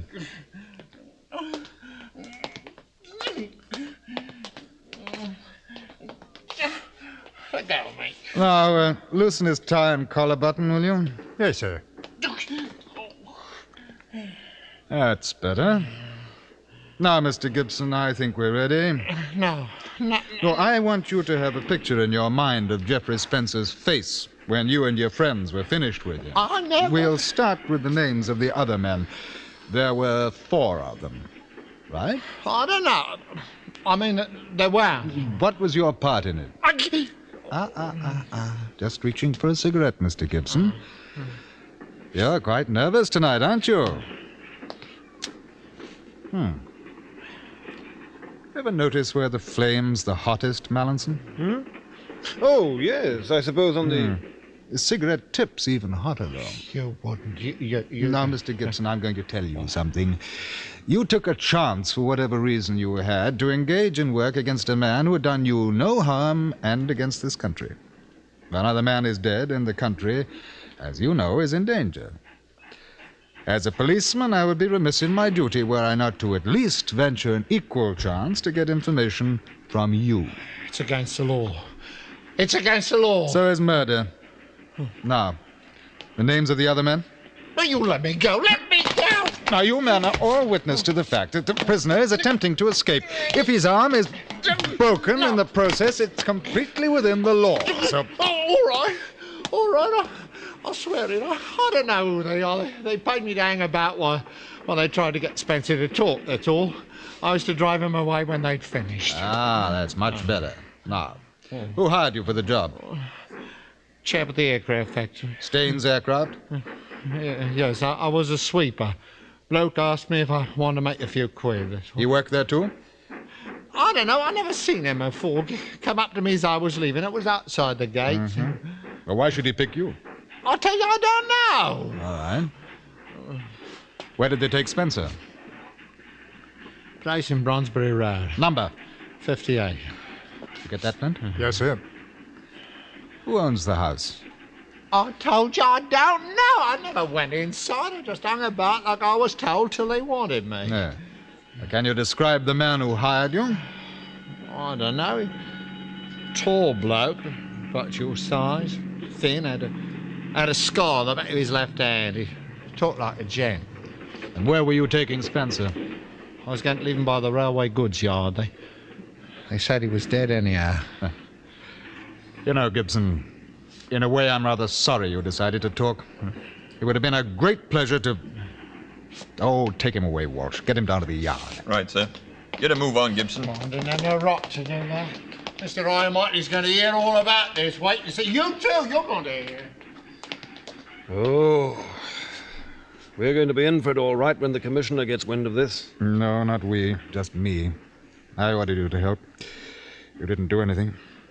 Would you have done if he hadn't talked? I don't know. I honestly don't know. Well, as it is, I'm going to offer my resignation. Oh, no, sir. Oh, don't be an ass. 3rd degree. Ever hear of it? Well, you didn't hurt him, sir. Questioning under duress, the same thing. Oh, well, let's see if I can get this cleaned up first. Now, what was that address, Flint? 58 Bronsbury Road. Well, they wouldn't be fool enough to hang about after this. I know, but we can have a look.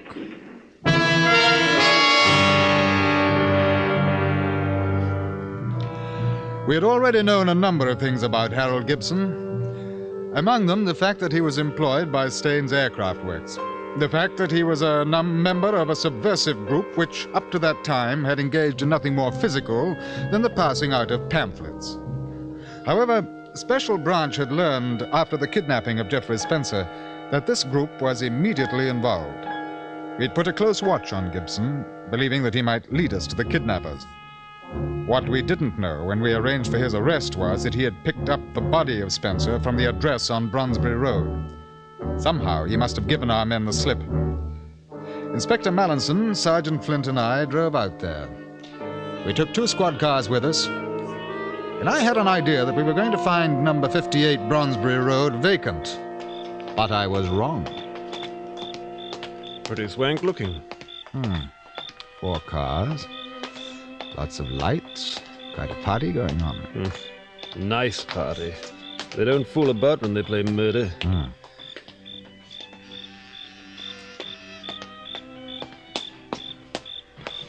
I've got the other men posted behind and outside the French window, sir.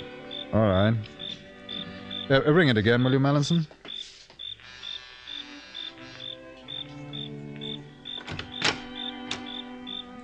Oh, yes? Scotland Yard, Chief Inspector Hendon. Yes? May we come in, please?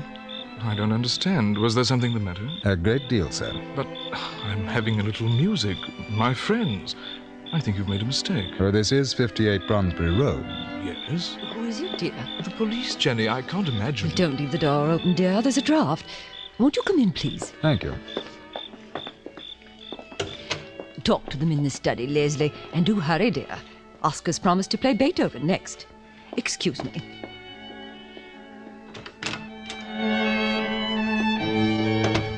This way, please. Oh. It's really very awkward, you know. I haven't the slightest idea why. Now, what's it all about? Do you mind giving me your name, sir? Leslie Addison. We understand that a man named Spencer has been held in this house for the past 5 or 6 days. What? What the devil do you mean, sir? Exactly what I say. Held here? By force? Yes. You must be mad. Well, it's a practical joke. Not very funny. No, it wasn't very funny for Mr. Spencer, either. He was murdered. Beaten to death. Good Lord. But why do you think that I don't think anything yet, Mr. Addison. However, I should like permission to search your house, please. Blast it, all this is terribly embarrassing. I'm sorry. What are my guests going to think? I haven't the slightest idea, sir. Well, I suppose it's your duty. Tall, thin man, about my height. Oh, yes. Have you noticed the back of Addison's left hand? No. No, I didn't. I did. Nasty scar on it. Man who hired Gibson had one, too. Mr. Leslie Addison.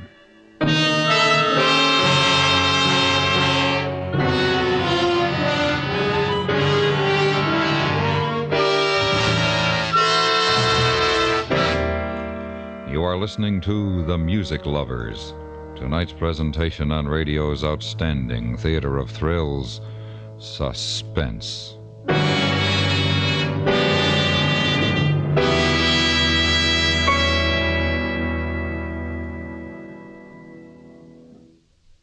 With uncanny astuteness and with unmatchable speed, the FBI in Peace and War breaks open a vicious multi-state racket in the shipment of perishable foods by playing on the greed of the wife of one of the racketeers involved in the tense story you'll hear over most of these same stations tomorrow night. If you like your drama packed with action, you'll really get a charge out of The Troublemaker, tomorrow night's thriller on the FBI in Peace and War. And now we bring back to our Hollywood soundstage Mr. Ben Wright, starring in tonight's production, The Music Lovers, a tale well calculated to keep you in suspense.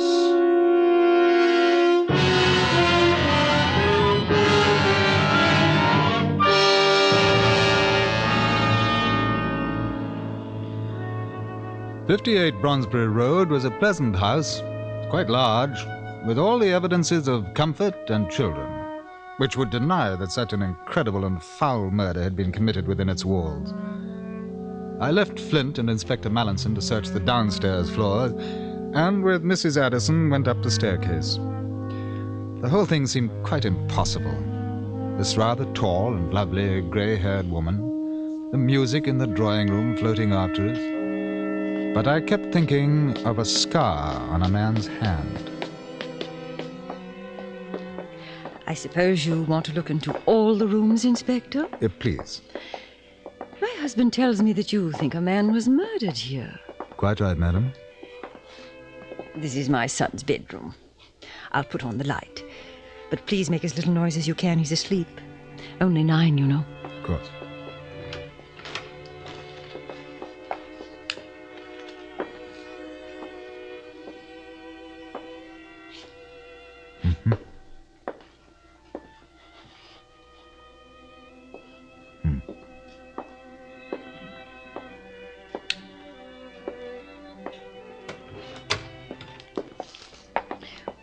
Would you mind telling me what you expect to find, Inspector?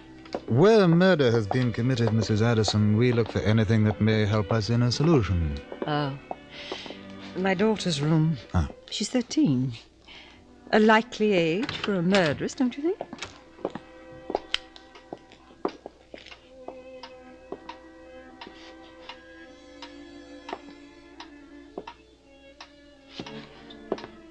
Mm-hmm.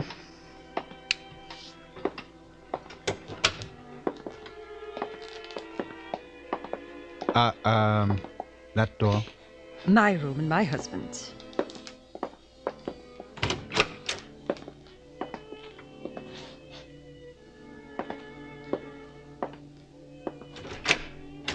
You'll find no skeleton in that cupboard, Inspector.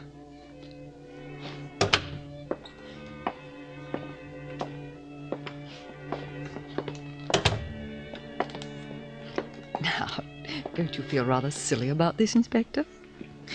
If you've made a mistake, we shan't laugh at you. We shan't report it either. That's very kind of you, Mrs. Addison. It's utter nonsense. You don't think for one moment if Leslie had done this awful thing that we should have allowed the children to be here, do you? The very fact that he might have done it at all seems to make the qualifying element rather academic. Hendon! Yes? Something down here! Right. I hope you don't mind if I return to my guests. Not at all, madam. We may have to join you in a little while. That would be extremely impertinent of you. Police, crime, arrest. They're all impertinent, Mrs. Addison. I find your manner unspeakably rude. Both my husband and I have tried to help because we thought this was an important police matter. We shall report it to the Commissioner in the morning. As soon as you have finished your ridiculous search, I must ask you to leave the house.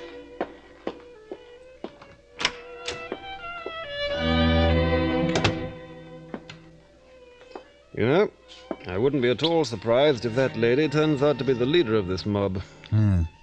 Pretty cool. What have you found? Oh, down this way.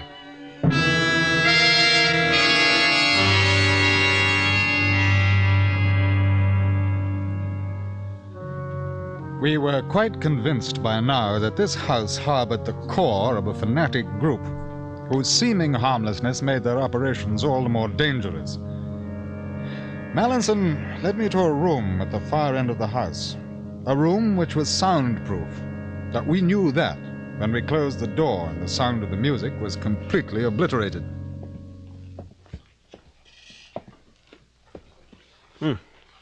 Looks quite inoffensive, doesn't it? Desk, a few chairs, books. Yes, it does. What did you find? Well, they're pretty careful to get rid of all traces of Spencer's residence in here. But they missed something. Yeah, look at this. On the carpet.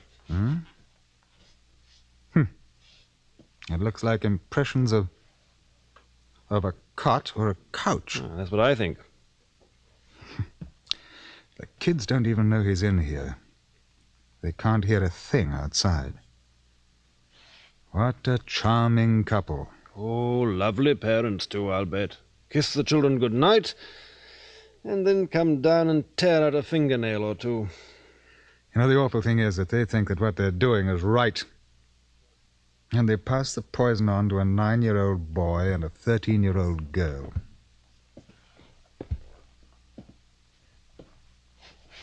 Hello.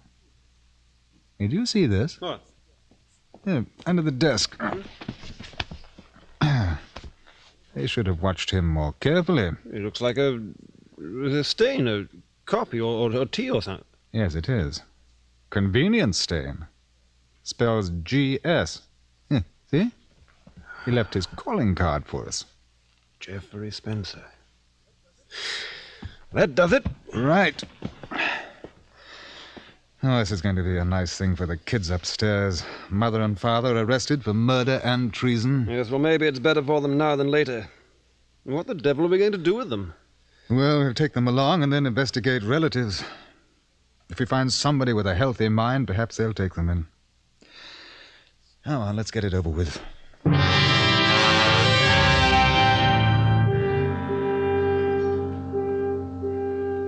We left the soundproof room, and I shut the door on a modern scene of inquisition. There were 8 people in the drawing room, including the Addisons. It was an extraordinary tableau. Music, warm winter fire, brandy glasses, friendliness of an upper-middle-class home. And the people, the only dissonant note. They watched us come in, wary, perhaps a little frightened. And as I looked at the faces, I wondered how many of them shared the guilt. Are you satisfied now, Inspector? Yes, thank you. I'll see you to the door. Mrs. Addison, will you please wake up your children and get them dressed? I'll wait. I think this has gone far enough. Leslie, ring up Scotland Yard. There's no point to it, you know. Now, if you have any feelings at all for your children, you'll make it as easy as you can for them. How dare you invade the privacy of my home? Come out with this frightful accusation. I've never... We have proof that Jeffrey Spencer was held prisoner in this house, and that you vainly attempted to extort government information from him. He died from the injuries you inflicted.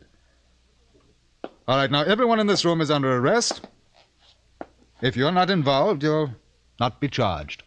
The fascist British police. I knew we'd live to see it. Did you, Mrs. Addison? That's odd, because I hoped that I would never live to see what I'd seen here tonight. Paid spies, living your lie in comfort with everything you condemn. They're worse than the people who hire you. Someday we'll exterminate the lot, and when we do, perhaps a kid like yours upstairs will have a chance. You are to pass out tracts on a street corner, Inspector. God and country. Quite worthwhile reading matter, I think, sir. Flint, ring the yard and ask them to send a van here, would you? Yes, sir.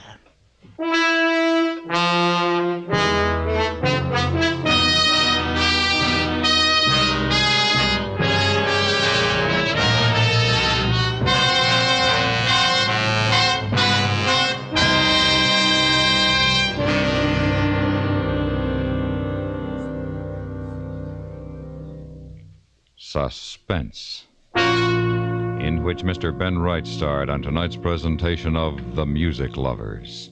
Next week, Suspense will be heard at a new time.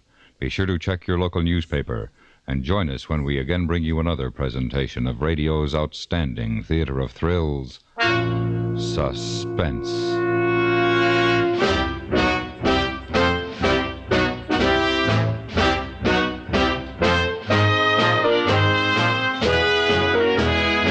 Suspense is produced and directed in Hollywood by Anthony Ellis, who also wrote tonight's story of Suspense.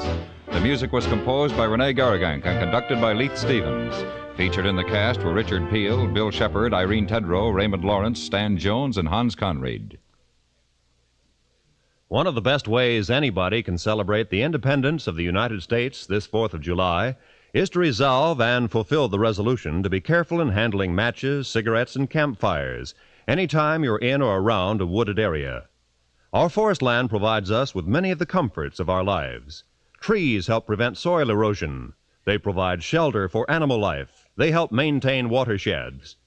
And if we were to count up the number of wooden objects that each of us uses during the course of a single day, the number would be staggering. If you love America, help protect one of our greatest natural resources. Help prevent forest fires. Stay tuned now for 5 minutes of CBS News, to be followed on most of these same stations by My Son Jeep.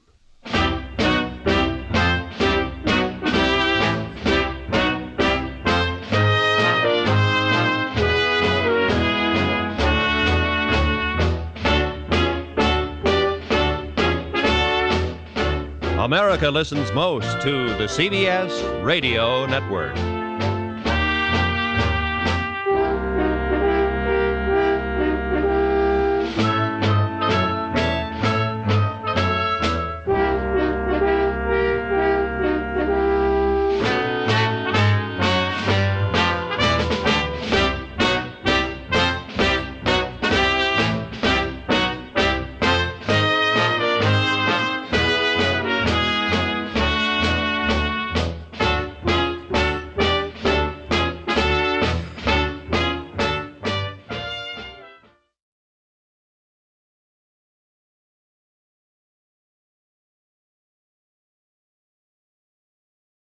Now, Roma Wines, R-O-M-A, made in California for enjoyment throughout the world. Roma Wines present Suspense. Tonight, Roma Wines bring you Miss June Dupre as star of Your Devoted Wife, a suspense play produced, edited, and directed for Roma Wines by William Spear. Suspense, radio's outstanding theater of thrills, is presented for your enjoyment by Roma Wines. That's R-O-M-A, Roma Wines. Those excellent California wines that can add so much pleasantness to the way you live, to your happiness in entertaining guests, to your enjoyment of everyday meals. Yes, right now a glassful would be very pleasant, as Roma Wines bring you June Dupre in a remarkable tale of suspense.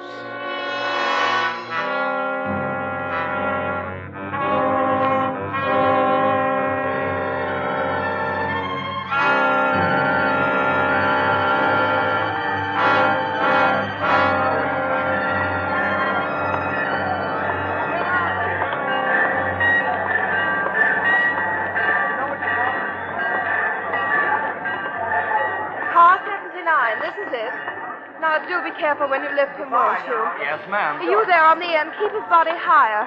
Oh, please watch. I'm doing my Oh, best. do look, that step's terribly high. Where is that porter? What compartment, lady? What? Oh dear. 1 minute. Hey, now look, he's not too light, lady. Yes, I know. Here it is. Compartment E. No, I guess that's down the other end of the car. Now wait for me. Where is that porter? Oh, there you are. Yes, ma'am. I'm Mrs. Thornton. This is my husband. He's very ill. Yes, ma'am. You're in compartment E. The bed's made up. Oh, thank you. Please keep him covered well. This way, please. And do be careful when you lift him from the stretcher. I'll attend to that, ma'am. Lift him from under his arms. Easy now. Easy. Watch the door. Right in here, please. Lay it right down there. That's fine. Are you certain there are plenty of blankets? Yes, ma'am. You can have more if you like. Well, I guess that's all. Yes, thank you very much. Oh, yes. Will you tell Dr. Stevens everything went well? Yes, ma'am. Goodbye. Goodbye. I'm the porter for this car, ma'am. I'll be with the car to Chicago.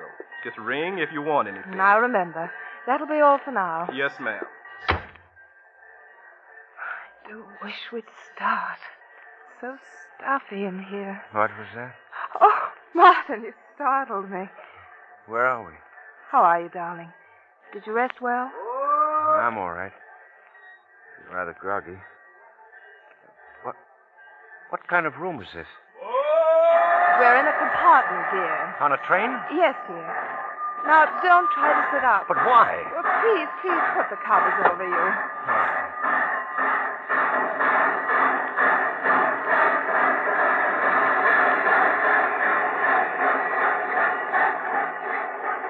Another one of your tricks, Melissa? Now, you know perfectly well what the doctor said. But you never said anything. You never told me. Well, I knew you'd be angry, darling. Angry? Oh. What's the use? Then you're not, really. Oh, darling, I'm so glad. Are you? Yes, darling. Why do you ask? No matter. Are you warm enough? Yes. Could I get you something? No, thank you.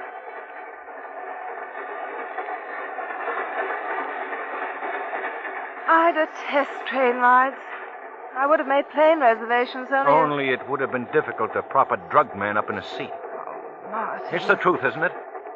I don't know what you mean. But you do know I was carried on this train. You do know you gave me sleeping pills to Oh, put you're me... ill, darling.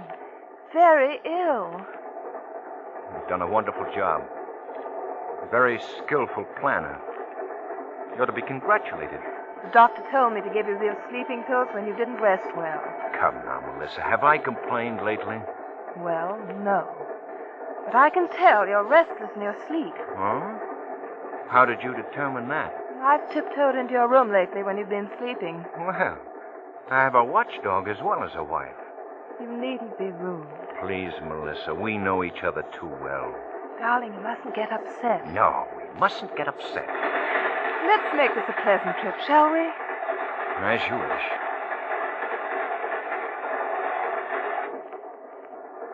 Well, where are you taking me? Before I say anything at all, I want you to know that what I'm doing is all for you. Do you understand? Perfect. You don't sound as if you do. I'm ill, Melissa. Remember? You can be most exasperating at times, Martin. Quit stalling. Let's have it. Well, the doctor told me there's a chance, and a good one, that the clinic he recommended could determine exactly what's the matter with you. Oh? Perhaps even cure you. I think not. Oh, darling, why don't you try? You do want to live, don't you? I don't know why. What did you say, dear? I said I'll try. There, you see? If you'll just make a little effort, then... How long am I going to be cooped up in this thing? We'll be in Chicago tomorrow and take you right to the clinic.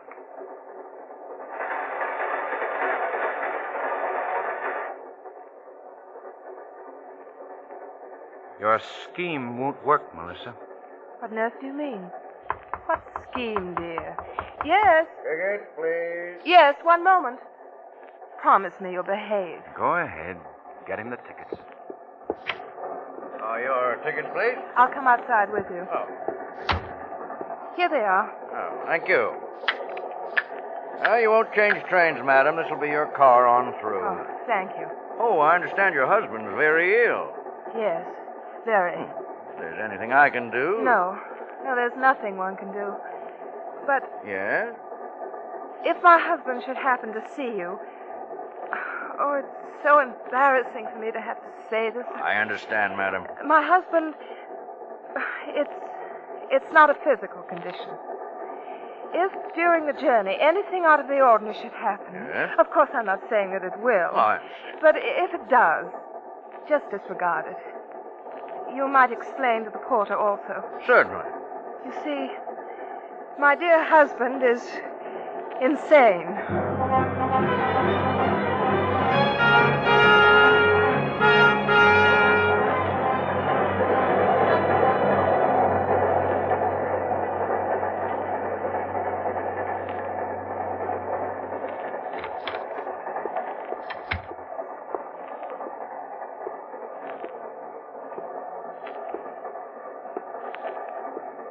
You needn't tiptoe, Melissa. I'm not asleep. I knew you weren't, darling. Comfortable? Quite.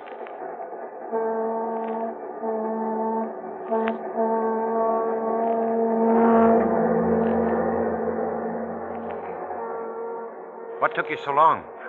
I was just asking the conductor about the connections. You're very efficient. But then you always were. It's much simpler that way. I must put these tickets where I won't lose them. Darling, Yes? my keys. What keys? Please, dear, the keys to my luggage. They were in my purse when I left. What would I want with them? I can't imagine, dear. Please return them. Look, I'm in pajamas. They're not around my neck. If you wish to embarrass me in front of the porter, then I have no alternative but to ring for him. No. Wait. You in. They're on the shelf by the light. Now, what on earth would you want with my keys, dear? If there's anything I can get you, or if you like, we'll go through the luggage together. Don't be so Oh, condescending. but you were looking for something. I want to help you find it. I wasn't looking for anything. We'll start with your luggage first.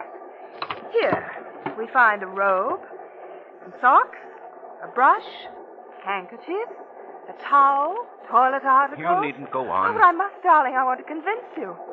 About what? That I don't know. But we'll look further. Shorts, bedroom slippers, those your mother gave you, a few ties. You're a good actress, Melissa. A very good actress. Really, Martin, you are a mystery. You don't happen to see a suit, topcoat, and a pair of shoes, do you? Oh, darling, why didn't you tell me? Am I that thoughtless? I didn't know. But of course you would wonder. Yes, one would. It's all very simple to explain. You're ill. You have no need for those things, so I packed them in the trunk. It's in the baggage car. I hope. Silly boy, of course it is. I checked it myself. I see. Dinner's now being served. One car at the rear. What time is it? 7:10. It's going to be an awfully long trip. I know, dear. Do try and make the best of it. What are you doing? Just ringing for the porter. Why? My every move excites you, doesn't it? I'm just going to order dinner. But you needn't. I'm not hungry. One moment. Did you ring, ma'am? Yes.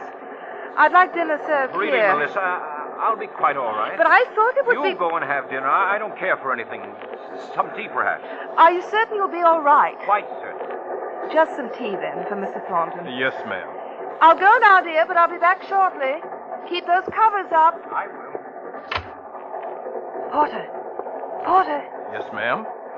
I presume the conductor has explained to you about my husband. Yes, ma'am. He sure did. Then would you watch our compartments very carefully? I don't think I should have left him there alone. Sure will, ma'am. And don't forget his tea. Coming right up. Oh, which way is the diner? One car back. Now remember. I sure won't forget.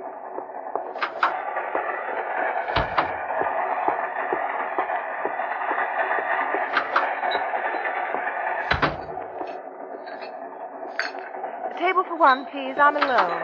Thornton, your husband, come quick. What's happened? He's gone, ma'am. He just ain't there. I went to get the tea and... Oh, he couldn't. He couldn't be. Did you look thoroughly? Look, ma'am, he sure enough ain't here. Are all these compartments filled? Yes, ma'am. Well, don't stand there. Do something. I'll go back through again. No, you stay here. I'll go to the front of the car. Yes, ma'am. He couldn't have gone far. He wouldn't dare try anything. He's alive. He's got to be. He couldn't die now. Not now. Martin! Martin! Don't come! Keep away from me! Please, you've got to come! Keep away from me! Porter! Let go of me, you stupid woman! Somebody, please help me! Let go of me! Go on! I'm all right. Let's get out of here. Oh, Martin, darling. What were you thinking of? I can't breathe. Help me, Porter. Yes, ma'am. Easy now, ma'am. Martin, I faint. Such a shock. What a foolish thing to try. I'm sorry, Melissa. Guess it was. Thank you, Porter. That'll be all. Yes, sir. There now. Please lie down. I'm all right. Here, drink this. More sleeping pills? Yes. You're such a faithful wife, Melissa. I couldn't be otherwise. And you want me to live so badly. I do, Martin. So very badly. I wonder why.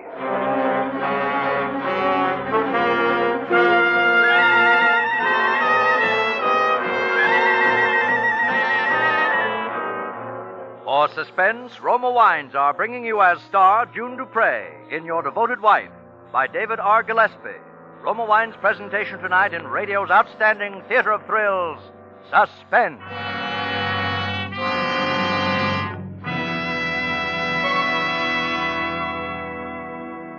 Between the acts of Suspense, this is Truman Bradley for Roma Wines. Last week, a friend of mine, a Roma wine user and Suspense fan, made an interesting comment about my announcement. Brad, he said, the past few weeks you've talked mostly about Roma California Sherry. Now, I agree Roma Sherry is a wonderful wine. I enjoy it. But I also enjoy, and think you should mention, some of the other fine Roma California wines. Your flame-bright Roma Tokay, or my wife's favorite, that rich golden Roma Muscatel, and Roma makes a delicious port. I always keep it on hand to welcome guests. Ladies and gentlemen, my friend Tom is right.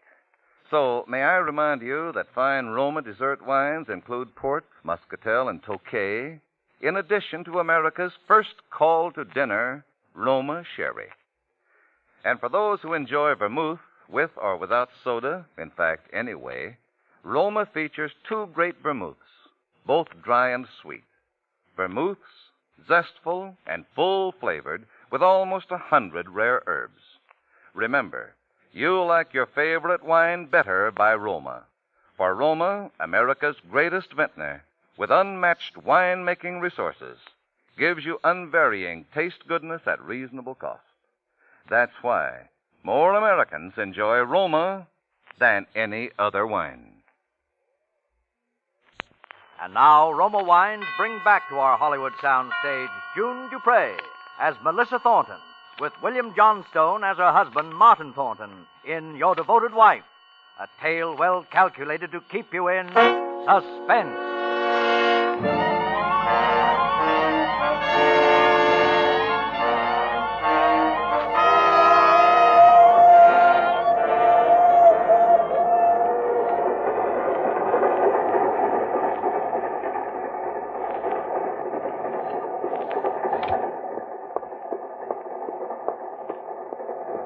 Conductor. Oh, rather late for you to be up, is it, Mr. Thornton? Yes, I couldn't sleep.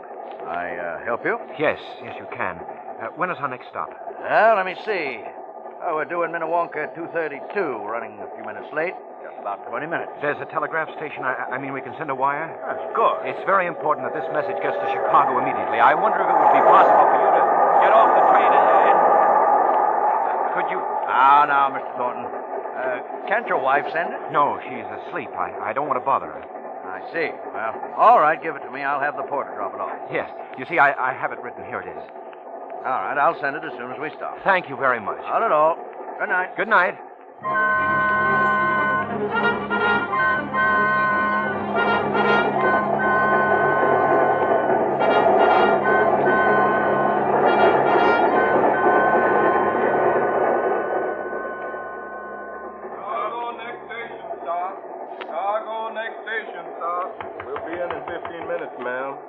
Chicago, next station stop. Chicago, next station stop. 15 minutes. Sleep well, dear? You sorted that. We'll be in 15 minutes. I wish it were all over with. How do you mean, darling? Oh, the clinic. Doctors pawing me. You know, darling, you and your antics rather upset me last night. I couldn't finish my dinner. I'm sorry, Melissa. I'll try and be more successful next time. There won't be a next time. I wouldn't bank on it. You promised me there wouldn't. Did I? Let's not bicker. I do so want you to get better, to be strong and happy again. You're going to some lengths to accomplish that, aren't you? No more than a devoted wife would.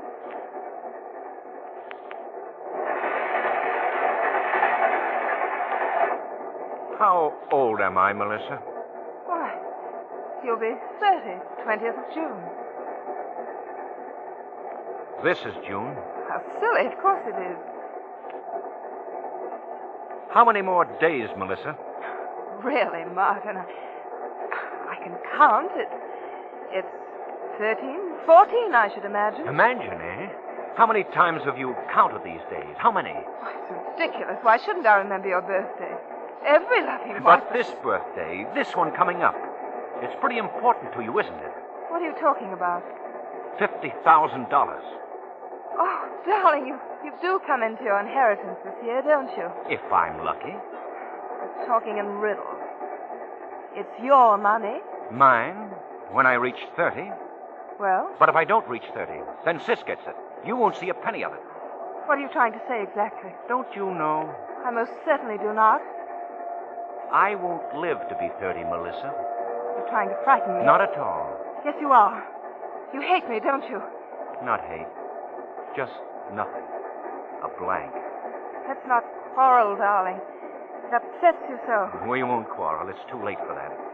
I've tried to be a good and faithful wife. In your way, I guess you have. The way I thought best. As for your inheritance, I shall forget all about it. And you should. You see, Melissa, I wired my lawyer to meet us in Chicago. You're joking. Not at all. You see, I didn't take your sleeping pills last night. Martin, you mean... In just about 10 minutes, I'll have a different arrangement in my will. What a cheap trick to pull. You wouldn't dare change your will. Wouldn't I? What did you do? Sent a telegram last night when you were asleep. Yes. Order, ma'am. Yes. Your luggage, ma'am. Oh, could I ask you to step out here a moment, ma'am, please? My luggage? Yes. The conductor here would like to speak to you, ma'am. Of course. Mrs. Thornton, your husband asked me to send this wire last night. Wire? Yes. Well, knowing about what you told me, his mind, I mean... Yes? I didn't send it. You didn't? May I have it? Certainly. Meet Sunset Limited in Chicago Thursday noon, June 7th. Don't fail. Bring copy of my will.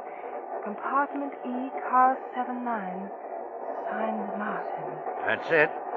You've done me a great favor. I hope I did right. You most certainly did. Thank you. Not at all. What's wrong? Nothing, darling. Nothing at all. What took you so long? The porter was showing me where our luggage would be on leaving the train. Oh. Darling, look at you. Now you must keep covered up. And we aren't going to quarrel anymore. Everything's going to be just fine. Just fine. We're coming in now, ma'am. Please call on me for assistance from Mr. Martin. Thank you, porter. We wouldn't want anything to happen to Mr. Martin now, would we?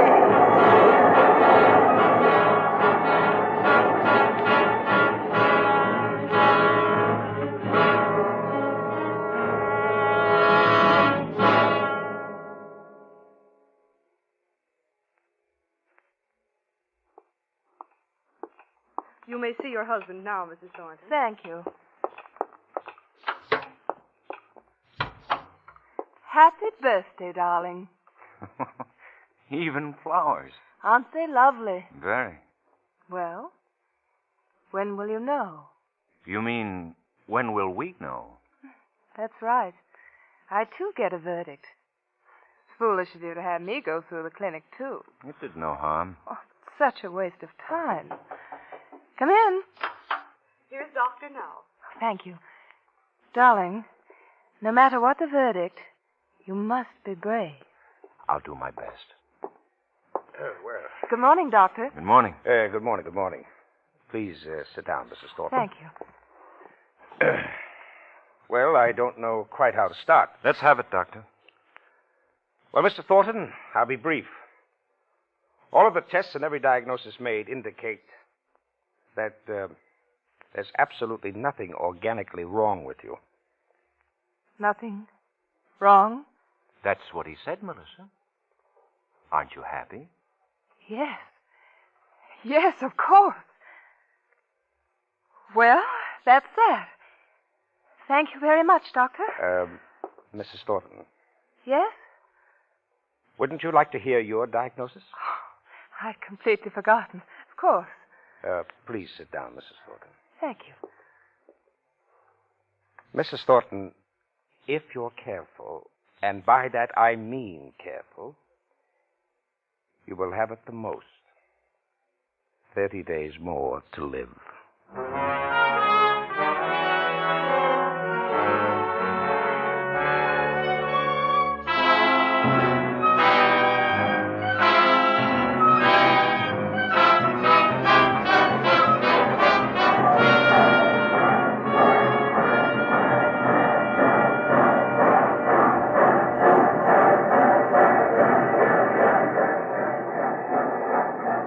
Well, we're going home, Melissa.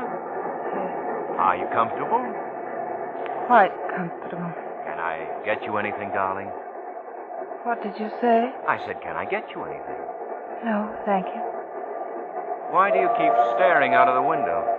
Just looking.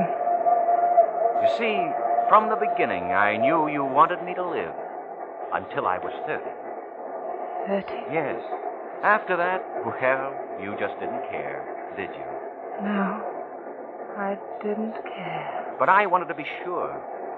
So I pretended I was ill. Quite well, too, I thought. Pretended? Yes. You see, I wanted to study you. I wanted to get to be not only 30, but a good deal over. Are you listening, Melissa? Yes. Yes, I'm listening. Really, my dear, your mind seems to wander. You must relax. No. No, I'm listening. But this business of sleeping pills and trying to kidnap me is all very sloppy. Wasn't it, though? I could have left the train at any stop. Of course. But I wanted to see just how far you'd really go. It was clever of me, wasn't it? Very clever. Even going so far as to tell people I was insane. I did do that. That wasn't very nice, though, Melissa. After all, I am your husband. My husband. But you forgot one thing. Yes? My pre-med course. You know, I wanted to be a doctor once. You did, didn't you? Yes. Although I never did make it, I knew enough about people and symptoms to guess the verdict in your case. 30 days, the doctor said, wasn't it? 30 days. And so, we're going back. Back to your mother and father, and my mother and father. I wouldn't tell them about this 30-day business if I were you. I know use in exciting them. 30 days. That's not very long, is it? Not very long. 30 days. But then he could have made a mistake. An aneurysm. That heart might burst at any time. 30 days. Mistake. What's wrong, Melissa? Oh, you mustn't get up. The doctor said that 30 days. Melissa, where are you going? 30 days. Melissa, come back here. 30 days. Melissa, don't go out there. 30. 30. Don't open that door. We're on a trestle. 30. 30. Don't jump, Melissa. Don't jump. 30. 30. 30.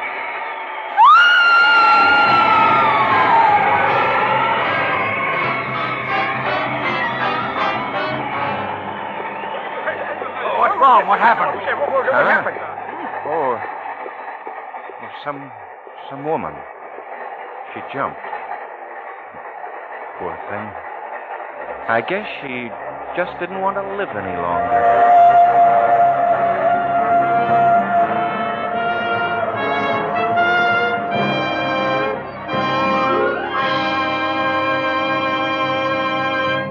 Suspense. Presented ROMA. Made in California for enjoyment throughout the world. Before we hear again from June Dupre, star of Your Devoted Wife, tonight's suspense play, this is Truman Bradley for Roma Wines. Everyone agrees that for a wedding, no other wine will do but champagne.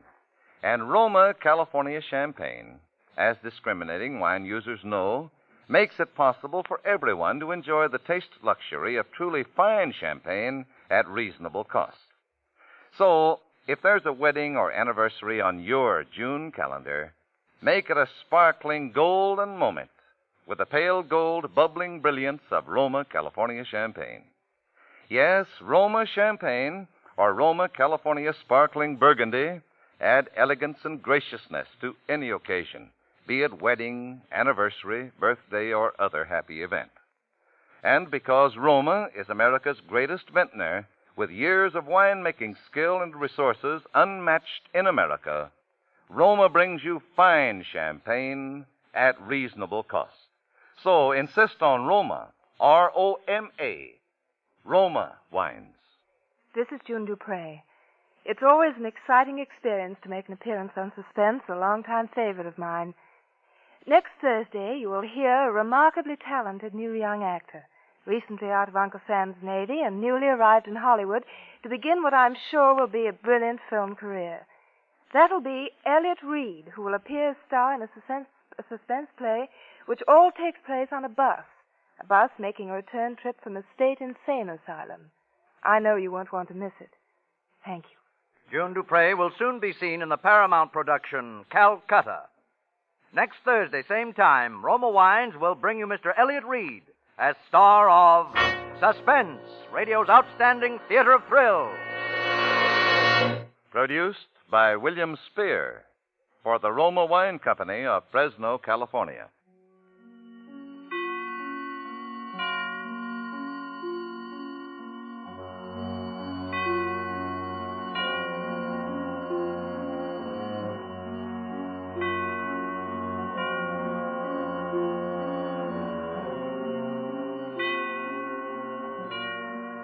This is CBS, the Columbia Broadcasting System.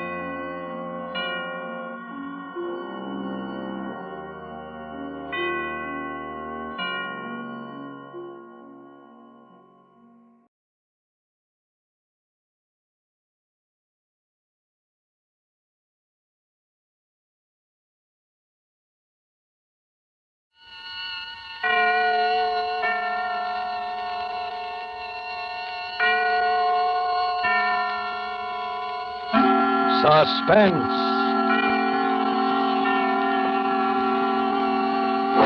Produced, edited, and directed by William Spear. This is the third in a special limited series of 5 Friday night performances of Suspense at this hour. Suspense is compounded of mystery and suspicion and dangerous adventure. In this series are stories calculated to intrigue you, to stir your nerves, to offer you a precarious situation, and then withhold the solution until the last possible moment. Tonight from Hollywood, we bring you Mr. Dan Drury as star in The Man Who Couldn't Lose, a radio play by Emil C. Tepperman. We trust that with this tale, we shall once again keep you in suspense.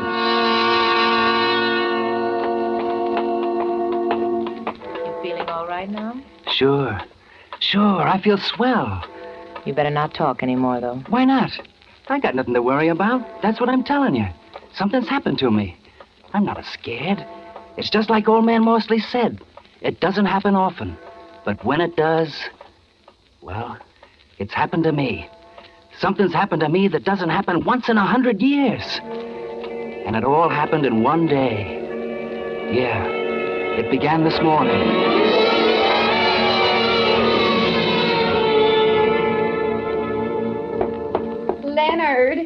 Leonard! Now, don't you try to kid me. You're not asleep. Get up. Sure. Okay. I cook your breakfast. I come home and cook your dinner. In between, I work behind that counter all day until I'm so tired I can't hardly stand up. The least you can do is get up and drive me to work. Sure, I will. And what do? Nothing.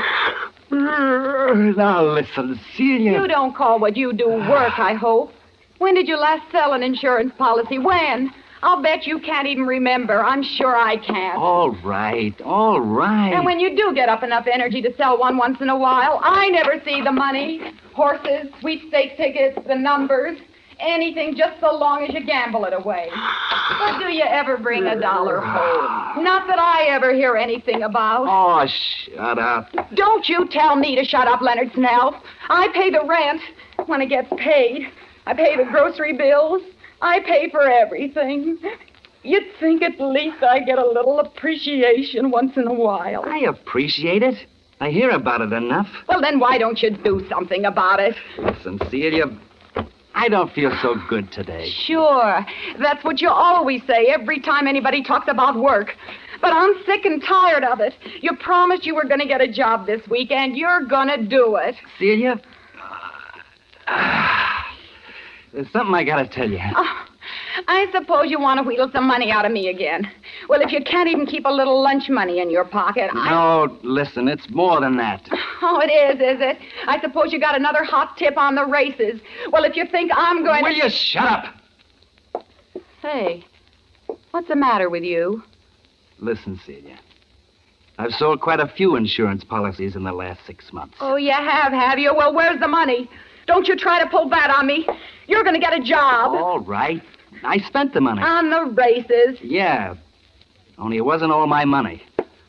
What do you mean? I mean, I'm $1,800 short. And this is the last day to settle up my accounts with the company. You stole it. I thought I was going to get it back and make a killing. I had some tips that were supposed to be sure things. Oh, I get it. $1,800.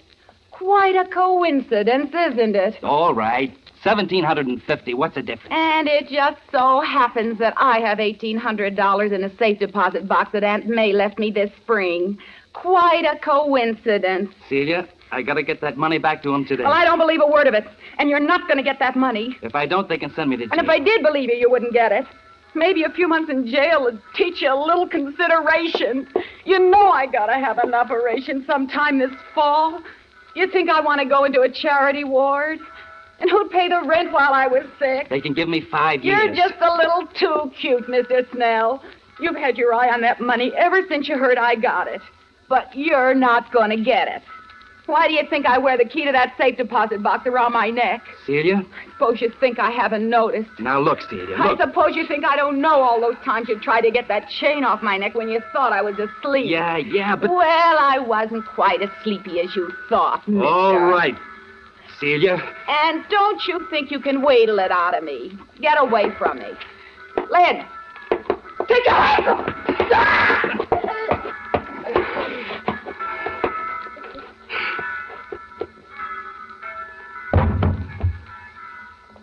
I knew I'd have to do that to you someday.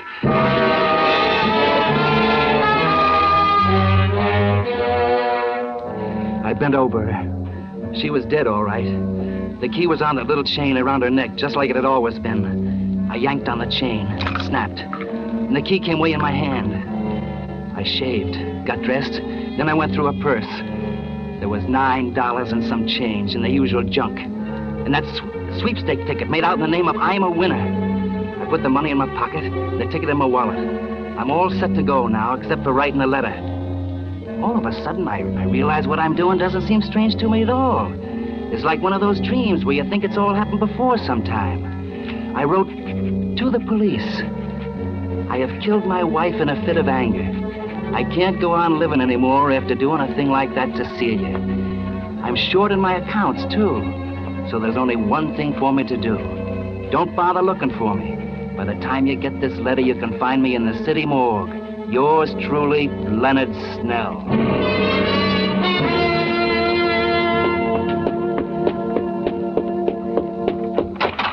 Leonard!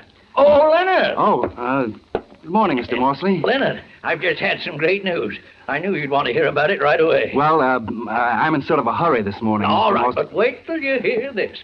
You know that picric acid dye formula I've been working on? Yeah? Well, the government's just bought an option on it. They're going to try it out under factory conditions, and when they do, why, my boy, it'll be worth $1 million. Well, what do you know? That's really great. Well, I guess I better be going along. So I decided to take out that annuity you've been trying to sell me. Got an application with you, have you? Oh, yeah. Sure. Go on inside. Hello there, Leonard. Good morning. Why, my land, you look as though you'd just seen a ghost yourself. He just sold a policy. You don't sell them like that every day, do you, my boy? What's that first premium? About $3,400, isn't it? Yeah. Well, there's a nice commission in that, eh, Leonard? About, $1,800, isn't it? Yeah? Yeah. 18? Well, Leonard certainly deserves it. He works very hard. I see him coming home every evening with that briefcase and all those papers under his arm. Oh, I'm sure he works hard, but perhaps I'm a little more observant than you, dear. Oh, sit right down there, my boy. Okay. Watch out for those bottles behind you, though. That's picric acid. Uh-oh. What do you mean? You're more observant than I am. Most of those papers are the racing forms, aren't they, Leonard? Well, You know, I've been watching you, Leonard. Yes, you've had a hard time, but you're a gambler. You believe a lot in luck. Well, sir, now I've got a theory about luck. When were you born? March 1st, 1878. Yes, luck is something that can come in big doses sometimes. It's almost as though fate had planned it out ahead of time. Who's the beneficiary? My wife. Oh, that's so good. There's a perfectly good mathematical explanation for it, of course. Now, a number of unrelated events converge, and they all add up to the good fortune of a single man. Oh, happens once in a century, perhaps, but it does happen. You can make out the check. Of course. Why don't I make it out to you personally? Then I can collect that 3 months' rent you owe me, huh? Why, sure. Sure. That'd be $3,255. Oh, fine. I'll make it out right. You know, Leonard, I was saying to Sam just this morning, I'm almost as glad for your sake as for ours. My, won't Celia be surprised? Huh?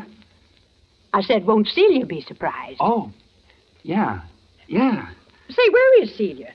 She usually leaves for work long before this. I always hear her. Well, she's, Leonard, don't tell me there's anything wrong. I know she hasn't been feeling well lately. No.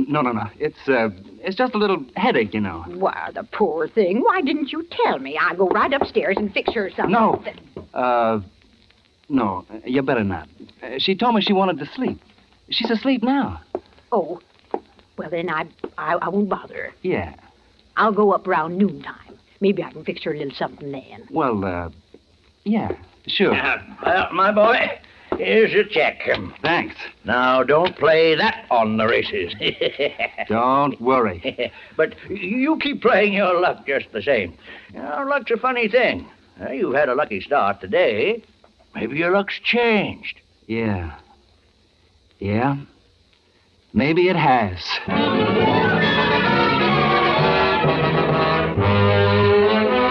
Why couldn't he have signed it yesterday? That's all I could think of for a couple of minutes. Why couldn't he have signed it yesterday? But it was done now. I get in the car and drive downtown. First, I go to Celia's bank. And I get that $1,800 out of the deposit box. Nobody says a word. Then I drive over to Morsley's bank and cash his check.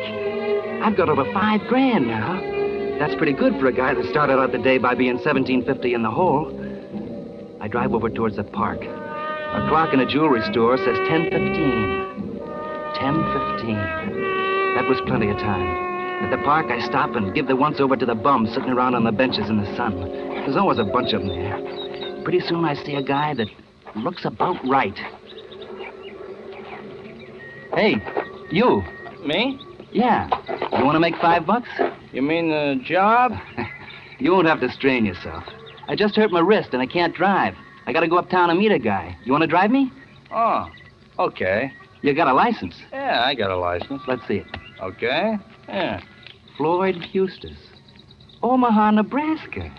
You're kind of a long ways from home, aren't you? Yeah, but it's okay to drive within this state if you got a licensed driver with you. Okay, Floyd Eustace. You'll do.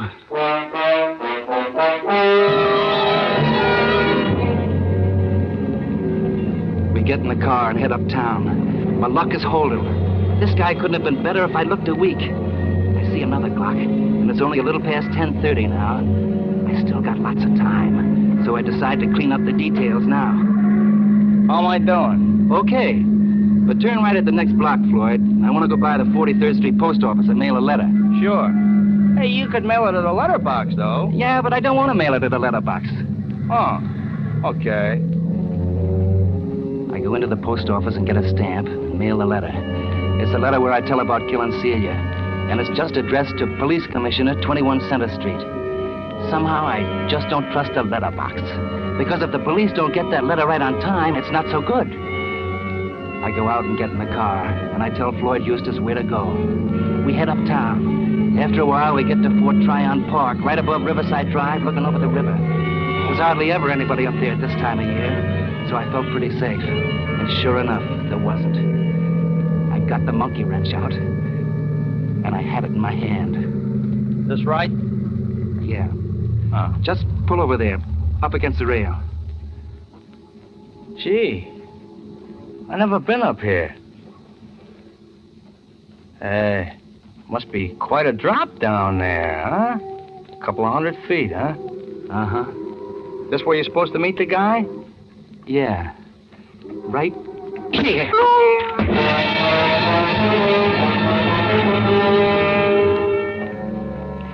I dragged him into the back seat and took off all his clothes, and then all mine.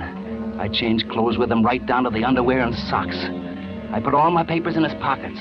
My license, Old Man Morsley's application, my wallet, the works. Then I dragged him up front again in the driver's seat. I propped him there with his arms through the wheel so his head would go through the windshield. I had to be sure they'd say it was me, nobody else. Then I put her in gear and let her go.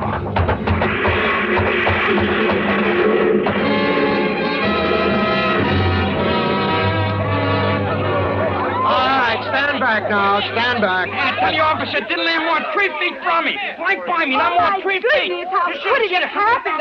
This car just rolled off the Palisades up there somehow and landed smack in the middle of the street. Gee, look at his face. He must have gone right through the windshield. Poor fella. Identified him from his wallet, a guy named Snell. Leonard Snell.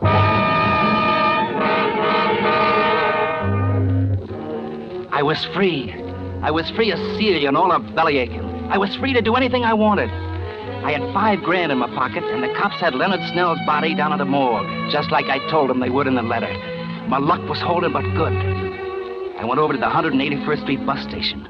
There was a bus leaving for Boston in 20 minutes. I bought a ticket. Then I got a paper on the corner, went into the lunchroom, and sat down at the counter. What's yours? Scrambled eggs with bacon, French fries, orange juice, and coffee. And I gotta catch a bus. It won't take long, will it? No longer than it takes an egg to scramble. Whoop. Excuse me. That's all right, Mac. I like to read a newspaper while I eat myself.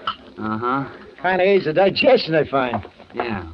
Mm-hmm. Here's your orange juice. Thanks. Some guys have all the luck, don't they? Huh?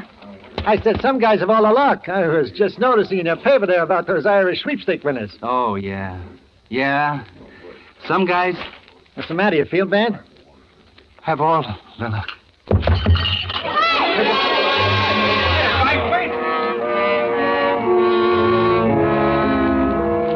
I came to, somebody was swabbing my head with water. I pay my check and get out of there somehow. And I look at the paper again. That's what it said, all right. I'm a winner, draws favorite in Irish sweeps. My ticket. And it went on to say how it was worth at least $40,000, maybe $150,000 if the horse won. And all of a sudden, I was standing there and cursing and swearing at Celia, right out loud, just as though she was alive. Till I see some people are staring at me, and I stop. Because if it hadn't been for her, I'd have $40,000. $40,000. And now that $40,000 was just a one-way ticket to the hot seat, because that $40,000 belonged to Leonard Snell, and that Irish sweep ticket was in Leonard Snell's wallet, and Leonard Snell's wallet was in the pocket of that bum that was supposed to be me. By now, the cops would have it along with the rest of Leonard Snell's stuff down at headquarters after they'd put the body in the morgue. If you've ever kissed off $40,000, you know how I felt. But what was the use? Well, I still have my $5 grand and a bus ticket to Boston. You can't get all the breaks all the time, was what I figured then. So I got on the bus. Plenty of seats in the rear. This seat taken? No, not at all. Sit right down. Thanks. Oh, well. Somebody must be feeling pretty good this afternoon. Huh? The guy that's got that I'm a winner ticket in the sweeps. I see it says there they'd pay him $40,000 for it right now. $40,000. Yeah. I'd sure like to be in his shoes, wouldn't you? Yeah. I see it says... Here, you want to read it? Well, you don't need to get sore. Give it. Holy... Board, all aboard. Hey, stop! Let me out of here. I gotta get out of here. Well, make up your mind. I don't have to make up my mind, brother. I don't have to make up my mind. It was right then I got the idea what was happening. It was just like old man Morsley said. It may only happen once in 100 years, but it was happening to me. My luck was riding high. And when your luck is like that, you just can't lose. Because there it was, right in the paper again, on page 3. Freak explosion in Brooklyn kills 3. And it was my house. And the people killed were Morsley and his wife. And Celia. They thought it was caused by old Morsley's chemicals or something. I don't know, and I didn't care. All I knew was they thought Celia had been killed by the explosion and the fire, and I was in the clear. I could walk into the police station and get my sweepstake ticket. You collect that $40,000, it'd be set for life. I knew just what I was going to tell them. It was a lead pipe cinch. I was walking on air all the way to the police station, and I was going up the steps. And then I stopped. Because I just remembered something terrible. And if I'd remembered it 10 seconds later, I'd have walked right into the electric chair. I remembered the letter. I was licked. By morning, the cops would have that letter in my own handwriting, over my own signature, telling how I'd killed Celia. That letter that I'd taken all the trouble to mail at the 43rd Street post office so it'd be sure to get off all right. I felt even worse this time than I had before, because it seemed like I'd almost had that money right in my hands. I was pretty shaky. I went into a bar to get a drink. Yes, sir, what'll it be? Double shot. All right, sir. Little chaser on the side? No. That'll be $1. Leave the bottle. Yes, sir.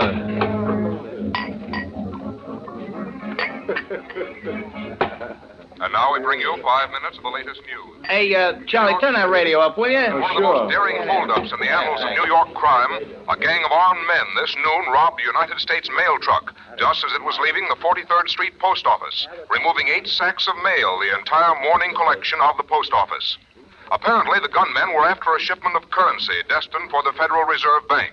But according to officials, the joke is on the gangsters. All they got was the regular mail. Hey, you didn't pay me. The holdup staged in broad daylight. Wait, you got change. Keep it. Keep the change. Several of whom pleaded they I knew it had happened now. I couldn't lose. I simply couldn't lose. Because those mugs that stuck up that mail truck had got my letter. Nothing in the world could stop me now.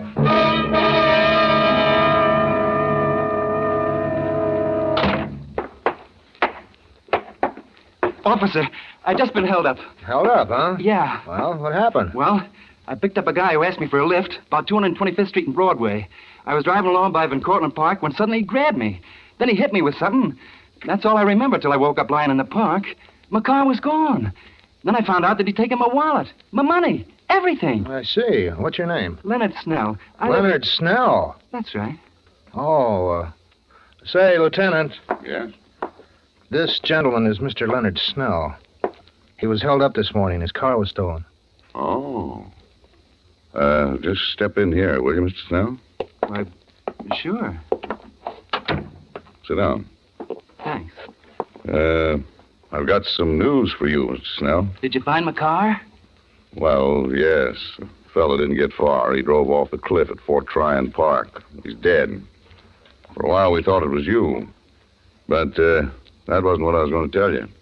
Well, what was it? You haven't seen the papers today? Not since this morning.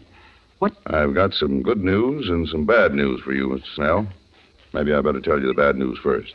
It's pretty bad. Go ahead. Your wife was killed this morning, Mr. Snell, in a fire at your home. My wife?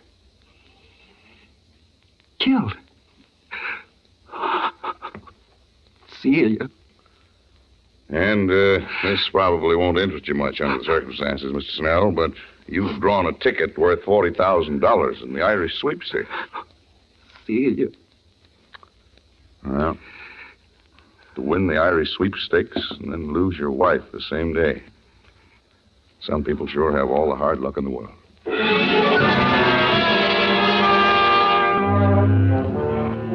Luck. Within about 15 minutes, more things were happening to me that could happen to most guys in a dozen lifetimes. And then comes the jackpot I've been waiting Will you for. hold it, Mr. Snell? Just hold that pose right there. If you care to make a statement, one more Mr. now. Snell, would you mind telling the public how you feel? Because Please, fellas. Please. I hate to trouble you at this time, Mr. Snell, but the syndicate I represent is prepared to offer you $40,000 in cash for your sweepstake ticket. I got the money right here in cash. All right. I don't care much about the money, though. Now.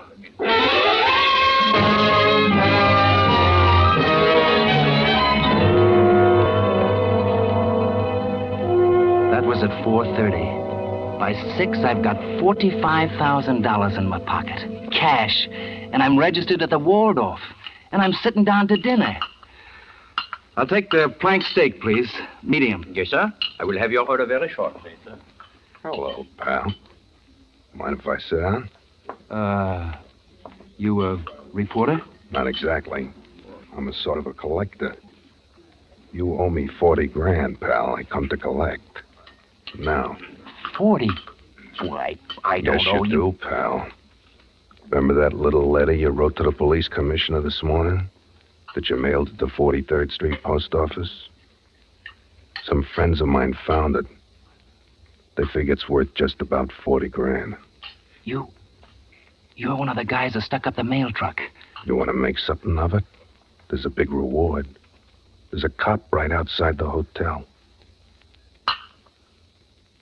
I kind of figured you'd play ball. Where's the letter? My friend's got it right outside in the car. Still got that dough on you in cash like the paper said? Yes. Come on. All right.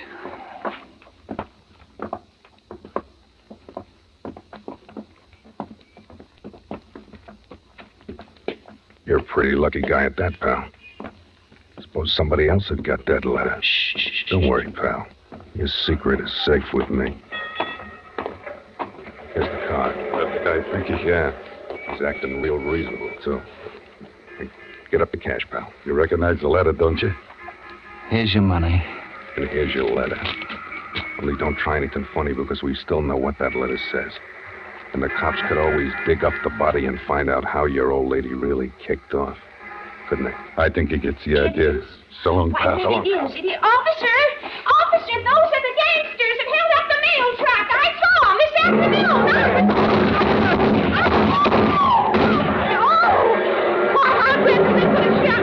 Officer, somebody gotta help that poor man. He's been shot. Well, do something.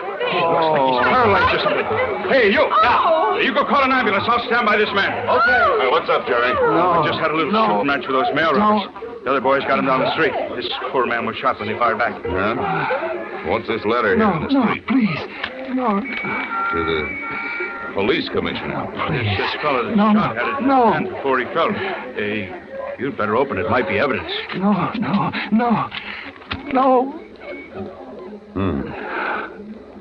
You better put a guard on this fellow at the hospital, Jerry. Right, sir. From the looks of this letter, he's going to stand trial for murder.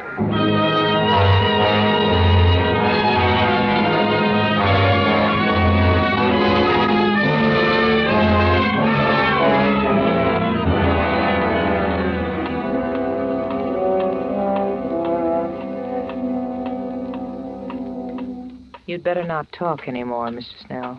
What's the difference? What's the difference how much I talk? That's what I wanted to tell them. What if they did get the letter? I'll never go to trial.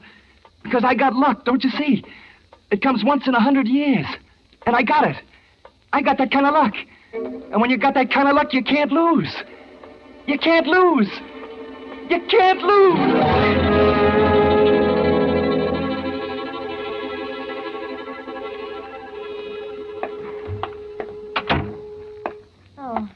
Hello. Hello. You still here? Oh, you know I gotta guard that fella Snell as long as he's here in the hospital. Yeah, but did you ever see the like of it? I don't suppose one man ever had so much luck in one day in the whole wide world. I guess his luck is played out now, all right, though. Funny. He said you can't lose. Yeah, well, he's wrong. He's wrong there, because that lad's gonna fry just as sure as my name is Jerry Maloney. No. Now, you're wrong, Jerry. His luck is still good. Huh? He's dead.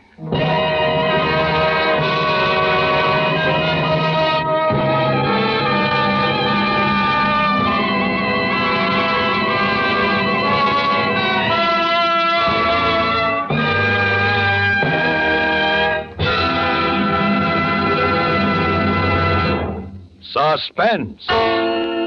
Produced, edited, and directed by William Spear. Tonight you heard Mr. Dan Drury as star of The Man Who Couldn't Lose. This was the third in a limited series of 5 Friday night performances at this hour, which will present radio's outstanding theater of thrills, Suspense. Dan Drury will soon be seen in Black Bart, a Universal International picture. Appearing with Mr. Drury were Lucille Meredith, Kathy Lewis, Jeanette Nolan, John McIntyre, Elliot Lewis, Joseph Kearns, Jerry Hausner, Frank Albertson, Jack Crucian, Dick Ryan, Hans Conried, Ed Max, Frank Goss, and Jack Webb. Music for Suspense is under the direction of Lud Gluskin, with original music composed by Lucien Morawek. Next Friday, same time, Boris Karloff will be our star in a famous story by John Collier. Don't forget, next Friday, same time, listen to Suspense.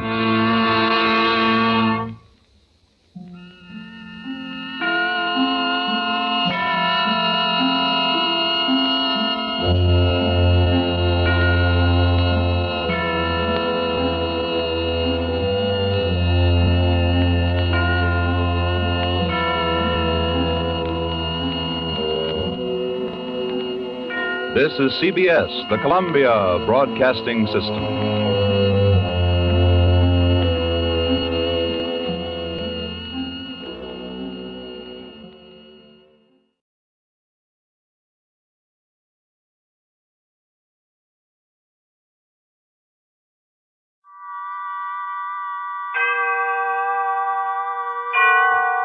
Autolite and its 96,000 dealers bring you Miss Deborah Carr in a story based on fact. Tonight's presentation of Suspense.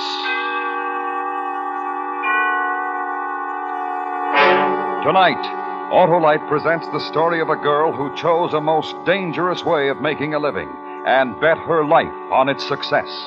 A story true except for changes in names and places, which we call The Lady Pamela, starring Miss Deborah Carr.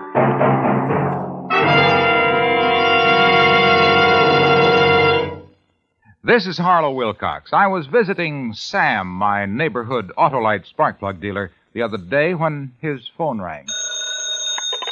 Hello? Yes, sir. Uh-huh. Well, it may be spark plug trouble because spark plugs are the very heart of your car's ignition system. Better let me and my plug check indicator take a look. That's the exclusive Autolite plug check indicator, which instantly shows the exact condition of your spark plugs and whether they're right for your style of driving. Well, they may only need cleaning. But if new ones are needed, I'll install Autolite resistor or standard-type spark plugs.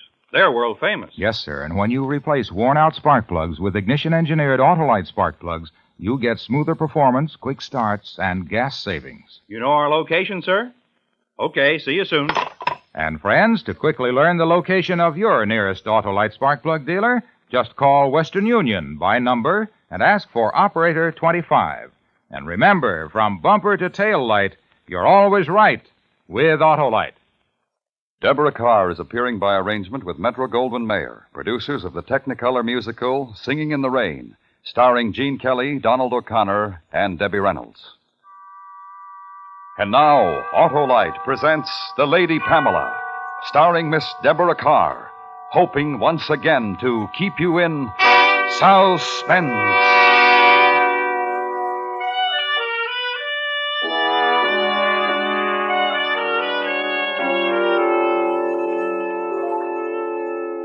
Mr. Tillett, I'm afraid that I'm taking up too much of your time. Not at all, Miss Bond. Not at all. I mean, you've shown me so many beautiful things, and I simply can't decide.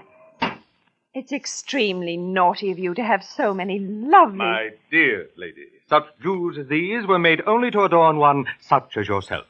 The afternoon is yours, and with it, my services. How sweet of you. Now, this is the tiara. Oh, it's perfectly... Mr. Tillett. I want you to notice the rubies here, and the exquisite workmanship of the filigree. I daren't ask. It's priceless, I know, but... $50,000. Oh, no, I've got to be sensible. It's quite out of the question. Now, what about the necklace? 24,000. The brooch and earrings? 18. Oh, they're adorable. And the diamond? 14,000 for you, Miss Barnes. I should really close my eyes. I'm sorry, gentlemen. Oh. Keep your hands on the velvet, friend, and nobody's going to get hurt. You, lady, just sit there and don't open your mouth or I'll close it for you. This is... Hold up. We'll take that, please. Don't you dare touch me. Oh! Okay. Thanks for everything. So long.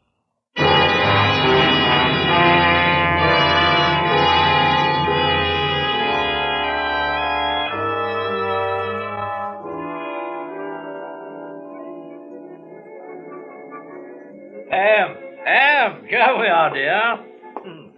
How are you, sweet? Oh, you know David Archer, don't you? Of course. Do sit down. Have you ordered, Colonel? I'm famished. I did. We were only waiting for you, my dear. No trouble? No, not a bit. Everything went off splendidly. Good. David, that slap.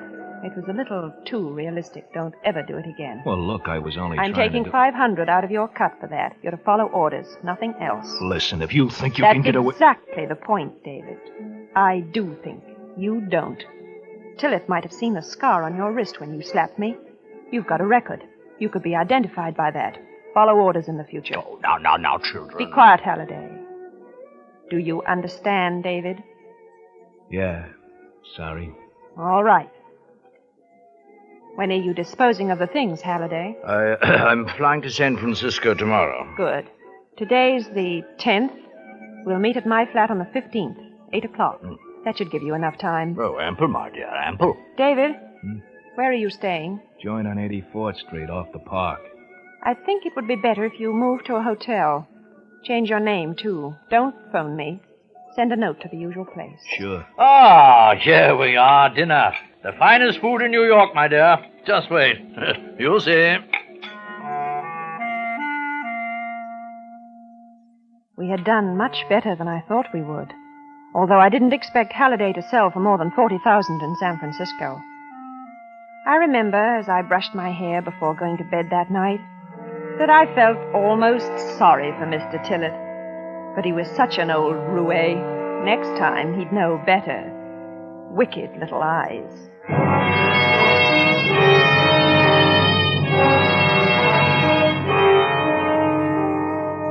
I didn't get up until 11 the next morning. It was a wonderful day, bright and clear. I was having my second cup of coffee when...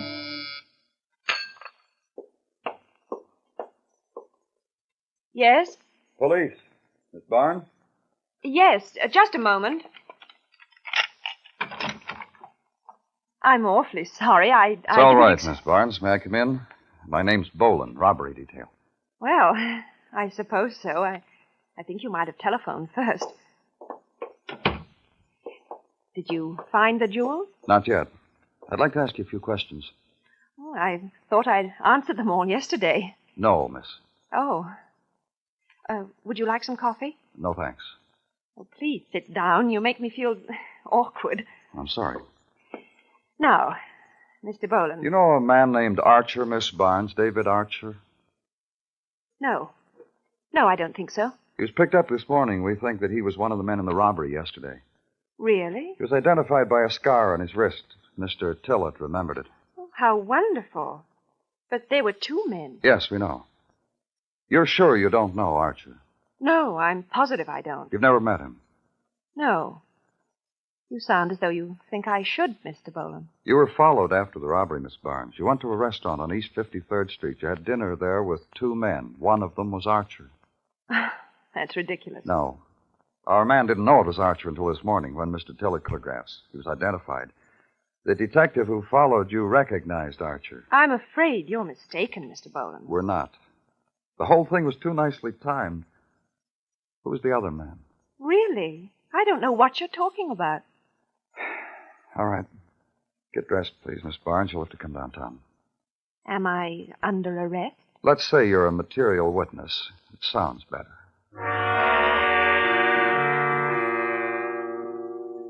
I don't think I was frightened. I was terribly annoyed, though. But at least they hadn't got Halliday. Mr. Boland questioned me in a dirty little office at police headquarters. He wasn't at all like a Scotland Yard man. He smoked, allowed me to smoke. His first name was Jack, and he was rather nice-looking. Name? Pamela Kittredge Barnes. Age? 24. Height and weight? 5'4", 119 pounds. Mm-hmm. Scars or marks? No. Nationality? British?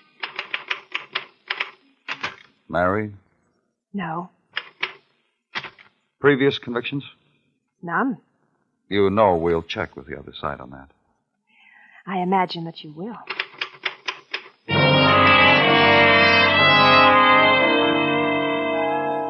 And when the questioning was finished, they released me. Perhaps Mr. Boland thought that I'd lead him to Halliday. I didn't, but I got in touch by telephone. Oh, you just caught me. I was on my way to the airport. Anything wrong? The police have arrested David. They questioned me this morning. I'm free at the moment. Oh, rotten. Now, look here, there's not much time. I know they'll get in touch with Scotland Yard about me. And when they do, I won't have a chance. I suppose not. A couple of men followed me from police headquarters, so I can't very well get away. But, Halliday... Yes, dear? I want to know where I can reach you. When? Later, if they put me away, so I can get my money. Well, as soon as I get back from San Francisco, I'll phone you.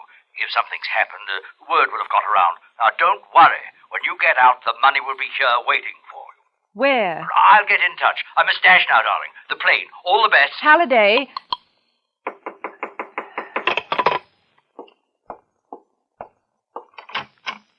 Good afternoon, Miss Barnes. Oh, Mr. Boland. I thought... We just received a cable from Scotland Yard about you. I'm afraid I'll have to ask you to pack your things. This time, you're arresting me, aren't you? That's right.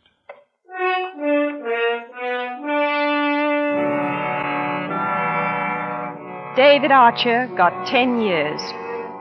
I spent 2 years, 9 months, and 14 days in prison.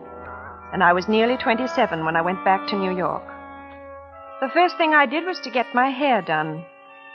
Halliday hadn't been in touch with me, but I realized it might have been too dangerous. The police and the insurance company were still looking for the jewels. So I began to look for Halliday.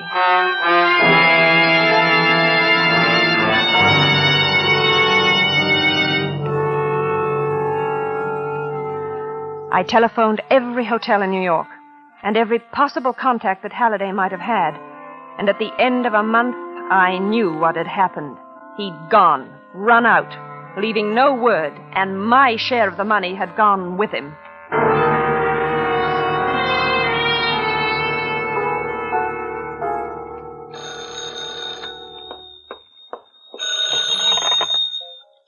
Hello? Miss Barnes? Yes? My name's Robert Wiley. I'm downstairs in the bar. I'd like to come up and talk to you for a few minutes. I don't think I'm... No, you don't know me, but I've heard about you. Oh? Some people have been saying that you're looking for somebody. People? Yeah. They say you're looking for someone called Halliday. Do they? Listen, I'm not a cop, if that's what you mean. Can I come up? I'm not in the habit of receiving strangers in my hotel room, Mr. Wiley. If you'll wait a few minutes, I'll come down. Okay, I'll wait for you here in the bar. What'll you be wearing? A gray tweed coat. Right. So long. Table over there, okay? Yes. You're English, aren't you? Yes. Yes, I thought so. How clever of you. You too? I was. What was it you wanted to see me about? A deal? What kind of a deal? I'll sell you Colonel Halliday. You know where he is? That's right.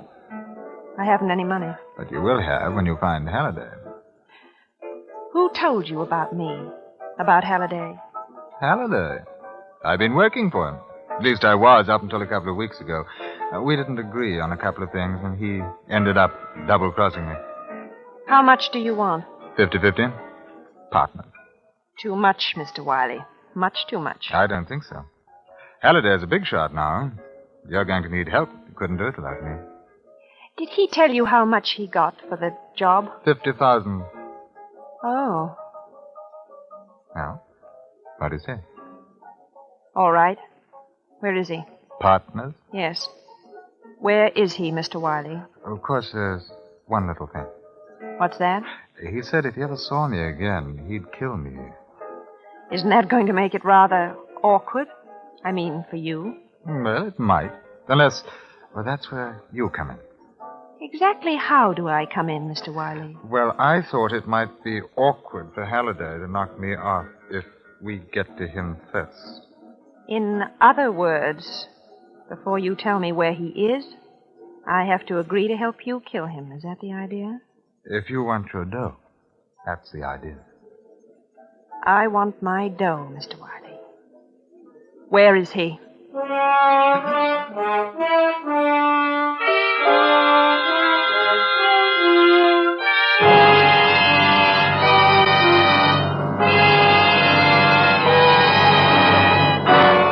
Autolite is bringing you Miss Deborah Carr in The Lady Pamela, tonight's production in radio's outstanding theater of thrills, Suspense.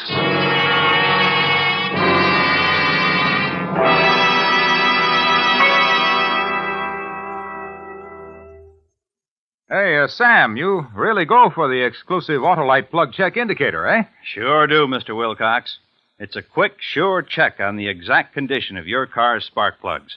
I go for that plug check indicator just like drivers go for those great Autolite spark plugs. And great is right, Sam, for those ignition-engineered Autolite spark plugs are designed by the same Autolite engineers who design the coil, distributor, and all the other important parts of complete ignition systems used as original factory equipment on many leading makes of our finest cars, trucks, and tractors. And boy, that Autolite resistor type spark plug is really something. It sure is, Sam. The new Autolite resistor type gives double life and greater gas savings as compared to spark plugs without a built-in resistor. And it's only one of a complete line of ignition-engineered Autolite spark plugs designed for every use. So have your Autolite spark plug dealer check your spark plug soon. And remember, from bumper to tail light, you're always right with Autolite. And now, Autolite brings back to our Hollywood soundstage Miss Deborah Carr in Elliot Lewis's production of The Lady Pamela, a dramatic report well calculated to keep you in suspense.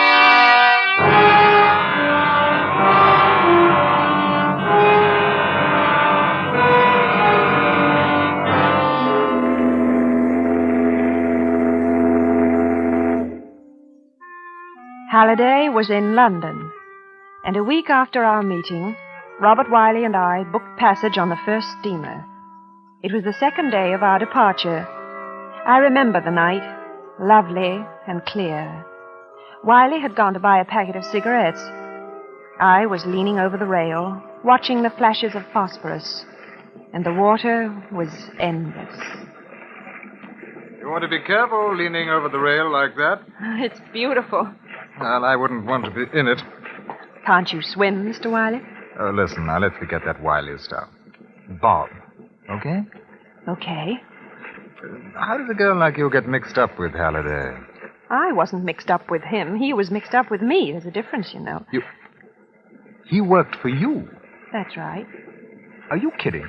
Not at all. Why should I? Well, from what he says, you were the front girl, and he worked out the deal. The Colonel used to be an actor. I don't think he can bear second billing.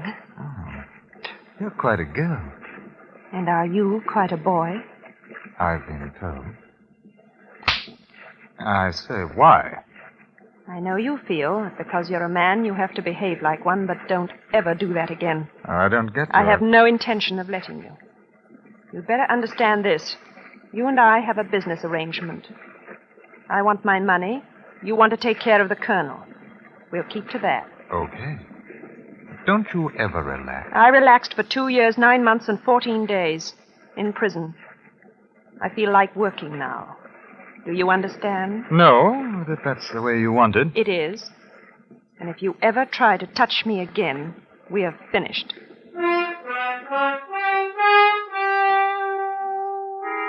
3 days later, we were in London. We found a nondescript hotel in Chelsea and lay doggo for a time. It wasn't going to be easy. The Colonel was a very top dog in black market, and we both knew that if he ever found out that Wiley was in England, there'd be trouble. It was Wiley's idea that I go to see him in his flat, but I thought an accidental meeting would be better, and so we planned it that way. I bumped into the Colonel at Piccadilly Circus. Oh, I beg your pardon. I'm so sorry. Ham, I say it is you. Colonel, I'd no idea. Jeffrey, this is marvelous. I mean, absolutely marvelous. How long have you been over here? Only a few weeks. Oh, marvelous. Oh, you're lovely as ever, lovely. Look here, could we have a cocktail together? Talk over old times? Oh, I'd love to. Oh, marvelous. How about Scott's? They know me there.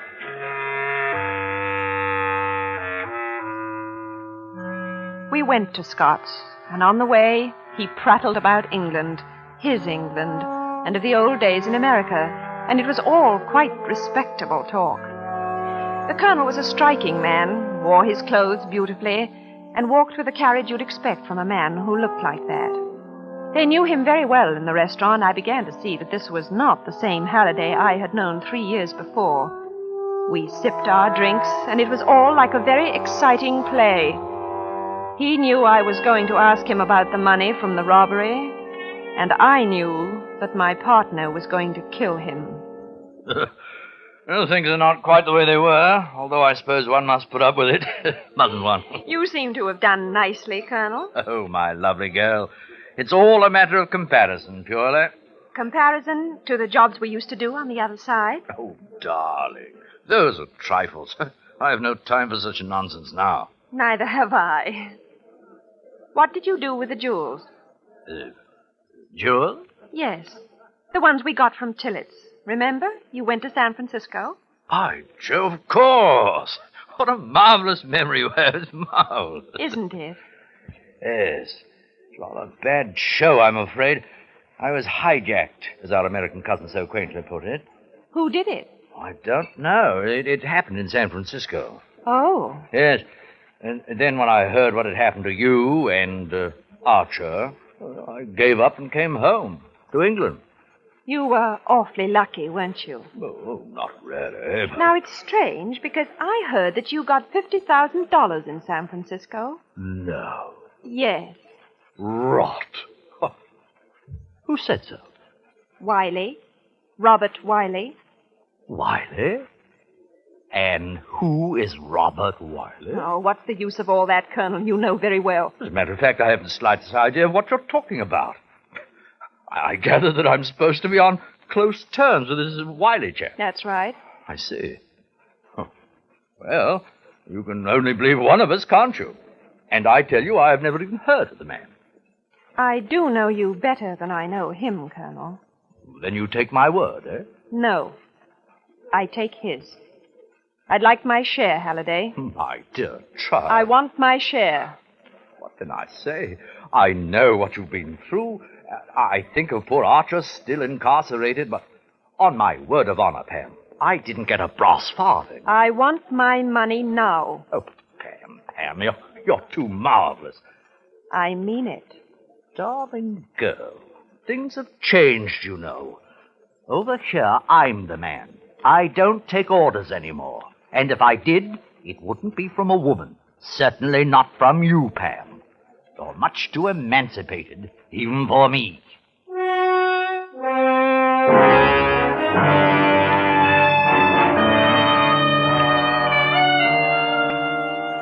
I think I would have killed him then, in Scott's. If I'd had a gun or a knife, I would have killed him. And as I walked to the underground station, I did something I can never remember having done before. I cried.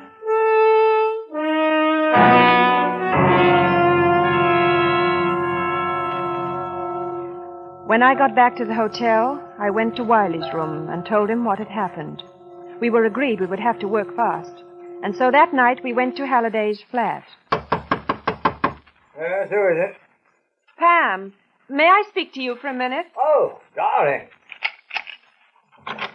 Oh, Hello, Colonel. dear girl, how are you? Come in. Thanks. Oh, twice in one day. You surprised me, Pam. But then you always did. Do sit down, won't you? And your young man? Drinks? No, thank you. Well, then, what shall we talk about? You? Oh, I say, in front of this gentleman? You know you haven't introduced me, Pam. Are you kidding? I never kid. You're a rotten liar. I may be, but I should still like to know. Oh, this must be, Robert Wiley. Am I right? There's not much point to this. No. I want my money, Halliday. Of course. And what do you want, Wiley? Never mind. This is almost funny, Pam. I don't know what you're up to, but I've really never seen this chap before in my life. You think she's going to believe that? Well, probably not. You can give me Archer's share, too. Oh, how thoughtful of you. And you'll see that he gets it, won't you? Yes. Come on, the money. Oh, yes. Tell me, Wiley, where did we know each other? When?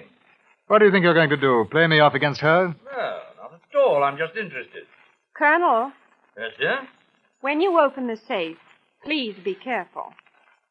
Oh. A gun now, eh? Yes. Put it away. It's my job. I underestimated you, my dear. I shouldn't have done that. Well, you'll have to take it in pounds, you know. That's all right. Poor Archer.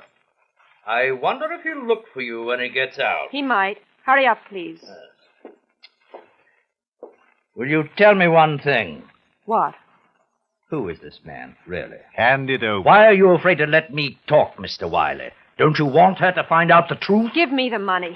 Look out for him, Pam, dear. I don't know what he's been telling you, but... I'm going to tell you something now. I swore to myself that if I ever found you, I'd pay you out for what you did to me. I'd get my money and I'd pay you. I'm going to, Colonel. He wants to do it, but I owe you more. Oh, Pam. No! Pam! Oh, you silly... Give me that. I've been telling you the truth, Pam. I've never seen him in my life. Why did you have to do that? Because I wanted to. You must be crazy. Come on. You're not going anywhere. Oh, stop it. Come on. You stay right there. I've got to call the police. Police? Yes. Maybe you should have listened to him. What do you mean? I'm with International Insurance Company, New York office. We knew the jewels had been sold, but we wanted to recover as much of the money as we could. You didn't know him. No. But I knew you'd be looking for him when you got out. We wanted to get you both together. Don't. Wait a moment. What? On the boat coming over, remember? You wanted to kiss me. Uh-huh. Perhaps I've changed my mind now. I think I have, too. I don't think we'd be happy together. You're not exactly my idea of the ideal wife, you know? If I ever get out, I'm going to kill you. If you ever get out, I deserve to get killed. Hello, Scotland Yard? I want to report a murder.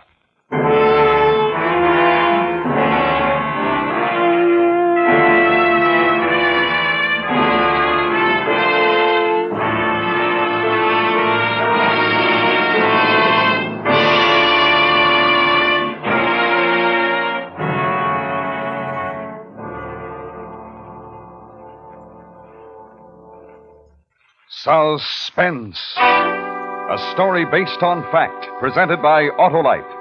Tonight's star, Miss Deborah Carr. This is Harlow Wilcox speaking for Autolite, world's largest independent manufacturer of automotive electrical equipment. Autolite is proud to serve the greatest names in the industry, the many leading manufacturers who install Autolite products as original equipment. Our Autolite family is made up of the nearly 30,000 men and women in 28 great Autolite plants. It also includes more than 18,000 people who have invested a portion of their savings in Autolite, as well as 96,000 Autolite distributors and dealers in the United States and thousands more in Canada and throughout the world. Tomorrow night, Autolite will present the national television preview of the great Parade of Stars automobile show from the Grand Ballroom of New York's Waldorf Astoria Hotel. This program may be seen at the regular Autolite Suspense television time tomorrow night, or a few days later in some television areas. Don't miss this great program. And remember to be with us next week for another thrilling Autolite suspense show on radio.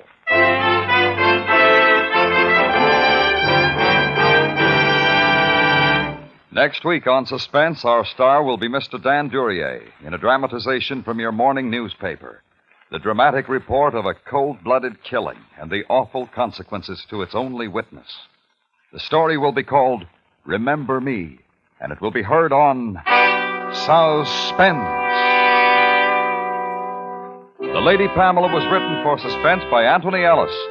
Suspense is produced and directed by Elliott Lewis, with music composed by Lucien Morawick and conducted by Lud Gluskin. In tonight's story, Ben Wright was heard as Robert Wiley and Joseph Kearns as Halliday. Featured in the cast were Peter Leeds, Larry Thor, and Ted Osborne. The Electric Autolite Company salutes the Boys Clubs of America on this first day of National Boys Club Week. Boys Clubs serve the boy, the community, and the nation. An investment in boys is an investment in America's future. This is the CBS Radio Network.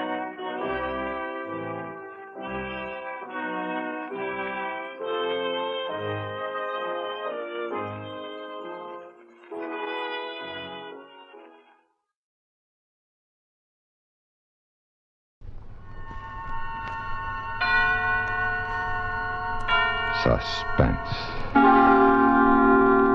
And the producer of radio's outstanding theater of thrills, the master of mystery and adventure, William N. Robeson.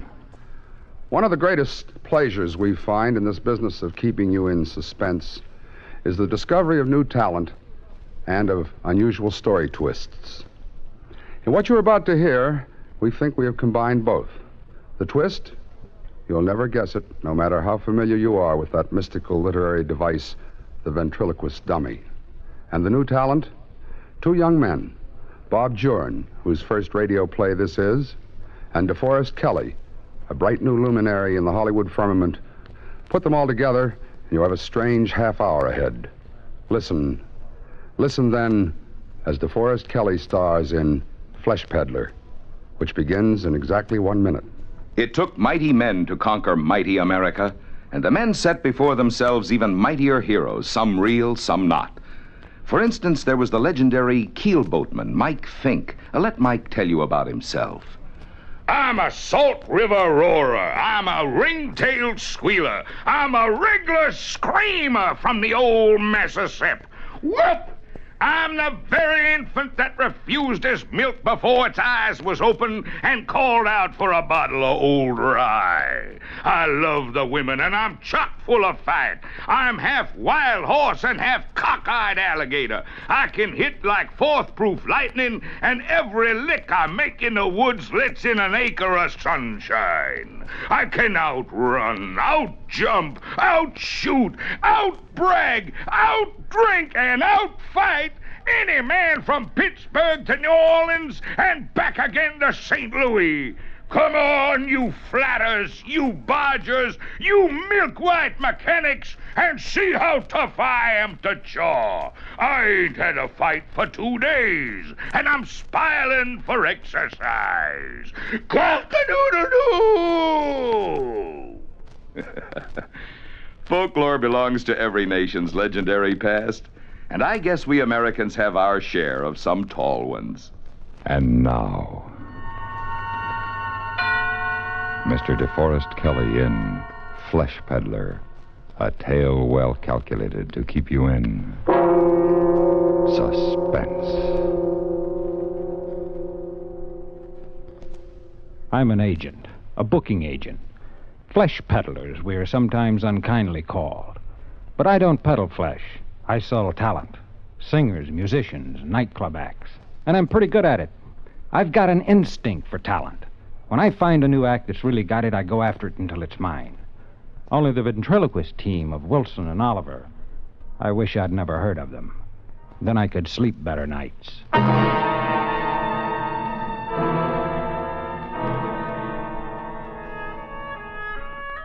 My wife and I were vacationing in the Catskills last summer, and the night before we were due back in New York, a carnival pulled into town.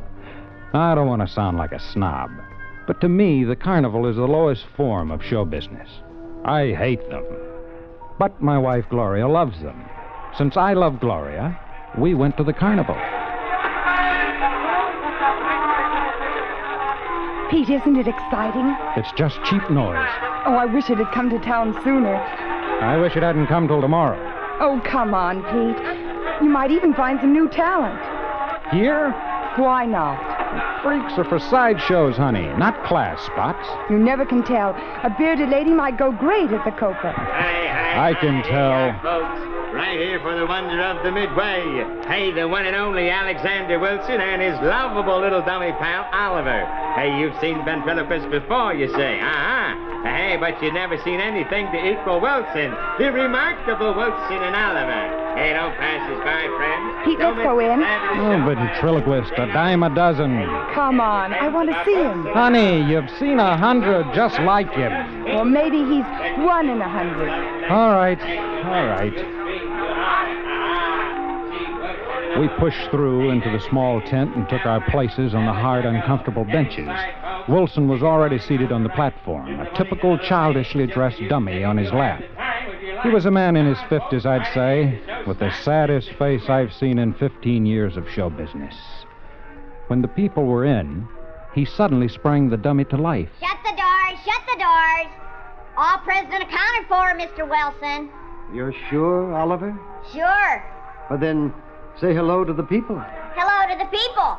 Oh, now, come, Oliver. You can do better than that. I can? Yes. Well, you ought to know. The routine was awful, dull, time-worn. But for some reason, this Wilson fascinated me. He had a talent, all right. His handling of the dummy was amazingly accurate. As the act went on, I began to think that Wilson was even better than the Barker said he was, and he was going over with the house. Wilson had Oliver sing while he himself smoked a cigarette. After a few more gag routines and a couple of neat tricks, the performance was over, and I knew I had to sign the act.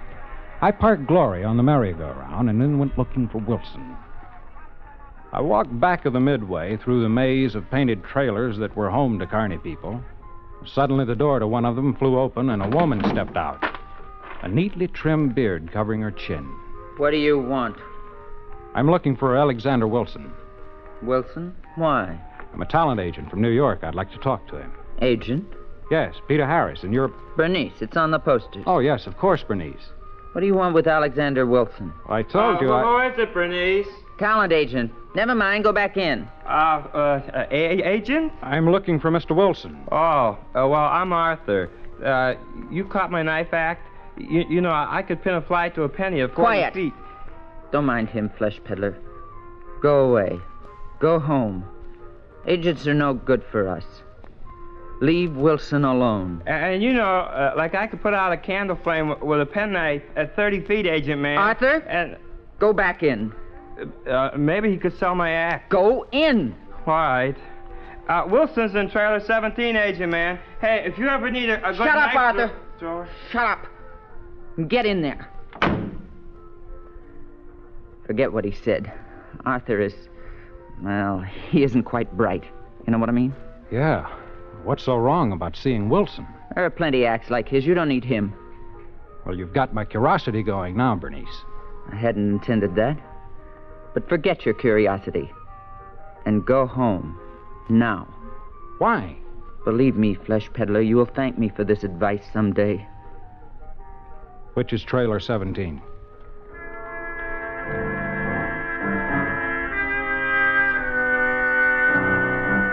I couldn't see why Bernice was so huffy. It was none of her business anyway. I roamed through the trailers with my cigarette lighter held high, looking for number 17. Finally, I found it.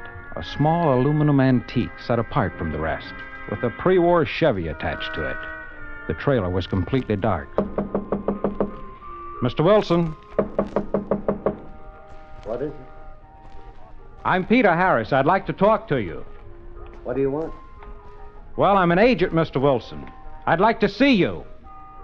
Just a minute. Yes?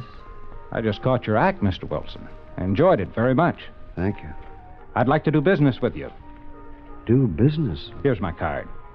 My office places acts on all 4 networks and all the principal nightclubs. I'm afraid it's out of the question. I never play nightclubs. But... Yes, I never play nightclubs, Mr. Harris. Well, could I come in for a moment, explain my setup? Maybe when you... No, forgive me for appearing short, but I'm not interested in any offer you have to make. To begin with, I can get you $200 a week. Oh, excuse me. $250? No, I'm very tired, if you'll pardon me. Okay, Mr. Wilson. But will you tell me why you want to stay with a 2-bit freak show when you could make a small fortune working with me? No. No, I'm afraid I can't tell you. Good night. I suppose I should have forgotten all about it, but I'm not used to the brush off. Like I say, when I see an act I want, I go after it until I get it. And then there was something about Wilson's reluctance that wasn't somehow on the level. As I walked back toward the bright lights and the noise of the midway, a figure stepped from behind one of the darkened trailers.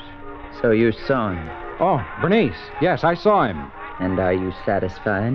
Not at all. Just more curious. Exactly. Only fools push their noses into other people's business, flesh peddler. Harris is the name. And only fools get themselves and other people into trouble. Trouble? All I wanted was to offer him a nice fat job, $250 a week, and he slammed the door in my face. Alexander Wilson cannot leave this carnival. Why? You don't know, Mr. Harris, and you're not going to know. Know what? Stop asking foolish questions. Your curiosity can do a great deal of harm. Bernice, where does the carnival go from here? Really, Mr. Harris, you don't expect me to... Look, I can ask any one of the Barkers or setup men. Ask them then. All right, I will. But remember, flesh peddler, if you follow us to Poughkeepsie, Poughkeepsie? Very well, now you know. But if you follow us and try to see Wilson again, you are a fool.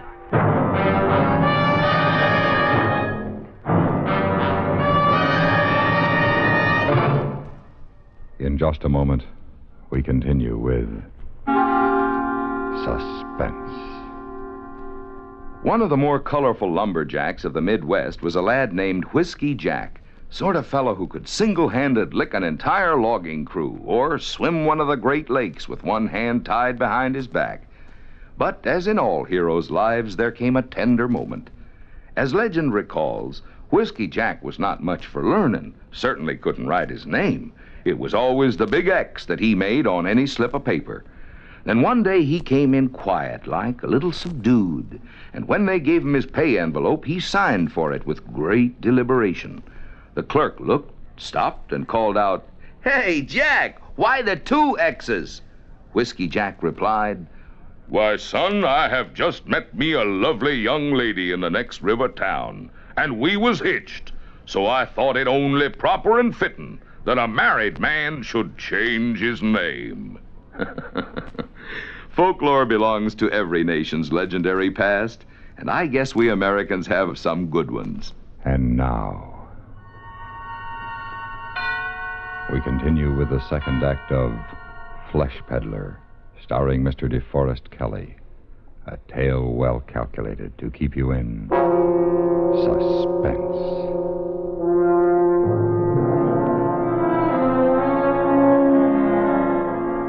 Gloria and I drove back to Manhattan the next morning. And 2 days later, I hopped a Poughkeepsie local out of Grand Central. The more I thought about Wilson, the more of a challenge he became. I wanted him for my list, but more than that, I wanted to find out what was behind Bernice's strange attitude. Now I wish I'd forgotten about the whole thing. In Poughkeepsie, I checked into a hotel, took a cab to the carnival grounds at the edge of town.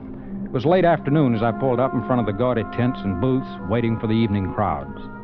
I made my way through the cluttered midway, looking for Wilson's aluminum trailer and hoping I wouldn't run into Bernice. Yo, agent man. Hey, agent man.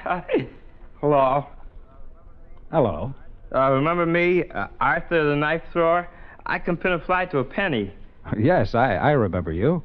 And you've come for me? What's that? You come all this way to get me for your agency? Well, no, I'm afraid not. Oh. Well, that's all right. I mean, you know, like I've been giving it a lot of thought, and I don't think I could go with you anyway. I see. So I couldn't leave Bernice in the carnival. My sister says carny folk should stay with carny folk. Your sister? Bernice. Oh. Arthur, why is Bernice so close-mouthed about Mr. Wilson? She acts as though she's afraid of him. Well, us carny folks stick together, see? Like, we don't like other people sticking their noses into our business. Bernice said that? Yes. Arthur, where's Mr. Wilson's trailer? I don't know. Oh, come now, Arthur. Bernice says, I know. Bernice says too much. I don't know anything, Agent Man. Well, I have to go practice my knife throwing now. I gotta practice every day, you know. Well, it was clear Bernice had given Arthur his instructions, and no thanks to him, I finally found Wilson's trailer set off from the rest. Mr. Wilson? Mr. Wilson! The door to the trailer was unlocked, and it swung open at my knock. Wilson obviously wasn't there, but I didn't think he'd mind if I went in and waited. The inside of the trailer was dim and musty. I left the door open to let in what little sunlight the day had left and sat in the lone chair in front of the makeup table. I was just about to reach for a cigarette when I had the feeling that I wasn't alone. I turned slowly in the chair, and the back of my neck began to crawl. There on a shabby army cot was Wilson's dummy, propped up against the wall. The steady, unchanging expression of its face with the staring eyes and painted smile grinned back at me. It was weird and uncomfortable to be so close to this lifeless thing, unmoving, wooden, that seemed so real and alive on the platform in the tent. I tried to ignore it, but I couldn't. I looked away, but I could still feel it there, grinning at me in the early evening dimness. When I could stand it no longer, I got up and walked out of the trailer and bumped right into Bernice. What did I tell you, flesh peddler? Bernice, What were you doing in there? Waiting. For Wilson. What did I tell you? Now look, Bernice. I don't like you or anyone else telling me what I can or can't do. I want to see Wilson again. I'm waiting here. Come with me, please. I must talk to you privately in my trailer.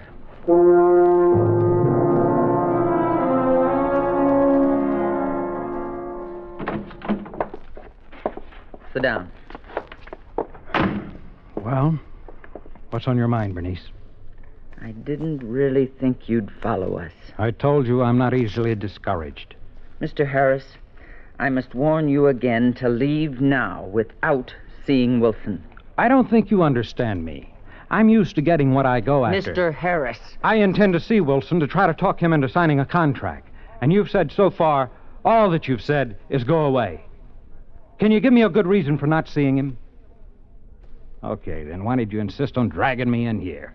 Mr. Harris, can you assure me your interest in Wilson does not go beyond signing him as a client? What do you mean? Your interest in Wilson wouldn't by chance be in his past, his private life, and not in his professional talent. I never heard of him until I caught his act 3 days ago. Mr. Harris, I'd hoped I wouldn't have to tell you this. I didn't realize you were so stubborn, but... Yes? Well, Alexander Wilson lost his mind many years ago. That doesn't disturb you? It might, if I believed you, Bernice. What? I don't think Wilson's nuts. Apparently something's bothering him. Something big, maybe, but it's not insanity. I suppose you know Wilson better than I do. I didn't say that, but a man in my business meets every kind of person there is. The cheats, the phonies, the right guys, the bums. So? So you develop an instinct about people. And my instinct tells me Wilson is not insane. You'll have to try something better to scare me off. Mr. Harris, Wilson thinks he's a murderer. You are trying to scare me, aren't you? If that's necessary to protect you and us, yes. You think he might murder me, too? I don't mean that. Actually, he never murdered anyone. Look, Bernice, you don't make sense. Don't you understand? No. I said Alexander Wilson thinks he is a murderer. He thinks he murdered a woman a long time ago. He's lived with this thought for years, nourished it, until he really believes it. It's driven him out of his mind. Bernice, do you expect me to believe a cockamamie story like that? It's the truth. So don't you see? The only place for him is here, in the carnival, with his own kind. We understand Well, him. hasn't anyone tried to help him, to make him realize He is beyond that now. But with us, he's all right. Outsiders disturb him. You haven't scared me off, Bernice. You've got to stay away from him. Why?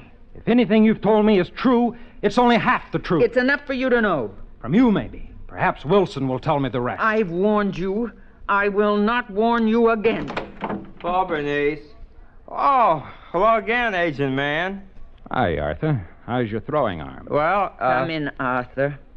Mr. Harris is just leaving. Yes. So long, Bernice. Goodbye, Mr. Harris.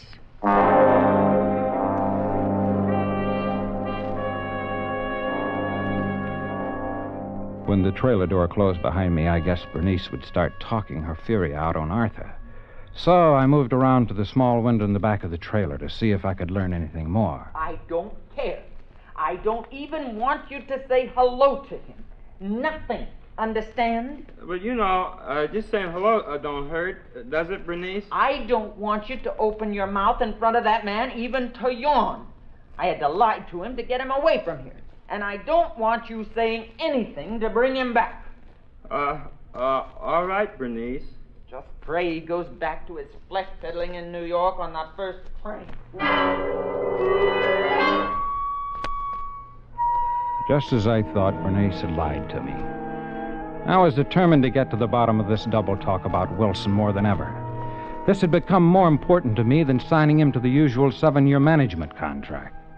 When I got back to Wilson's trailer, there was a light inside. Who's there? It's Peter Harris again. Who? Peter Harris. I spoke to you a few days ago and... What do you want? I want to talk to you, Mr. Wilson. Go away. But I've come all the way from New York. I must ask you to leave at once. Look, Mr. Wilson, I'm not a detective. All I wanted when I first met you was to book you into the big time. But now there's something more. I think you need help. You need help badly. No, you're mistaken. Can I come in and talk to you? Oh, good heavens, no. Well, how about having a drink with me before the show? You look like you could use one. Please, leave me alone. Wilson, don't you see what these people are doing to you? For some reason, you're a haunted man, and this carnival is the worst place in the world for you. Leave me now. Leave me, please. These people are all the help I need. Leave me alone. I'll be at the hotel overnight. If you change your mind, Wilson, call me.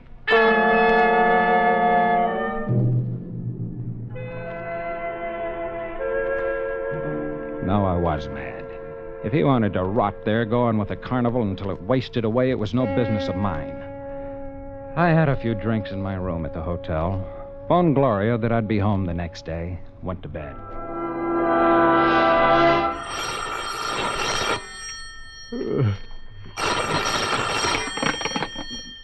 Yes? Mr. Harris? Wilson. Can you meet me right away? Right away? What time is it? Well, I don't know. It's after midnight. It's 1:30. Well, Please. I must talk to you. Can you meet me? Sure. Okay, where are you calling from? An all-night drugstore. Well, where is it? Wait, no. Not here. Meet me at my trailer. Okay. And please, hurry.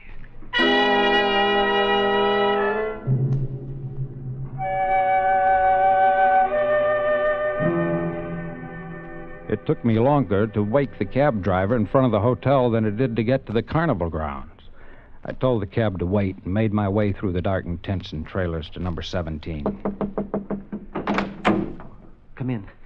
What's the matter? Mr. Harris, I've changed my mind. I want to leave with you tonight. Tonight? Well, what's the... Mr. Harris, you're the first person outside of the carnival I've talked to in more than 2 years. You're the first person I've had the courage to approach. Go on. I trust you, Mr. Harris. I can't see why, but I know you'll believe me and help me. I can't live like this anymore. Sure. Now, just take it No, easy. no. Listen to me. 2 years ago, I killed a woman. A beautiful woman. I loved her more than I've ever loved anything or anyone in my life. When I tried to tell her how much I loved her, she laughed at me. I couldn't stand that laugh. I understand, Wilson. But that isn't exactly justification You see, for she murder. and her son, she was divorced, were working in this very carnival when I first saw her. back in my hometown in Illinois. Yes? I fell in love. Oh, you can call me a rube, anything, but I was in love. I quit my job and followed the carnival for months. That's how much I loved her. And she laughed at me. So I shot her one night. And then I wanted to die, too. And when I saw her lying there at my feet, I wanted them to hang me, but they laughed at me. They laughed at you? The law, the police, they didn't believe I'd done anything. They wouldn't let me give myself up. Where did you get this crazy idea, Wilson? It isn't a crazy idea. It's the truth. Look, lots of people get lots of funny ideas. They think about something they want to do, and they think about it so much that they really believe they've done it. It was real from the beginning. I killed her. I did. But there was no evidence against me. Listen, Wilson, you're not making sense. You listen. He destroyed every bit of evidence so he could punish me himself. The police couldn't arrest or even suspect me.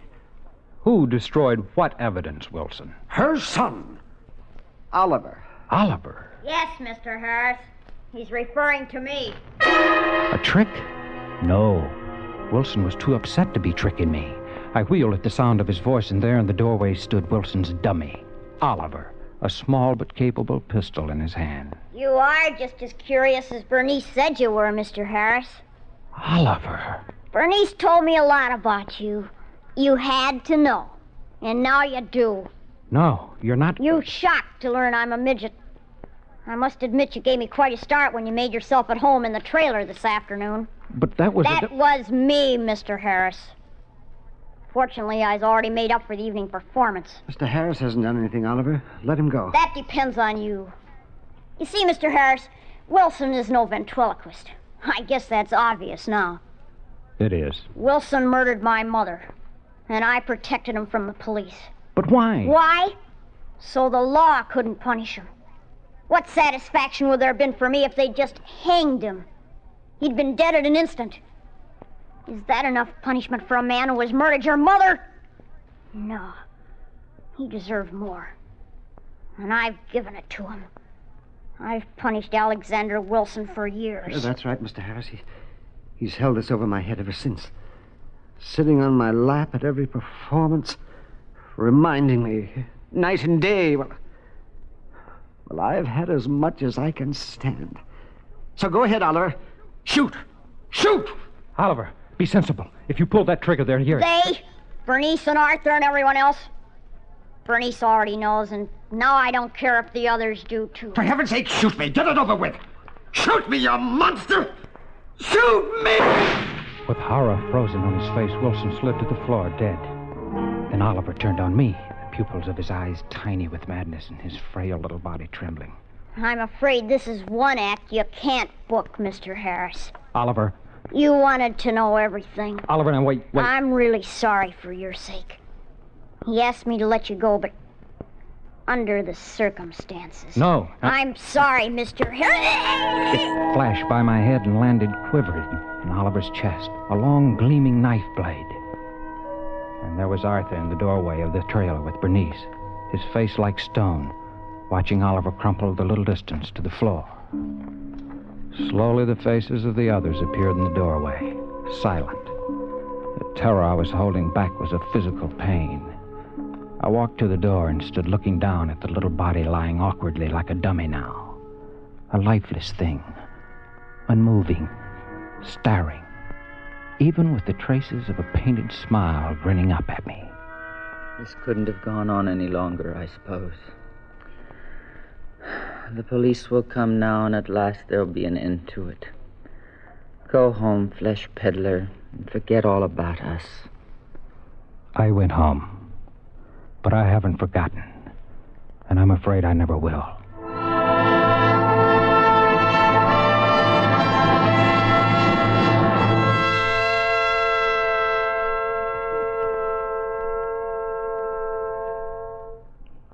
Suspense,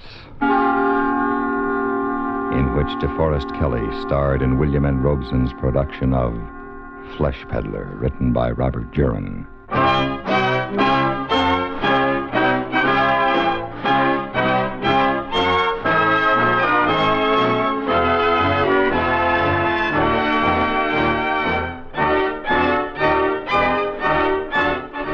Suspense has been brought to you through the worldwide facilities of the United States Armed Forces Radio and Television Service.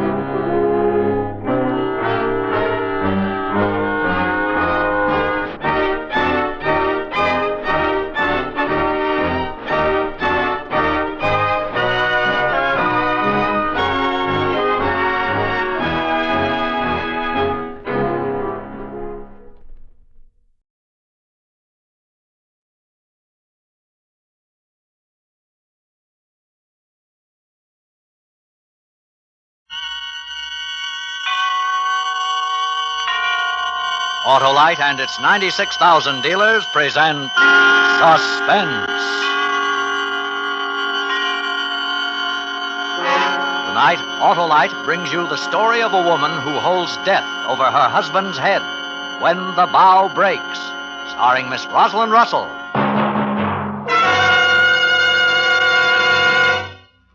Say, Harlow, I just saw one of those old-fashioned electric autos. Old-fashioned? How about your car, Hap? Well, mine uses gasoline. Does gas crank your engine, run your radio, your lights, your heater, your cigarette lighter? Why, no. Electricity does. You bet it does, Hap, and it's all produced and stored right under the hood of your car. And that's where Autolite comes in, Hap, because Autolite designs and builds complete electrical systems, used as original factory equipment on many leading makes of our finest cars. You mean Autolite makes generators, coils, and distributors, eh, Harlow? They sure do, Hap, with all the units and their thousands of component parts related by Autolite engineering design and Autolite manufacturing skill to give the smoothest performance money can buy. Sounds like a winning combination to me, Harlow. It is, Hap, believe me.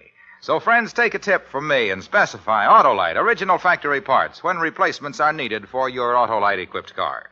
You'll find it pays, because you're always right with Autolite. And now, with When the Bow Breaks and the performance of Miss Rosalind Russell, Autolite hopes once again to keep you in suspense.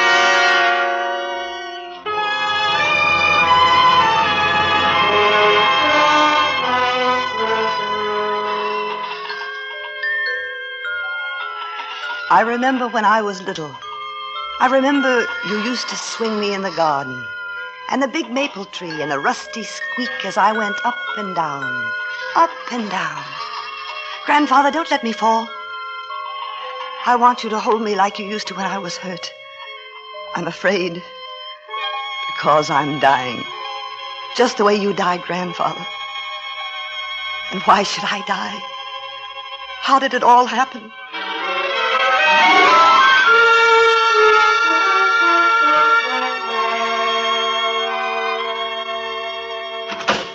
This is it, baby. It looks very nice.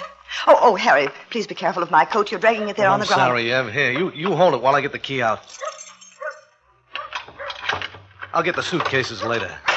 Now, wait a minute, baby. Let's do this right. Oh, Harry, put me down. People are watching. Now, let them watch. We're married. This is the way it's done. Oh, you've got a lot to learn. All right, now. Put me down, Harry. Please. Harry, I asked you to put me down. Will you please put me... I'm sorry. Oh, you're sweet. I'm tired. I didn't mean to be angry. I'm tired, that's all. Yeah, sure. Well, you like it? Oh, It's a very nice house, dear. I'm sure we'll be comfortable. Not bad for a short order deal. Take a look around. Here, open this door. It's a closet. Yeah, it's not bad, eh? They're all like that. Lots of room. Living room, dining room through here, kitchen. Harry, please. Can I sit down for a minute? My head's splitting. Yeah, sure, baby, sure. On the sofa, huh? That's not bad, huh? Come on now. Off with the shoes. Oh. Come on, put your feet up. Oh, thank you, dear. It all looks very nice. You must have spent a lot of money, though. Money, nothing. As soon as the probate judge turns the real money loose, we'll get something that'll knock your eye out. I don't want to talk about that, Harry. I don't want to even think about it. Never again. No, of course not, baby. What's the matter with me? Of course you don't.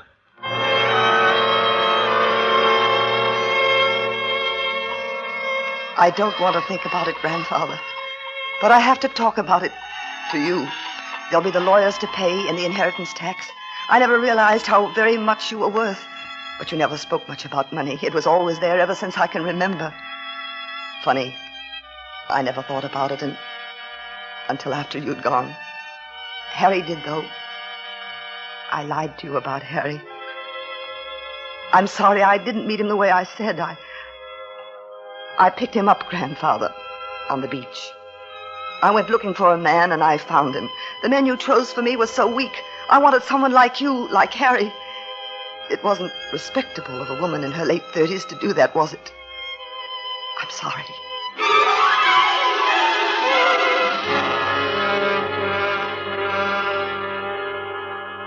Well, honey, I guess you didn't know that I had a feel for interior decorating, did you? No, I didn't. Maybe when we get the dough, I can... Oh, yeah. I'm sorry, baby.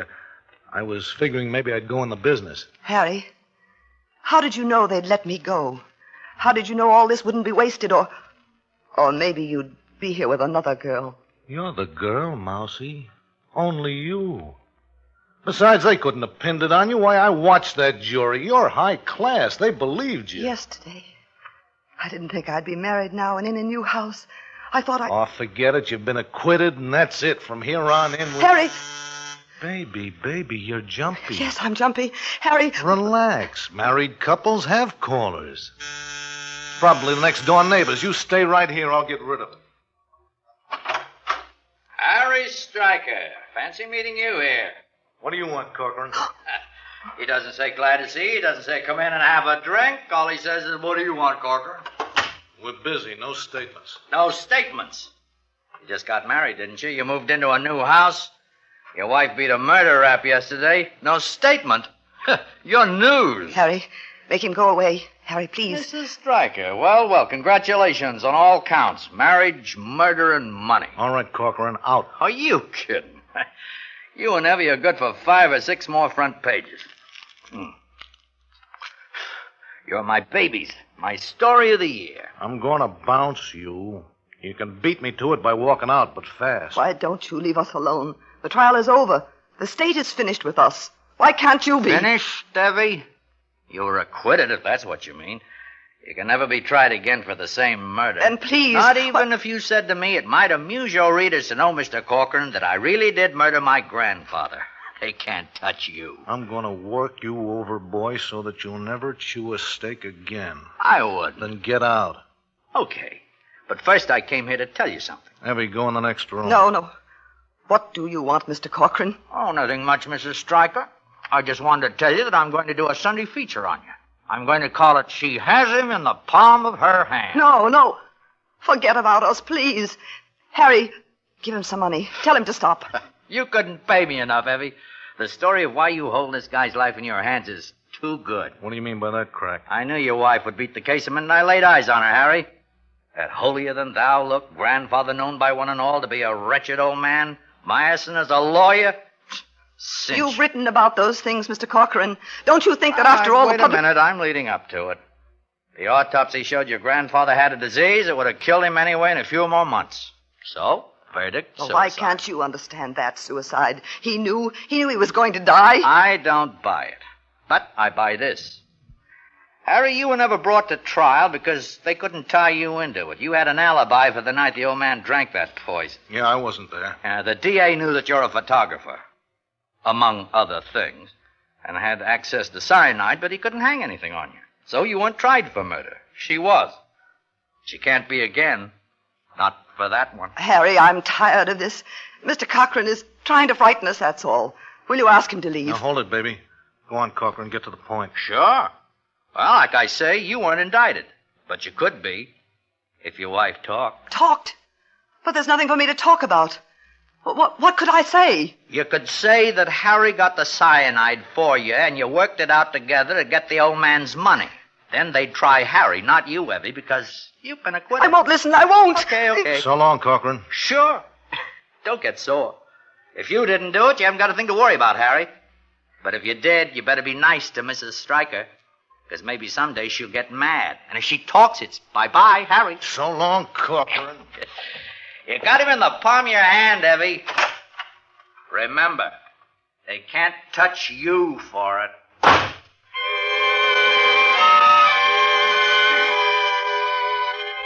When Harry came back from the door, I knew what he was thinking. What that horrible newspaper reporter had said. He wouldn't look at me. He just went to a table and poured a drink. I was afraid of him. I wanted him to hold me and tell me it was all right, like you used to. But he didn't. And then I wanted to run away. Anywhere. Get on a boat, fly, never see Harry Stryker again. Run, run, run! Where you going, baby? Well, I need some air. I thought I'd go Now, out. don't be silly. You don't want to go out there. Cochran's probably still hanging around. Harry. What? What is it, Mousie? Harry, it's all right, isn't it? I mean, you don't believe what he said. No, of course not. He's a snooper, that's all. It wasn't the money, was it, Harry? You didn't want me just because of the money. Now, baby... I'm not pretty. I'm not clever. You don't love me, do you? Why should I attract a man like you? It was the money, wasn't it? You're upset, baby. Look, go lie down, will you? It's okay. Everything's okay. Say it. Say you love me. You never have, please. Harry, look at me. Tell me you think I'm pretty. Harry, say nice things to me. Tell me you love me. Harry, Keep please. your voice down. Cochran's still outside. He's listening. That was it then. All the time. That's all you cared about, the money. It's never been me. All I wanted was to love you and to have you and to be... I'll get you a drink. No. Oh, I wish I were dead. I wish I'd told them the truth. I should have said, I'm guilty. We're both guilty. Harry and I did it. We murdered him. We murdered Grandfather. Baby, don't ever say that again. Not even to yourself. Don't even think it. When he finished what he had to say, he just looked at me. There was death in my new husband's eyes.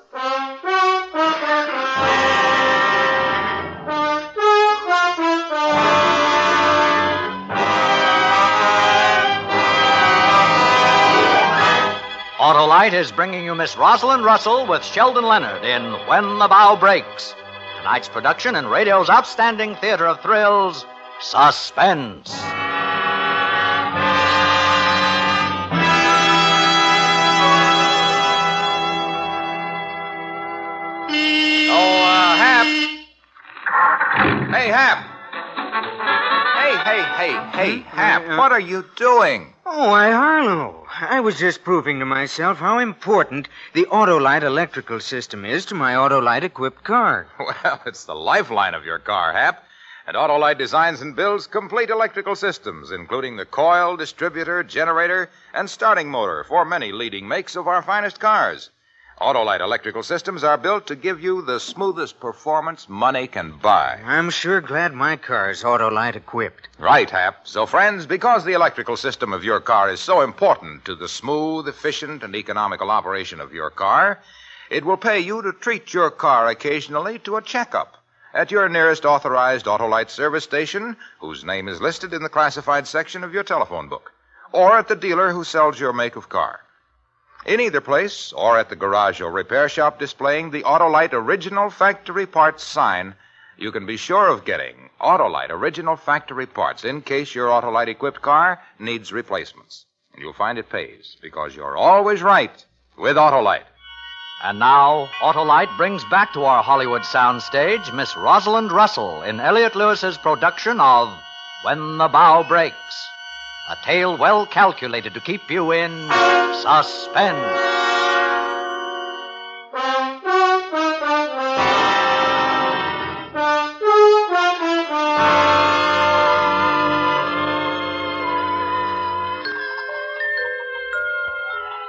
I remember the scent of our garden. I remember when we used to swing me in the evening before supper, and the honeysuckle, sweet, drifting about us. We were happy, weren't we? Not like the sadness that came afterwards, and the bitter taste that isn't the taste of honeysuckle. Why am I dying, Grandfather? Where are you? Hold my hand, then I shan't be afraid of the dark. Afraid of Harry standing there so close. This dark, angry face looking down at me. You've got to get hold of yourself, Evie. Do you hear me? Yes, all right. This is no good. Don't you see what Corcoran wants? If he can get us at each other's throats, he'll have us and his lousy story. But I wouldn't do anything to hurt you. How can you think such a thing? You've got to get straightened out. The way you are now, you'll spill over the first time anyone puts pressure on you. I won't, Harry, honestly. I'll never say a word. I won't. I just want to be happy with you. I want you to love me. Sure, baby, sure. But you got to understand, like Corcoran says, it's my neck now, not yours. We've got to be careful. Harry, maybe if I went away somewhere, alone, maybe I could rest and forget the trial and go somewhere and rest. I'll come back. You wouldn't have to worry about me saying anything. Now stop Everything will be all right when I come back. You'll let me go, won't you, Harry? You wouldn't do anything to stop me. Harry! Shut up, will you? Harry! Oh. Cut it out. Oh, honey, I didn't want to do that. You got to believe me, I didn't. When you see what you're like, I've got to watch you, take care of you. You hit me. Nobody ever hit me. Ever. It's all right, Mouse. Don't touch me, don't. There, you see, all of a sudden you're afraid of me, and it's just because of that Corcoran guy. Look, you mustn't be afraid of me. We're in the clear, don't you see? It's all downhill now. Your grandfather was already dying, only we didn't know it. So when we did what we did, then luck was with us. So we're in the clear. They couldn't prove anything against you then. They can't now. I've always been afraid of you. I've always done what you wanted me to do. Part of it was because I loved you, but most of it because I'm afraid. You never let anything get in your way. Grandfather was in your way. Now maybe it's me. Are you saying that this was all my idea? Are you saying that you never asked me to help you get rid of the old man? Oh, I don't know what I'm saying. I'm tired. Yeah, that's it. You're tired. Well, you make me a drink. I'll get the bags out of the car. You got to start getting domestic, Mousie. You're an old married woman now.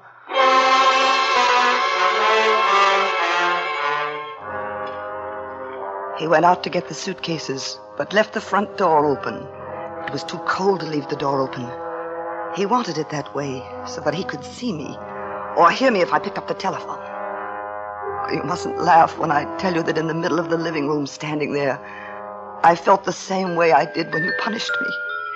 When you used to put me in the hall closet and make me stand in the dark with the door closed. I must have been a very naughty little girl sometimes. Is that why I killed you, Grandfather?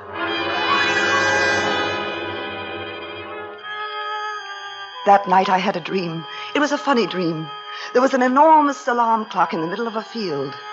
The sun was shining, and you and I were dancing in time to the ticking of the clock. Then Harry came along, and he tried to dance too, but he was clumsy and tripped and fell down. He waved his arms, and his mouth went open and shut, but we couldn't hear him because of the ticking. Oh, we laughed so hard.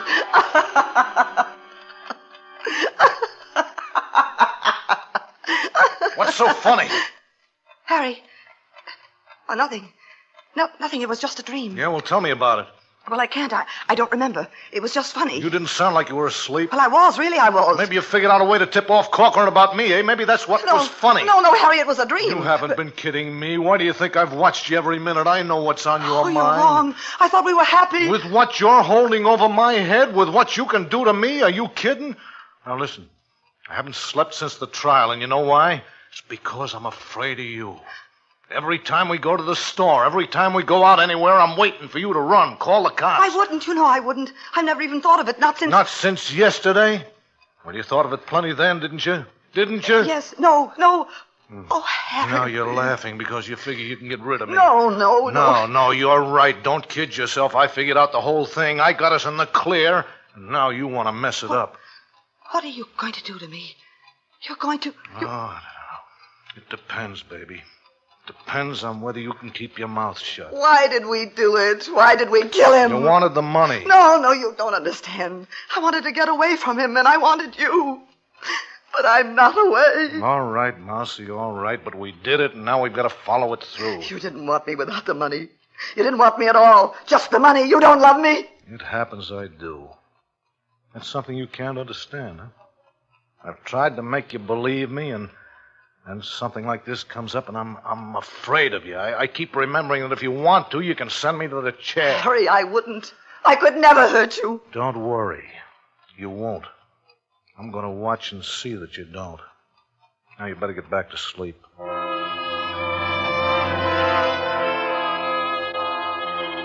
The next day, he didn't talk to me at all. He didn't say a word. We just sat around the house, and I felt ugly. I prayed I'd suddenly be beautiful, because then he'd trust me, and he'd know that I wouldn't hurt him. It was after lunch that he went into the kitchen. I wanted to watch him now just as he was watching me. I couldn't bear to have him out of my sight. Supposing he went out the back door, around the front, and crept up quietly behind me. I got up, stood behind the dining room door, looking through the crack. He was taking down a vial from the closet where he kept his photographic things. I couldn't see a label, but I knew what it was. He put the vial in his jacket pocket and closed the closet. I was going to be murdered with cyanide the way you were, Grandfather. You stay here and keep quiet. I'll answer the door. I don't want to hear a sound out of you. Good afternoon, sir. I'm your Daily Times delivery boy, and I've come to welcome you into our community. Yeah, sure, okay. Some other time, huh? As a service to you, so that you may keep abreast of world events, your newspaper, the Daily Now, Times... look, buddy, we don't need a paper. Go peddle them somewhere else. Please call someone. Tell the police Sorry, that kid, we're not interested. Shut up, shut up. Now, get back in the living room. I should have known that... Oh, you crazy... I ought to kill you for trying that. I ought to kill you.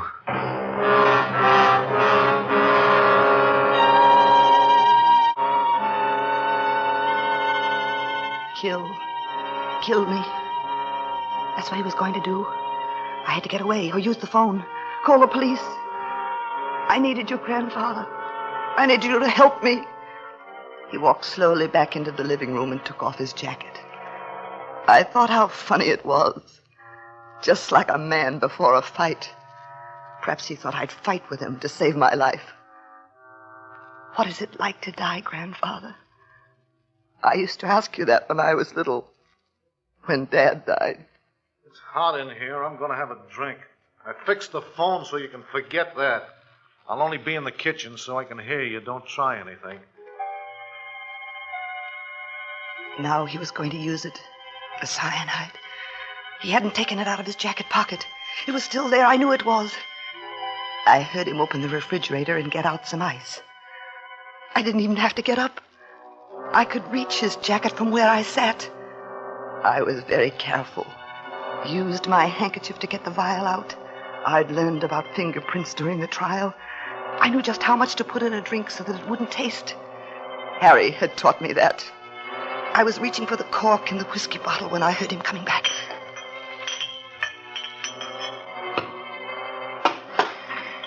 Forgot the ice. He hadn't seen me. He hadn't. I took the cork out of the whiskey bottle and emptied the vial of cyanide into it. That was all. It was done.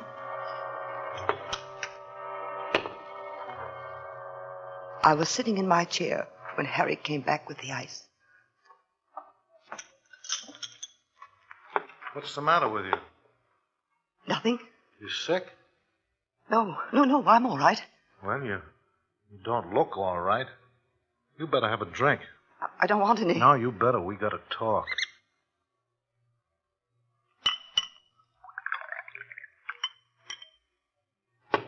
Here you are. This'll fix you up. Drink it straight. Here. No, Harry. I don't want it. I can't stand the taste of it, please. Now, there you go again. You're getting hysterical. Now, come on. This'll settle you down. No, I won't. I won't.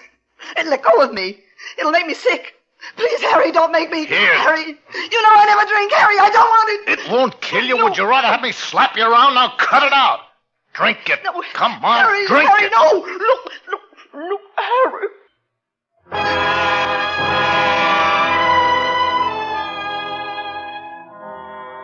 There was a terrible burning, Grandfather. I tried to fight, but I couldn't.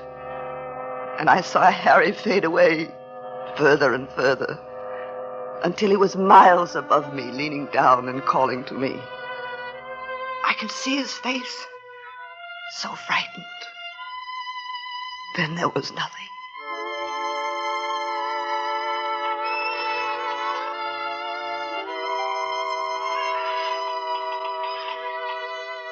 It's very quiet, except for the swing. Quiet.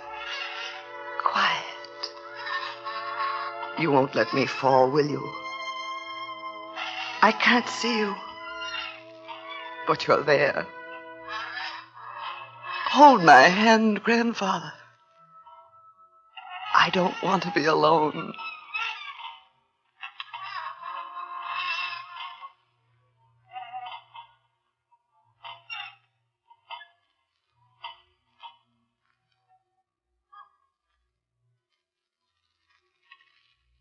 She's gone. I'm surprised you held on so long. Cyanide cases are usually faster. Cyanide? Hey, wait a minute. No telling. Okay, come on, Stryker. We're going downtown. Well, what are you talking about? Cyanide? What do you mean? Didn't you know? There was an empty bottle in your jacket pocket. Your print's all over it. On the glass she drank from, too. Well, yeah, sure they are. She was having hysterics, so I made her drink from it. Cyanide never cured hysterics, Harry. Oh, look, I didn't do it. Listen, I didn't kill her. Like you didn't have anything to do with her grandfather's murder, I know. What was the matter? She threatened to talk? I didn't do it, I tell you, I didn't. Okay, so you didn't do it. Come on. Now, look, don't you understand? I put that cyanide in my pocket because I was afraid that she'd use it on me. I wasn't going to kill her. I was just trying to quiet her down. Brother, when you quiet them down, they stay quiet. Let's go.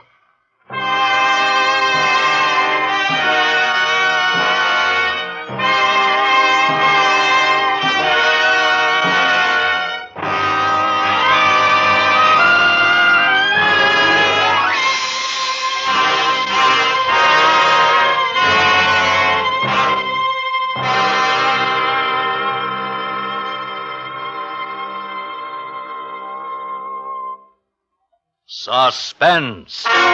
Presented by Autolite. Tonight's star, Miss Rosalind Russell. Friends, this is Harlow Wilcox again to remind you that Autolite is the world's largest independent manufacturer of automotive electrical equipment. In 28 plants from coast to coast, Autolite makes over 400 products for cars, trucks, planes, boats, and tractors, including Autolite original factory parts, sold by authorized Autolite service stations, car dealers, garages, or repair shops. Only Autolite original factory parts can assure you of the balance and perfect timing that were originally built into your car's Autolite electrical system right on the assembly line. So, when replacements are needed, be sure to specify Autolite original factory parts, because you're always right with Autolite.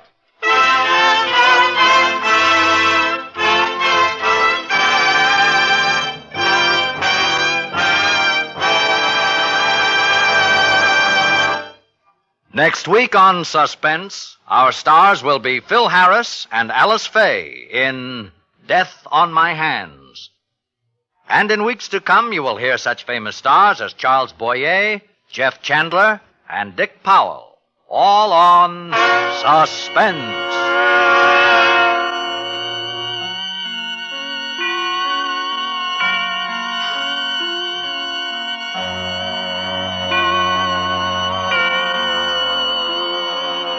Suspense is produced and directed by Elliott Lewis, with music composed by Lucien Morawek and conducted by Lud Gluskin.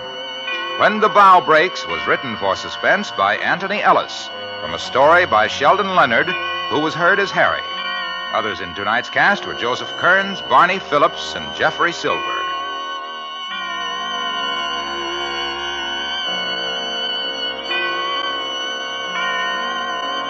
And remember, next week on Suspense, Phil Harris and Alice Faye in a tale we call Death on My Hands.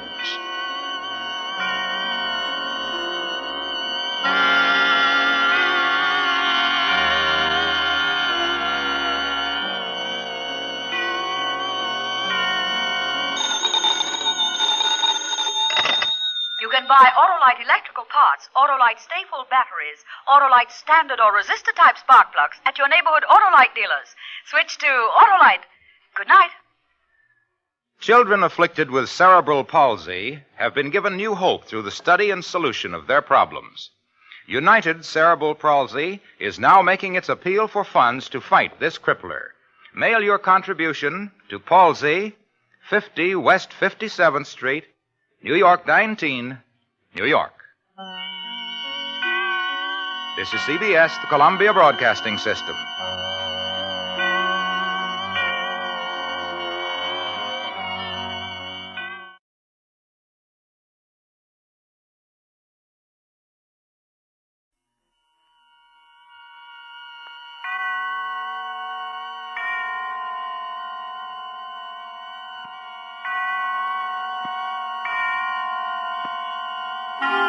Suspense.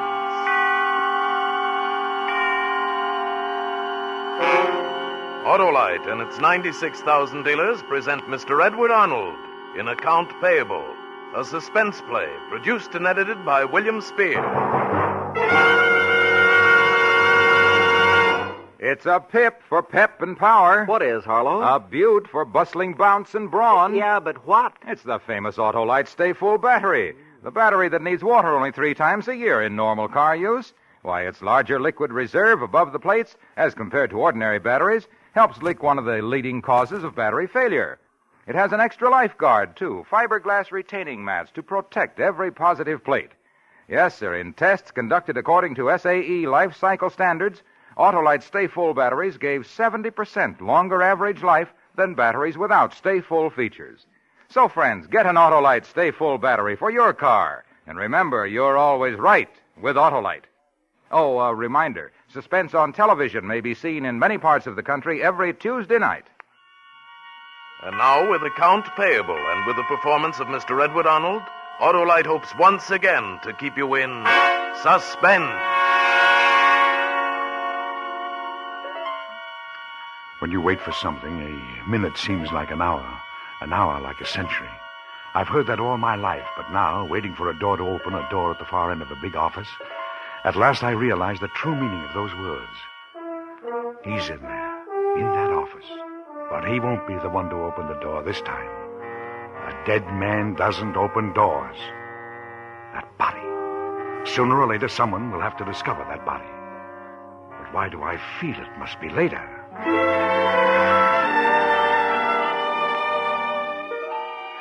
It seems like almost all my life I've watched Mr. Waterbury's door, the door at the far end of the office marked private, bang open and that biting, snarling voice. Mr. Baker! Mr. Timothy Baker! Will you come in here? And I'd quickly lay down my pencil, take off my eye shade, pick up the accounts payable ledger, and walk the full length of the office. With all eyes upon me until I was at that impersonal, frosted glass door. As many times as I'd walked down that aisle, as well as I knew these people all around me, it still made me uncomfortable. And as many times as I'd been in Mr. Waterbury's office, I still trembled slightly inside. Well, Baker, have you the accounts payable ledger with you? Yes, Mr. Waterbury, right here. Oh. Draw up a chair, Baker. I want to go over these with you. I'll stand if you don't mind. Stand. That's right. Those chairs are too heavy for you to move. That it?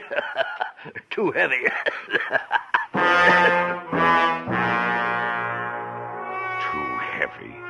Too heavy.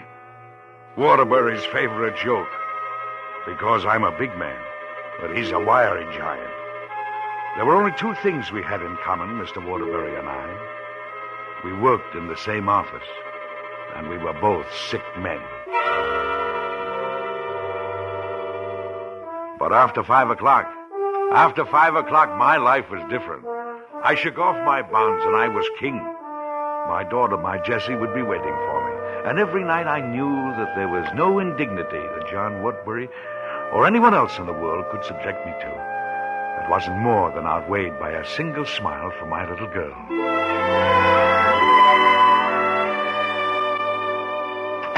Jessie, darling. I'll be with you in a second, Dad. Dinner's all ready. All right, dear, I'll wash up. Here, kiss me. Get away from me. My face is all wet. Here. All right. There. Not another ounce of affection until I'm fed and cared for. I got your favorite tonight. Lamb stew. Fine. Yes.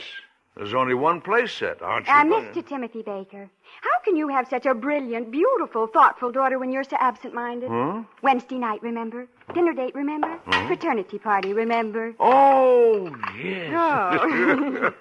I completely forgot. Tonight it is, huh? Well, and what time do you leave? Well, I'll have a cup of coffee with you, and then I'm going over to Margaret's house, and the boys will pick us up there. Ah, that's wonderful. At last. An evening alone. Oh. Peace and quiet. Baker, you won't know what to do with yourself. Well, you'll sit up and read a mystery book till I come home. And then you'll say, home already? Didn't you enjoy yourself? All right. You win. Who's taking you? I don't know. What? Won't know, in fact, until he picks me up at Margaret. Oh. Isn't it exciting? Yes, I'm sure. Well, all right. Where's my napkin And sure enough, I was sitting up in bed with a mystery book when she came home. I heard her close the door and come up the stairs. Jessie, Dad, put down that book and get to sleep. enjoy yourself? I had a wonderful time, Dad. Perfectly grand. It's 2 o'clock, and you've got to get up at 7, and so good night. Good night, dear.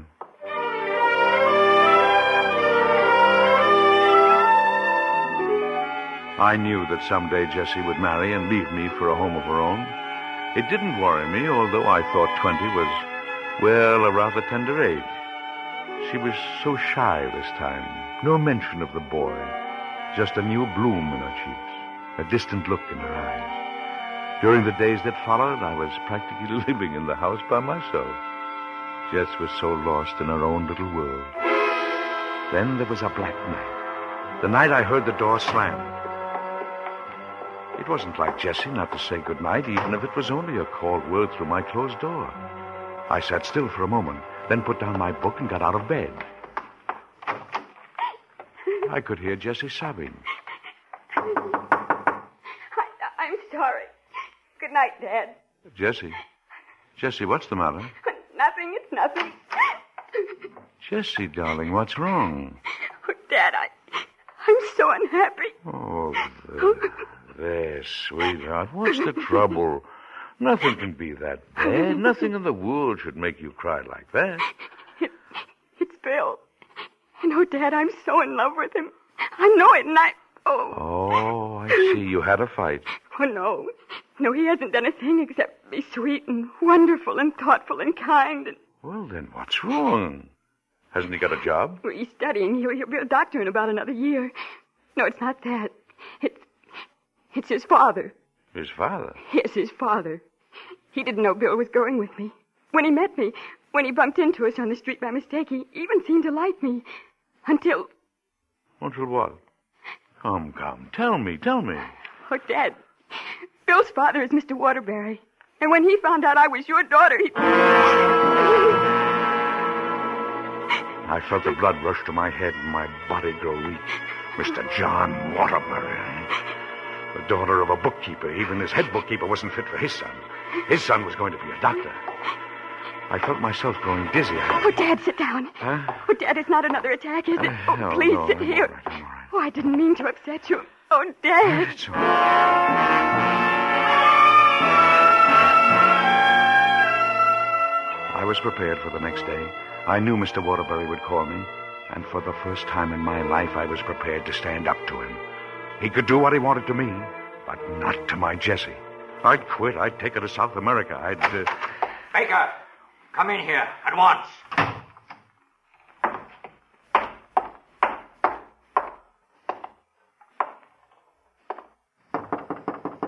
Well, come in, Baker.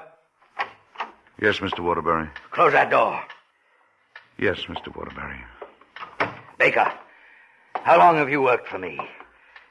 22 years last November, sir. And this is how you pay me back. I don't understand. You understand. Baker, my son graduates from medical school in just 1 year. He'll do it without a wife. I won't have him getting serious with a girl, especially one who can do him no good. A doctor, a young doctor, starting out today, needs to marry position, family, society. Otherwise, he's licked before he begins. You understand me? Yes, sir. Now, I have nothing against you. Your daughter's a pretty girl. But let her go with her own class. Let her stay in her own class. But, Mr. Waterbury... Yes. Yes. What is it? What is it? I didn't know she was going with your son. Well, she has been. And I won't have it, you hear? I won't have it. Please, Mr. Waterbury, don't get excited. Your asthma... Oh, blast the asthma. I won't have it, you understand? I won't have it. Please don't excite yourself. I'm not excited. But, sir, I'm all right. Oh, the needle in my desk drawer, top drawer. Get the needle. For the past 10 years, Mr. Waterbury's asthma attacks had grown increasingly severe until he was forced to have an adrenaline hypodermic handy at all times. For just such a case as this, the adrenaline was magic. The coughing stopped.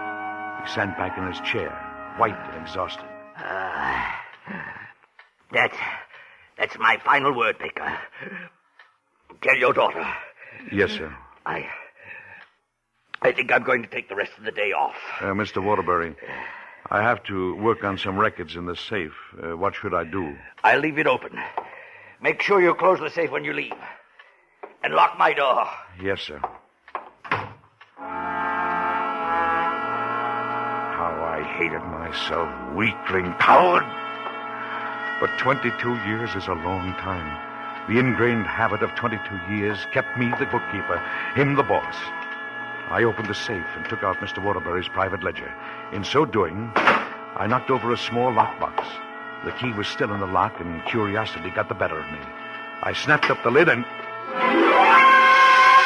$500 bills. 2 thick packets of $500 bills. I counted 50 bills in each pack. $50,000. My mind raced. I remembered stories, rumors of black market operations in drugs. If this was the result, no wonder it was in cash and in the box.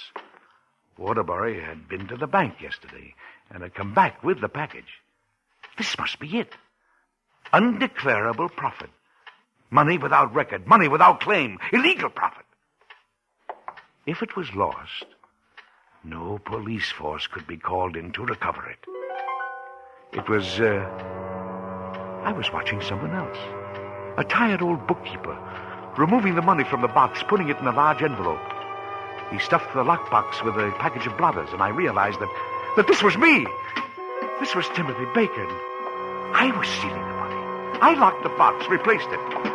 I was putting the key in my pocket when I heard a hand on the door. I raised the seat cushion of the big black leather chair, jammed the envelope under it, and turned to the ledger I was working on. Oh, Baker. Yes, Mr. Waterbury, yes. I was halfway out of the building. I forgot something. Did you see a little black metal box in the safe? Box? You mean that one over there? Oh, yes, that's it. I've got to take it home. Goodbye, Baker. And don't forget to talk to your daughter tonight. A final warning, remember? Yes, Mr. Waterbury, I will. And remember to lock the safe. Yes, Mr. Waterbury. He closed the door, and I stood there. I was thinking very clearly. He hadn't missed the key.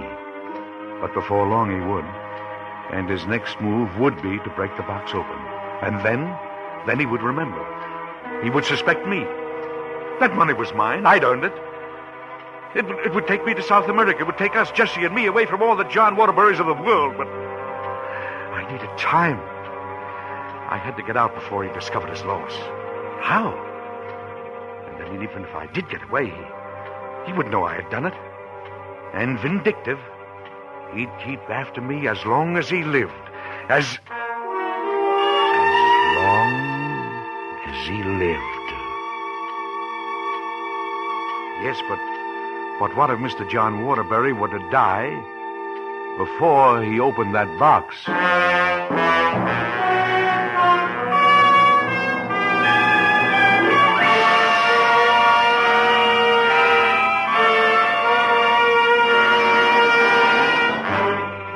Autolite is bringing you Mr. Edward Arnold in Account Payable, tonight's production in radio's outstanding theater of thrills, Suspense.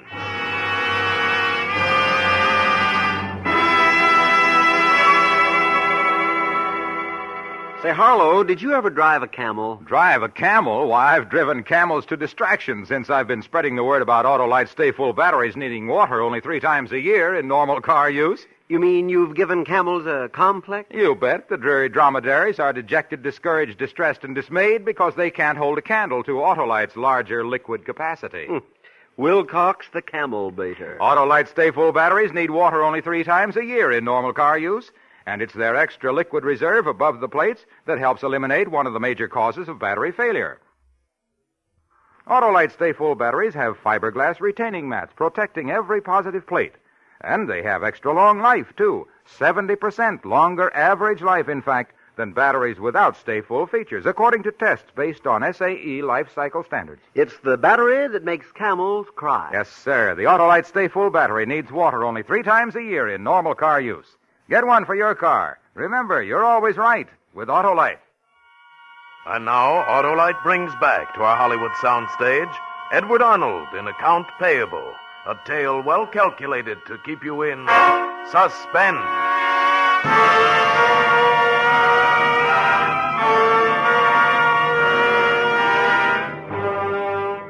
Yes, I had the solution.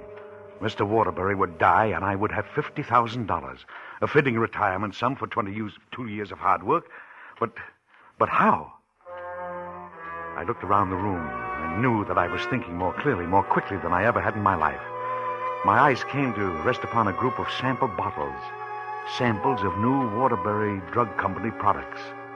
I picked up one small bottle marked poison. I felt a sudden rush of blood to my head. My body seemed to be floating, weak. I was perspiring, but something kept driving me to act, and act quickly. Poison. Poison. And how to administer it. How to... The hypodermic needle, of course. Poison, self-inflicted. Technical suicide. It would be easy, simple. I emptied the adrenaline out of Mr. Waterbury's ever-present hypodermic needle and filled it with the colorless liquid from the bottle in my hand. This was the poison of freedom. The poison of my freedom. Mr. Baker, I'm sorry. What is it, Miss Jones? What is it? Mr. Baker, I'm in awful trouble. Could you come right away, please? I've got Abilene, Texas on the phone, and Mr. Baker, if Mr. Waterbury finds out, I'll get fired. All right. I'll be right there. No, Mr. Baker, please, come now. Oh, all right. Lock the safe, will you? Oh, sure thing. It was a maddening interruption. I was shaking with impatience, and yet as I strode to the telephone, as I talked to our representative in Texas, I felt a new authority in my manner, a new strength of character. Yes, Mr. Peterson. Yes, the shipment is completely insured. You haven't a thing to worry about. No, sir. Thank you, Mr. Peterson. Goodbye. You have lots of authority when you want to use it. Well, Miss Jones, you shouldn't get so excited. It doesn't pay. Oh. And now may I go back to my work? Of course, Mr. Baker. Miss Jones! Yes? Miss Jones, this door to Mr. Waterbury's office. I can't open it. Well, you told me to lock it. Lock it, you stupid fool. Don't you know I haven't got the key? Don't you know nobody but Mr. Waterbury has the key? You told me to lock it. The safe! The safe! I told you to lock the safe, not the office. How am I going to get in there? Mr. Baker, please. Sit here. You're purple. Oh, Mr. Baker!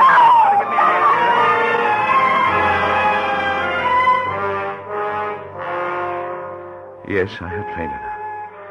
All I could visualize was that envelope under the cushion of a chair in Mr. Waterbury's office. The envelope with $50,000 so near, and I couldn't get into that office until the next day. Why, even the cleaning woman had to get a key for Mr. Waterbury himself to go in there once a week. Well, I went home. There was nothing else to do. Look, awfully tired, Dad. Why don't you go to bed? Oh, I'm really not tired, Jessie. I'm just a little nervous. But I've told you shouldn't be. Don't worry about Bill or Mr. Waterbury or me. I won't. We'll work things out. You wait and see. Of course, dear, of course. Yes, I'll get to bed right away.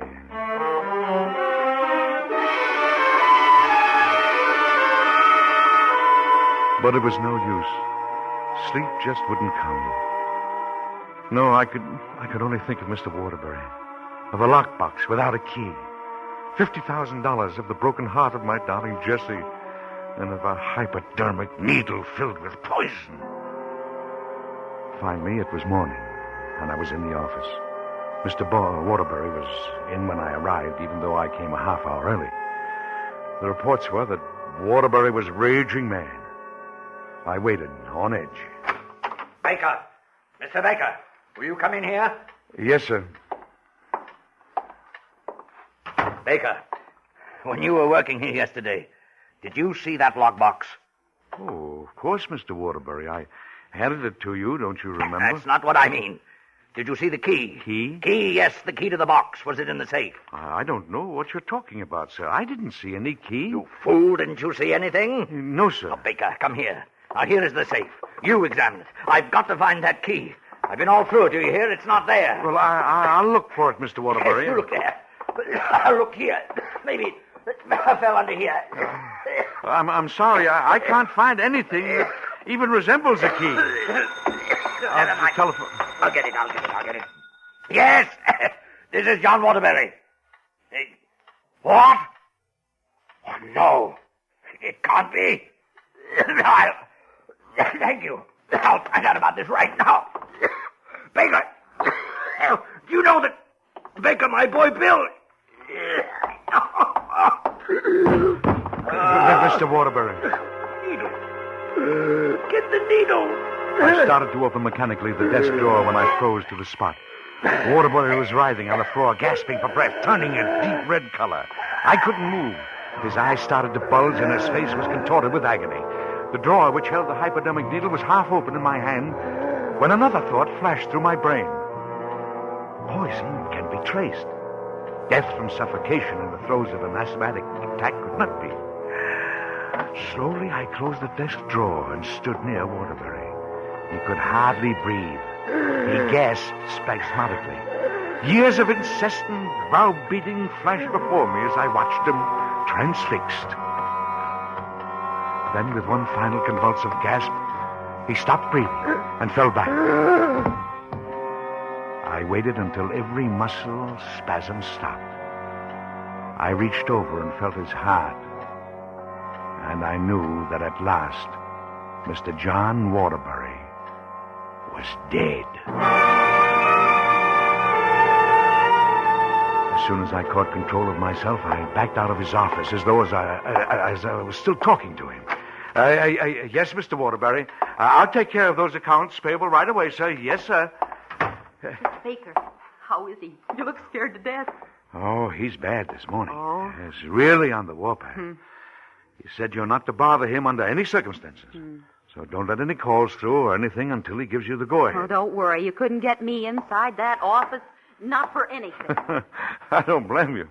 I hope I never have to go in there again. I came back to my desk. An hour would give me time. An hour, and I can compose myself so that I can face that dead body on the floor without exposing myself. I need that hour. Peter Galloway, my assistant, came up to me a few moments ago and... Tim, did you go over that ledger of the old man's yesterday? Well, I didn't get too much chance, Peter. Miss Jones called me out of the office. Oh, yeah, I know. Miss Jones was in a jam again. You got locked out. Yeah, I Yes, remember. yes. Hey, it's lucky you didn't leave that accounts payable ledger in there. Oh, the old man would have blown his top. Yes, but he blew his top anyhow. Oh, yeah? I wonder what's eating him. I don't know. Well, I got to get to that ledger. Oh, I'll just have to go in and beard the lion in his den. No, you can't. Why not? I mean, you better wait an hour or so. I'll go in there in a little while and get it for you. Yeah, but I need it. There's something in there I need, too. Be a good boy, Peter. Have patience. You've got a wife and a family. You need your job. I've worked here for 22 years. I know Mr. Waterbury. Now, don't go in there just now. Well, okay, if you say so. What did you leave in there? Why, I left... Oh, just something personal. Oh, I see. Something personal. $50,000 that rightfully belonged to me. After Peter Galloway went back to his desk, I relaxed for a moment. And now Why am I so frightened? Sooner or later, someone will have to discover that body. But why do I feel that it must be later? Bill Waterbury, young Waterbury, my Jesse's bill just came in. Miss Jones is arguing with him. Look, Miss Jones, I know you're efficient. I know what a terror dad is, but this is important. But he doesn't want to be disturbed, Mr. Bill. I know his blood pressure's up, and I know what's causing it. I'm the doctor. When he sees me, he'll explode completely, or he'll calm down. I know. Did he get a phone call about 3/4 of an hour ago? Yes, I think he did. But he left instructions. Yeah, I know who called him, and I know what his trouble is. You catch me if I come flying out. Won't even answer. Well, here goes. Mr. Baker, I was... Shut up. Oh. I'm sorry, I mean that... Can I have some help in here, please? It's Dad. He's passed out. Passed out? Here. Here, Galloway. You take his feet. We'll get him up off the floor. Here we go. Get him on. That's it. Here. You ought to get a pillow for his head. Tim, get a pillow. A pillow? Yeah, get anything. Miss Jones? Miss Jones, go get a glass of water. Yeah, how's it coming, Bill? Where can I find a pillow? I don't know. Take that cushion off the black leather chair. That'll do. The black leather chair? Yeah. Don't bother, Mr. Baker. What? I said, don't bother. It isn't necessary. My father's dead. Dead? Must have had a bad attack and couldn't get to his adrenaline. I knew it had happened someday. I just knew Well, it. what do we do? Call the hospital or the police? I think you'd better call the police and report it. Yeah. Mr. Baker, would you please? Yes. Now, come on. Snap out of it, Tim. Tim, you're shaking like a leaf. Here, I'll do it. Tim! Mr. Baker, why, he's fainted again. What? No, he'll be all right. He's just fainted. Get a doctor. Here, let me take care of him. I'm almost a doctor. I've got to take care of him. He doesn't know it, but he's my father-in-law. I married his daughter this morning. And how is he? Wait till I open his collar. Yeah. Say, this is serious. What is it? Is he going to be all right? Oh, poor Mr. You think Baker. I'd better call somebody? His pulse is terribly weak. We've got to act quickly. This isn't a normal fainting spell. He almost feels... Do something, All right, but what, though? I know. Roll up his sleeve, Miss Jones. What? Adrenaline. A shot of adrenaline will bring him right around. Oh. Galloway, in the top drawer of Dad's desk, there's a little black box and a hypo needle. All it's right. filled with adrenaline. Hurry up. Bring it over here. That's it. Now. Good. He'll be all right now.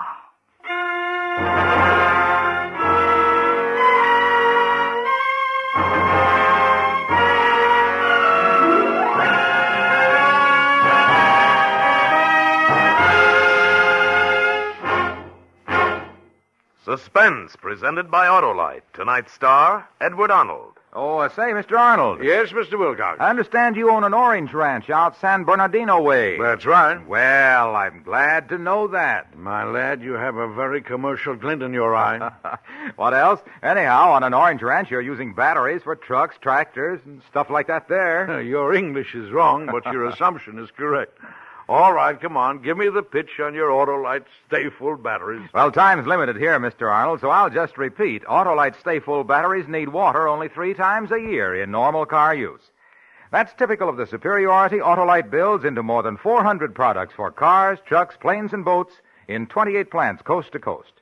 And you'll find the same dependable quality in the complete electrical systems Autolite makes for many of America's finest cars. Batteries, spark plugs, generators, starting motors, coils, distributors.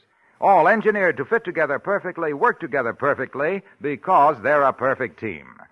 So, friends, don't accept electrical parts that are supposed to be as good. Ask for and insist on Autolite original factory parts at your service station, car dealer, garage, or repair shop. Remember, you're always right with Autolite.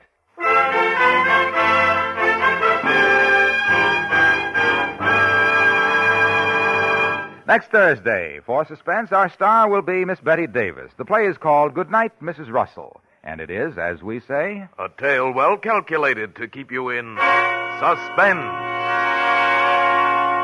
Tonight's Suspense play was produced and edited by William Spear and directed by Norman MacDonald. Music for Suspense is composed by Lucian Morawek and conducted by Lud Gluskin. Account Payable was an original radio play written by Robert Platt. Edward Arnold appeared by arrangement with Metro-Goldwyn-Mayer, producers of The Red Danube, starring Walter Pidgeon, Ethel Barrymore, and Peter Lawford. In the coming weeks, Suspense will present such stars as Victor Mature, Lucille Ball and Desi Arnaz, and Red Skelton.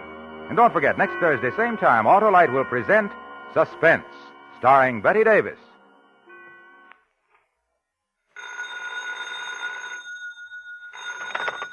You can buy Autolite Stay-Full batteries, Autolite resistor spark plugs, Autolite electrical parts at your neighborhood Autolite dealers. Switch to Autolite. Good night.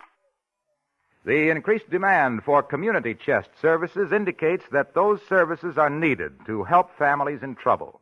Children without homes, the old and sick, in fact, to provide whatever your community needs to make it a healthier, better place to live in. Give generously now to your local Community Chest Fund. This is CBS, the Columbia Broadcasting System.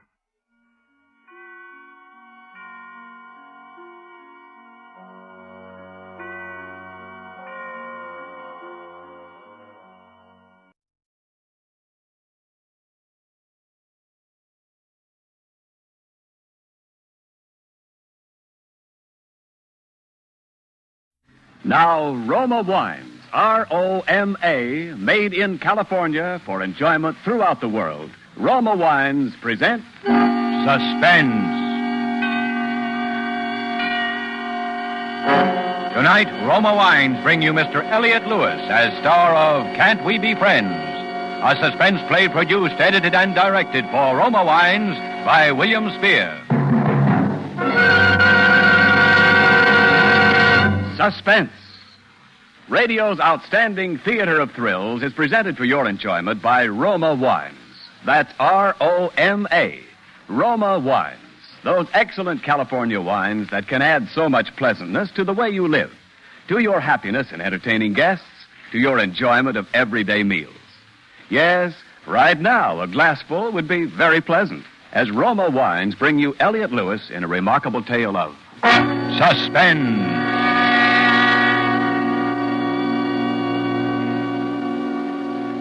I suppose you want to know how it happened. Yes, I'd like very much to know. Then will you tell me how you got here? I'm Dr. Mayer. Did you look at her? Is she dead? You tell me your story first. Who's he? This gentleman lives in the next apartment. Yeah? Yes, go on. Let's hear your story. Well, her name is Frances Murphy. I've known her for about 6 months. I met her at a party. We went out together a few times, liked each other, and started going together. She's fascinating, I guess. I fell in love with her, and I think she was in love with me. For a while, anyway. What's your name? Michael Gordon. Yeah? Well, go on. Well, she wasn't well for a while, and then she told me she had to go to the hospital.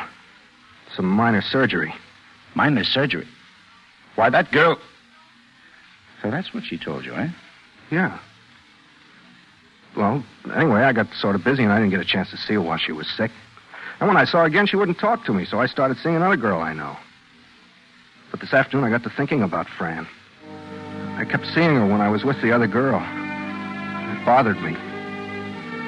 So I decided I'd come over and see her. I got here at 6 o'clock.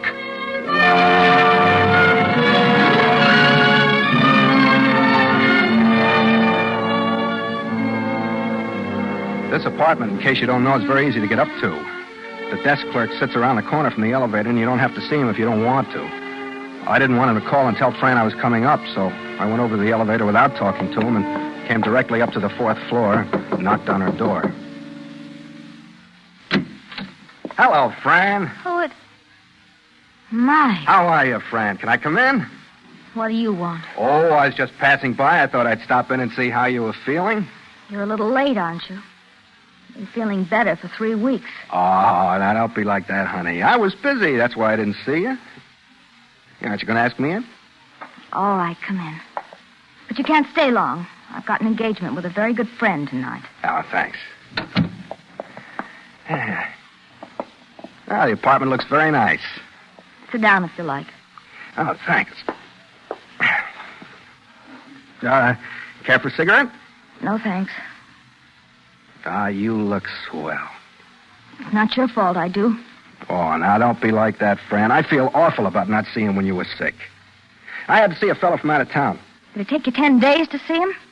Oh, honey, you know how those things are. It was business. You just can't make any other plans. You really don't have to explain it to me. I'm not the least little bit interested in what you do. Fran, look at me. I'm sorry, Fran. I don't blame you for being mad at me. I'm no good, I guess. I'm just a no-good bum. I never deserved having a girl like you anyway. How true. But let's let bygones be bygones and at least part good friends, huh? That's really why I came by today. I wanted to ask you, can't we be friends? Well... Because I loved you, Fran. You know that I did. I still do. But, of course, I realize that's beside the point. You still do, huh? Whatever do you mean? Oh, I've been thinking about you a lot, Fran. About how you walk, the fingernail polish you use, the perfume you wear. That you gave me for my birthday. Did I? Well, you know, that's right. I remember now. You sure were surprised. It's very nice of you. It was nothing, honey. Nothing at all. I wish I could have gotten you a mink coat. 2 mink coats, one for afternoon, one for nighttime. Really? Mind if I sit here next to you? Well, I don't know. Thanks. You're wearing the perfume now, aren't you? Uh-huh. Yeah, perfume has a better smell when you wear it, you know? Oh, will you forgive me, Fran, for being such a heel? Well, you really didn't... No, don't answer that, honey. That wasn't nice of me to ask you that. There's no reason why a girl like you should get stuck with a bum like me. You're better off going out with other people. Who's this friend you had the engagement with tonight? Are you really sorry you didn't see me, Mike? I told you I was. I could have killed myself. I felt so bad. Oh. Give me a kiss. Sure, honey. I missed you, Mike. And I haven't got an engagement with anyone tonight. I haven't been out of the house. Dr. Mayer said I should take it easy. Oh, that's good, honey. We'll go out tonight, huh? Or would you rather I stayed here with you for dinner? And then we could listen to some music tonight. I haven't heard your records in a long time, you know. No, you'll have to go, Mike. I have some packing to do. I have to go away and rest a while. Guess I was pretty sick. Well, it's all the more reason for me to stay, honey. I'll help you pack. We'll have a little farewell party. No, I'm sorry, Mike. I have to go to sleep as soon as I finish packing, so I'll be fresh for the trip tomorrow. Well, that's ridiculous. I'm just going to sit here. I won't bother you. Who are you trying to kid? What do you mean? I mean, what are you trying to pull? If you got a date with another guy, tell me. I don't care who you go out with. I told you I didn't have a date. Well, you think I believe that? Too sick to see me, huh? That's a laugh. You certainly look well enough to me. But I'm not. That's one of the reasons I didn't go to see you in the hospital. I knew you were kidding. What's the matter with you? I had an operation. You want to tell me about your operation? Please go. I'll go when I'm good and ready. You go right now. Right when I tell you to. Who do you think you are? Who do you think you are? You get out of here before I call the manager. Oh, you wouldn't dare call the manager. Oh, wouldn't I? Listen, you cheap, no-good bum. You get out of here, I'll have you thrown out. Oh, shut up. Okay. All right. You asked for it. Hey, give me that phone. Get your dirty hands off of me. You go away. I told you to shut up. What do you want? Why don't you leave me alone? I want to see you uncomfortable. I want you to be unhappy the way you make me unhappy. I want to make sure you remember me. I used to fall for that crying routine, but not anymore.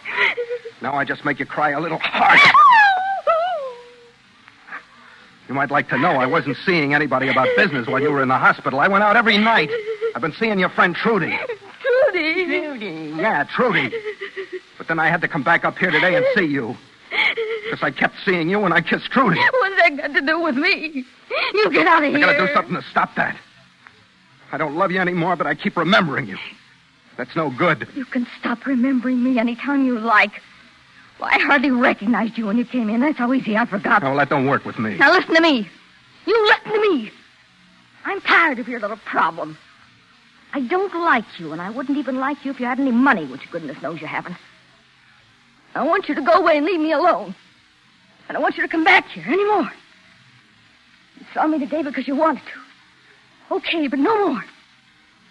Now, I'm going into the bedroom, and I'm going to lock the door, and I don't care whether you stay here forever, but I'm not coming out until you leave here. But if you haven't left in a little while, I'm going to scream. And I'm going to keep screaming until somebody comes up here and throws you out of here.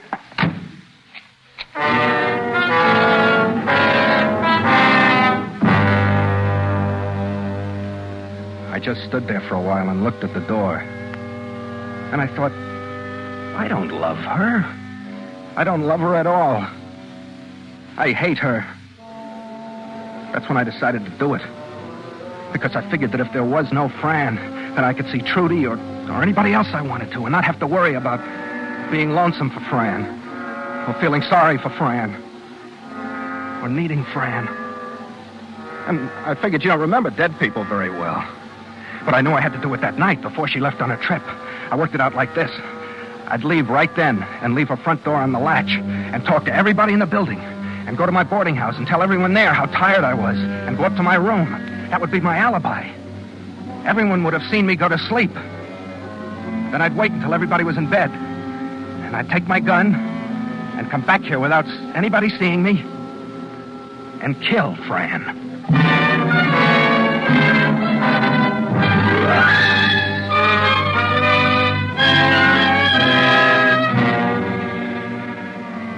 For suspense, Roma Wines are bringing you Elliot Lewis as star of Can't We Be Friends, a radio play of which he is also the author, and which is Roma Wines' presentation tonight in radio's outstanding theater of thrills, Suspense.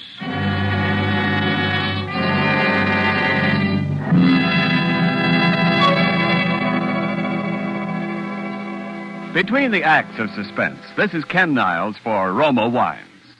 Warm weather and cold drinks just naturally go together. And here's my favorite recipe for quick, thirst-quenching refreshment these scorching days. It's Roma Wine and Soda, America's smartest, coolest summer drink. After a hot day's work, try Roma Wine and Soda. It's refreshing as a cold shower. And when guests drop in, delight them with delicious, easy-to-serve Roma Wine and Soda. Just half-fill a tall glass with Roma California Burgundy or Sauterne or any other Roma wine type of your choice. Then add ice, fill with sparkling water, and stir. In less than a minute, you're sipping your way to cool contentment. Or for a short refresher that's long on taste, try this cooler offer. Just pour Roma California Sherry to cover a cube or two of ice. It's delicious. Remember, Roma wines are selected from the world's greatest wine reserves, so refreshers made with Roma are better tasting always. For low-cost, cool enjoyment this summer, serve Roma Wine and Soda. Insist on Roma, R-O-M-A, Roma Wine, largest selling wine in all history. And now, Roma Wines bring back to our Hollywood soundstage Elliot Lewis as Michael Gordon in Can't We Be Friends? A tale well calculated to keep you in suspense.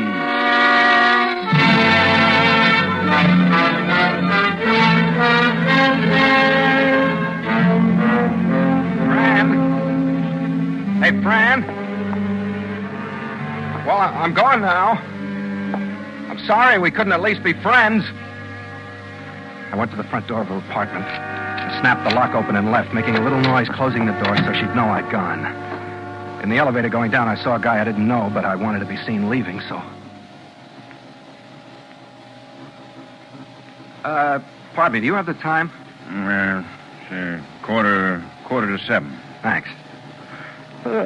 I'm awful tired. You've been working hard? Oh, yeah. Early jobs every morning. Matter of fact, this is almost my bedtime. Huh. Oh, after you. Oh, thanks. That's all right. I'll see you, huh? Night.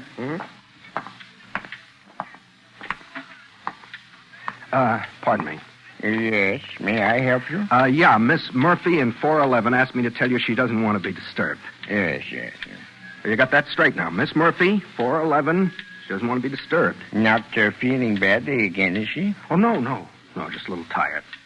Taking a nap. Oh, well, thank you. I'll see that she's not bothered. Yeah, because she doesn't want to be disturbed.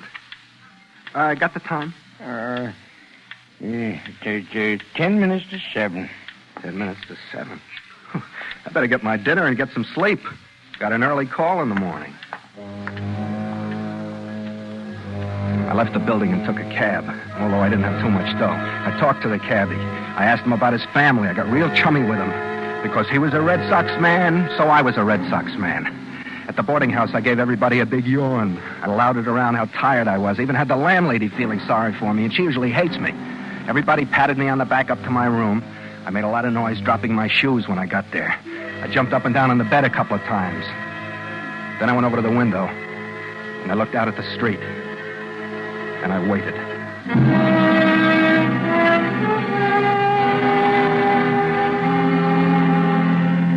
The traffic gradually disappeared as I watched. And through the early night, one by one, I could hear the other boarders yell goodnight to somebody in the living room and bang up the stairs and close their door. Pretty soon I knew they had to be asleep. About 1 o'clock in the morning, a last pair of footsteps came upstairs without saying goodnight to anyone. So I knew they'd all turned in. I waited a little longer to make sure everyone was sleeping. Then I put my shoes back on. I got my gun out of the bureau drawer. I opened the door to my room. Old man Epstein was sawing away down the hall, making his usual racket, so I felt easier about going past his door to get to the stairs. But I was very careful and quiet. He grumbled once when I got in front of his door, but I held still. Pretty soon he started sawing again. I got down the stairs. It was pretty dark in the living room, and I was afraid I'd trip on some furniture. But I made it all right. Finally felt the front door knob in my hand. I opened the door as quietly as I could. Then what? I said to him, in that case, go play with Lombardo. You rock me, JT, you rock me. Where tomorrow? Same. I got an 88 man I want you to hear. Oh, solid. See ya. Right.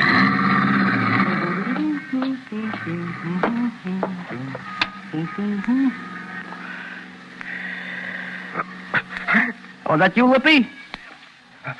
No. Oh, hi, man. Good evening. Door's open if you're going in. Oh, thanks for saving me the key move, man. Hey, you still working days, fellow boarder Rooney? Yeah. Oh, ain't this a little past your bedtime, man? Oh, yeah, it's late, but the reason I... Hey, why do you go out at 3:00 out? Well, I wasn't going out. I couldn't sleep. I was just going to get some fresh air and come right in again. You better leave the door unlocked for me. Oh, boy, I'm beat. Yeah, you better get to bed. Oh, it's a fine night for singing. Yeah. Well, don't get too much of that fresh air. Liable to choke you to death. Yeah, well, good night. Oh, hey, we had that joint really jumping tonight. Hatchet Face come by, sat in with us for a while. Really? Oh, he's mellow. That boy plays fine. So I hear. Yeah. Oodly-boo. Oodly-dee. Oodly-doodly-doodly-doodly-doodly-doo. That good? Yeah, sounds great. Well, enjoyed your company, Pops. Sure thing. Good night. Yeah. Well, gotta fall in now. Hit that pad.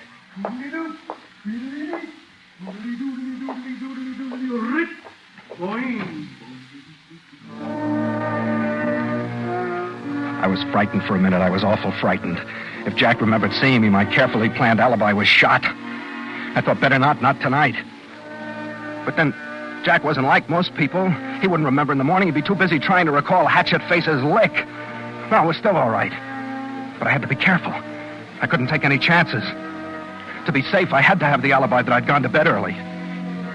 I walked quietly to the street and started for Fran's apartment house. I was very careful all the way. A couple of times cars came by, and always I ducked into the shadows and waited for them to pass before I continued walking. I got here at about 4 o'clock, I guess. I went up to the front door and tried to open it. But the big door was locked. I couldn't get in. I took my keys out of my pocket and tried them. But none of them fitted. Then I heard someone coming up the walk. I moved back from the door and squeezed against the mailboxes and waited. I was almost afraid to breathe. Except that I knew I'd get in now.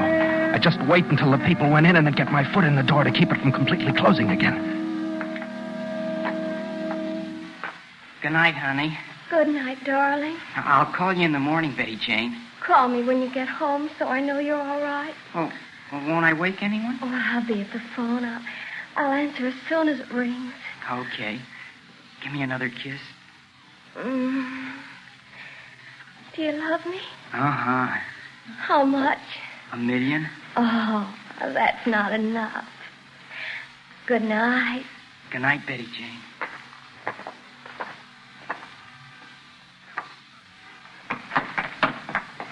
$7 million? That's better.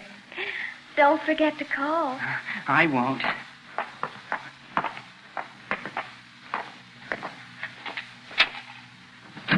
Honey. Yes, darling. Good night. Oh, good night, darling. You call now. I will.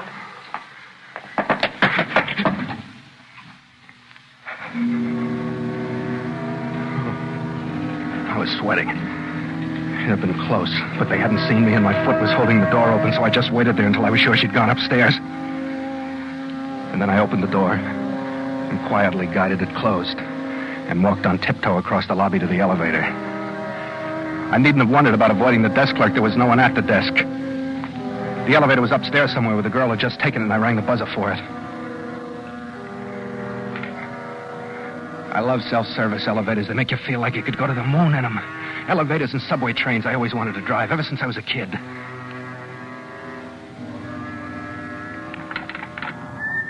I got back in the dark just in time. The guy didn't see me.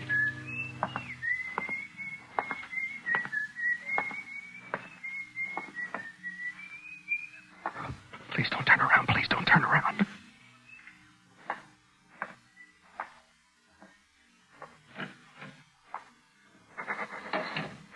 My mouth was so dry, I wondered for a few seconds how that guy'd been able to whistle. You know the way you do. I opened the elevator door and got in. I pushed the button for the 4th floor.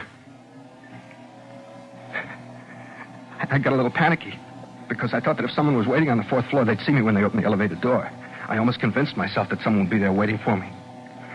I put my hand in my coat pocket and felt the gun there and grabbed it hard. It was cold, so I took it out and pressed it against my forehead. That made me feel a little better.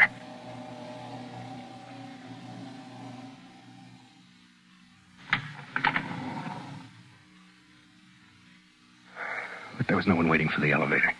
I stepped out into the dark hallway.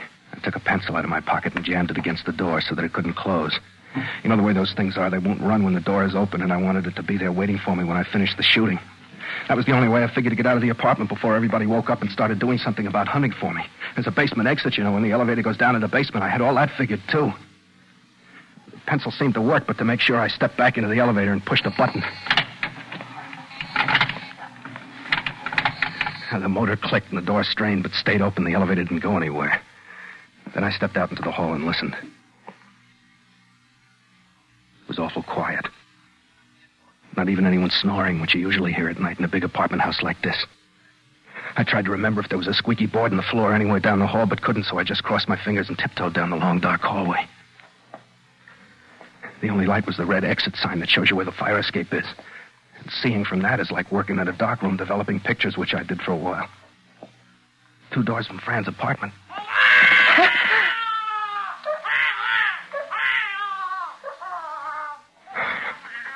That's the most frightened I ever was in my life, when a kid started to yell.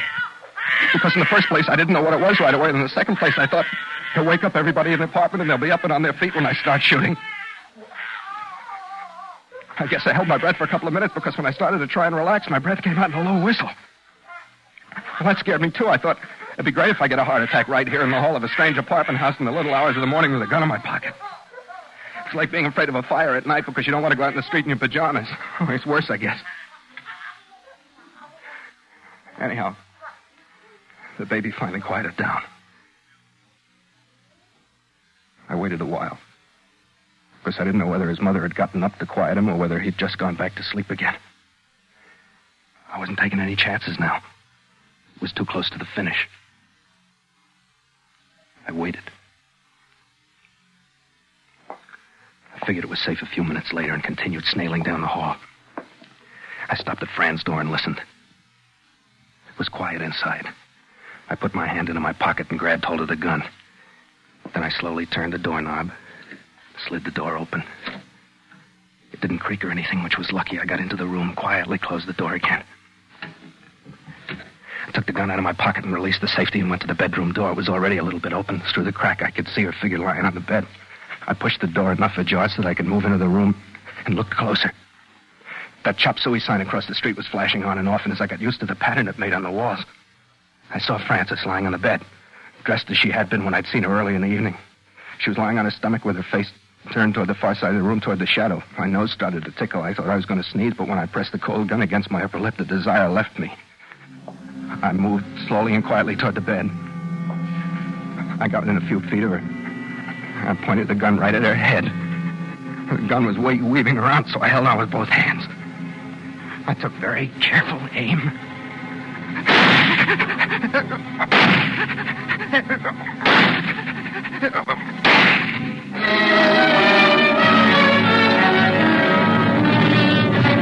It was done. I threw the gun down on the bed right next to Fran and started for the door. I knew I didn't have much time to get out of there. I tripped over one of her packed suitcases in the living room, but didn't fall. It reminded me, though, that I'd gotten there in time. She hadn't had a chance to go on her trip. I got to the front door of the apartment and jerked it open. What's the hurry? Get back in there. Get out of my way! Get back in there. No, I told you to get back in there!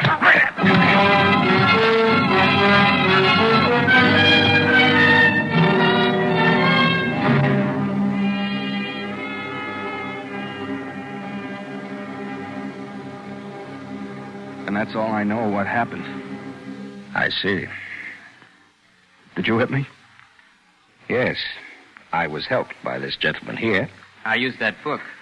What were you doing here? The young lady had called me and asked me to stop by. At 4 o'clock in the morning? Oh, look here. I'm her doctor. Yeah? You must have got pretty clubby with her while she was in the hospital. I was right about her. That's swell. Now, I don't feel badly about having shot her. The police will be here soon. You think I'm going to wait for her? Watch him, doctor! Hey!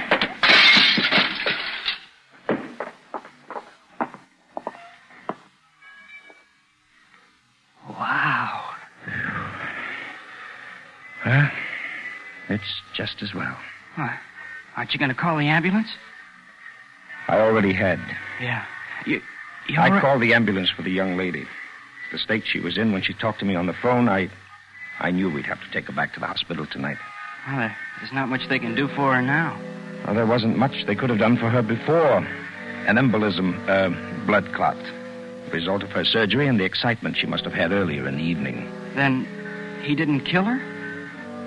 She was dead 3 hours before he got here.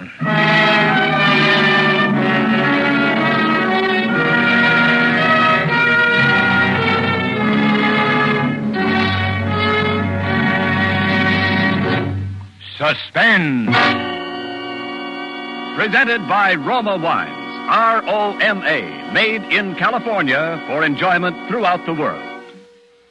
This is Ken Niles for Roma Wine, suggesting a refreshing idea for warm weather entertaining. Serve your guests tall, frosty glasses of Roma Wine lemonade, an ice-cold, taste-tingling treat that's a summer favorite here in Hollywood. For gala garden party or neighbor's casual call, the delicious thirst-quenching refreshment of Roma Wine lemonade pleases everyone. And Roma Wine lemonade is easy on you because it costs so little, is so easy to serve. You just place ice and the juice of half a lemon in a tall glass. Pour 3/4 full with zestful Roma California Burgundy or any other Roma wine you prefer. Add water and sweeten to taste. And because Roma wines are selected from the world's greatest wine reserves, a refresher made with Roma is better tasting naturally. So start now. Cool off and refresh yourself with Roma Wine lemonade. Insist on Roma. R-O-M-A, Roma Wine. Discover why more Americans enjoy Roma than any other wine. This is Elliot Lewis. It's always a pleasure to appear on Suspense, and tonight I'm especially grateful to Mr. Spear for the opportunity to not only hear one of my own radio plays presented here, but also to appear in the starring role. I'd certainly like to thank my good friends and fellow radio countrymen who contributed their usual wonderful performances. Lorene Tuttle, who was Fran, Wally Mayer, who was the doctor, Jerry Hausner, who was the Vout kid, Betty Moran and Irvin Lee, who were the two kids outside the apartment house, and Bill Johnston, who can do almost anything. Next Thursday, a very wonderful actor, Mr. J. Carroll Nash, will be starred on Suspense in a play called Commuter's Ticket, which goes to prove that nobody notices you on a commuting train except when you don't want to be noticed.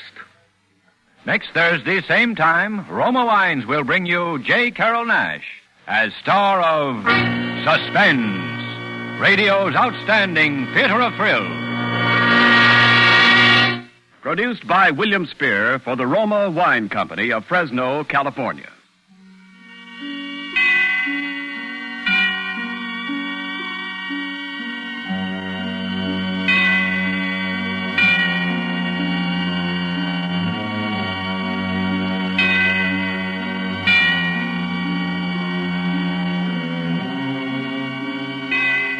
This is CBS, the Columbia Broadcasting System.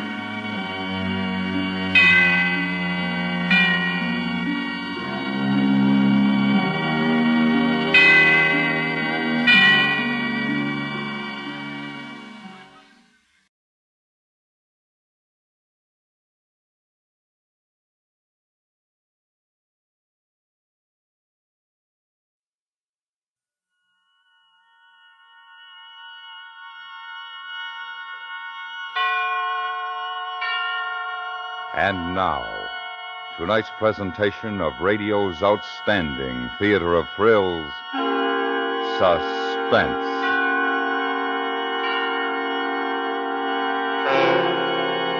Tonight, we bring you the story of a fantastic theft of $1 million pearl necklace. We call it The End of the String. So now, starring Stacey Harris, here is tonight's suspense play, The End of the String.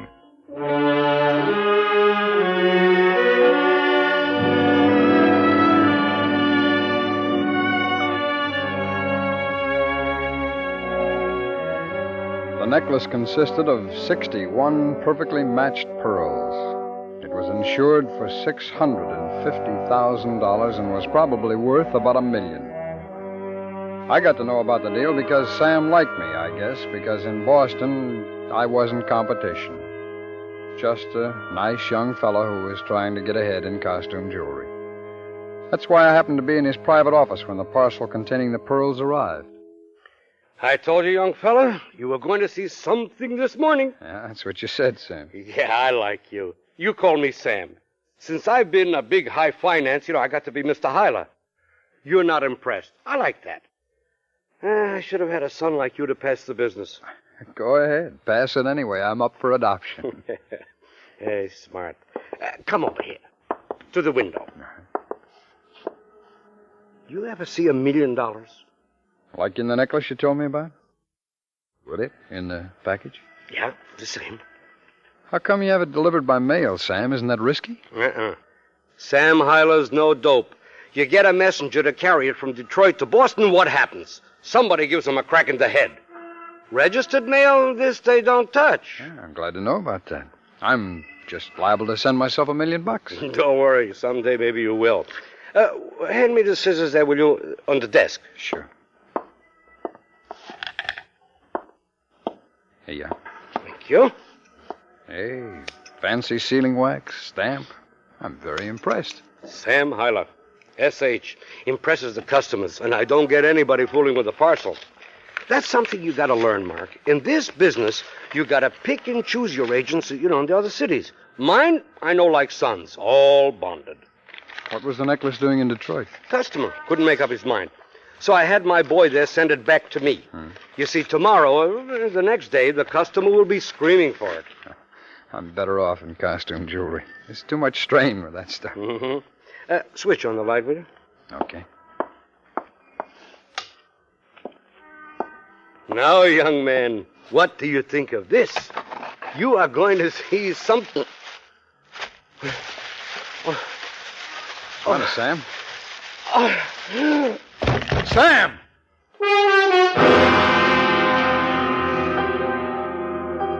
He keeled over. For a minute, I thought he was finished, but he'd only passed out from shock, and I knew why.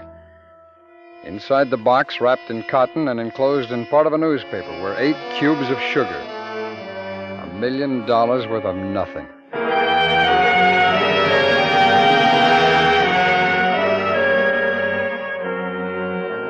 In half an hour, the office was alive with uniforms. Poor old Sam just sat on the couch, a wet towel on his head, staring over at the box on his desk. I felt really sorry for the old guy. I figured it was about time for me to go, but that's when Sam woke up a bit, and so did a Dartmouth-type cop from headquarters.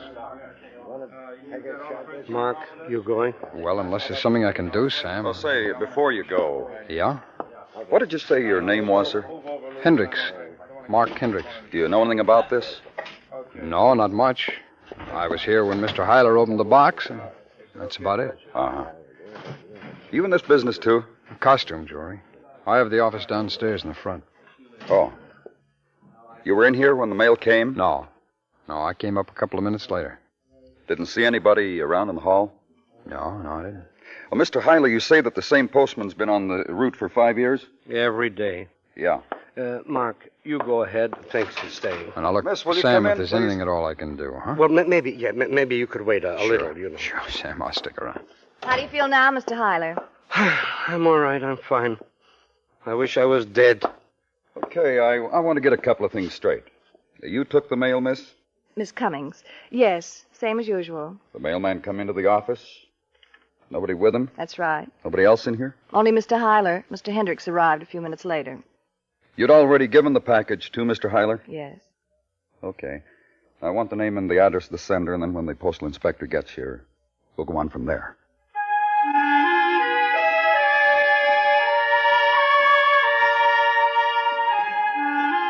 The cop's name was Colley. The postal inspector, Shearer. Between the two of them, they covered everything. I hung around because Sam wanted me there, and though nobody said anything, I had the feeling that until they got through, I was going to be around because they wanted it. About 12 o'clock, the mailman was brought in. He was really shaky. The kind of guy that looks guilty just for living. I tell you, I don't know. I'm sorry. Listen, nothing like this has ever happened. Mr. Hyler, you tell him. I told him already. Mr. Hendricks. Oh, sure, I'll give you a clean bill. You see? Look, sir, nobody said you switched packages. All we want to know is where you stopped between the office and here. I made all my stops. Okay. We'll start in this building. Did you put the mail bag down anywhere? No. How many offices? 4. No, 3. No, 4. 5, but next door is empty. All right, it's 4. Where'd you stop first? Mr. Hendricks. He's in the front. Yes. Did you put your mail bag down? Well, maybe just for a minute. We talked about the game last weekend, but nobody was around. Nobody touched the mail bag.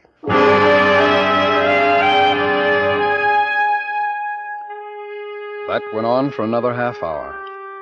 They tried to catch him up on the point of leaving his mail bag unattended, but he swore up and down he hadn't taken his eyes off it. At 3 o'clock, they quit. I went back to my place and caught up on my own mail. A couple of bills, a free dog food coupon.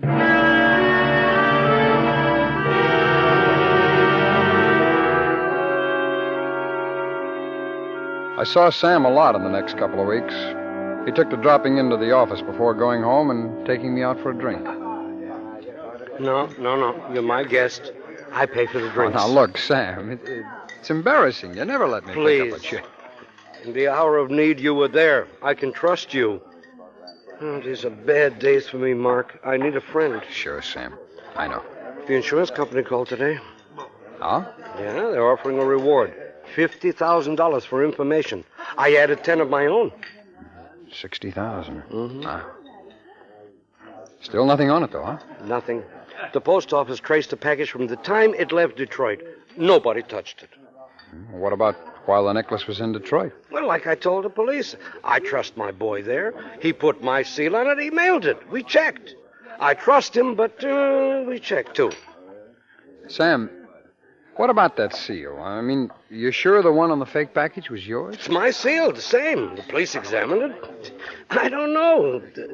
Somebody got a hold of it, I guess. But yet they couldn't. There's only me and the Detroit firm that's got one, and they're kept in the safe.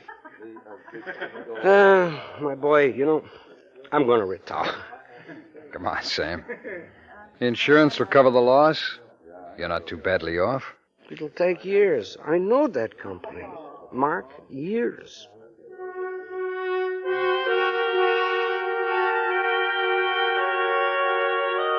It's a funny thing about money.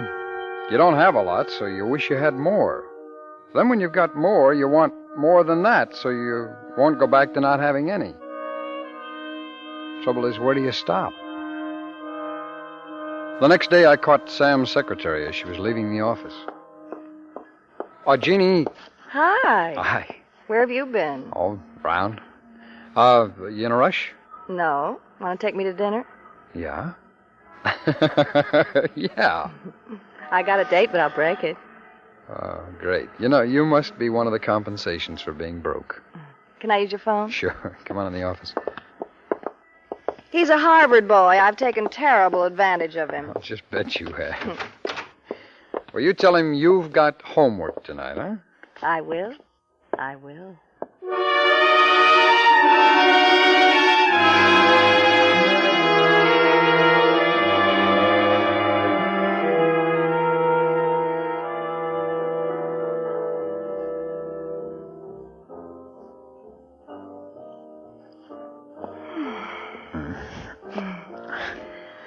Well, that's enough homework for a while. Oh? You know, I think you've got something on your mind. I mean, you haven't been concentrating at all. I'm sorry, honey. Huh. I want to ask you something. Yeah. This isn't a proposal. Oh. You want to make $100,000? Well, you have got something on your mind. If you say no, it's okay. But if you say yes, you can't back out. I love to say yes. Oh, come on, Ginny, I'm serious. So am I. It's about Sam Hyler's necklace. Oh? Who do you like more? Your boss or $100,000? I'm loyal. You know that. Yeah, I know. To which one? Money. Sam, too, depending. Okay, I'll take a chance. I want to show you something.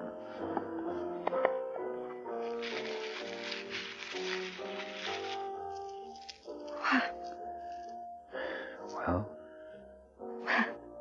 How did you... Deal still on? Mark, it's the necklace. Yeah. Beautiful, isn't it?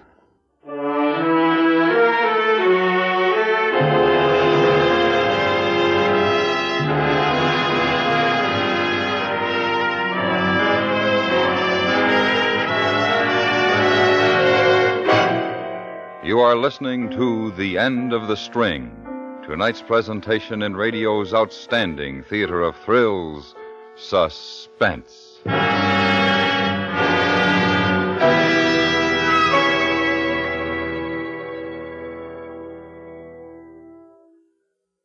Chances are the average man in jail would be pleased and reassured to learn that his wife was safe at home, but not the gentleman in the pokey in this week's episode of 21st Precinct.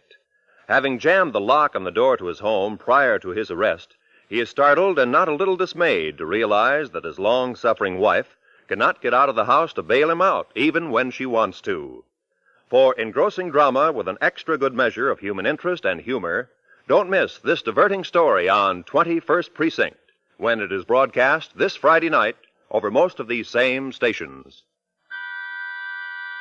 And now we bring back to our Hollywood soundstage Stacey Harris, starring in tonight's production, The End of the String, a tale well calculated to keep you in suspense.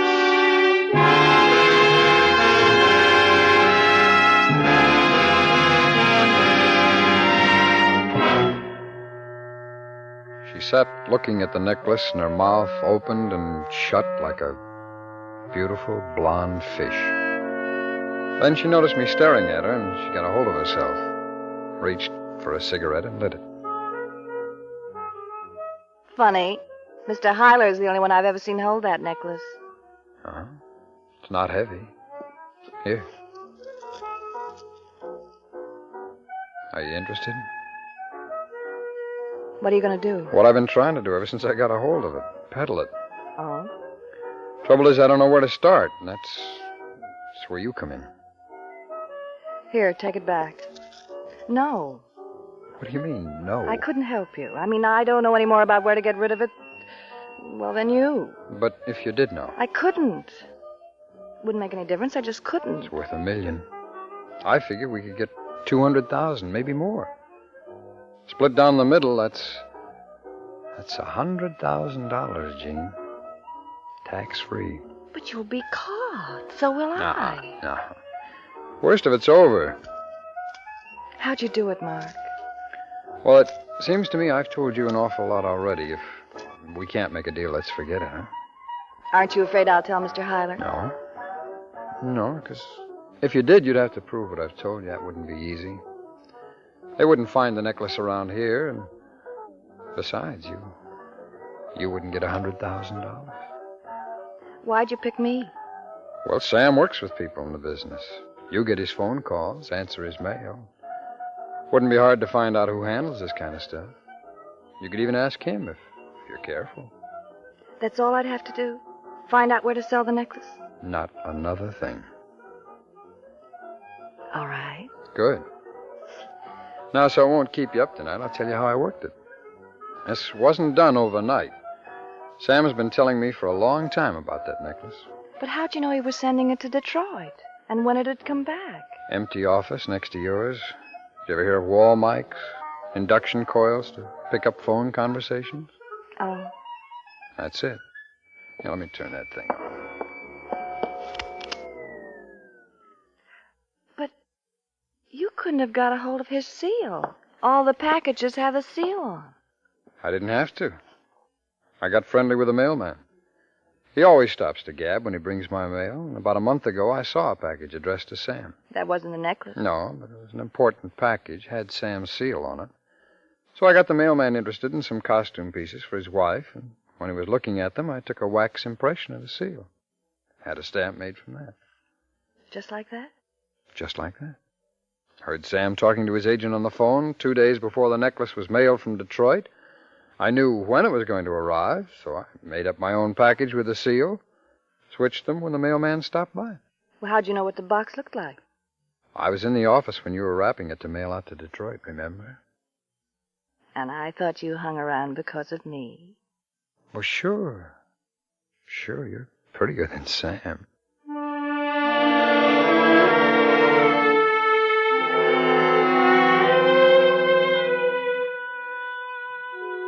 We agreed not to make any contact with each other until she had some word for me. I'd worked it out pretty well. I hoped that she wouldn't be suspected if she did ask questions about fences in Boston or New York, and I hoped she wouldn't lose her nerve. For the next 5 days, I sweated it out alone. The necklace was safe. I didn't have to worry about that. But you're never really happy when $1 million is lying around and you gotta borrow $100 to pay rent. Then one evening, just as I was getting home...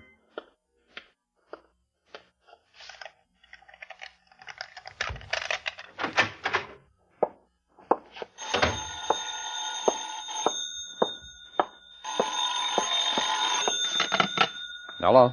Hello, Mark. Oh, hi. Where are you? Downstairs. Oh, well, come on up. I wanted to see if it was all right. There's somebody with me. Oh? I thought I'd do a little work to earn the money. I found a man, called him myself. Does he know what it is? Not yet. Are you sure he's all right? I think so. Yes. Okay, come on up.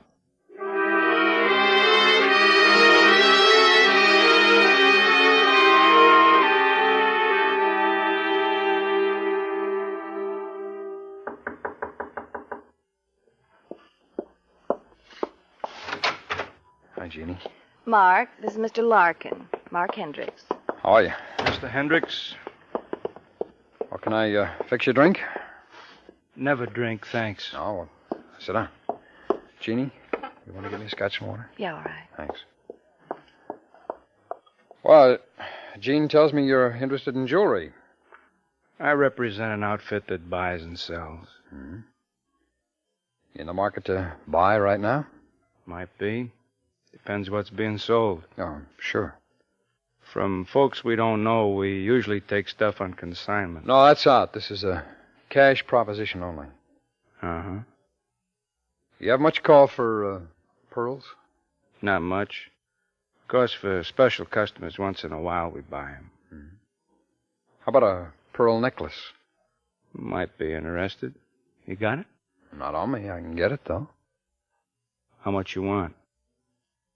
$200,000.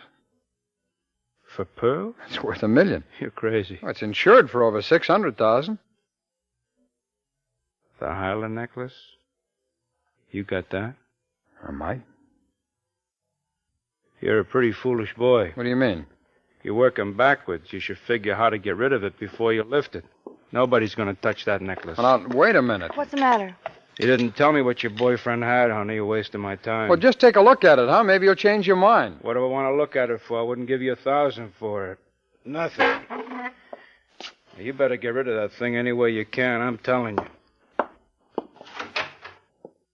Nice to have met you, folks. And I'd like to ask you to please forget my name. He was gone, just like that. Jeannie stood there holding a couple of glasses, looking at the door. There wasn't anything to say, so we didn't try. After a couple of drinks, though, we felt better. So one guy was afraid to handle a big item. There were others. We'd go after them.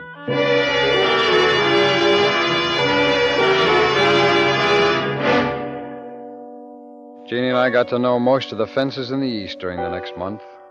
We'd only have to say pearls and the door would slam. Word gets around.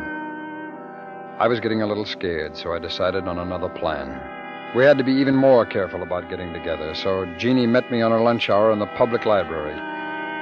We went to the reference room and walked down to a back aisle. Listen, Mark, let's forget it, huh? What do you mean? We can't sell it. We've tried. Let's forget it. What are you going to do with it? Just drop it in the bay? I don't care, just so we get rid of it. Now, look, we've gone this far. We can't just... Shh, be quiet. Excuse me. Yes, certainly. Thank you.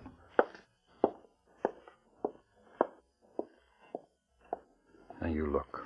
We've gone this far. We can't just get rid of it. Then what'll we do? The reward. What? What happens if we find it? We get the reward, don't we? That's $30,000 apiece. No, I won't do it. Now, you listen to me. I'm not going back to those $1.98 earrings. I don't care about you. You do what you want. But I know we can get $30,000 each out of this. That's a lot better than nothing. Is it better than prison? We won't get caught, Jeannie, I promise you. I've got it all figured out. Like you had it figured out to sell. All right, I was wrong. I admit it. This time I'm right. I'm afraid. No, now, look, it's simple. There's nothing to it. They'll never know.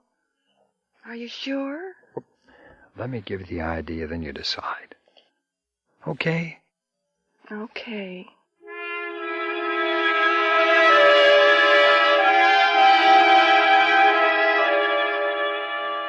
I guess a deal like this is something like poker. It's hoping you'll pull an inside straight flush, which doesn't happen very often, and the stakes are a lot higher. I made it sound real easy to Jeannie, though. I was to go to Hyler, tell him I'd been doing a bit of private eyeing on my own, and that I'd had a tip. Some punk had seen a guy put a small package in one of the lockers at the South Station. That was what I was supposed to know. I'd paid said punk $50 for the information. We set it up like that. Jeannie took the necklace in a package to the station on her lunch hour. I thought it best not to see her after that, and I waited until the next morning before I went to Sam and told him the news. The college boy-type cop, Collie, was at the office 10 minutes later. Who was this fellow, Hendricks? Well, I told you, I don't know. I was snooping around. I made a couple of contacts. Yeah, and the pearls are at the South Station? Well, if they're not, I spent $50 for nothing. Mr. Collie, why do you waste time? Mark is doing me a big favor, and you're asking questions. Let's get over there. And don't you worry, my boy. If I get my necklace back, you'll have your $50 and everything else that's coming to you. Let's go.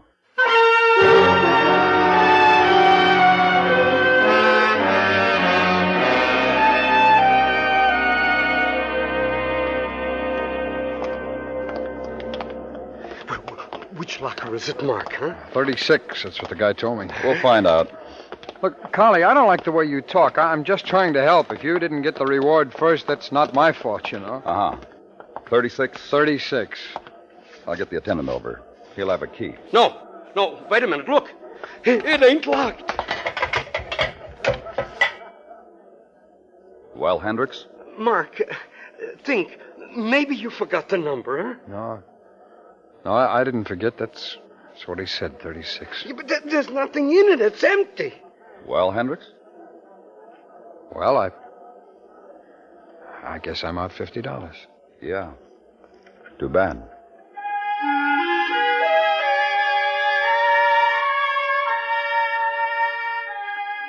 What had she done with it?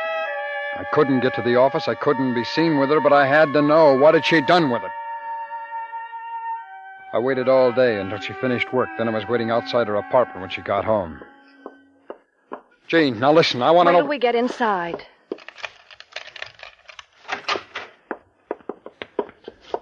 Okay, where is it?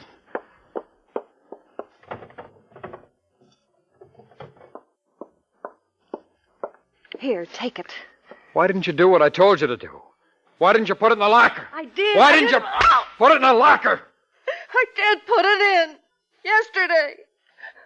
Then this morning I heard Mr. Hyler talking to Collie about you and me seeing so much of each other.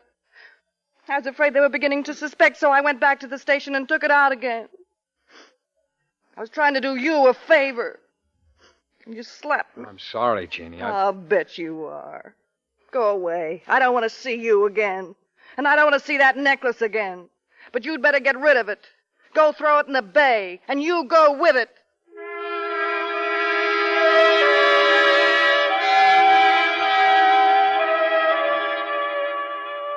Get rid of it? Lose it? $1 million burning a hole in your pocket and you throw it away? No. No, don't throw it away. It's too beautiful. Put it back where you got it. Give it back to Sam.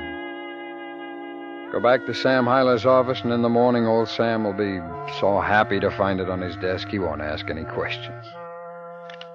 And maybe Collie won't either.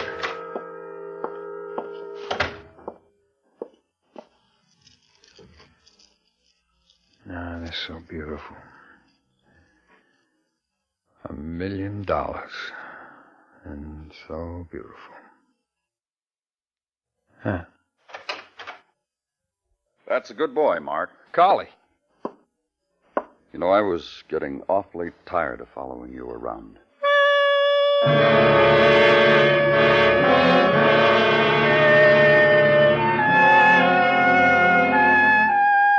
Well, it was a great idea anyway. Starting with $1 million, sure, you have to take a loss, so you settle for $200,000. But nobody buys, so then there's the reward, $60,000. It turns out nobody's going to get that. That takes care of the reward. Anybody got a dime for a lawyer?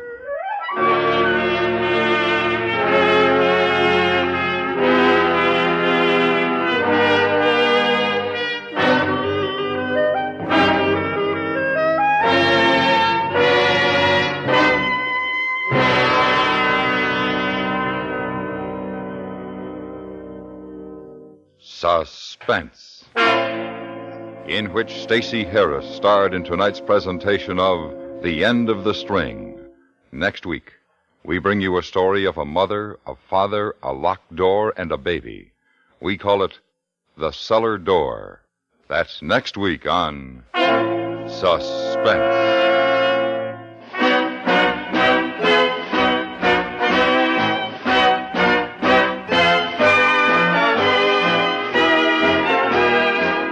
Suspense is produced and directed by Anthony Ellis. Tonight's script was written by David Williams. The music was composed by Lucien Morawek and Rene Garrigan, and conducted by Wilbur Hatch. Featured in the cast were Benny Rubin, Mary Jane Croft, Larry Thor, Jim Nusser, and Jack Crucian. There may be two sides to most stories, but where a story of crime is concerned, there's only one place to be, and that is on the right side of the law. Unfortunately for him, the nice-looking boy finds himself on the wrong side of the law when the FBI in Peace and War next goes into action to track down an impulsive killer. How they link the handsome youth to the ugly crime is a story in itself, a story you want to hear tomorrow night over most of these same CBS radio stations on the FBI in Peace and War. Stay tuned for 5 minutes of CBS News, to be followed on most of these same stations by The Jack Carson Show.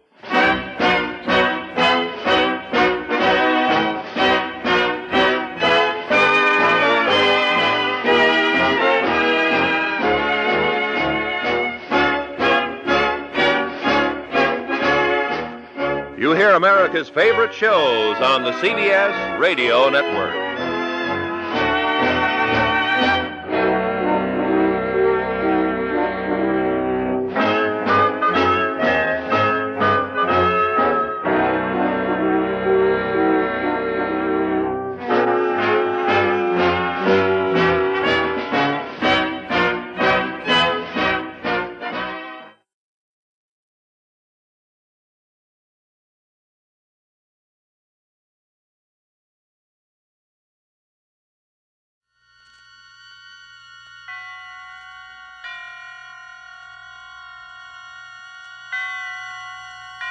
Roma Wines present Suspense.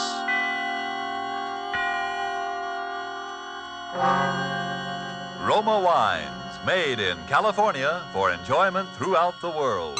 Salud. Your health, senor. Roma Wines toast the world. The wine for your table is Roma Wine, made in California for enjoyment throughout the world. This is the Man in Black, here for the Roma Wine Company of Fresno, California, to introduce this weekly half hour of Suspense.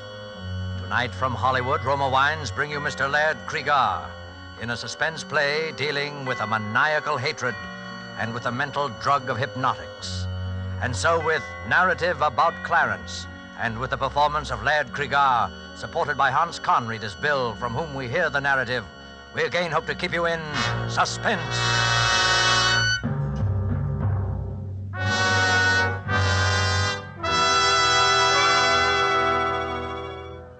I never wanted to kill anyone. Not till he came along. I didn't even want to kill him at first. I kept thinking there must be some other way. If anybody had told me 6 months ago that I was capable of murder, I would have thought he was crazy. What I'm getting at is this. There are circumstances, people, that can make anybody want to commit murder. And he was one of those people. He brought the circumstances with him, a whole set of them. I never heard of the guy till one day last summer. We were having breakfast. My wife was looking over the morning mail. Bill, look at this. Postmarked Calcutta. It must be from Clarence. Who's Clarence? He's my brother. You never told me you had a brother. Didn't I? Well, it's not so surprising. He's only my half-brother, and I haven't seen him since I was a child. He's never even written to me before. That's funny. Wonder why I decided to write now. I can't imagine. Well, what's he say? He's coming to America. What for? Now, Bill, don't be like that. Well, you're not going to ask him to stay with us, are you? Well, what else can I do? He says he's coming straight here from the boat. Well, so what? There are several first-class hotels in this town. Well, I'll just ask him kind of half-heartedly so he can refuse if he wants to. Good girl. There's just one thing that worries me. What's that? He says at the end of the letter, I'm most anxious to meet your daughter, who it has been revealed to me closely resembles her grandmother. Well, Jeannie does look like the pictures of your mother at that. But how does he know? He couldn't even know we have a child. Unless... Unless what? Well, unless someone told him, or... unless it was revealed to him in some mysterious way. I didn't like that. I didn't like it at all. If there's anything I hate, it's a fake. And if that guy with his wing collar and his high-toned accent didn't look like a fake, then nobody ever did. But he wasn't a fake. He didn't arrive at our house. He seemed to materialize in the middle of the living room. Well, Lillian, don't you recognize me? Why, yes, Clarence.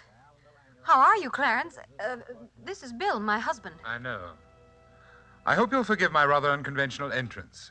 As your doorbell is out of order, I didn't bother to push the button. Oh, hello. I didn't know the doorbell was out of order, Lillian. Neither did I. Well, won't you sit down, Clarence? Oh, yes, thank you. Have a good trip? Excellent. But let's not dwell on the past. I have plans, Lillian. First of all, I intend to settle here in this town, permanently. How nice. I intend to resume my career in America where it left off 15 years ago.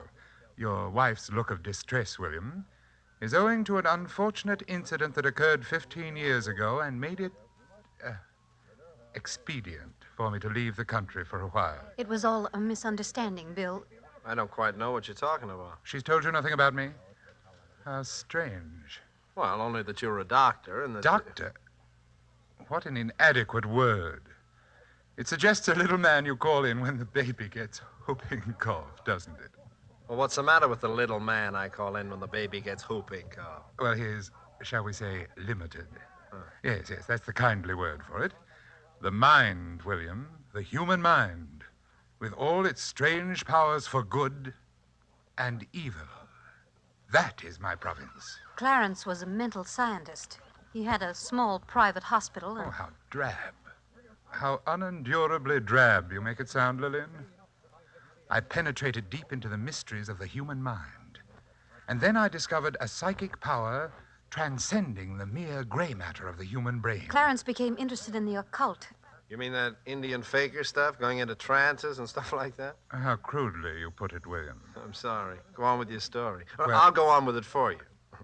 You started using this mysterious East hocus pocus on your mental patients, and their relatives got sore, right? Your husband, Lillian, is a man of rare perception. Yeah. And now you're back from India with a new bag of tricks, and you're going to set up shop again. Precisely, William. There's only one thing wrong with your statement, the tone of it.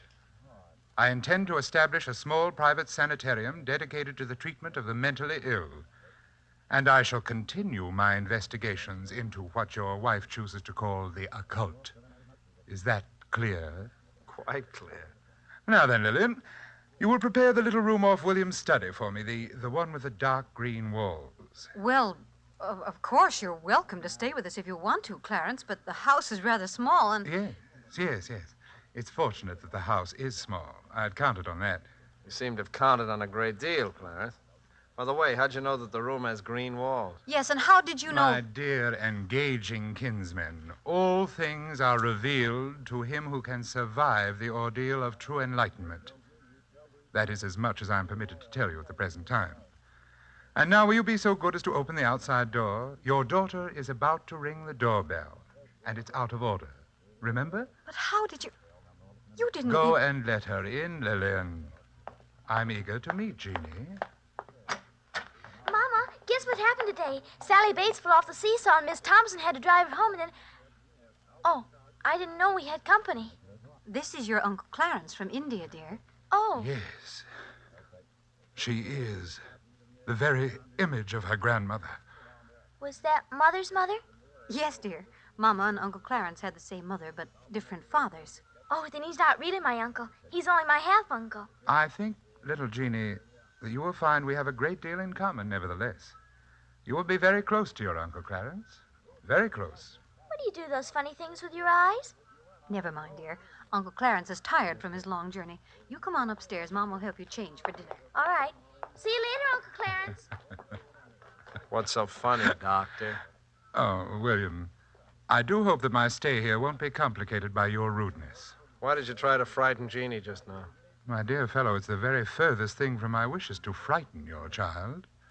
It is essential to my plan for her that she have confidence in me. Now, look, get this straight, Clarence. You're welcome in this house as a guest because you're my wife's brother. Your yogi ideas, or whatever they are welcome only so long as you keep them to yourself. I quite intend to, William. That, too, is part of my plan. What is this plan you keep talking about? For the time being, William, I will take your advice and keep that to myself.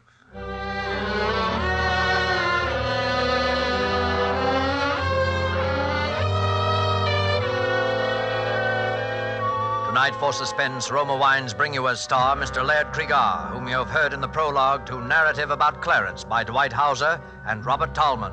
Tonight's adventure in suspense.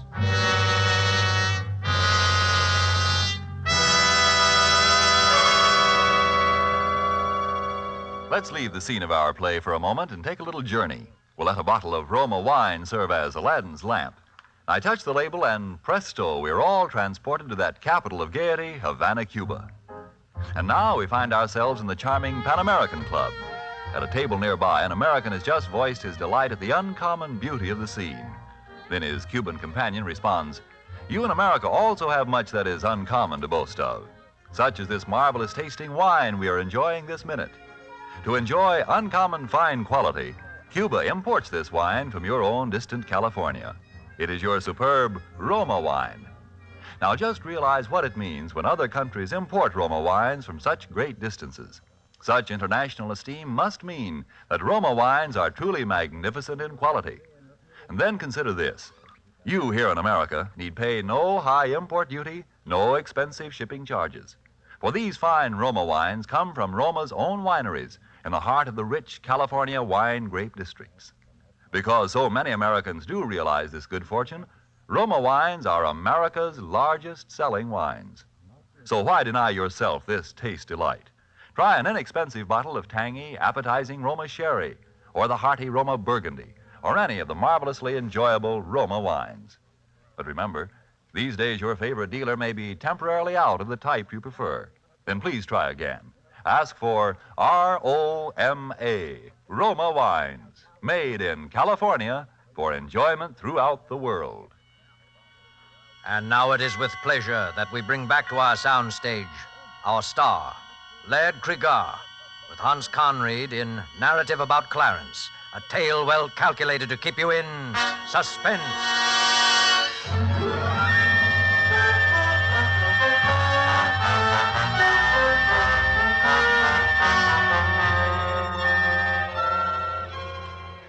Well, you see now how I was beginning to feel about my dear half-brother-in-law, Clarence. At first, it was nothing but just pure hatred. I didn't have any cause yet for fear. And then came that day with little Jeannie. Doesn't take much imagination to know what happened before I got home. Mama, I'm all ready for school. Mama. Hello, Jeannie. Oh, hello, Uncle Clarence. Did you see Mama? Your mother's gone out for a while, but... Well, there's some good in everything, isn't there, Jeannie? This gives us a chance to get acquainted. Well, I'll be late for school. Oh, bother the school. I bet Sally Bates wouldn't worry about school if she had an uncle visiting her who'd come all the way from India. India? Do they really lie on beds of nails and all those things? No. Those are just the fakirs. They do those stunts for money, like your circus performers over here. I never saw anything like that at a circus. Did you ever see anything like this, Jeannie? Just a ring, isn't it? Like a cat's eye. Oh, it makes me dizzy to look at it. If you look at it long enough, you'll see all the mysterious secrets of the East. I'm afraid to look again, Uncle Clarence. That light in it, like a cat's eye, scares me. Oh, come now. A big girl like you afraid in the broad daylight. Why do you do those funny things with your eyes? Perhaps because my eyes see so many wonderful things. Just as yours will if you will only look at the ring. Is it magic? Perhaps. Look and see if it isn't. Look right in the center of the cat's eye. That's it. It makes me feel sleepy. That's the way it works. First you feel terribly, terribly sleepy. And then you see the most wonderful things. First, you feel sleepy. And then...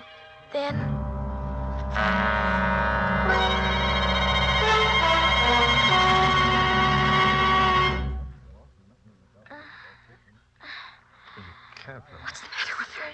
She's coming around now. And then you see... She's coming around, all right. Jeannie, what's happened to you? You needn't shout, Mother. I can hear you quite well.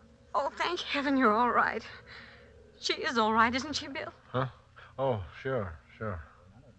Do you feel well enough to go to school, dear? I shan't be going back to that school, Mother. Miss Thompson bores me. What kind of talk is that? I think we'll get a doctor for you, young lady. Please, Father. I will let you know when I'm in need of medical assistance. Bill, she's not all right. Just come outside with me, Mother. You go to sleep again now, Jeannie. Bill, her whole personality has changed. She speaks with that strange accent and a vocabulary like... Tell me, where was Clarence while you were getting that car out? Why, in his room, I suppose. You ever notice that ring he wears? Yes. It's a cat's eye, isn't it? Very well-defined cat's eye. Kind of ring you always see on professional hypnotists. It's dead easy to hypnotize a child, you know. But why would he want to hypnotize Jeannie? I don't know. All I'm interested in is getting him out of this house as soon as possible. I'm going in there and give him his walking papers right now. That won't be necessary, William. Clarence, we didn't hear you. Come in. Obviously not. William, I believe I remarked to you on a previous occasion that I hoped my stay here would not be complicated by your rudeness. It won't be, Clarence. Your stay here is at an end. Lillian, I want to talk with you alone. You can say anything you have to say to me in front of my husband, Clarence. I dare say it is my wish, however, to speak with you alone. I've had enough. I'm sorry, Lillian. I don't care whether he's your brother or not. I'm telling him to get out of here and get out now. I'll call a taxi while you're packing, Clarence. The irate brother-in-law. What a tiresome exhibition. I'm surprised at a woman of your intelligence becoming involved with such a boor, Lillian. All right, you asked. No, don't do it, Bill. Clarence just doesn't understand. He's been away for so long. I'm sick of hearing your excuses for him. The time's come for a showdown. No, William. The time has not come for a showdown. Not for a while yet. I will let you know when that time comes. You'll let me know? Bill, please. Let me explain to Clarence alone if he likes. I won't leave you alone with him. Oh, don't be melodramatic, William. I'll kill you, so help me. Bill, please, please.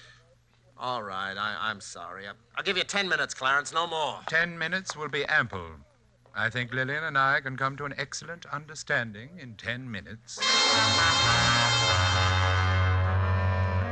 Those 10 minutes seemed like an eternity. I could hear Lillian's voice, speaking very quietly as if reasoning with him, and his hateful, velvety accents replying. And then quite suddenly there seemed to be only one voice, Clarence's. I looked at my watch. The 10 minutes were up. The door opened. Clarence stood there in the doorway, and he was laughing. What have you done to her? What have you done? Lillian was lying on the sofa, unconscious. Her eyes were rolled back hideously so that only the whites of them showed. She's not dead, William. Only thinking over our conversation. Bring her out of it, you hear me? Bring her out of it, or I'll... What will you do, William? I'll kill you! You're not hurting me, William. You're hurting her. What? Look at her. See how she writhes in agony. See how she clutches her throat. You win, Clarence. Of course. How could you hope, with your poor, undeveloped Occidental mind, to match wits against me, who have penetrated the deepest mysteries of the occult? Mysteries of the occult? You're nothing but a cheap hypnotist.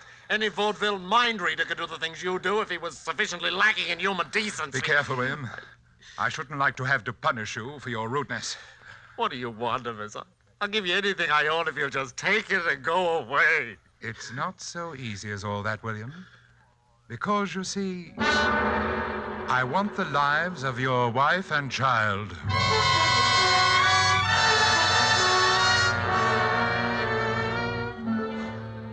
I knew then that he was insane. And that realization filled me with hope. It'd be quite simple to call in an alienist and have him committed to an asylum. When Lillian regained consciousness, she insisted on his staying, as I expected. I humored her along, knowing she was acting on his hypnotic suggestions. I was reasonably certain he would do nothing violent that night. His was the slow, sadistic way of murder. When daylight came, I stole quietly out of the house. I dared not risk calling the asylum on our telephone for fear of being overheard. My wife and daughter were still peacefully sleeping when I returned. And now I slept too.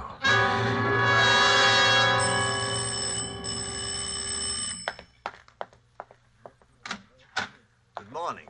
I'm Dr. Miller of the State Institute. Yes, I know. Come in, please, Doctor. Are you the person who put in the call about... Yes, it would be better not to speak too loudly, Dr. Miller. We might be overheard, and that might cause difficulties. Oh, yes, I see. Well, tell me about the patient. I told him the whole story, word for word, as it had happened. I should have known better. When I'd finished, there was disbelief written all over his face. Mr. Gilchrist, I don't for a moment doubt that you have an unwelcome relative on your hands who is probably emotionally highly unstable as well. But isn't it possible that you're exaggerating certain aspects of the matter? I mean, Dr. Miller, I ask you to examine the man and draw your own conclusions as to his sanity. I'll be glad to. Where is he now?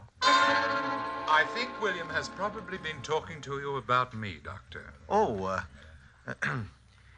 sit down, won't you? Thank you.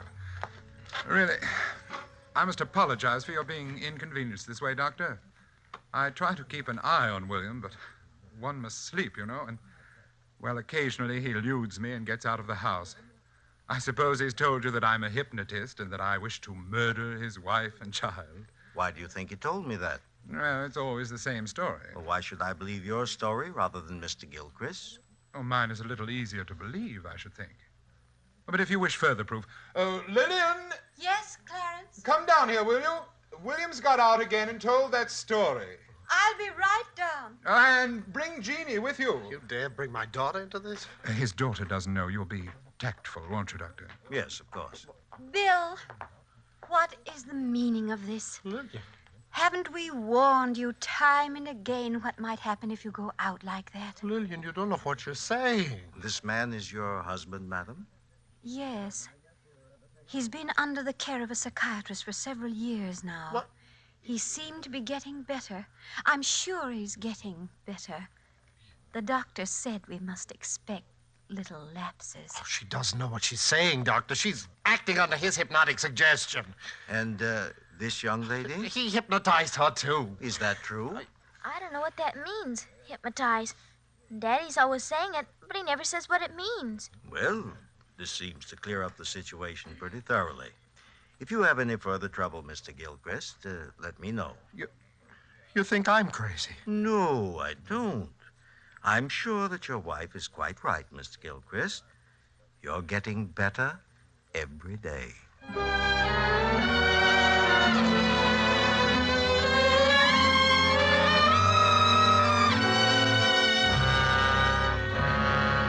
He was insane, and diabolically insane. I had to face the unalterable fact. There was only one way to cope with him, and that was to kill him.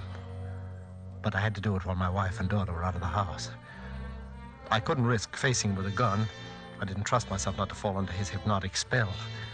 The way I decided on was, well, it was the best way I could think of. When I'd finished my preparations, I waited for Clarence. Good evening, William. Clarence, for the last time... William, I'm very tired, and I have a very busy day ahead of me tomorrow. I have no wish to repeat that very tiresome conversation with which you invariably begin, Clarence, for the last time. This is the last time, Clarence. Tonight, nothing will stop me. Tonight, I am going to kill you. Please, don't make another unnecessary scene, William. You know that trying to hurt me only hurts your wife. Oh, she's no longer hypnotized, Clarence. You stayed away too long. She and Jeannie are safely out of your reach now. What makes you so sure of that? Are you sure of anything anymore? Dr. Miller thought you were insane. Are you quite sure you're not? I'm crazy enough to know that I've got to kill you. Well, do it quietly, William. I'm going straight to bed and to sleep, and I don't want to be disturbed. Good night. Just a minute, Clarence. Yes? Maybe you'll win again. I don't know, but just in case you don't. Yes? Tell me, why do you say you want to kill my wife and child? Because my mother meant more to me than anything in the world. She died in giving birth to this silly, shallow person you call your wife. I have hated her since the day she was born. And I hate the child because, having no right to life, she commits the sacrilege of inheriting my mother's beauty. They must both be destroyed, the murderer and the imposter. You are mad. Madder than I ever dreamed you were. Am I? Did I really say what you think you just heard me say? Or is it only part of your insanity? Think it over, William. Good night.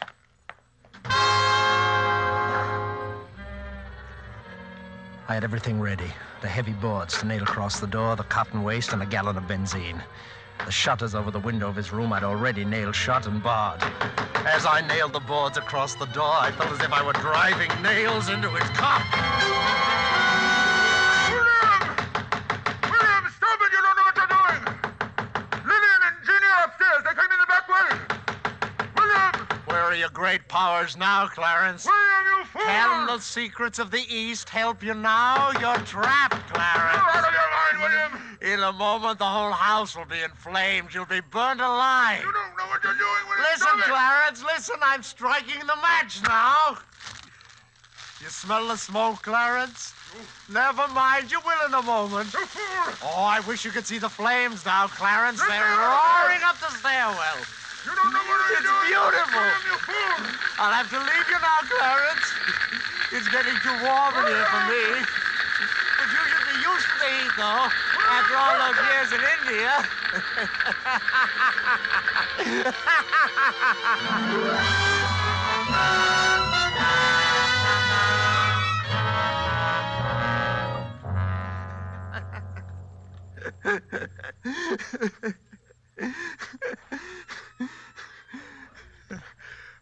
And I laughed. I guess the relief from all that tension. Well, that's the story, Doctor. Then I must have fainted or something from the smoke. I don't remember anything after that till I woke up in this place. And what about your wife and daughter? Oh, that's just it.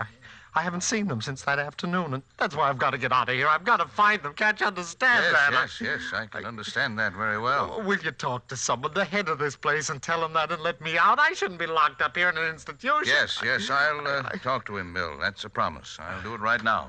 Goodbye. Goodbye, Doctor. Pardon me, the head's office, Dr. Dr. Crossman. You'll find him right through there. Thank you. Oh, pardon me, Dr. Crossman? Yes?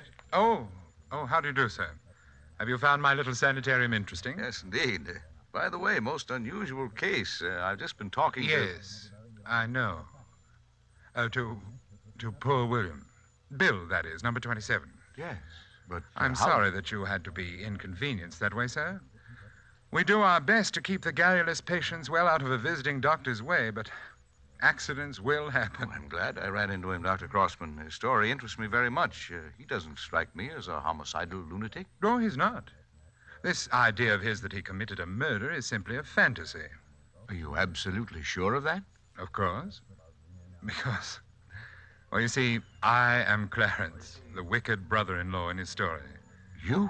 He began to develop these extraordinary symptoms during my stay at his home when I first returned from India.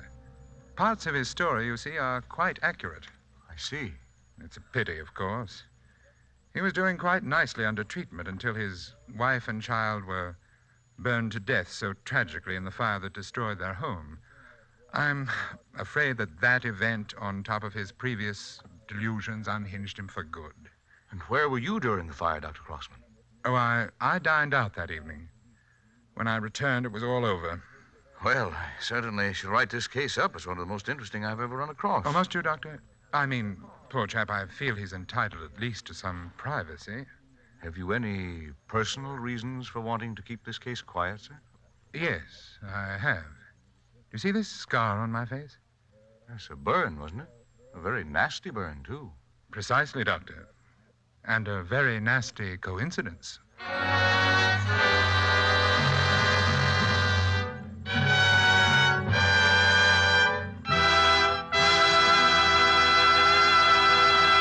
And so closes narrative about Clarence, starring Laird Cregar with Hans Conried, tonight's tale of suspense.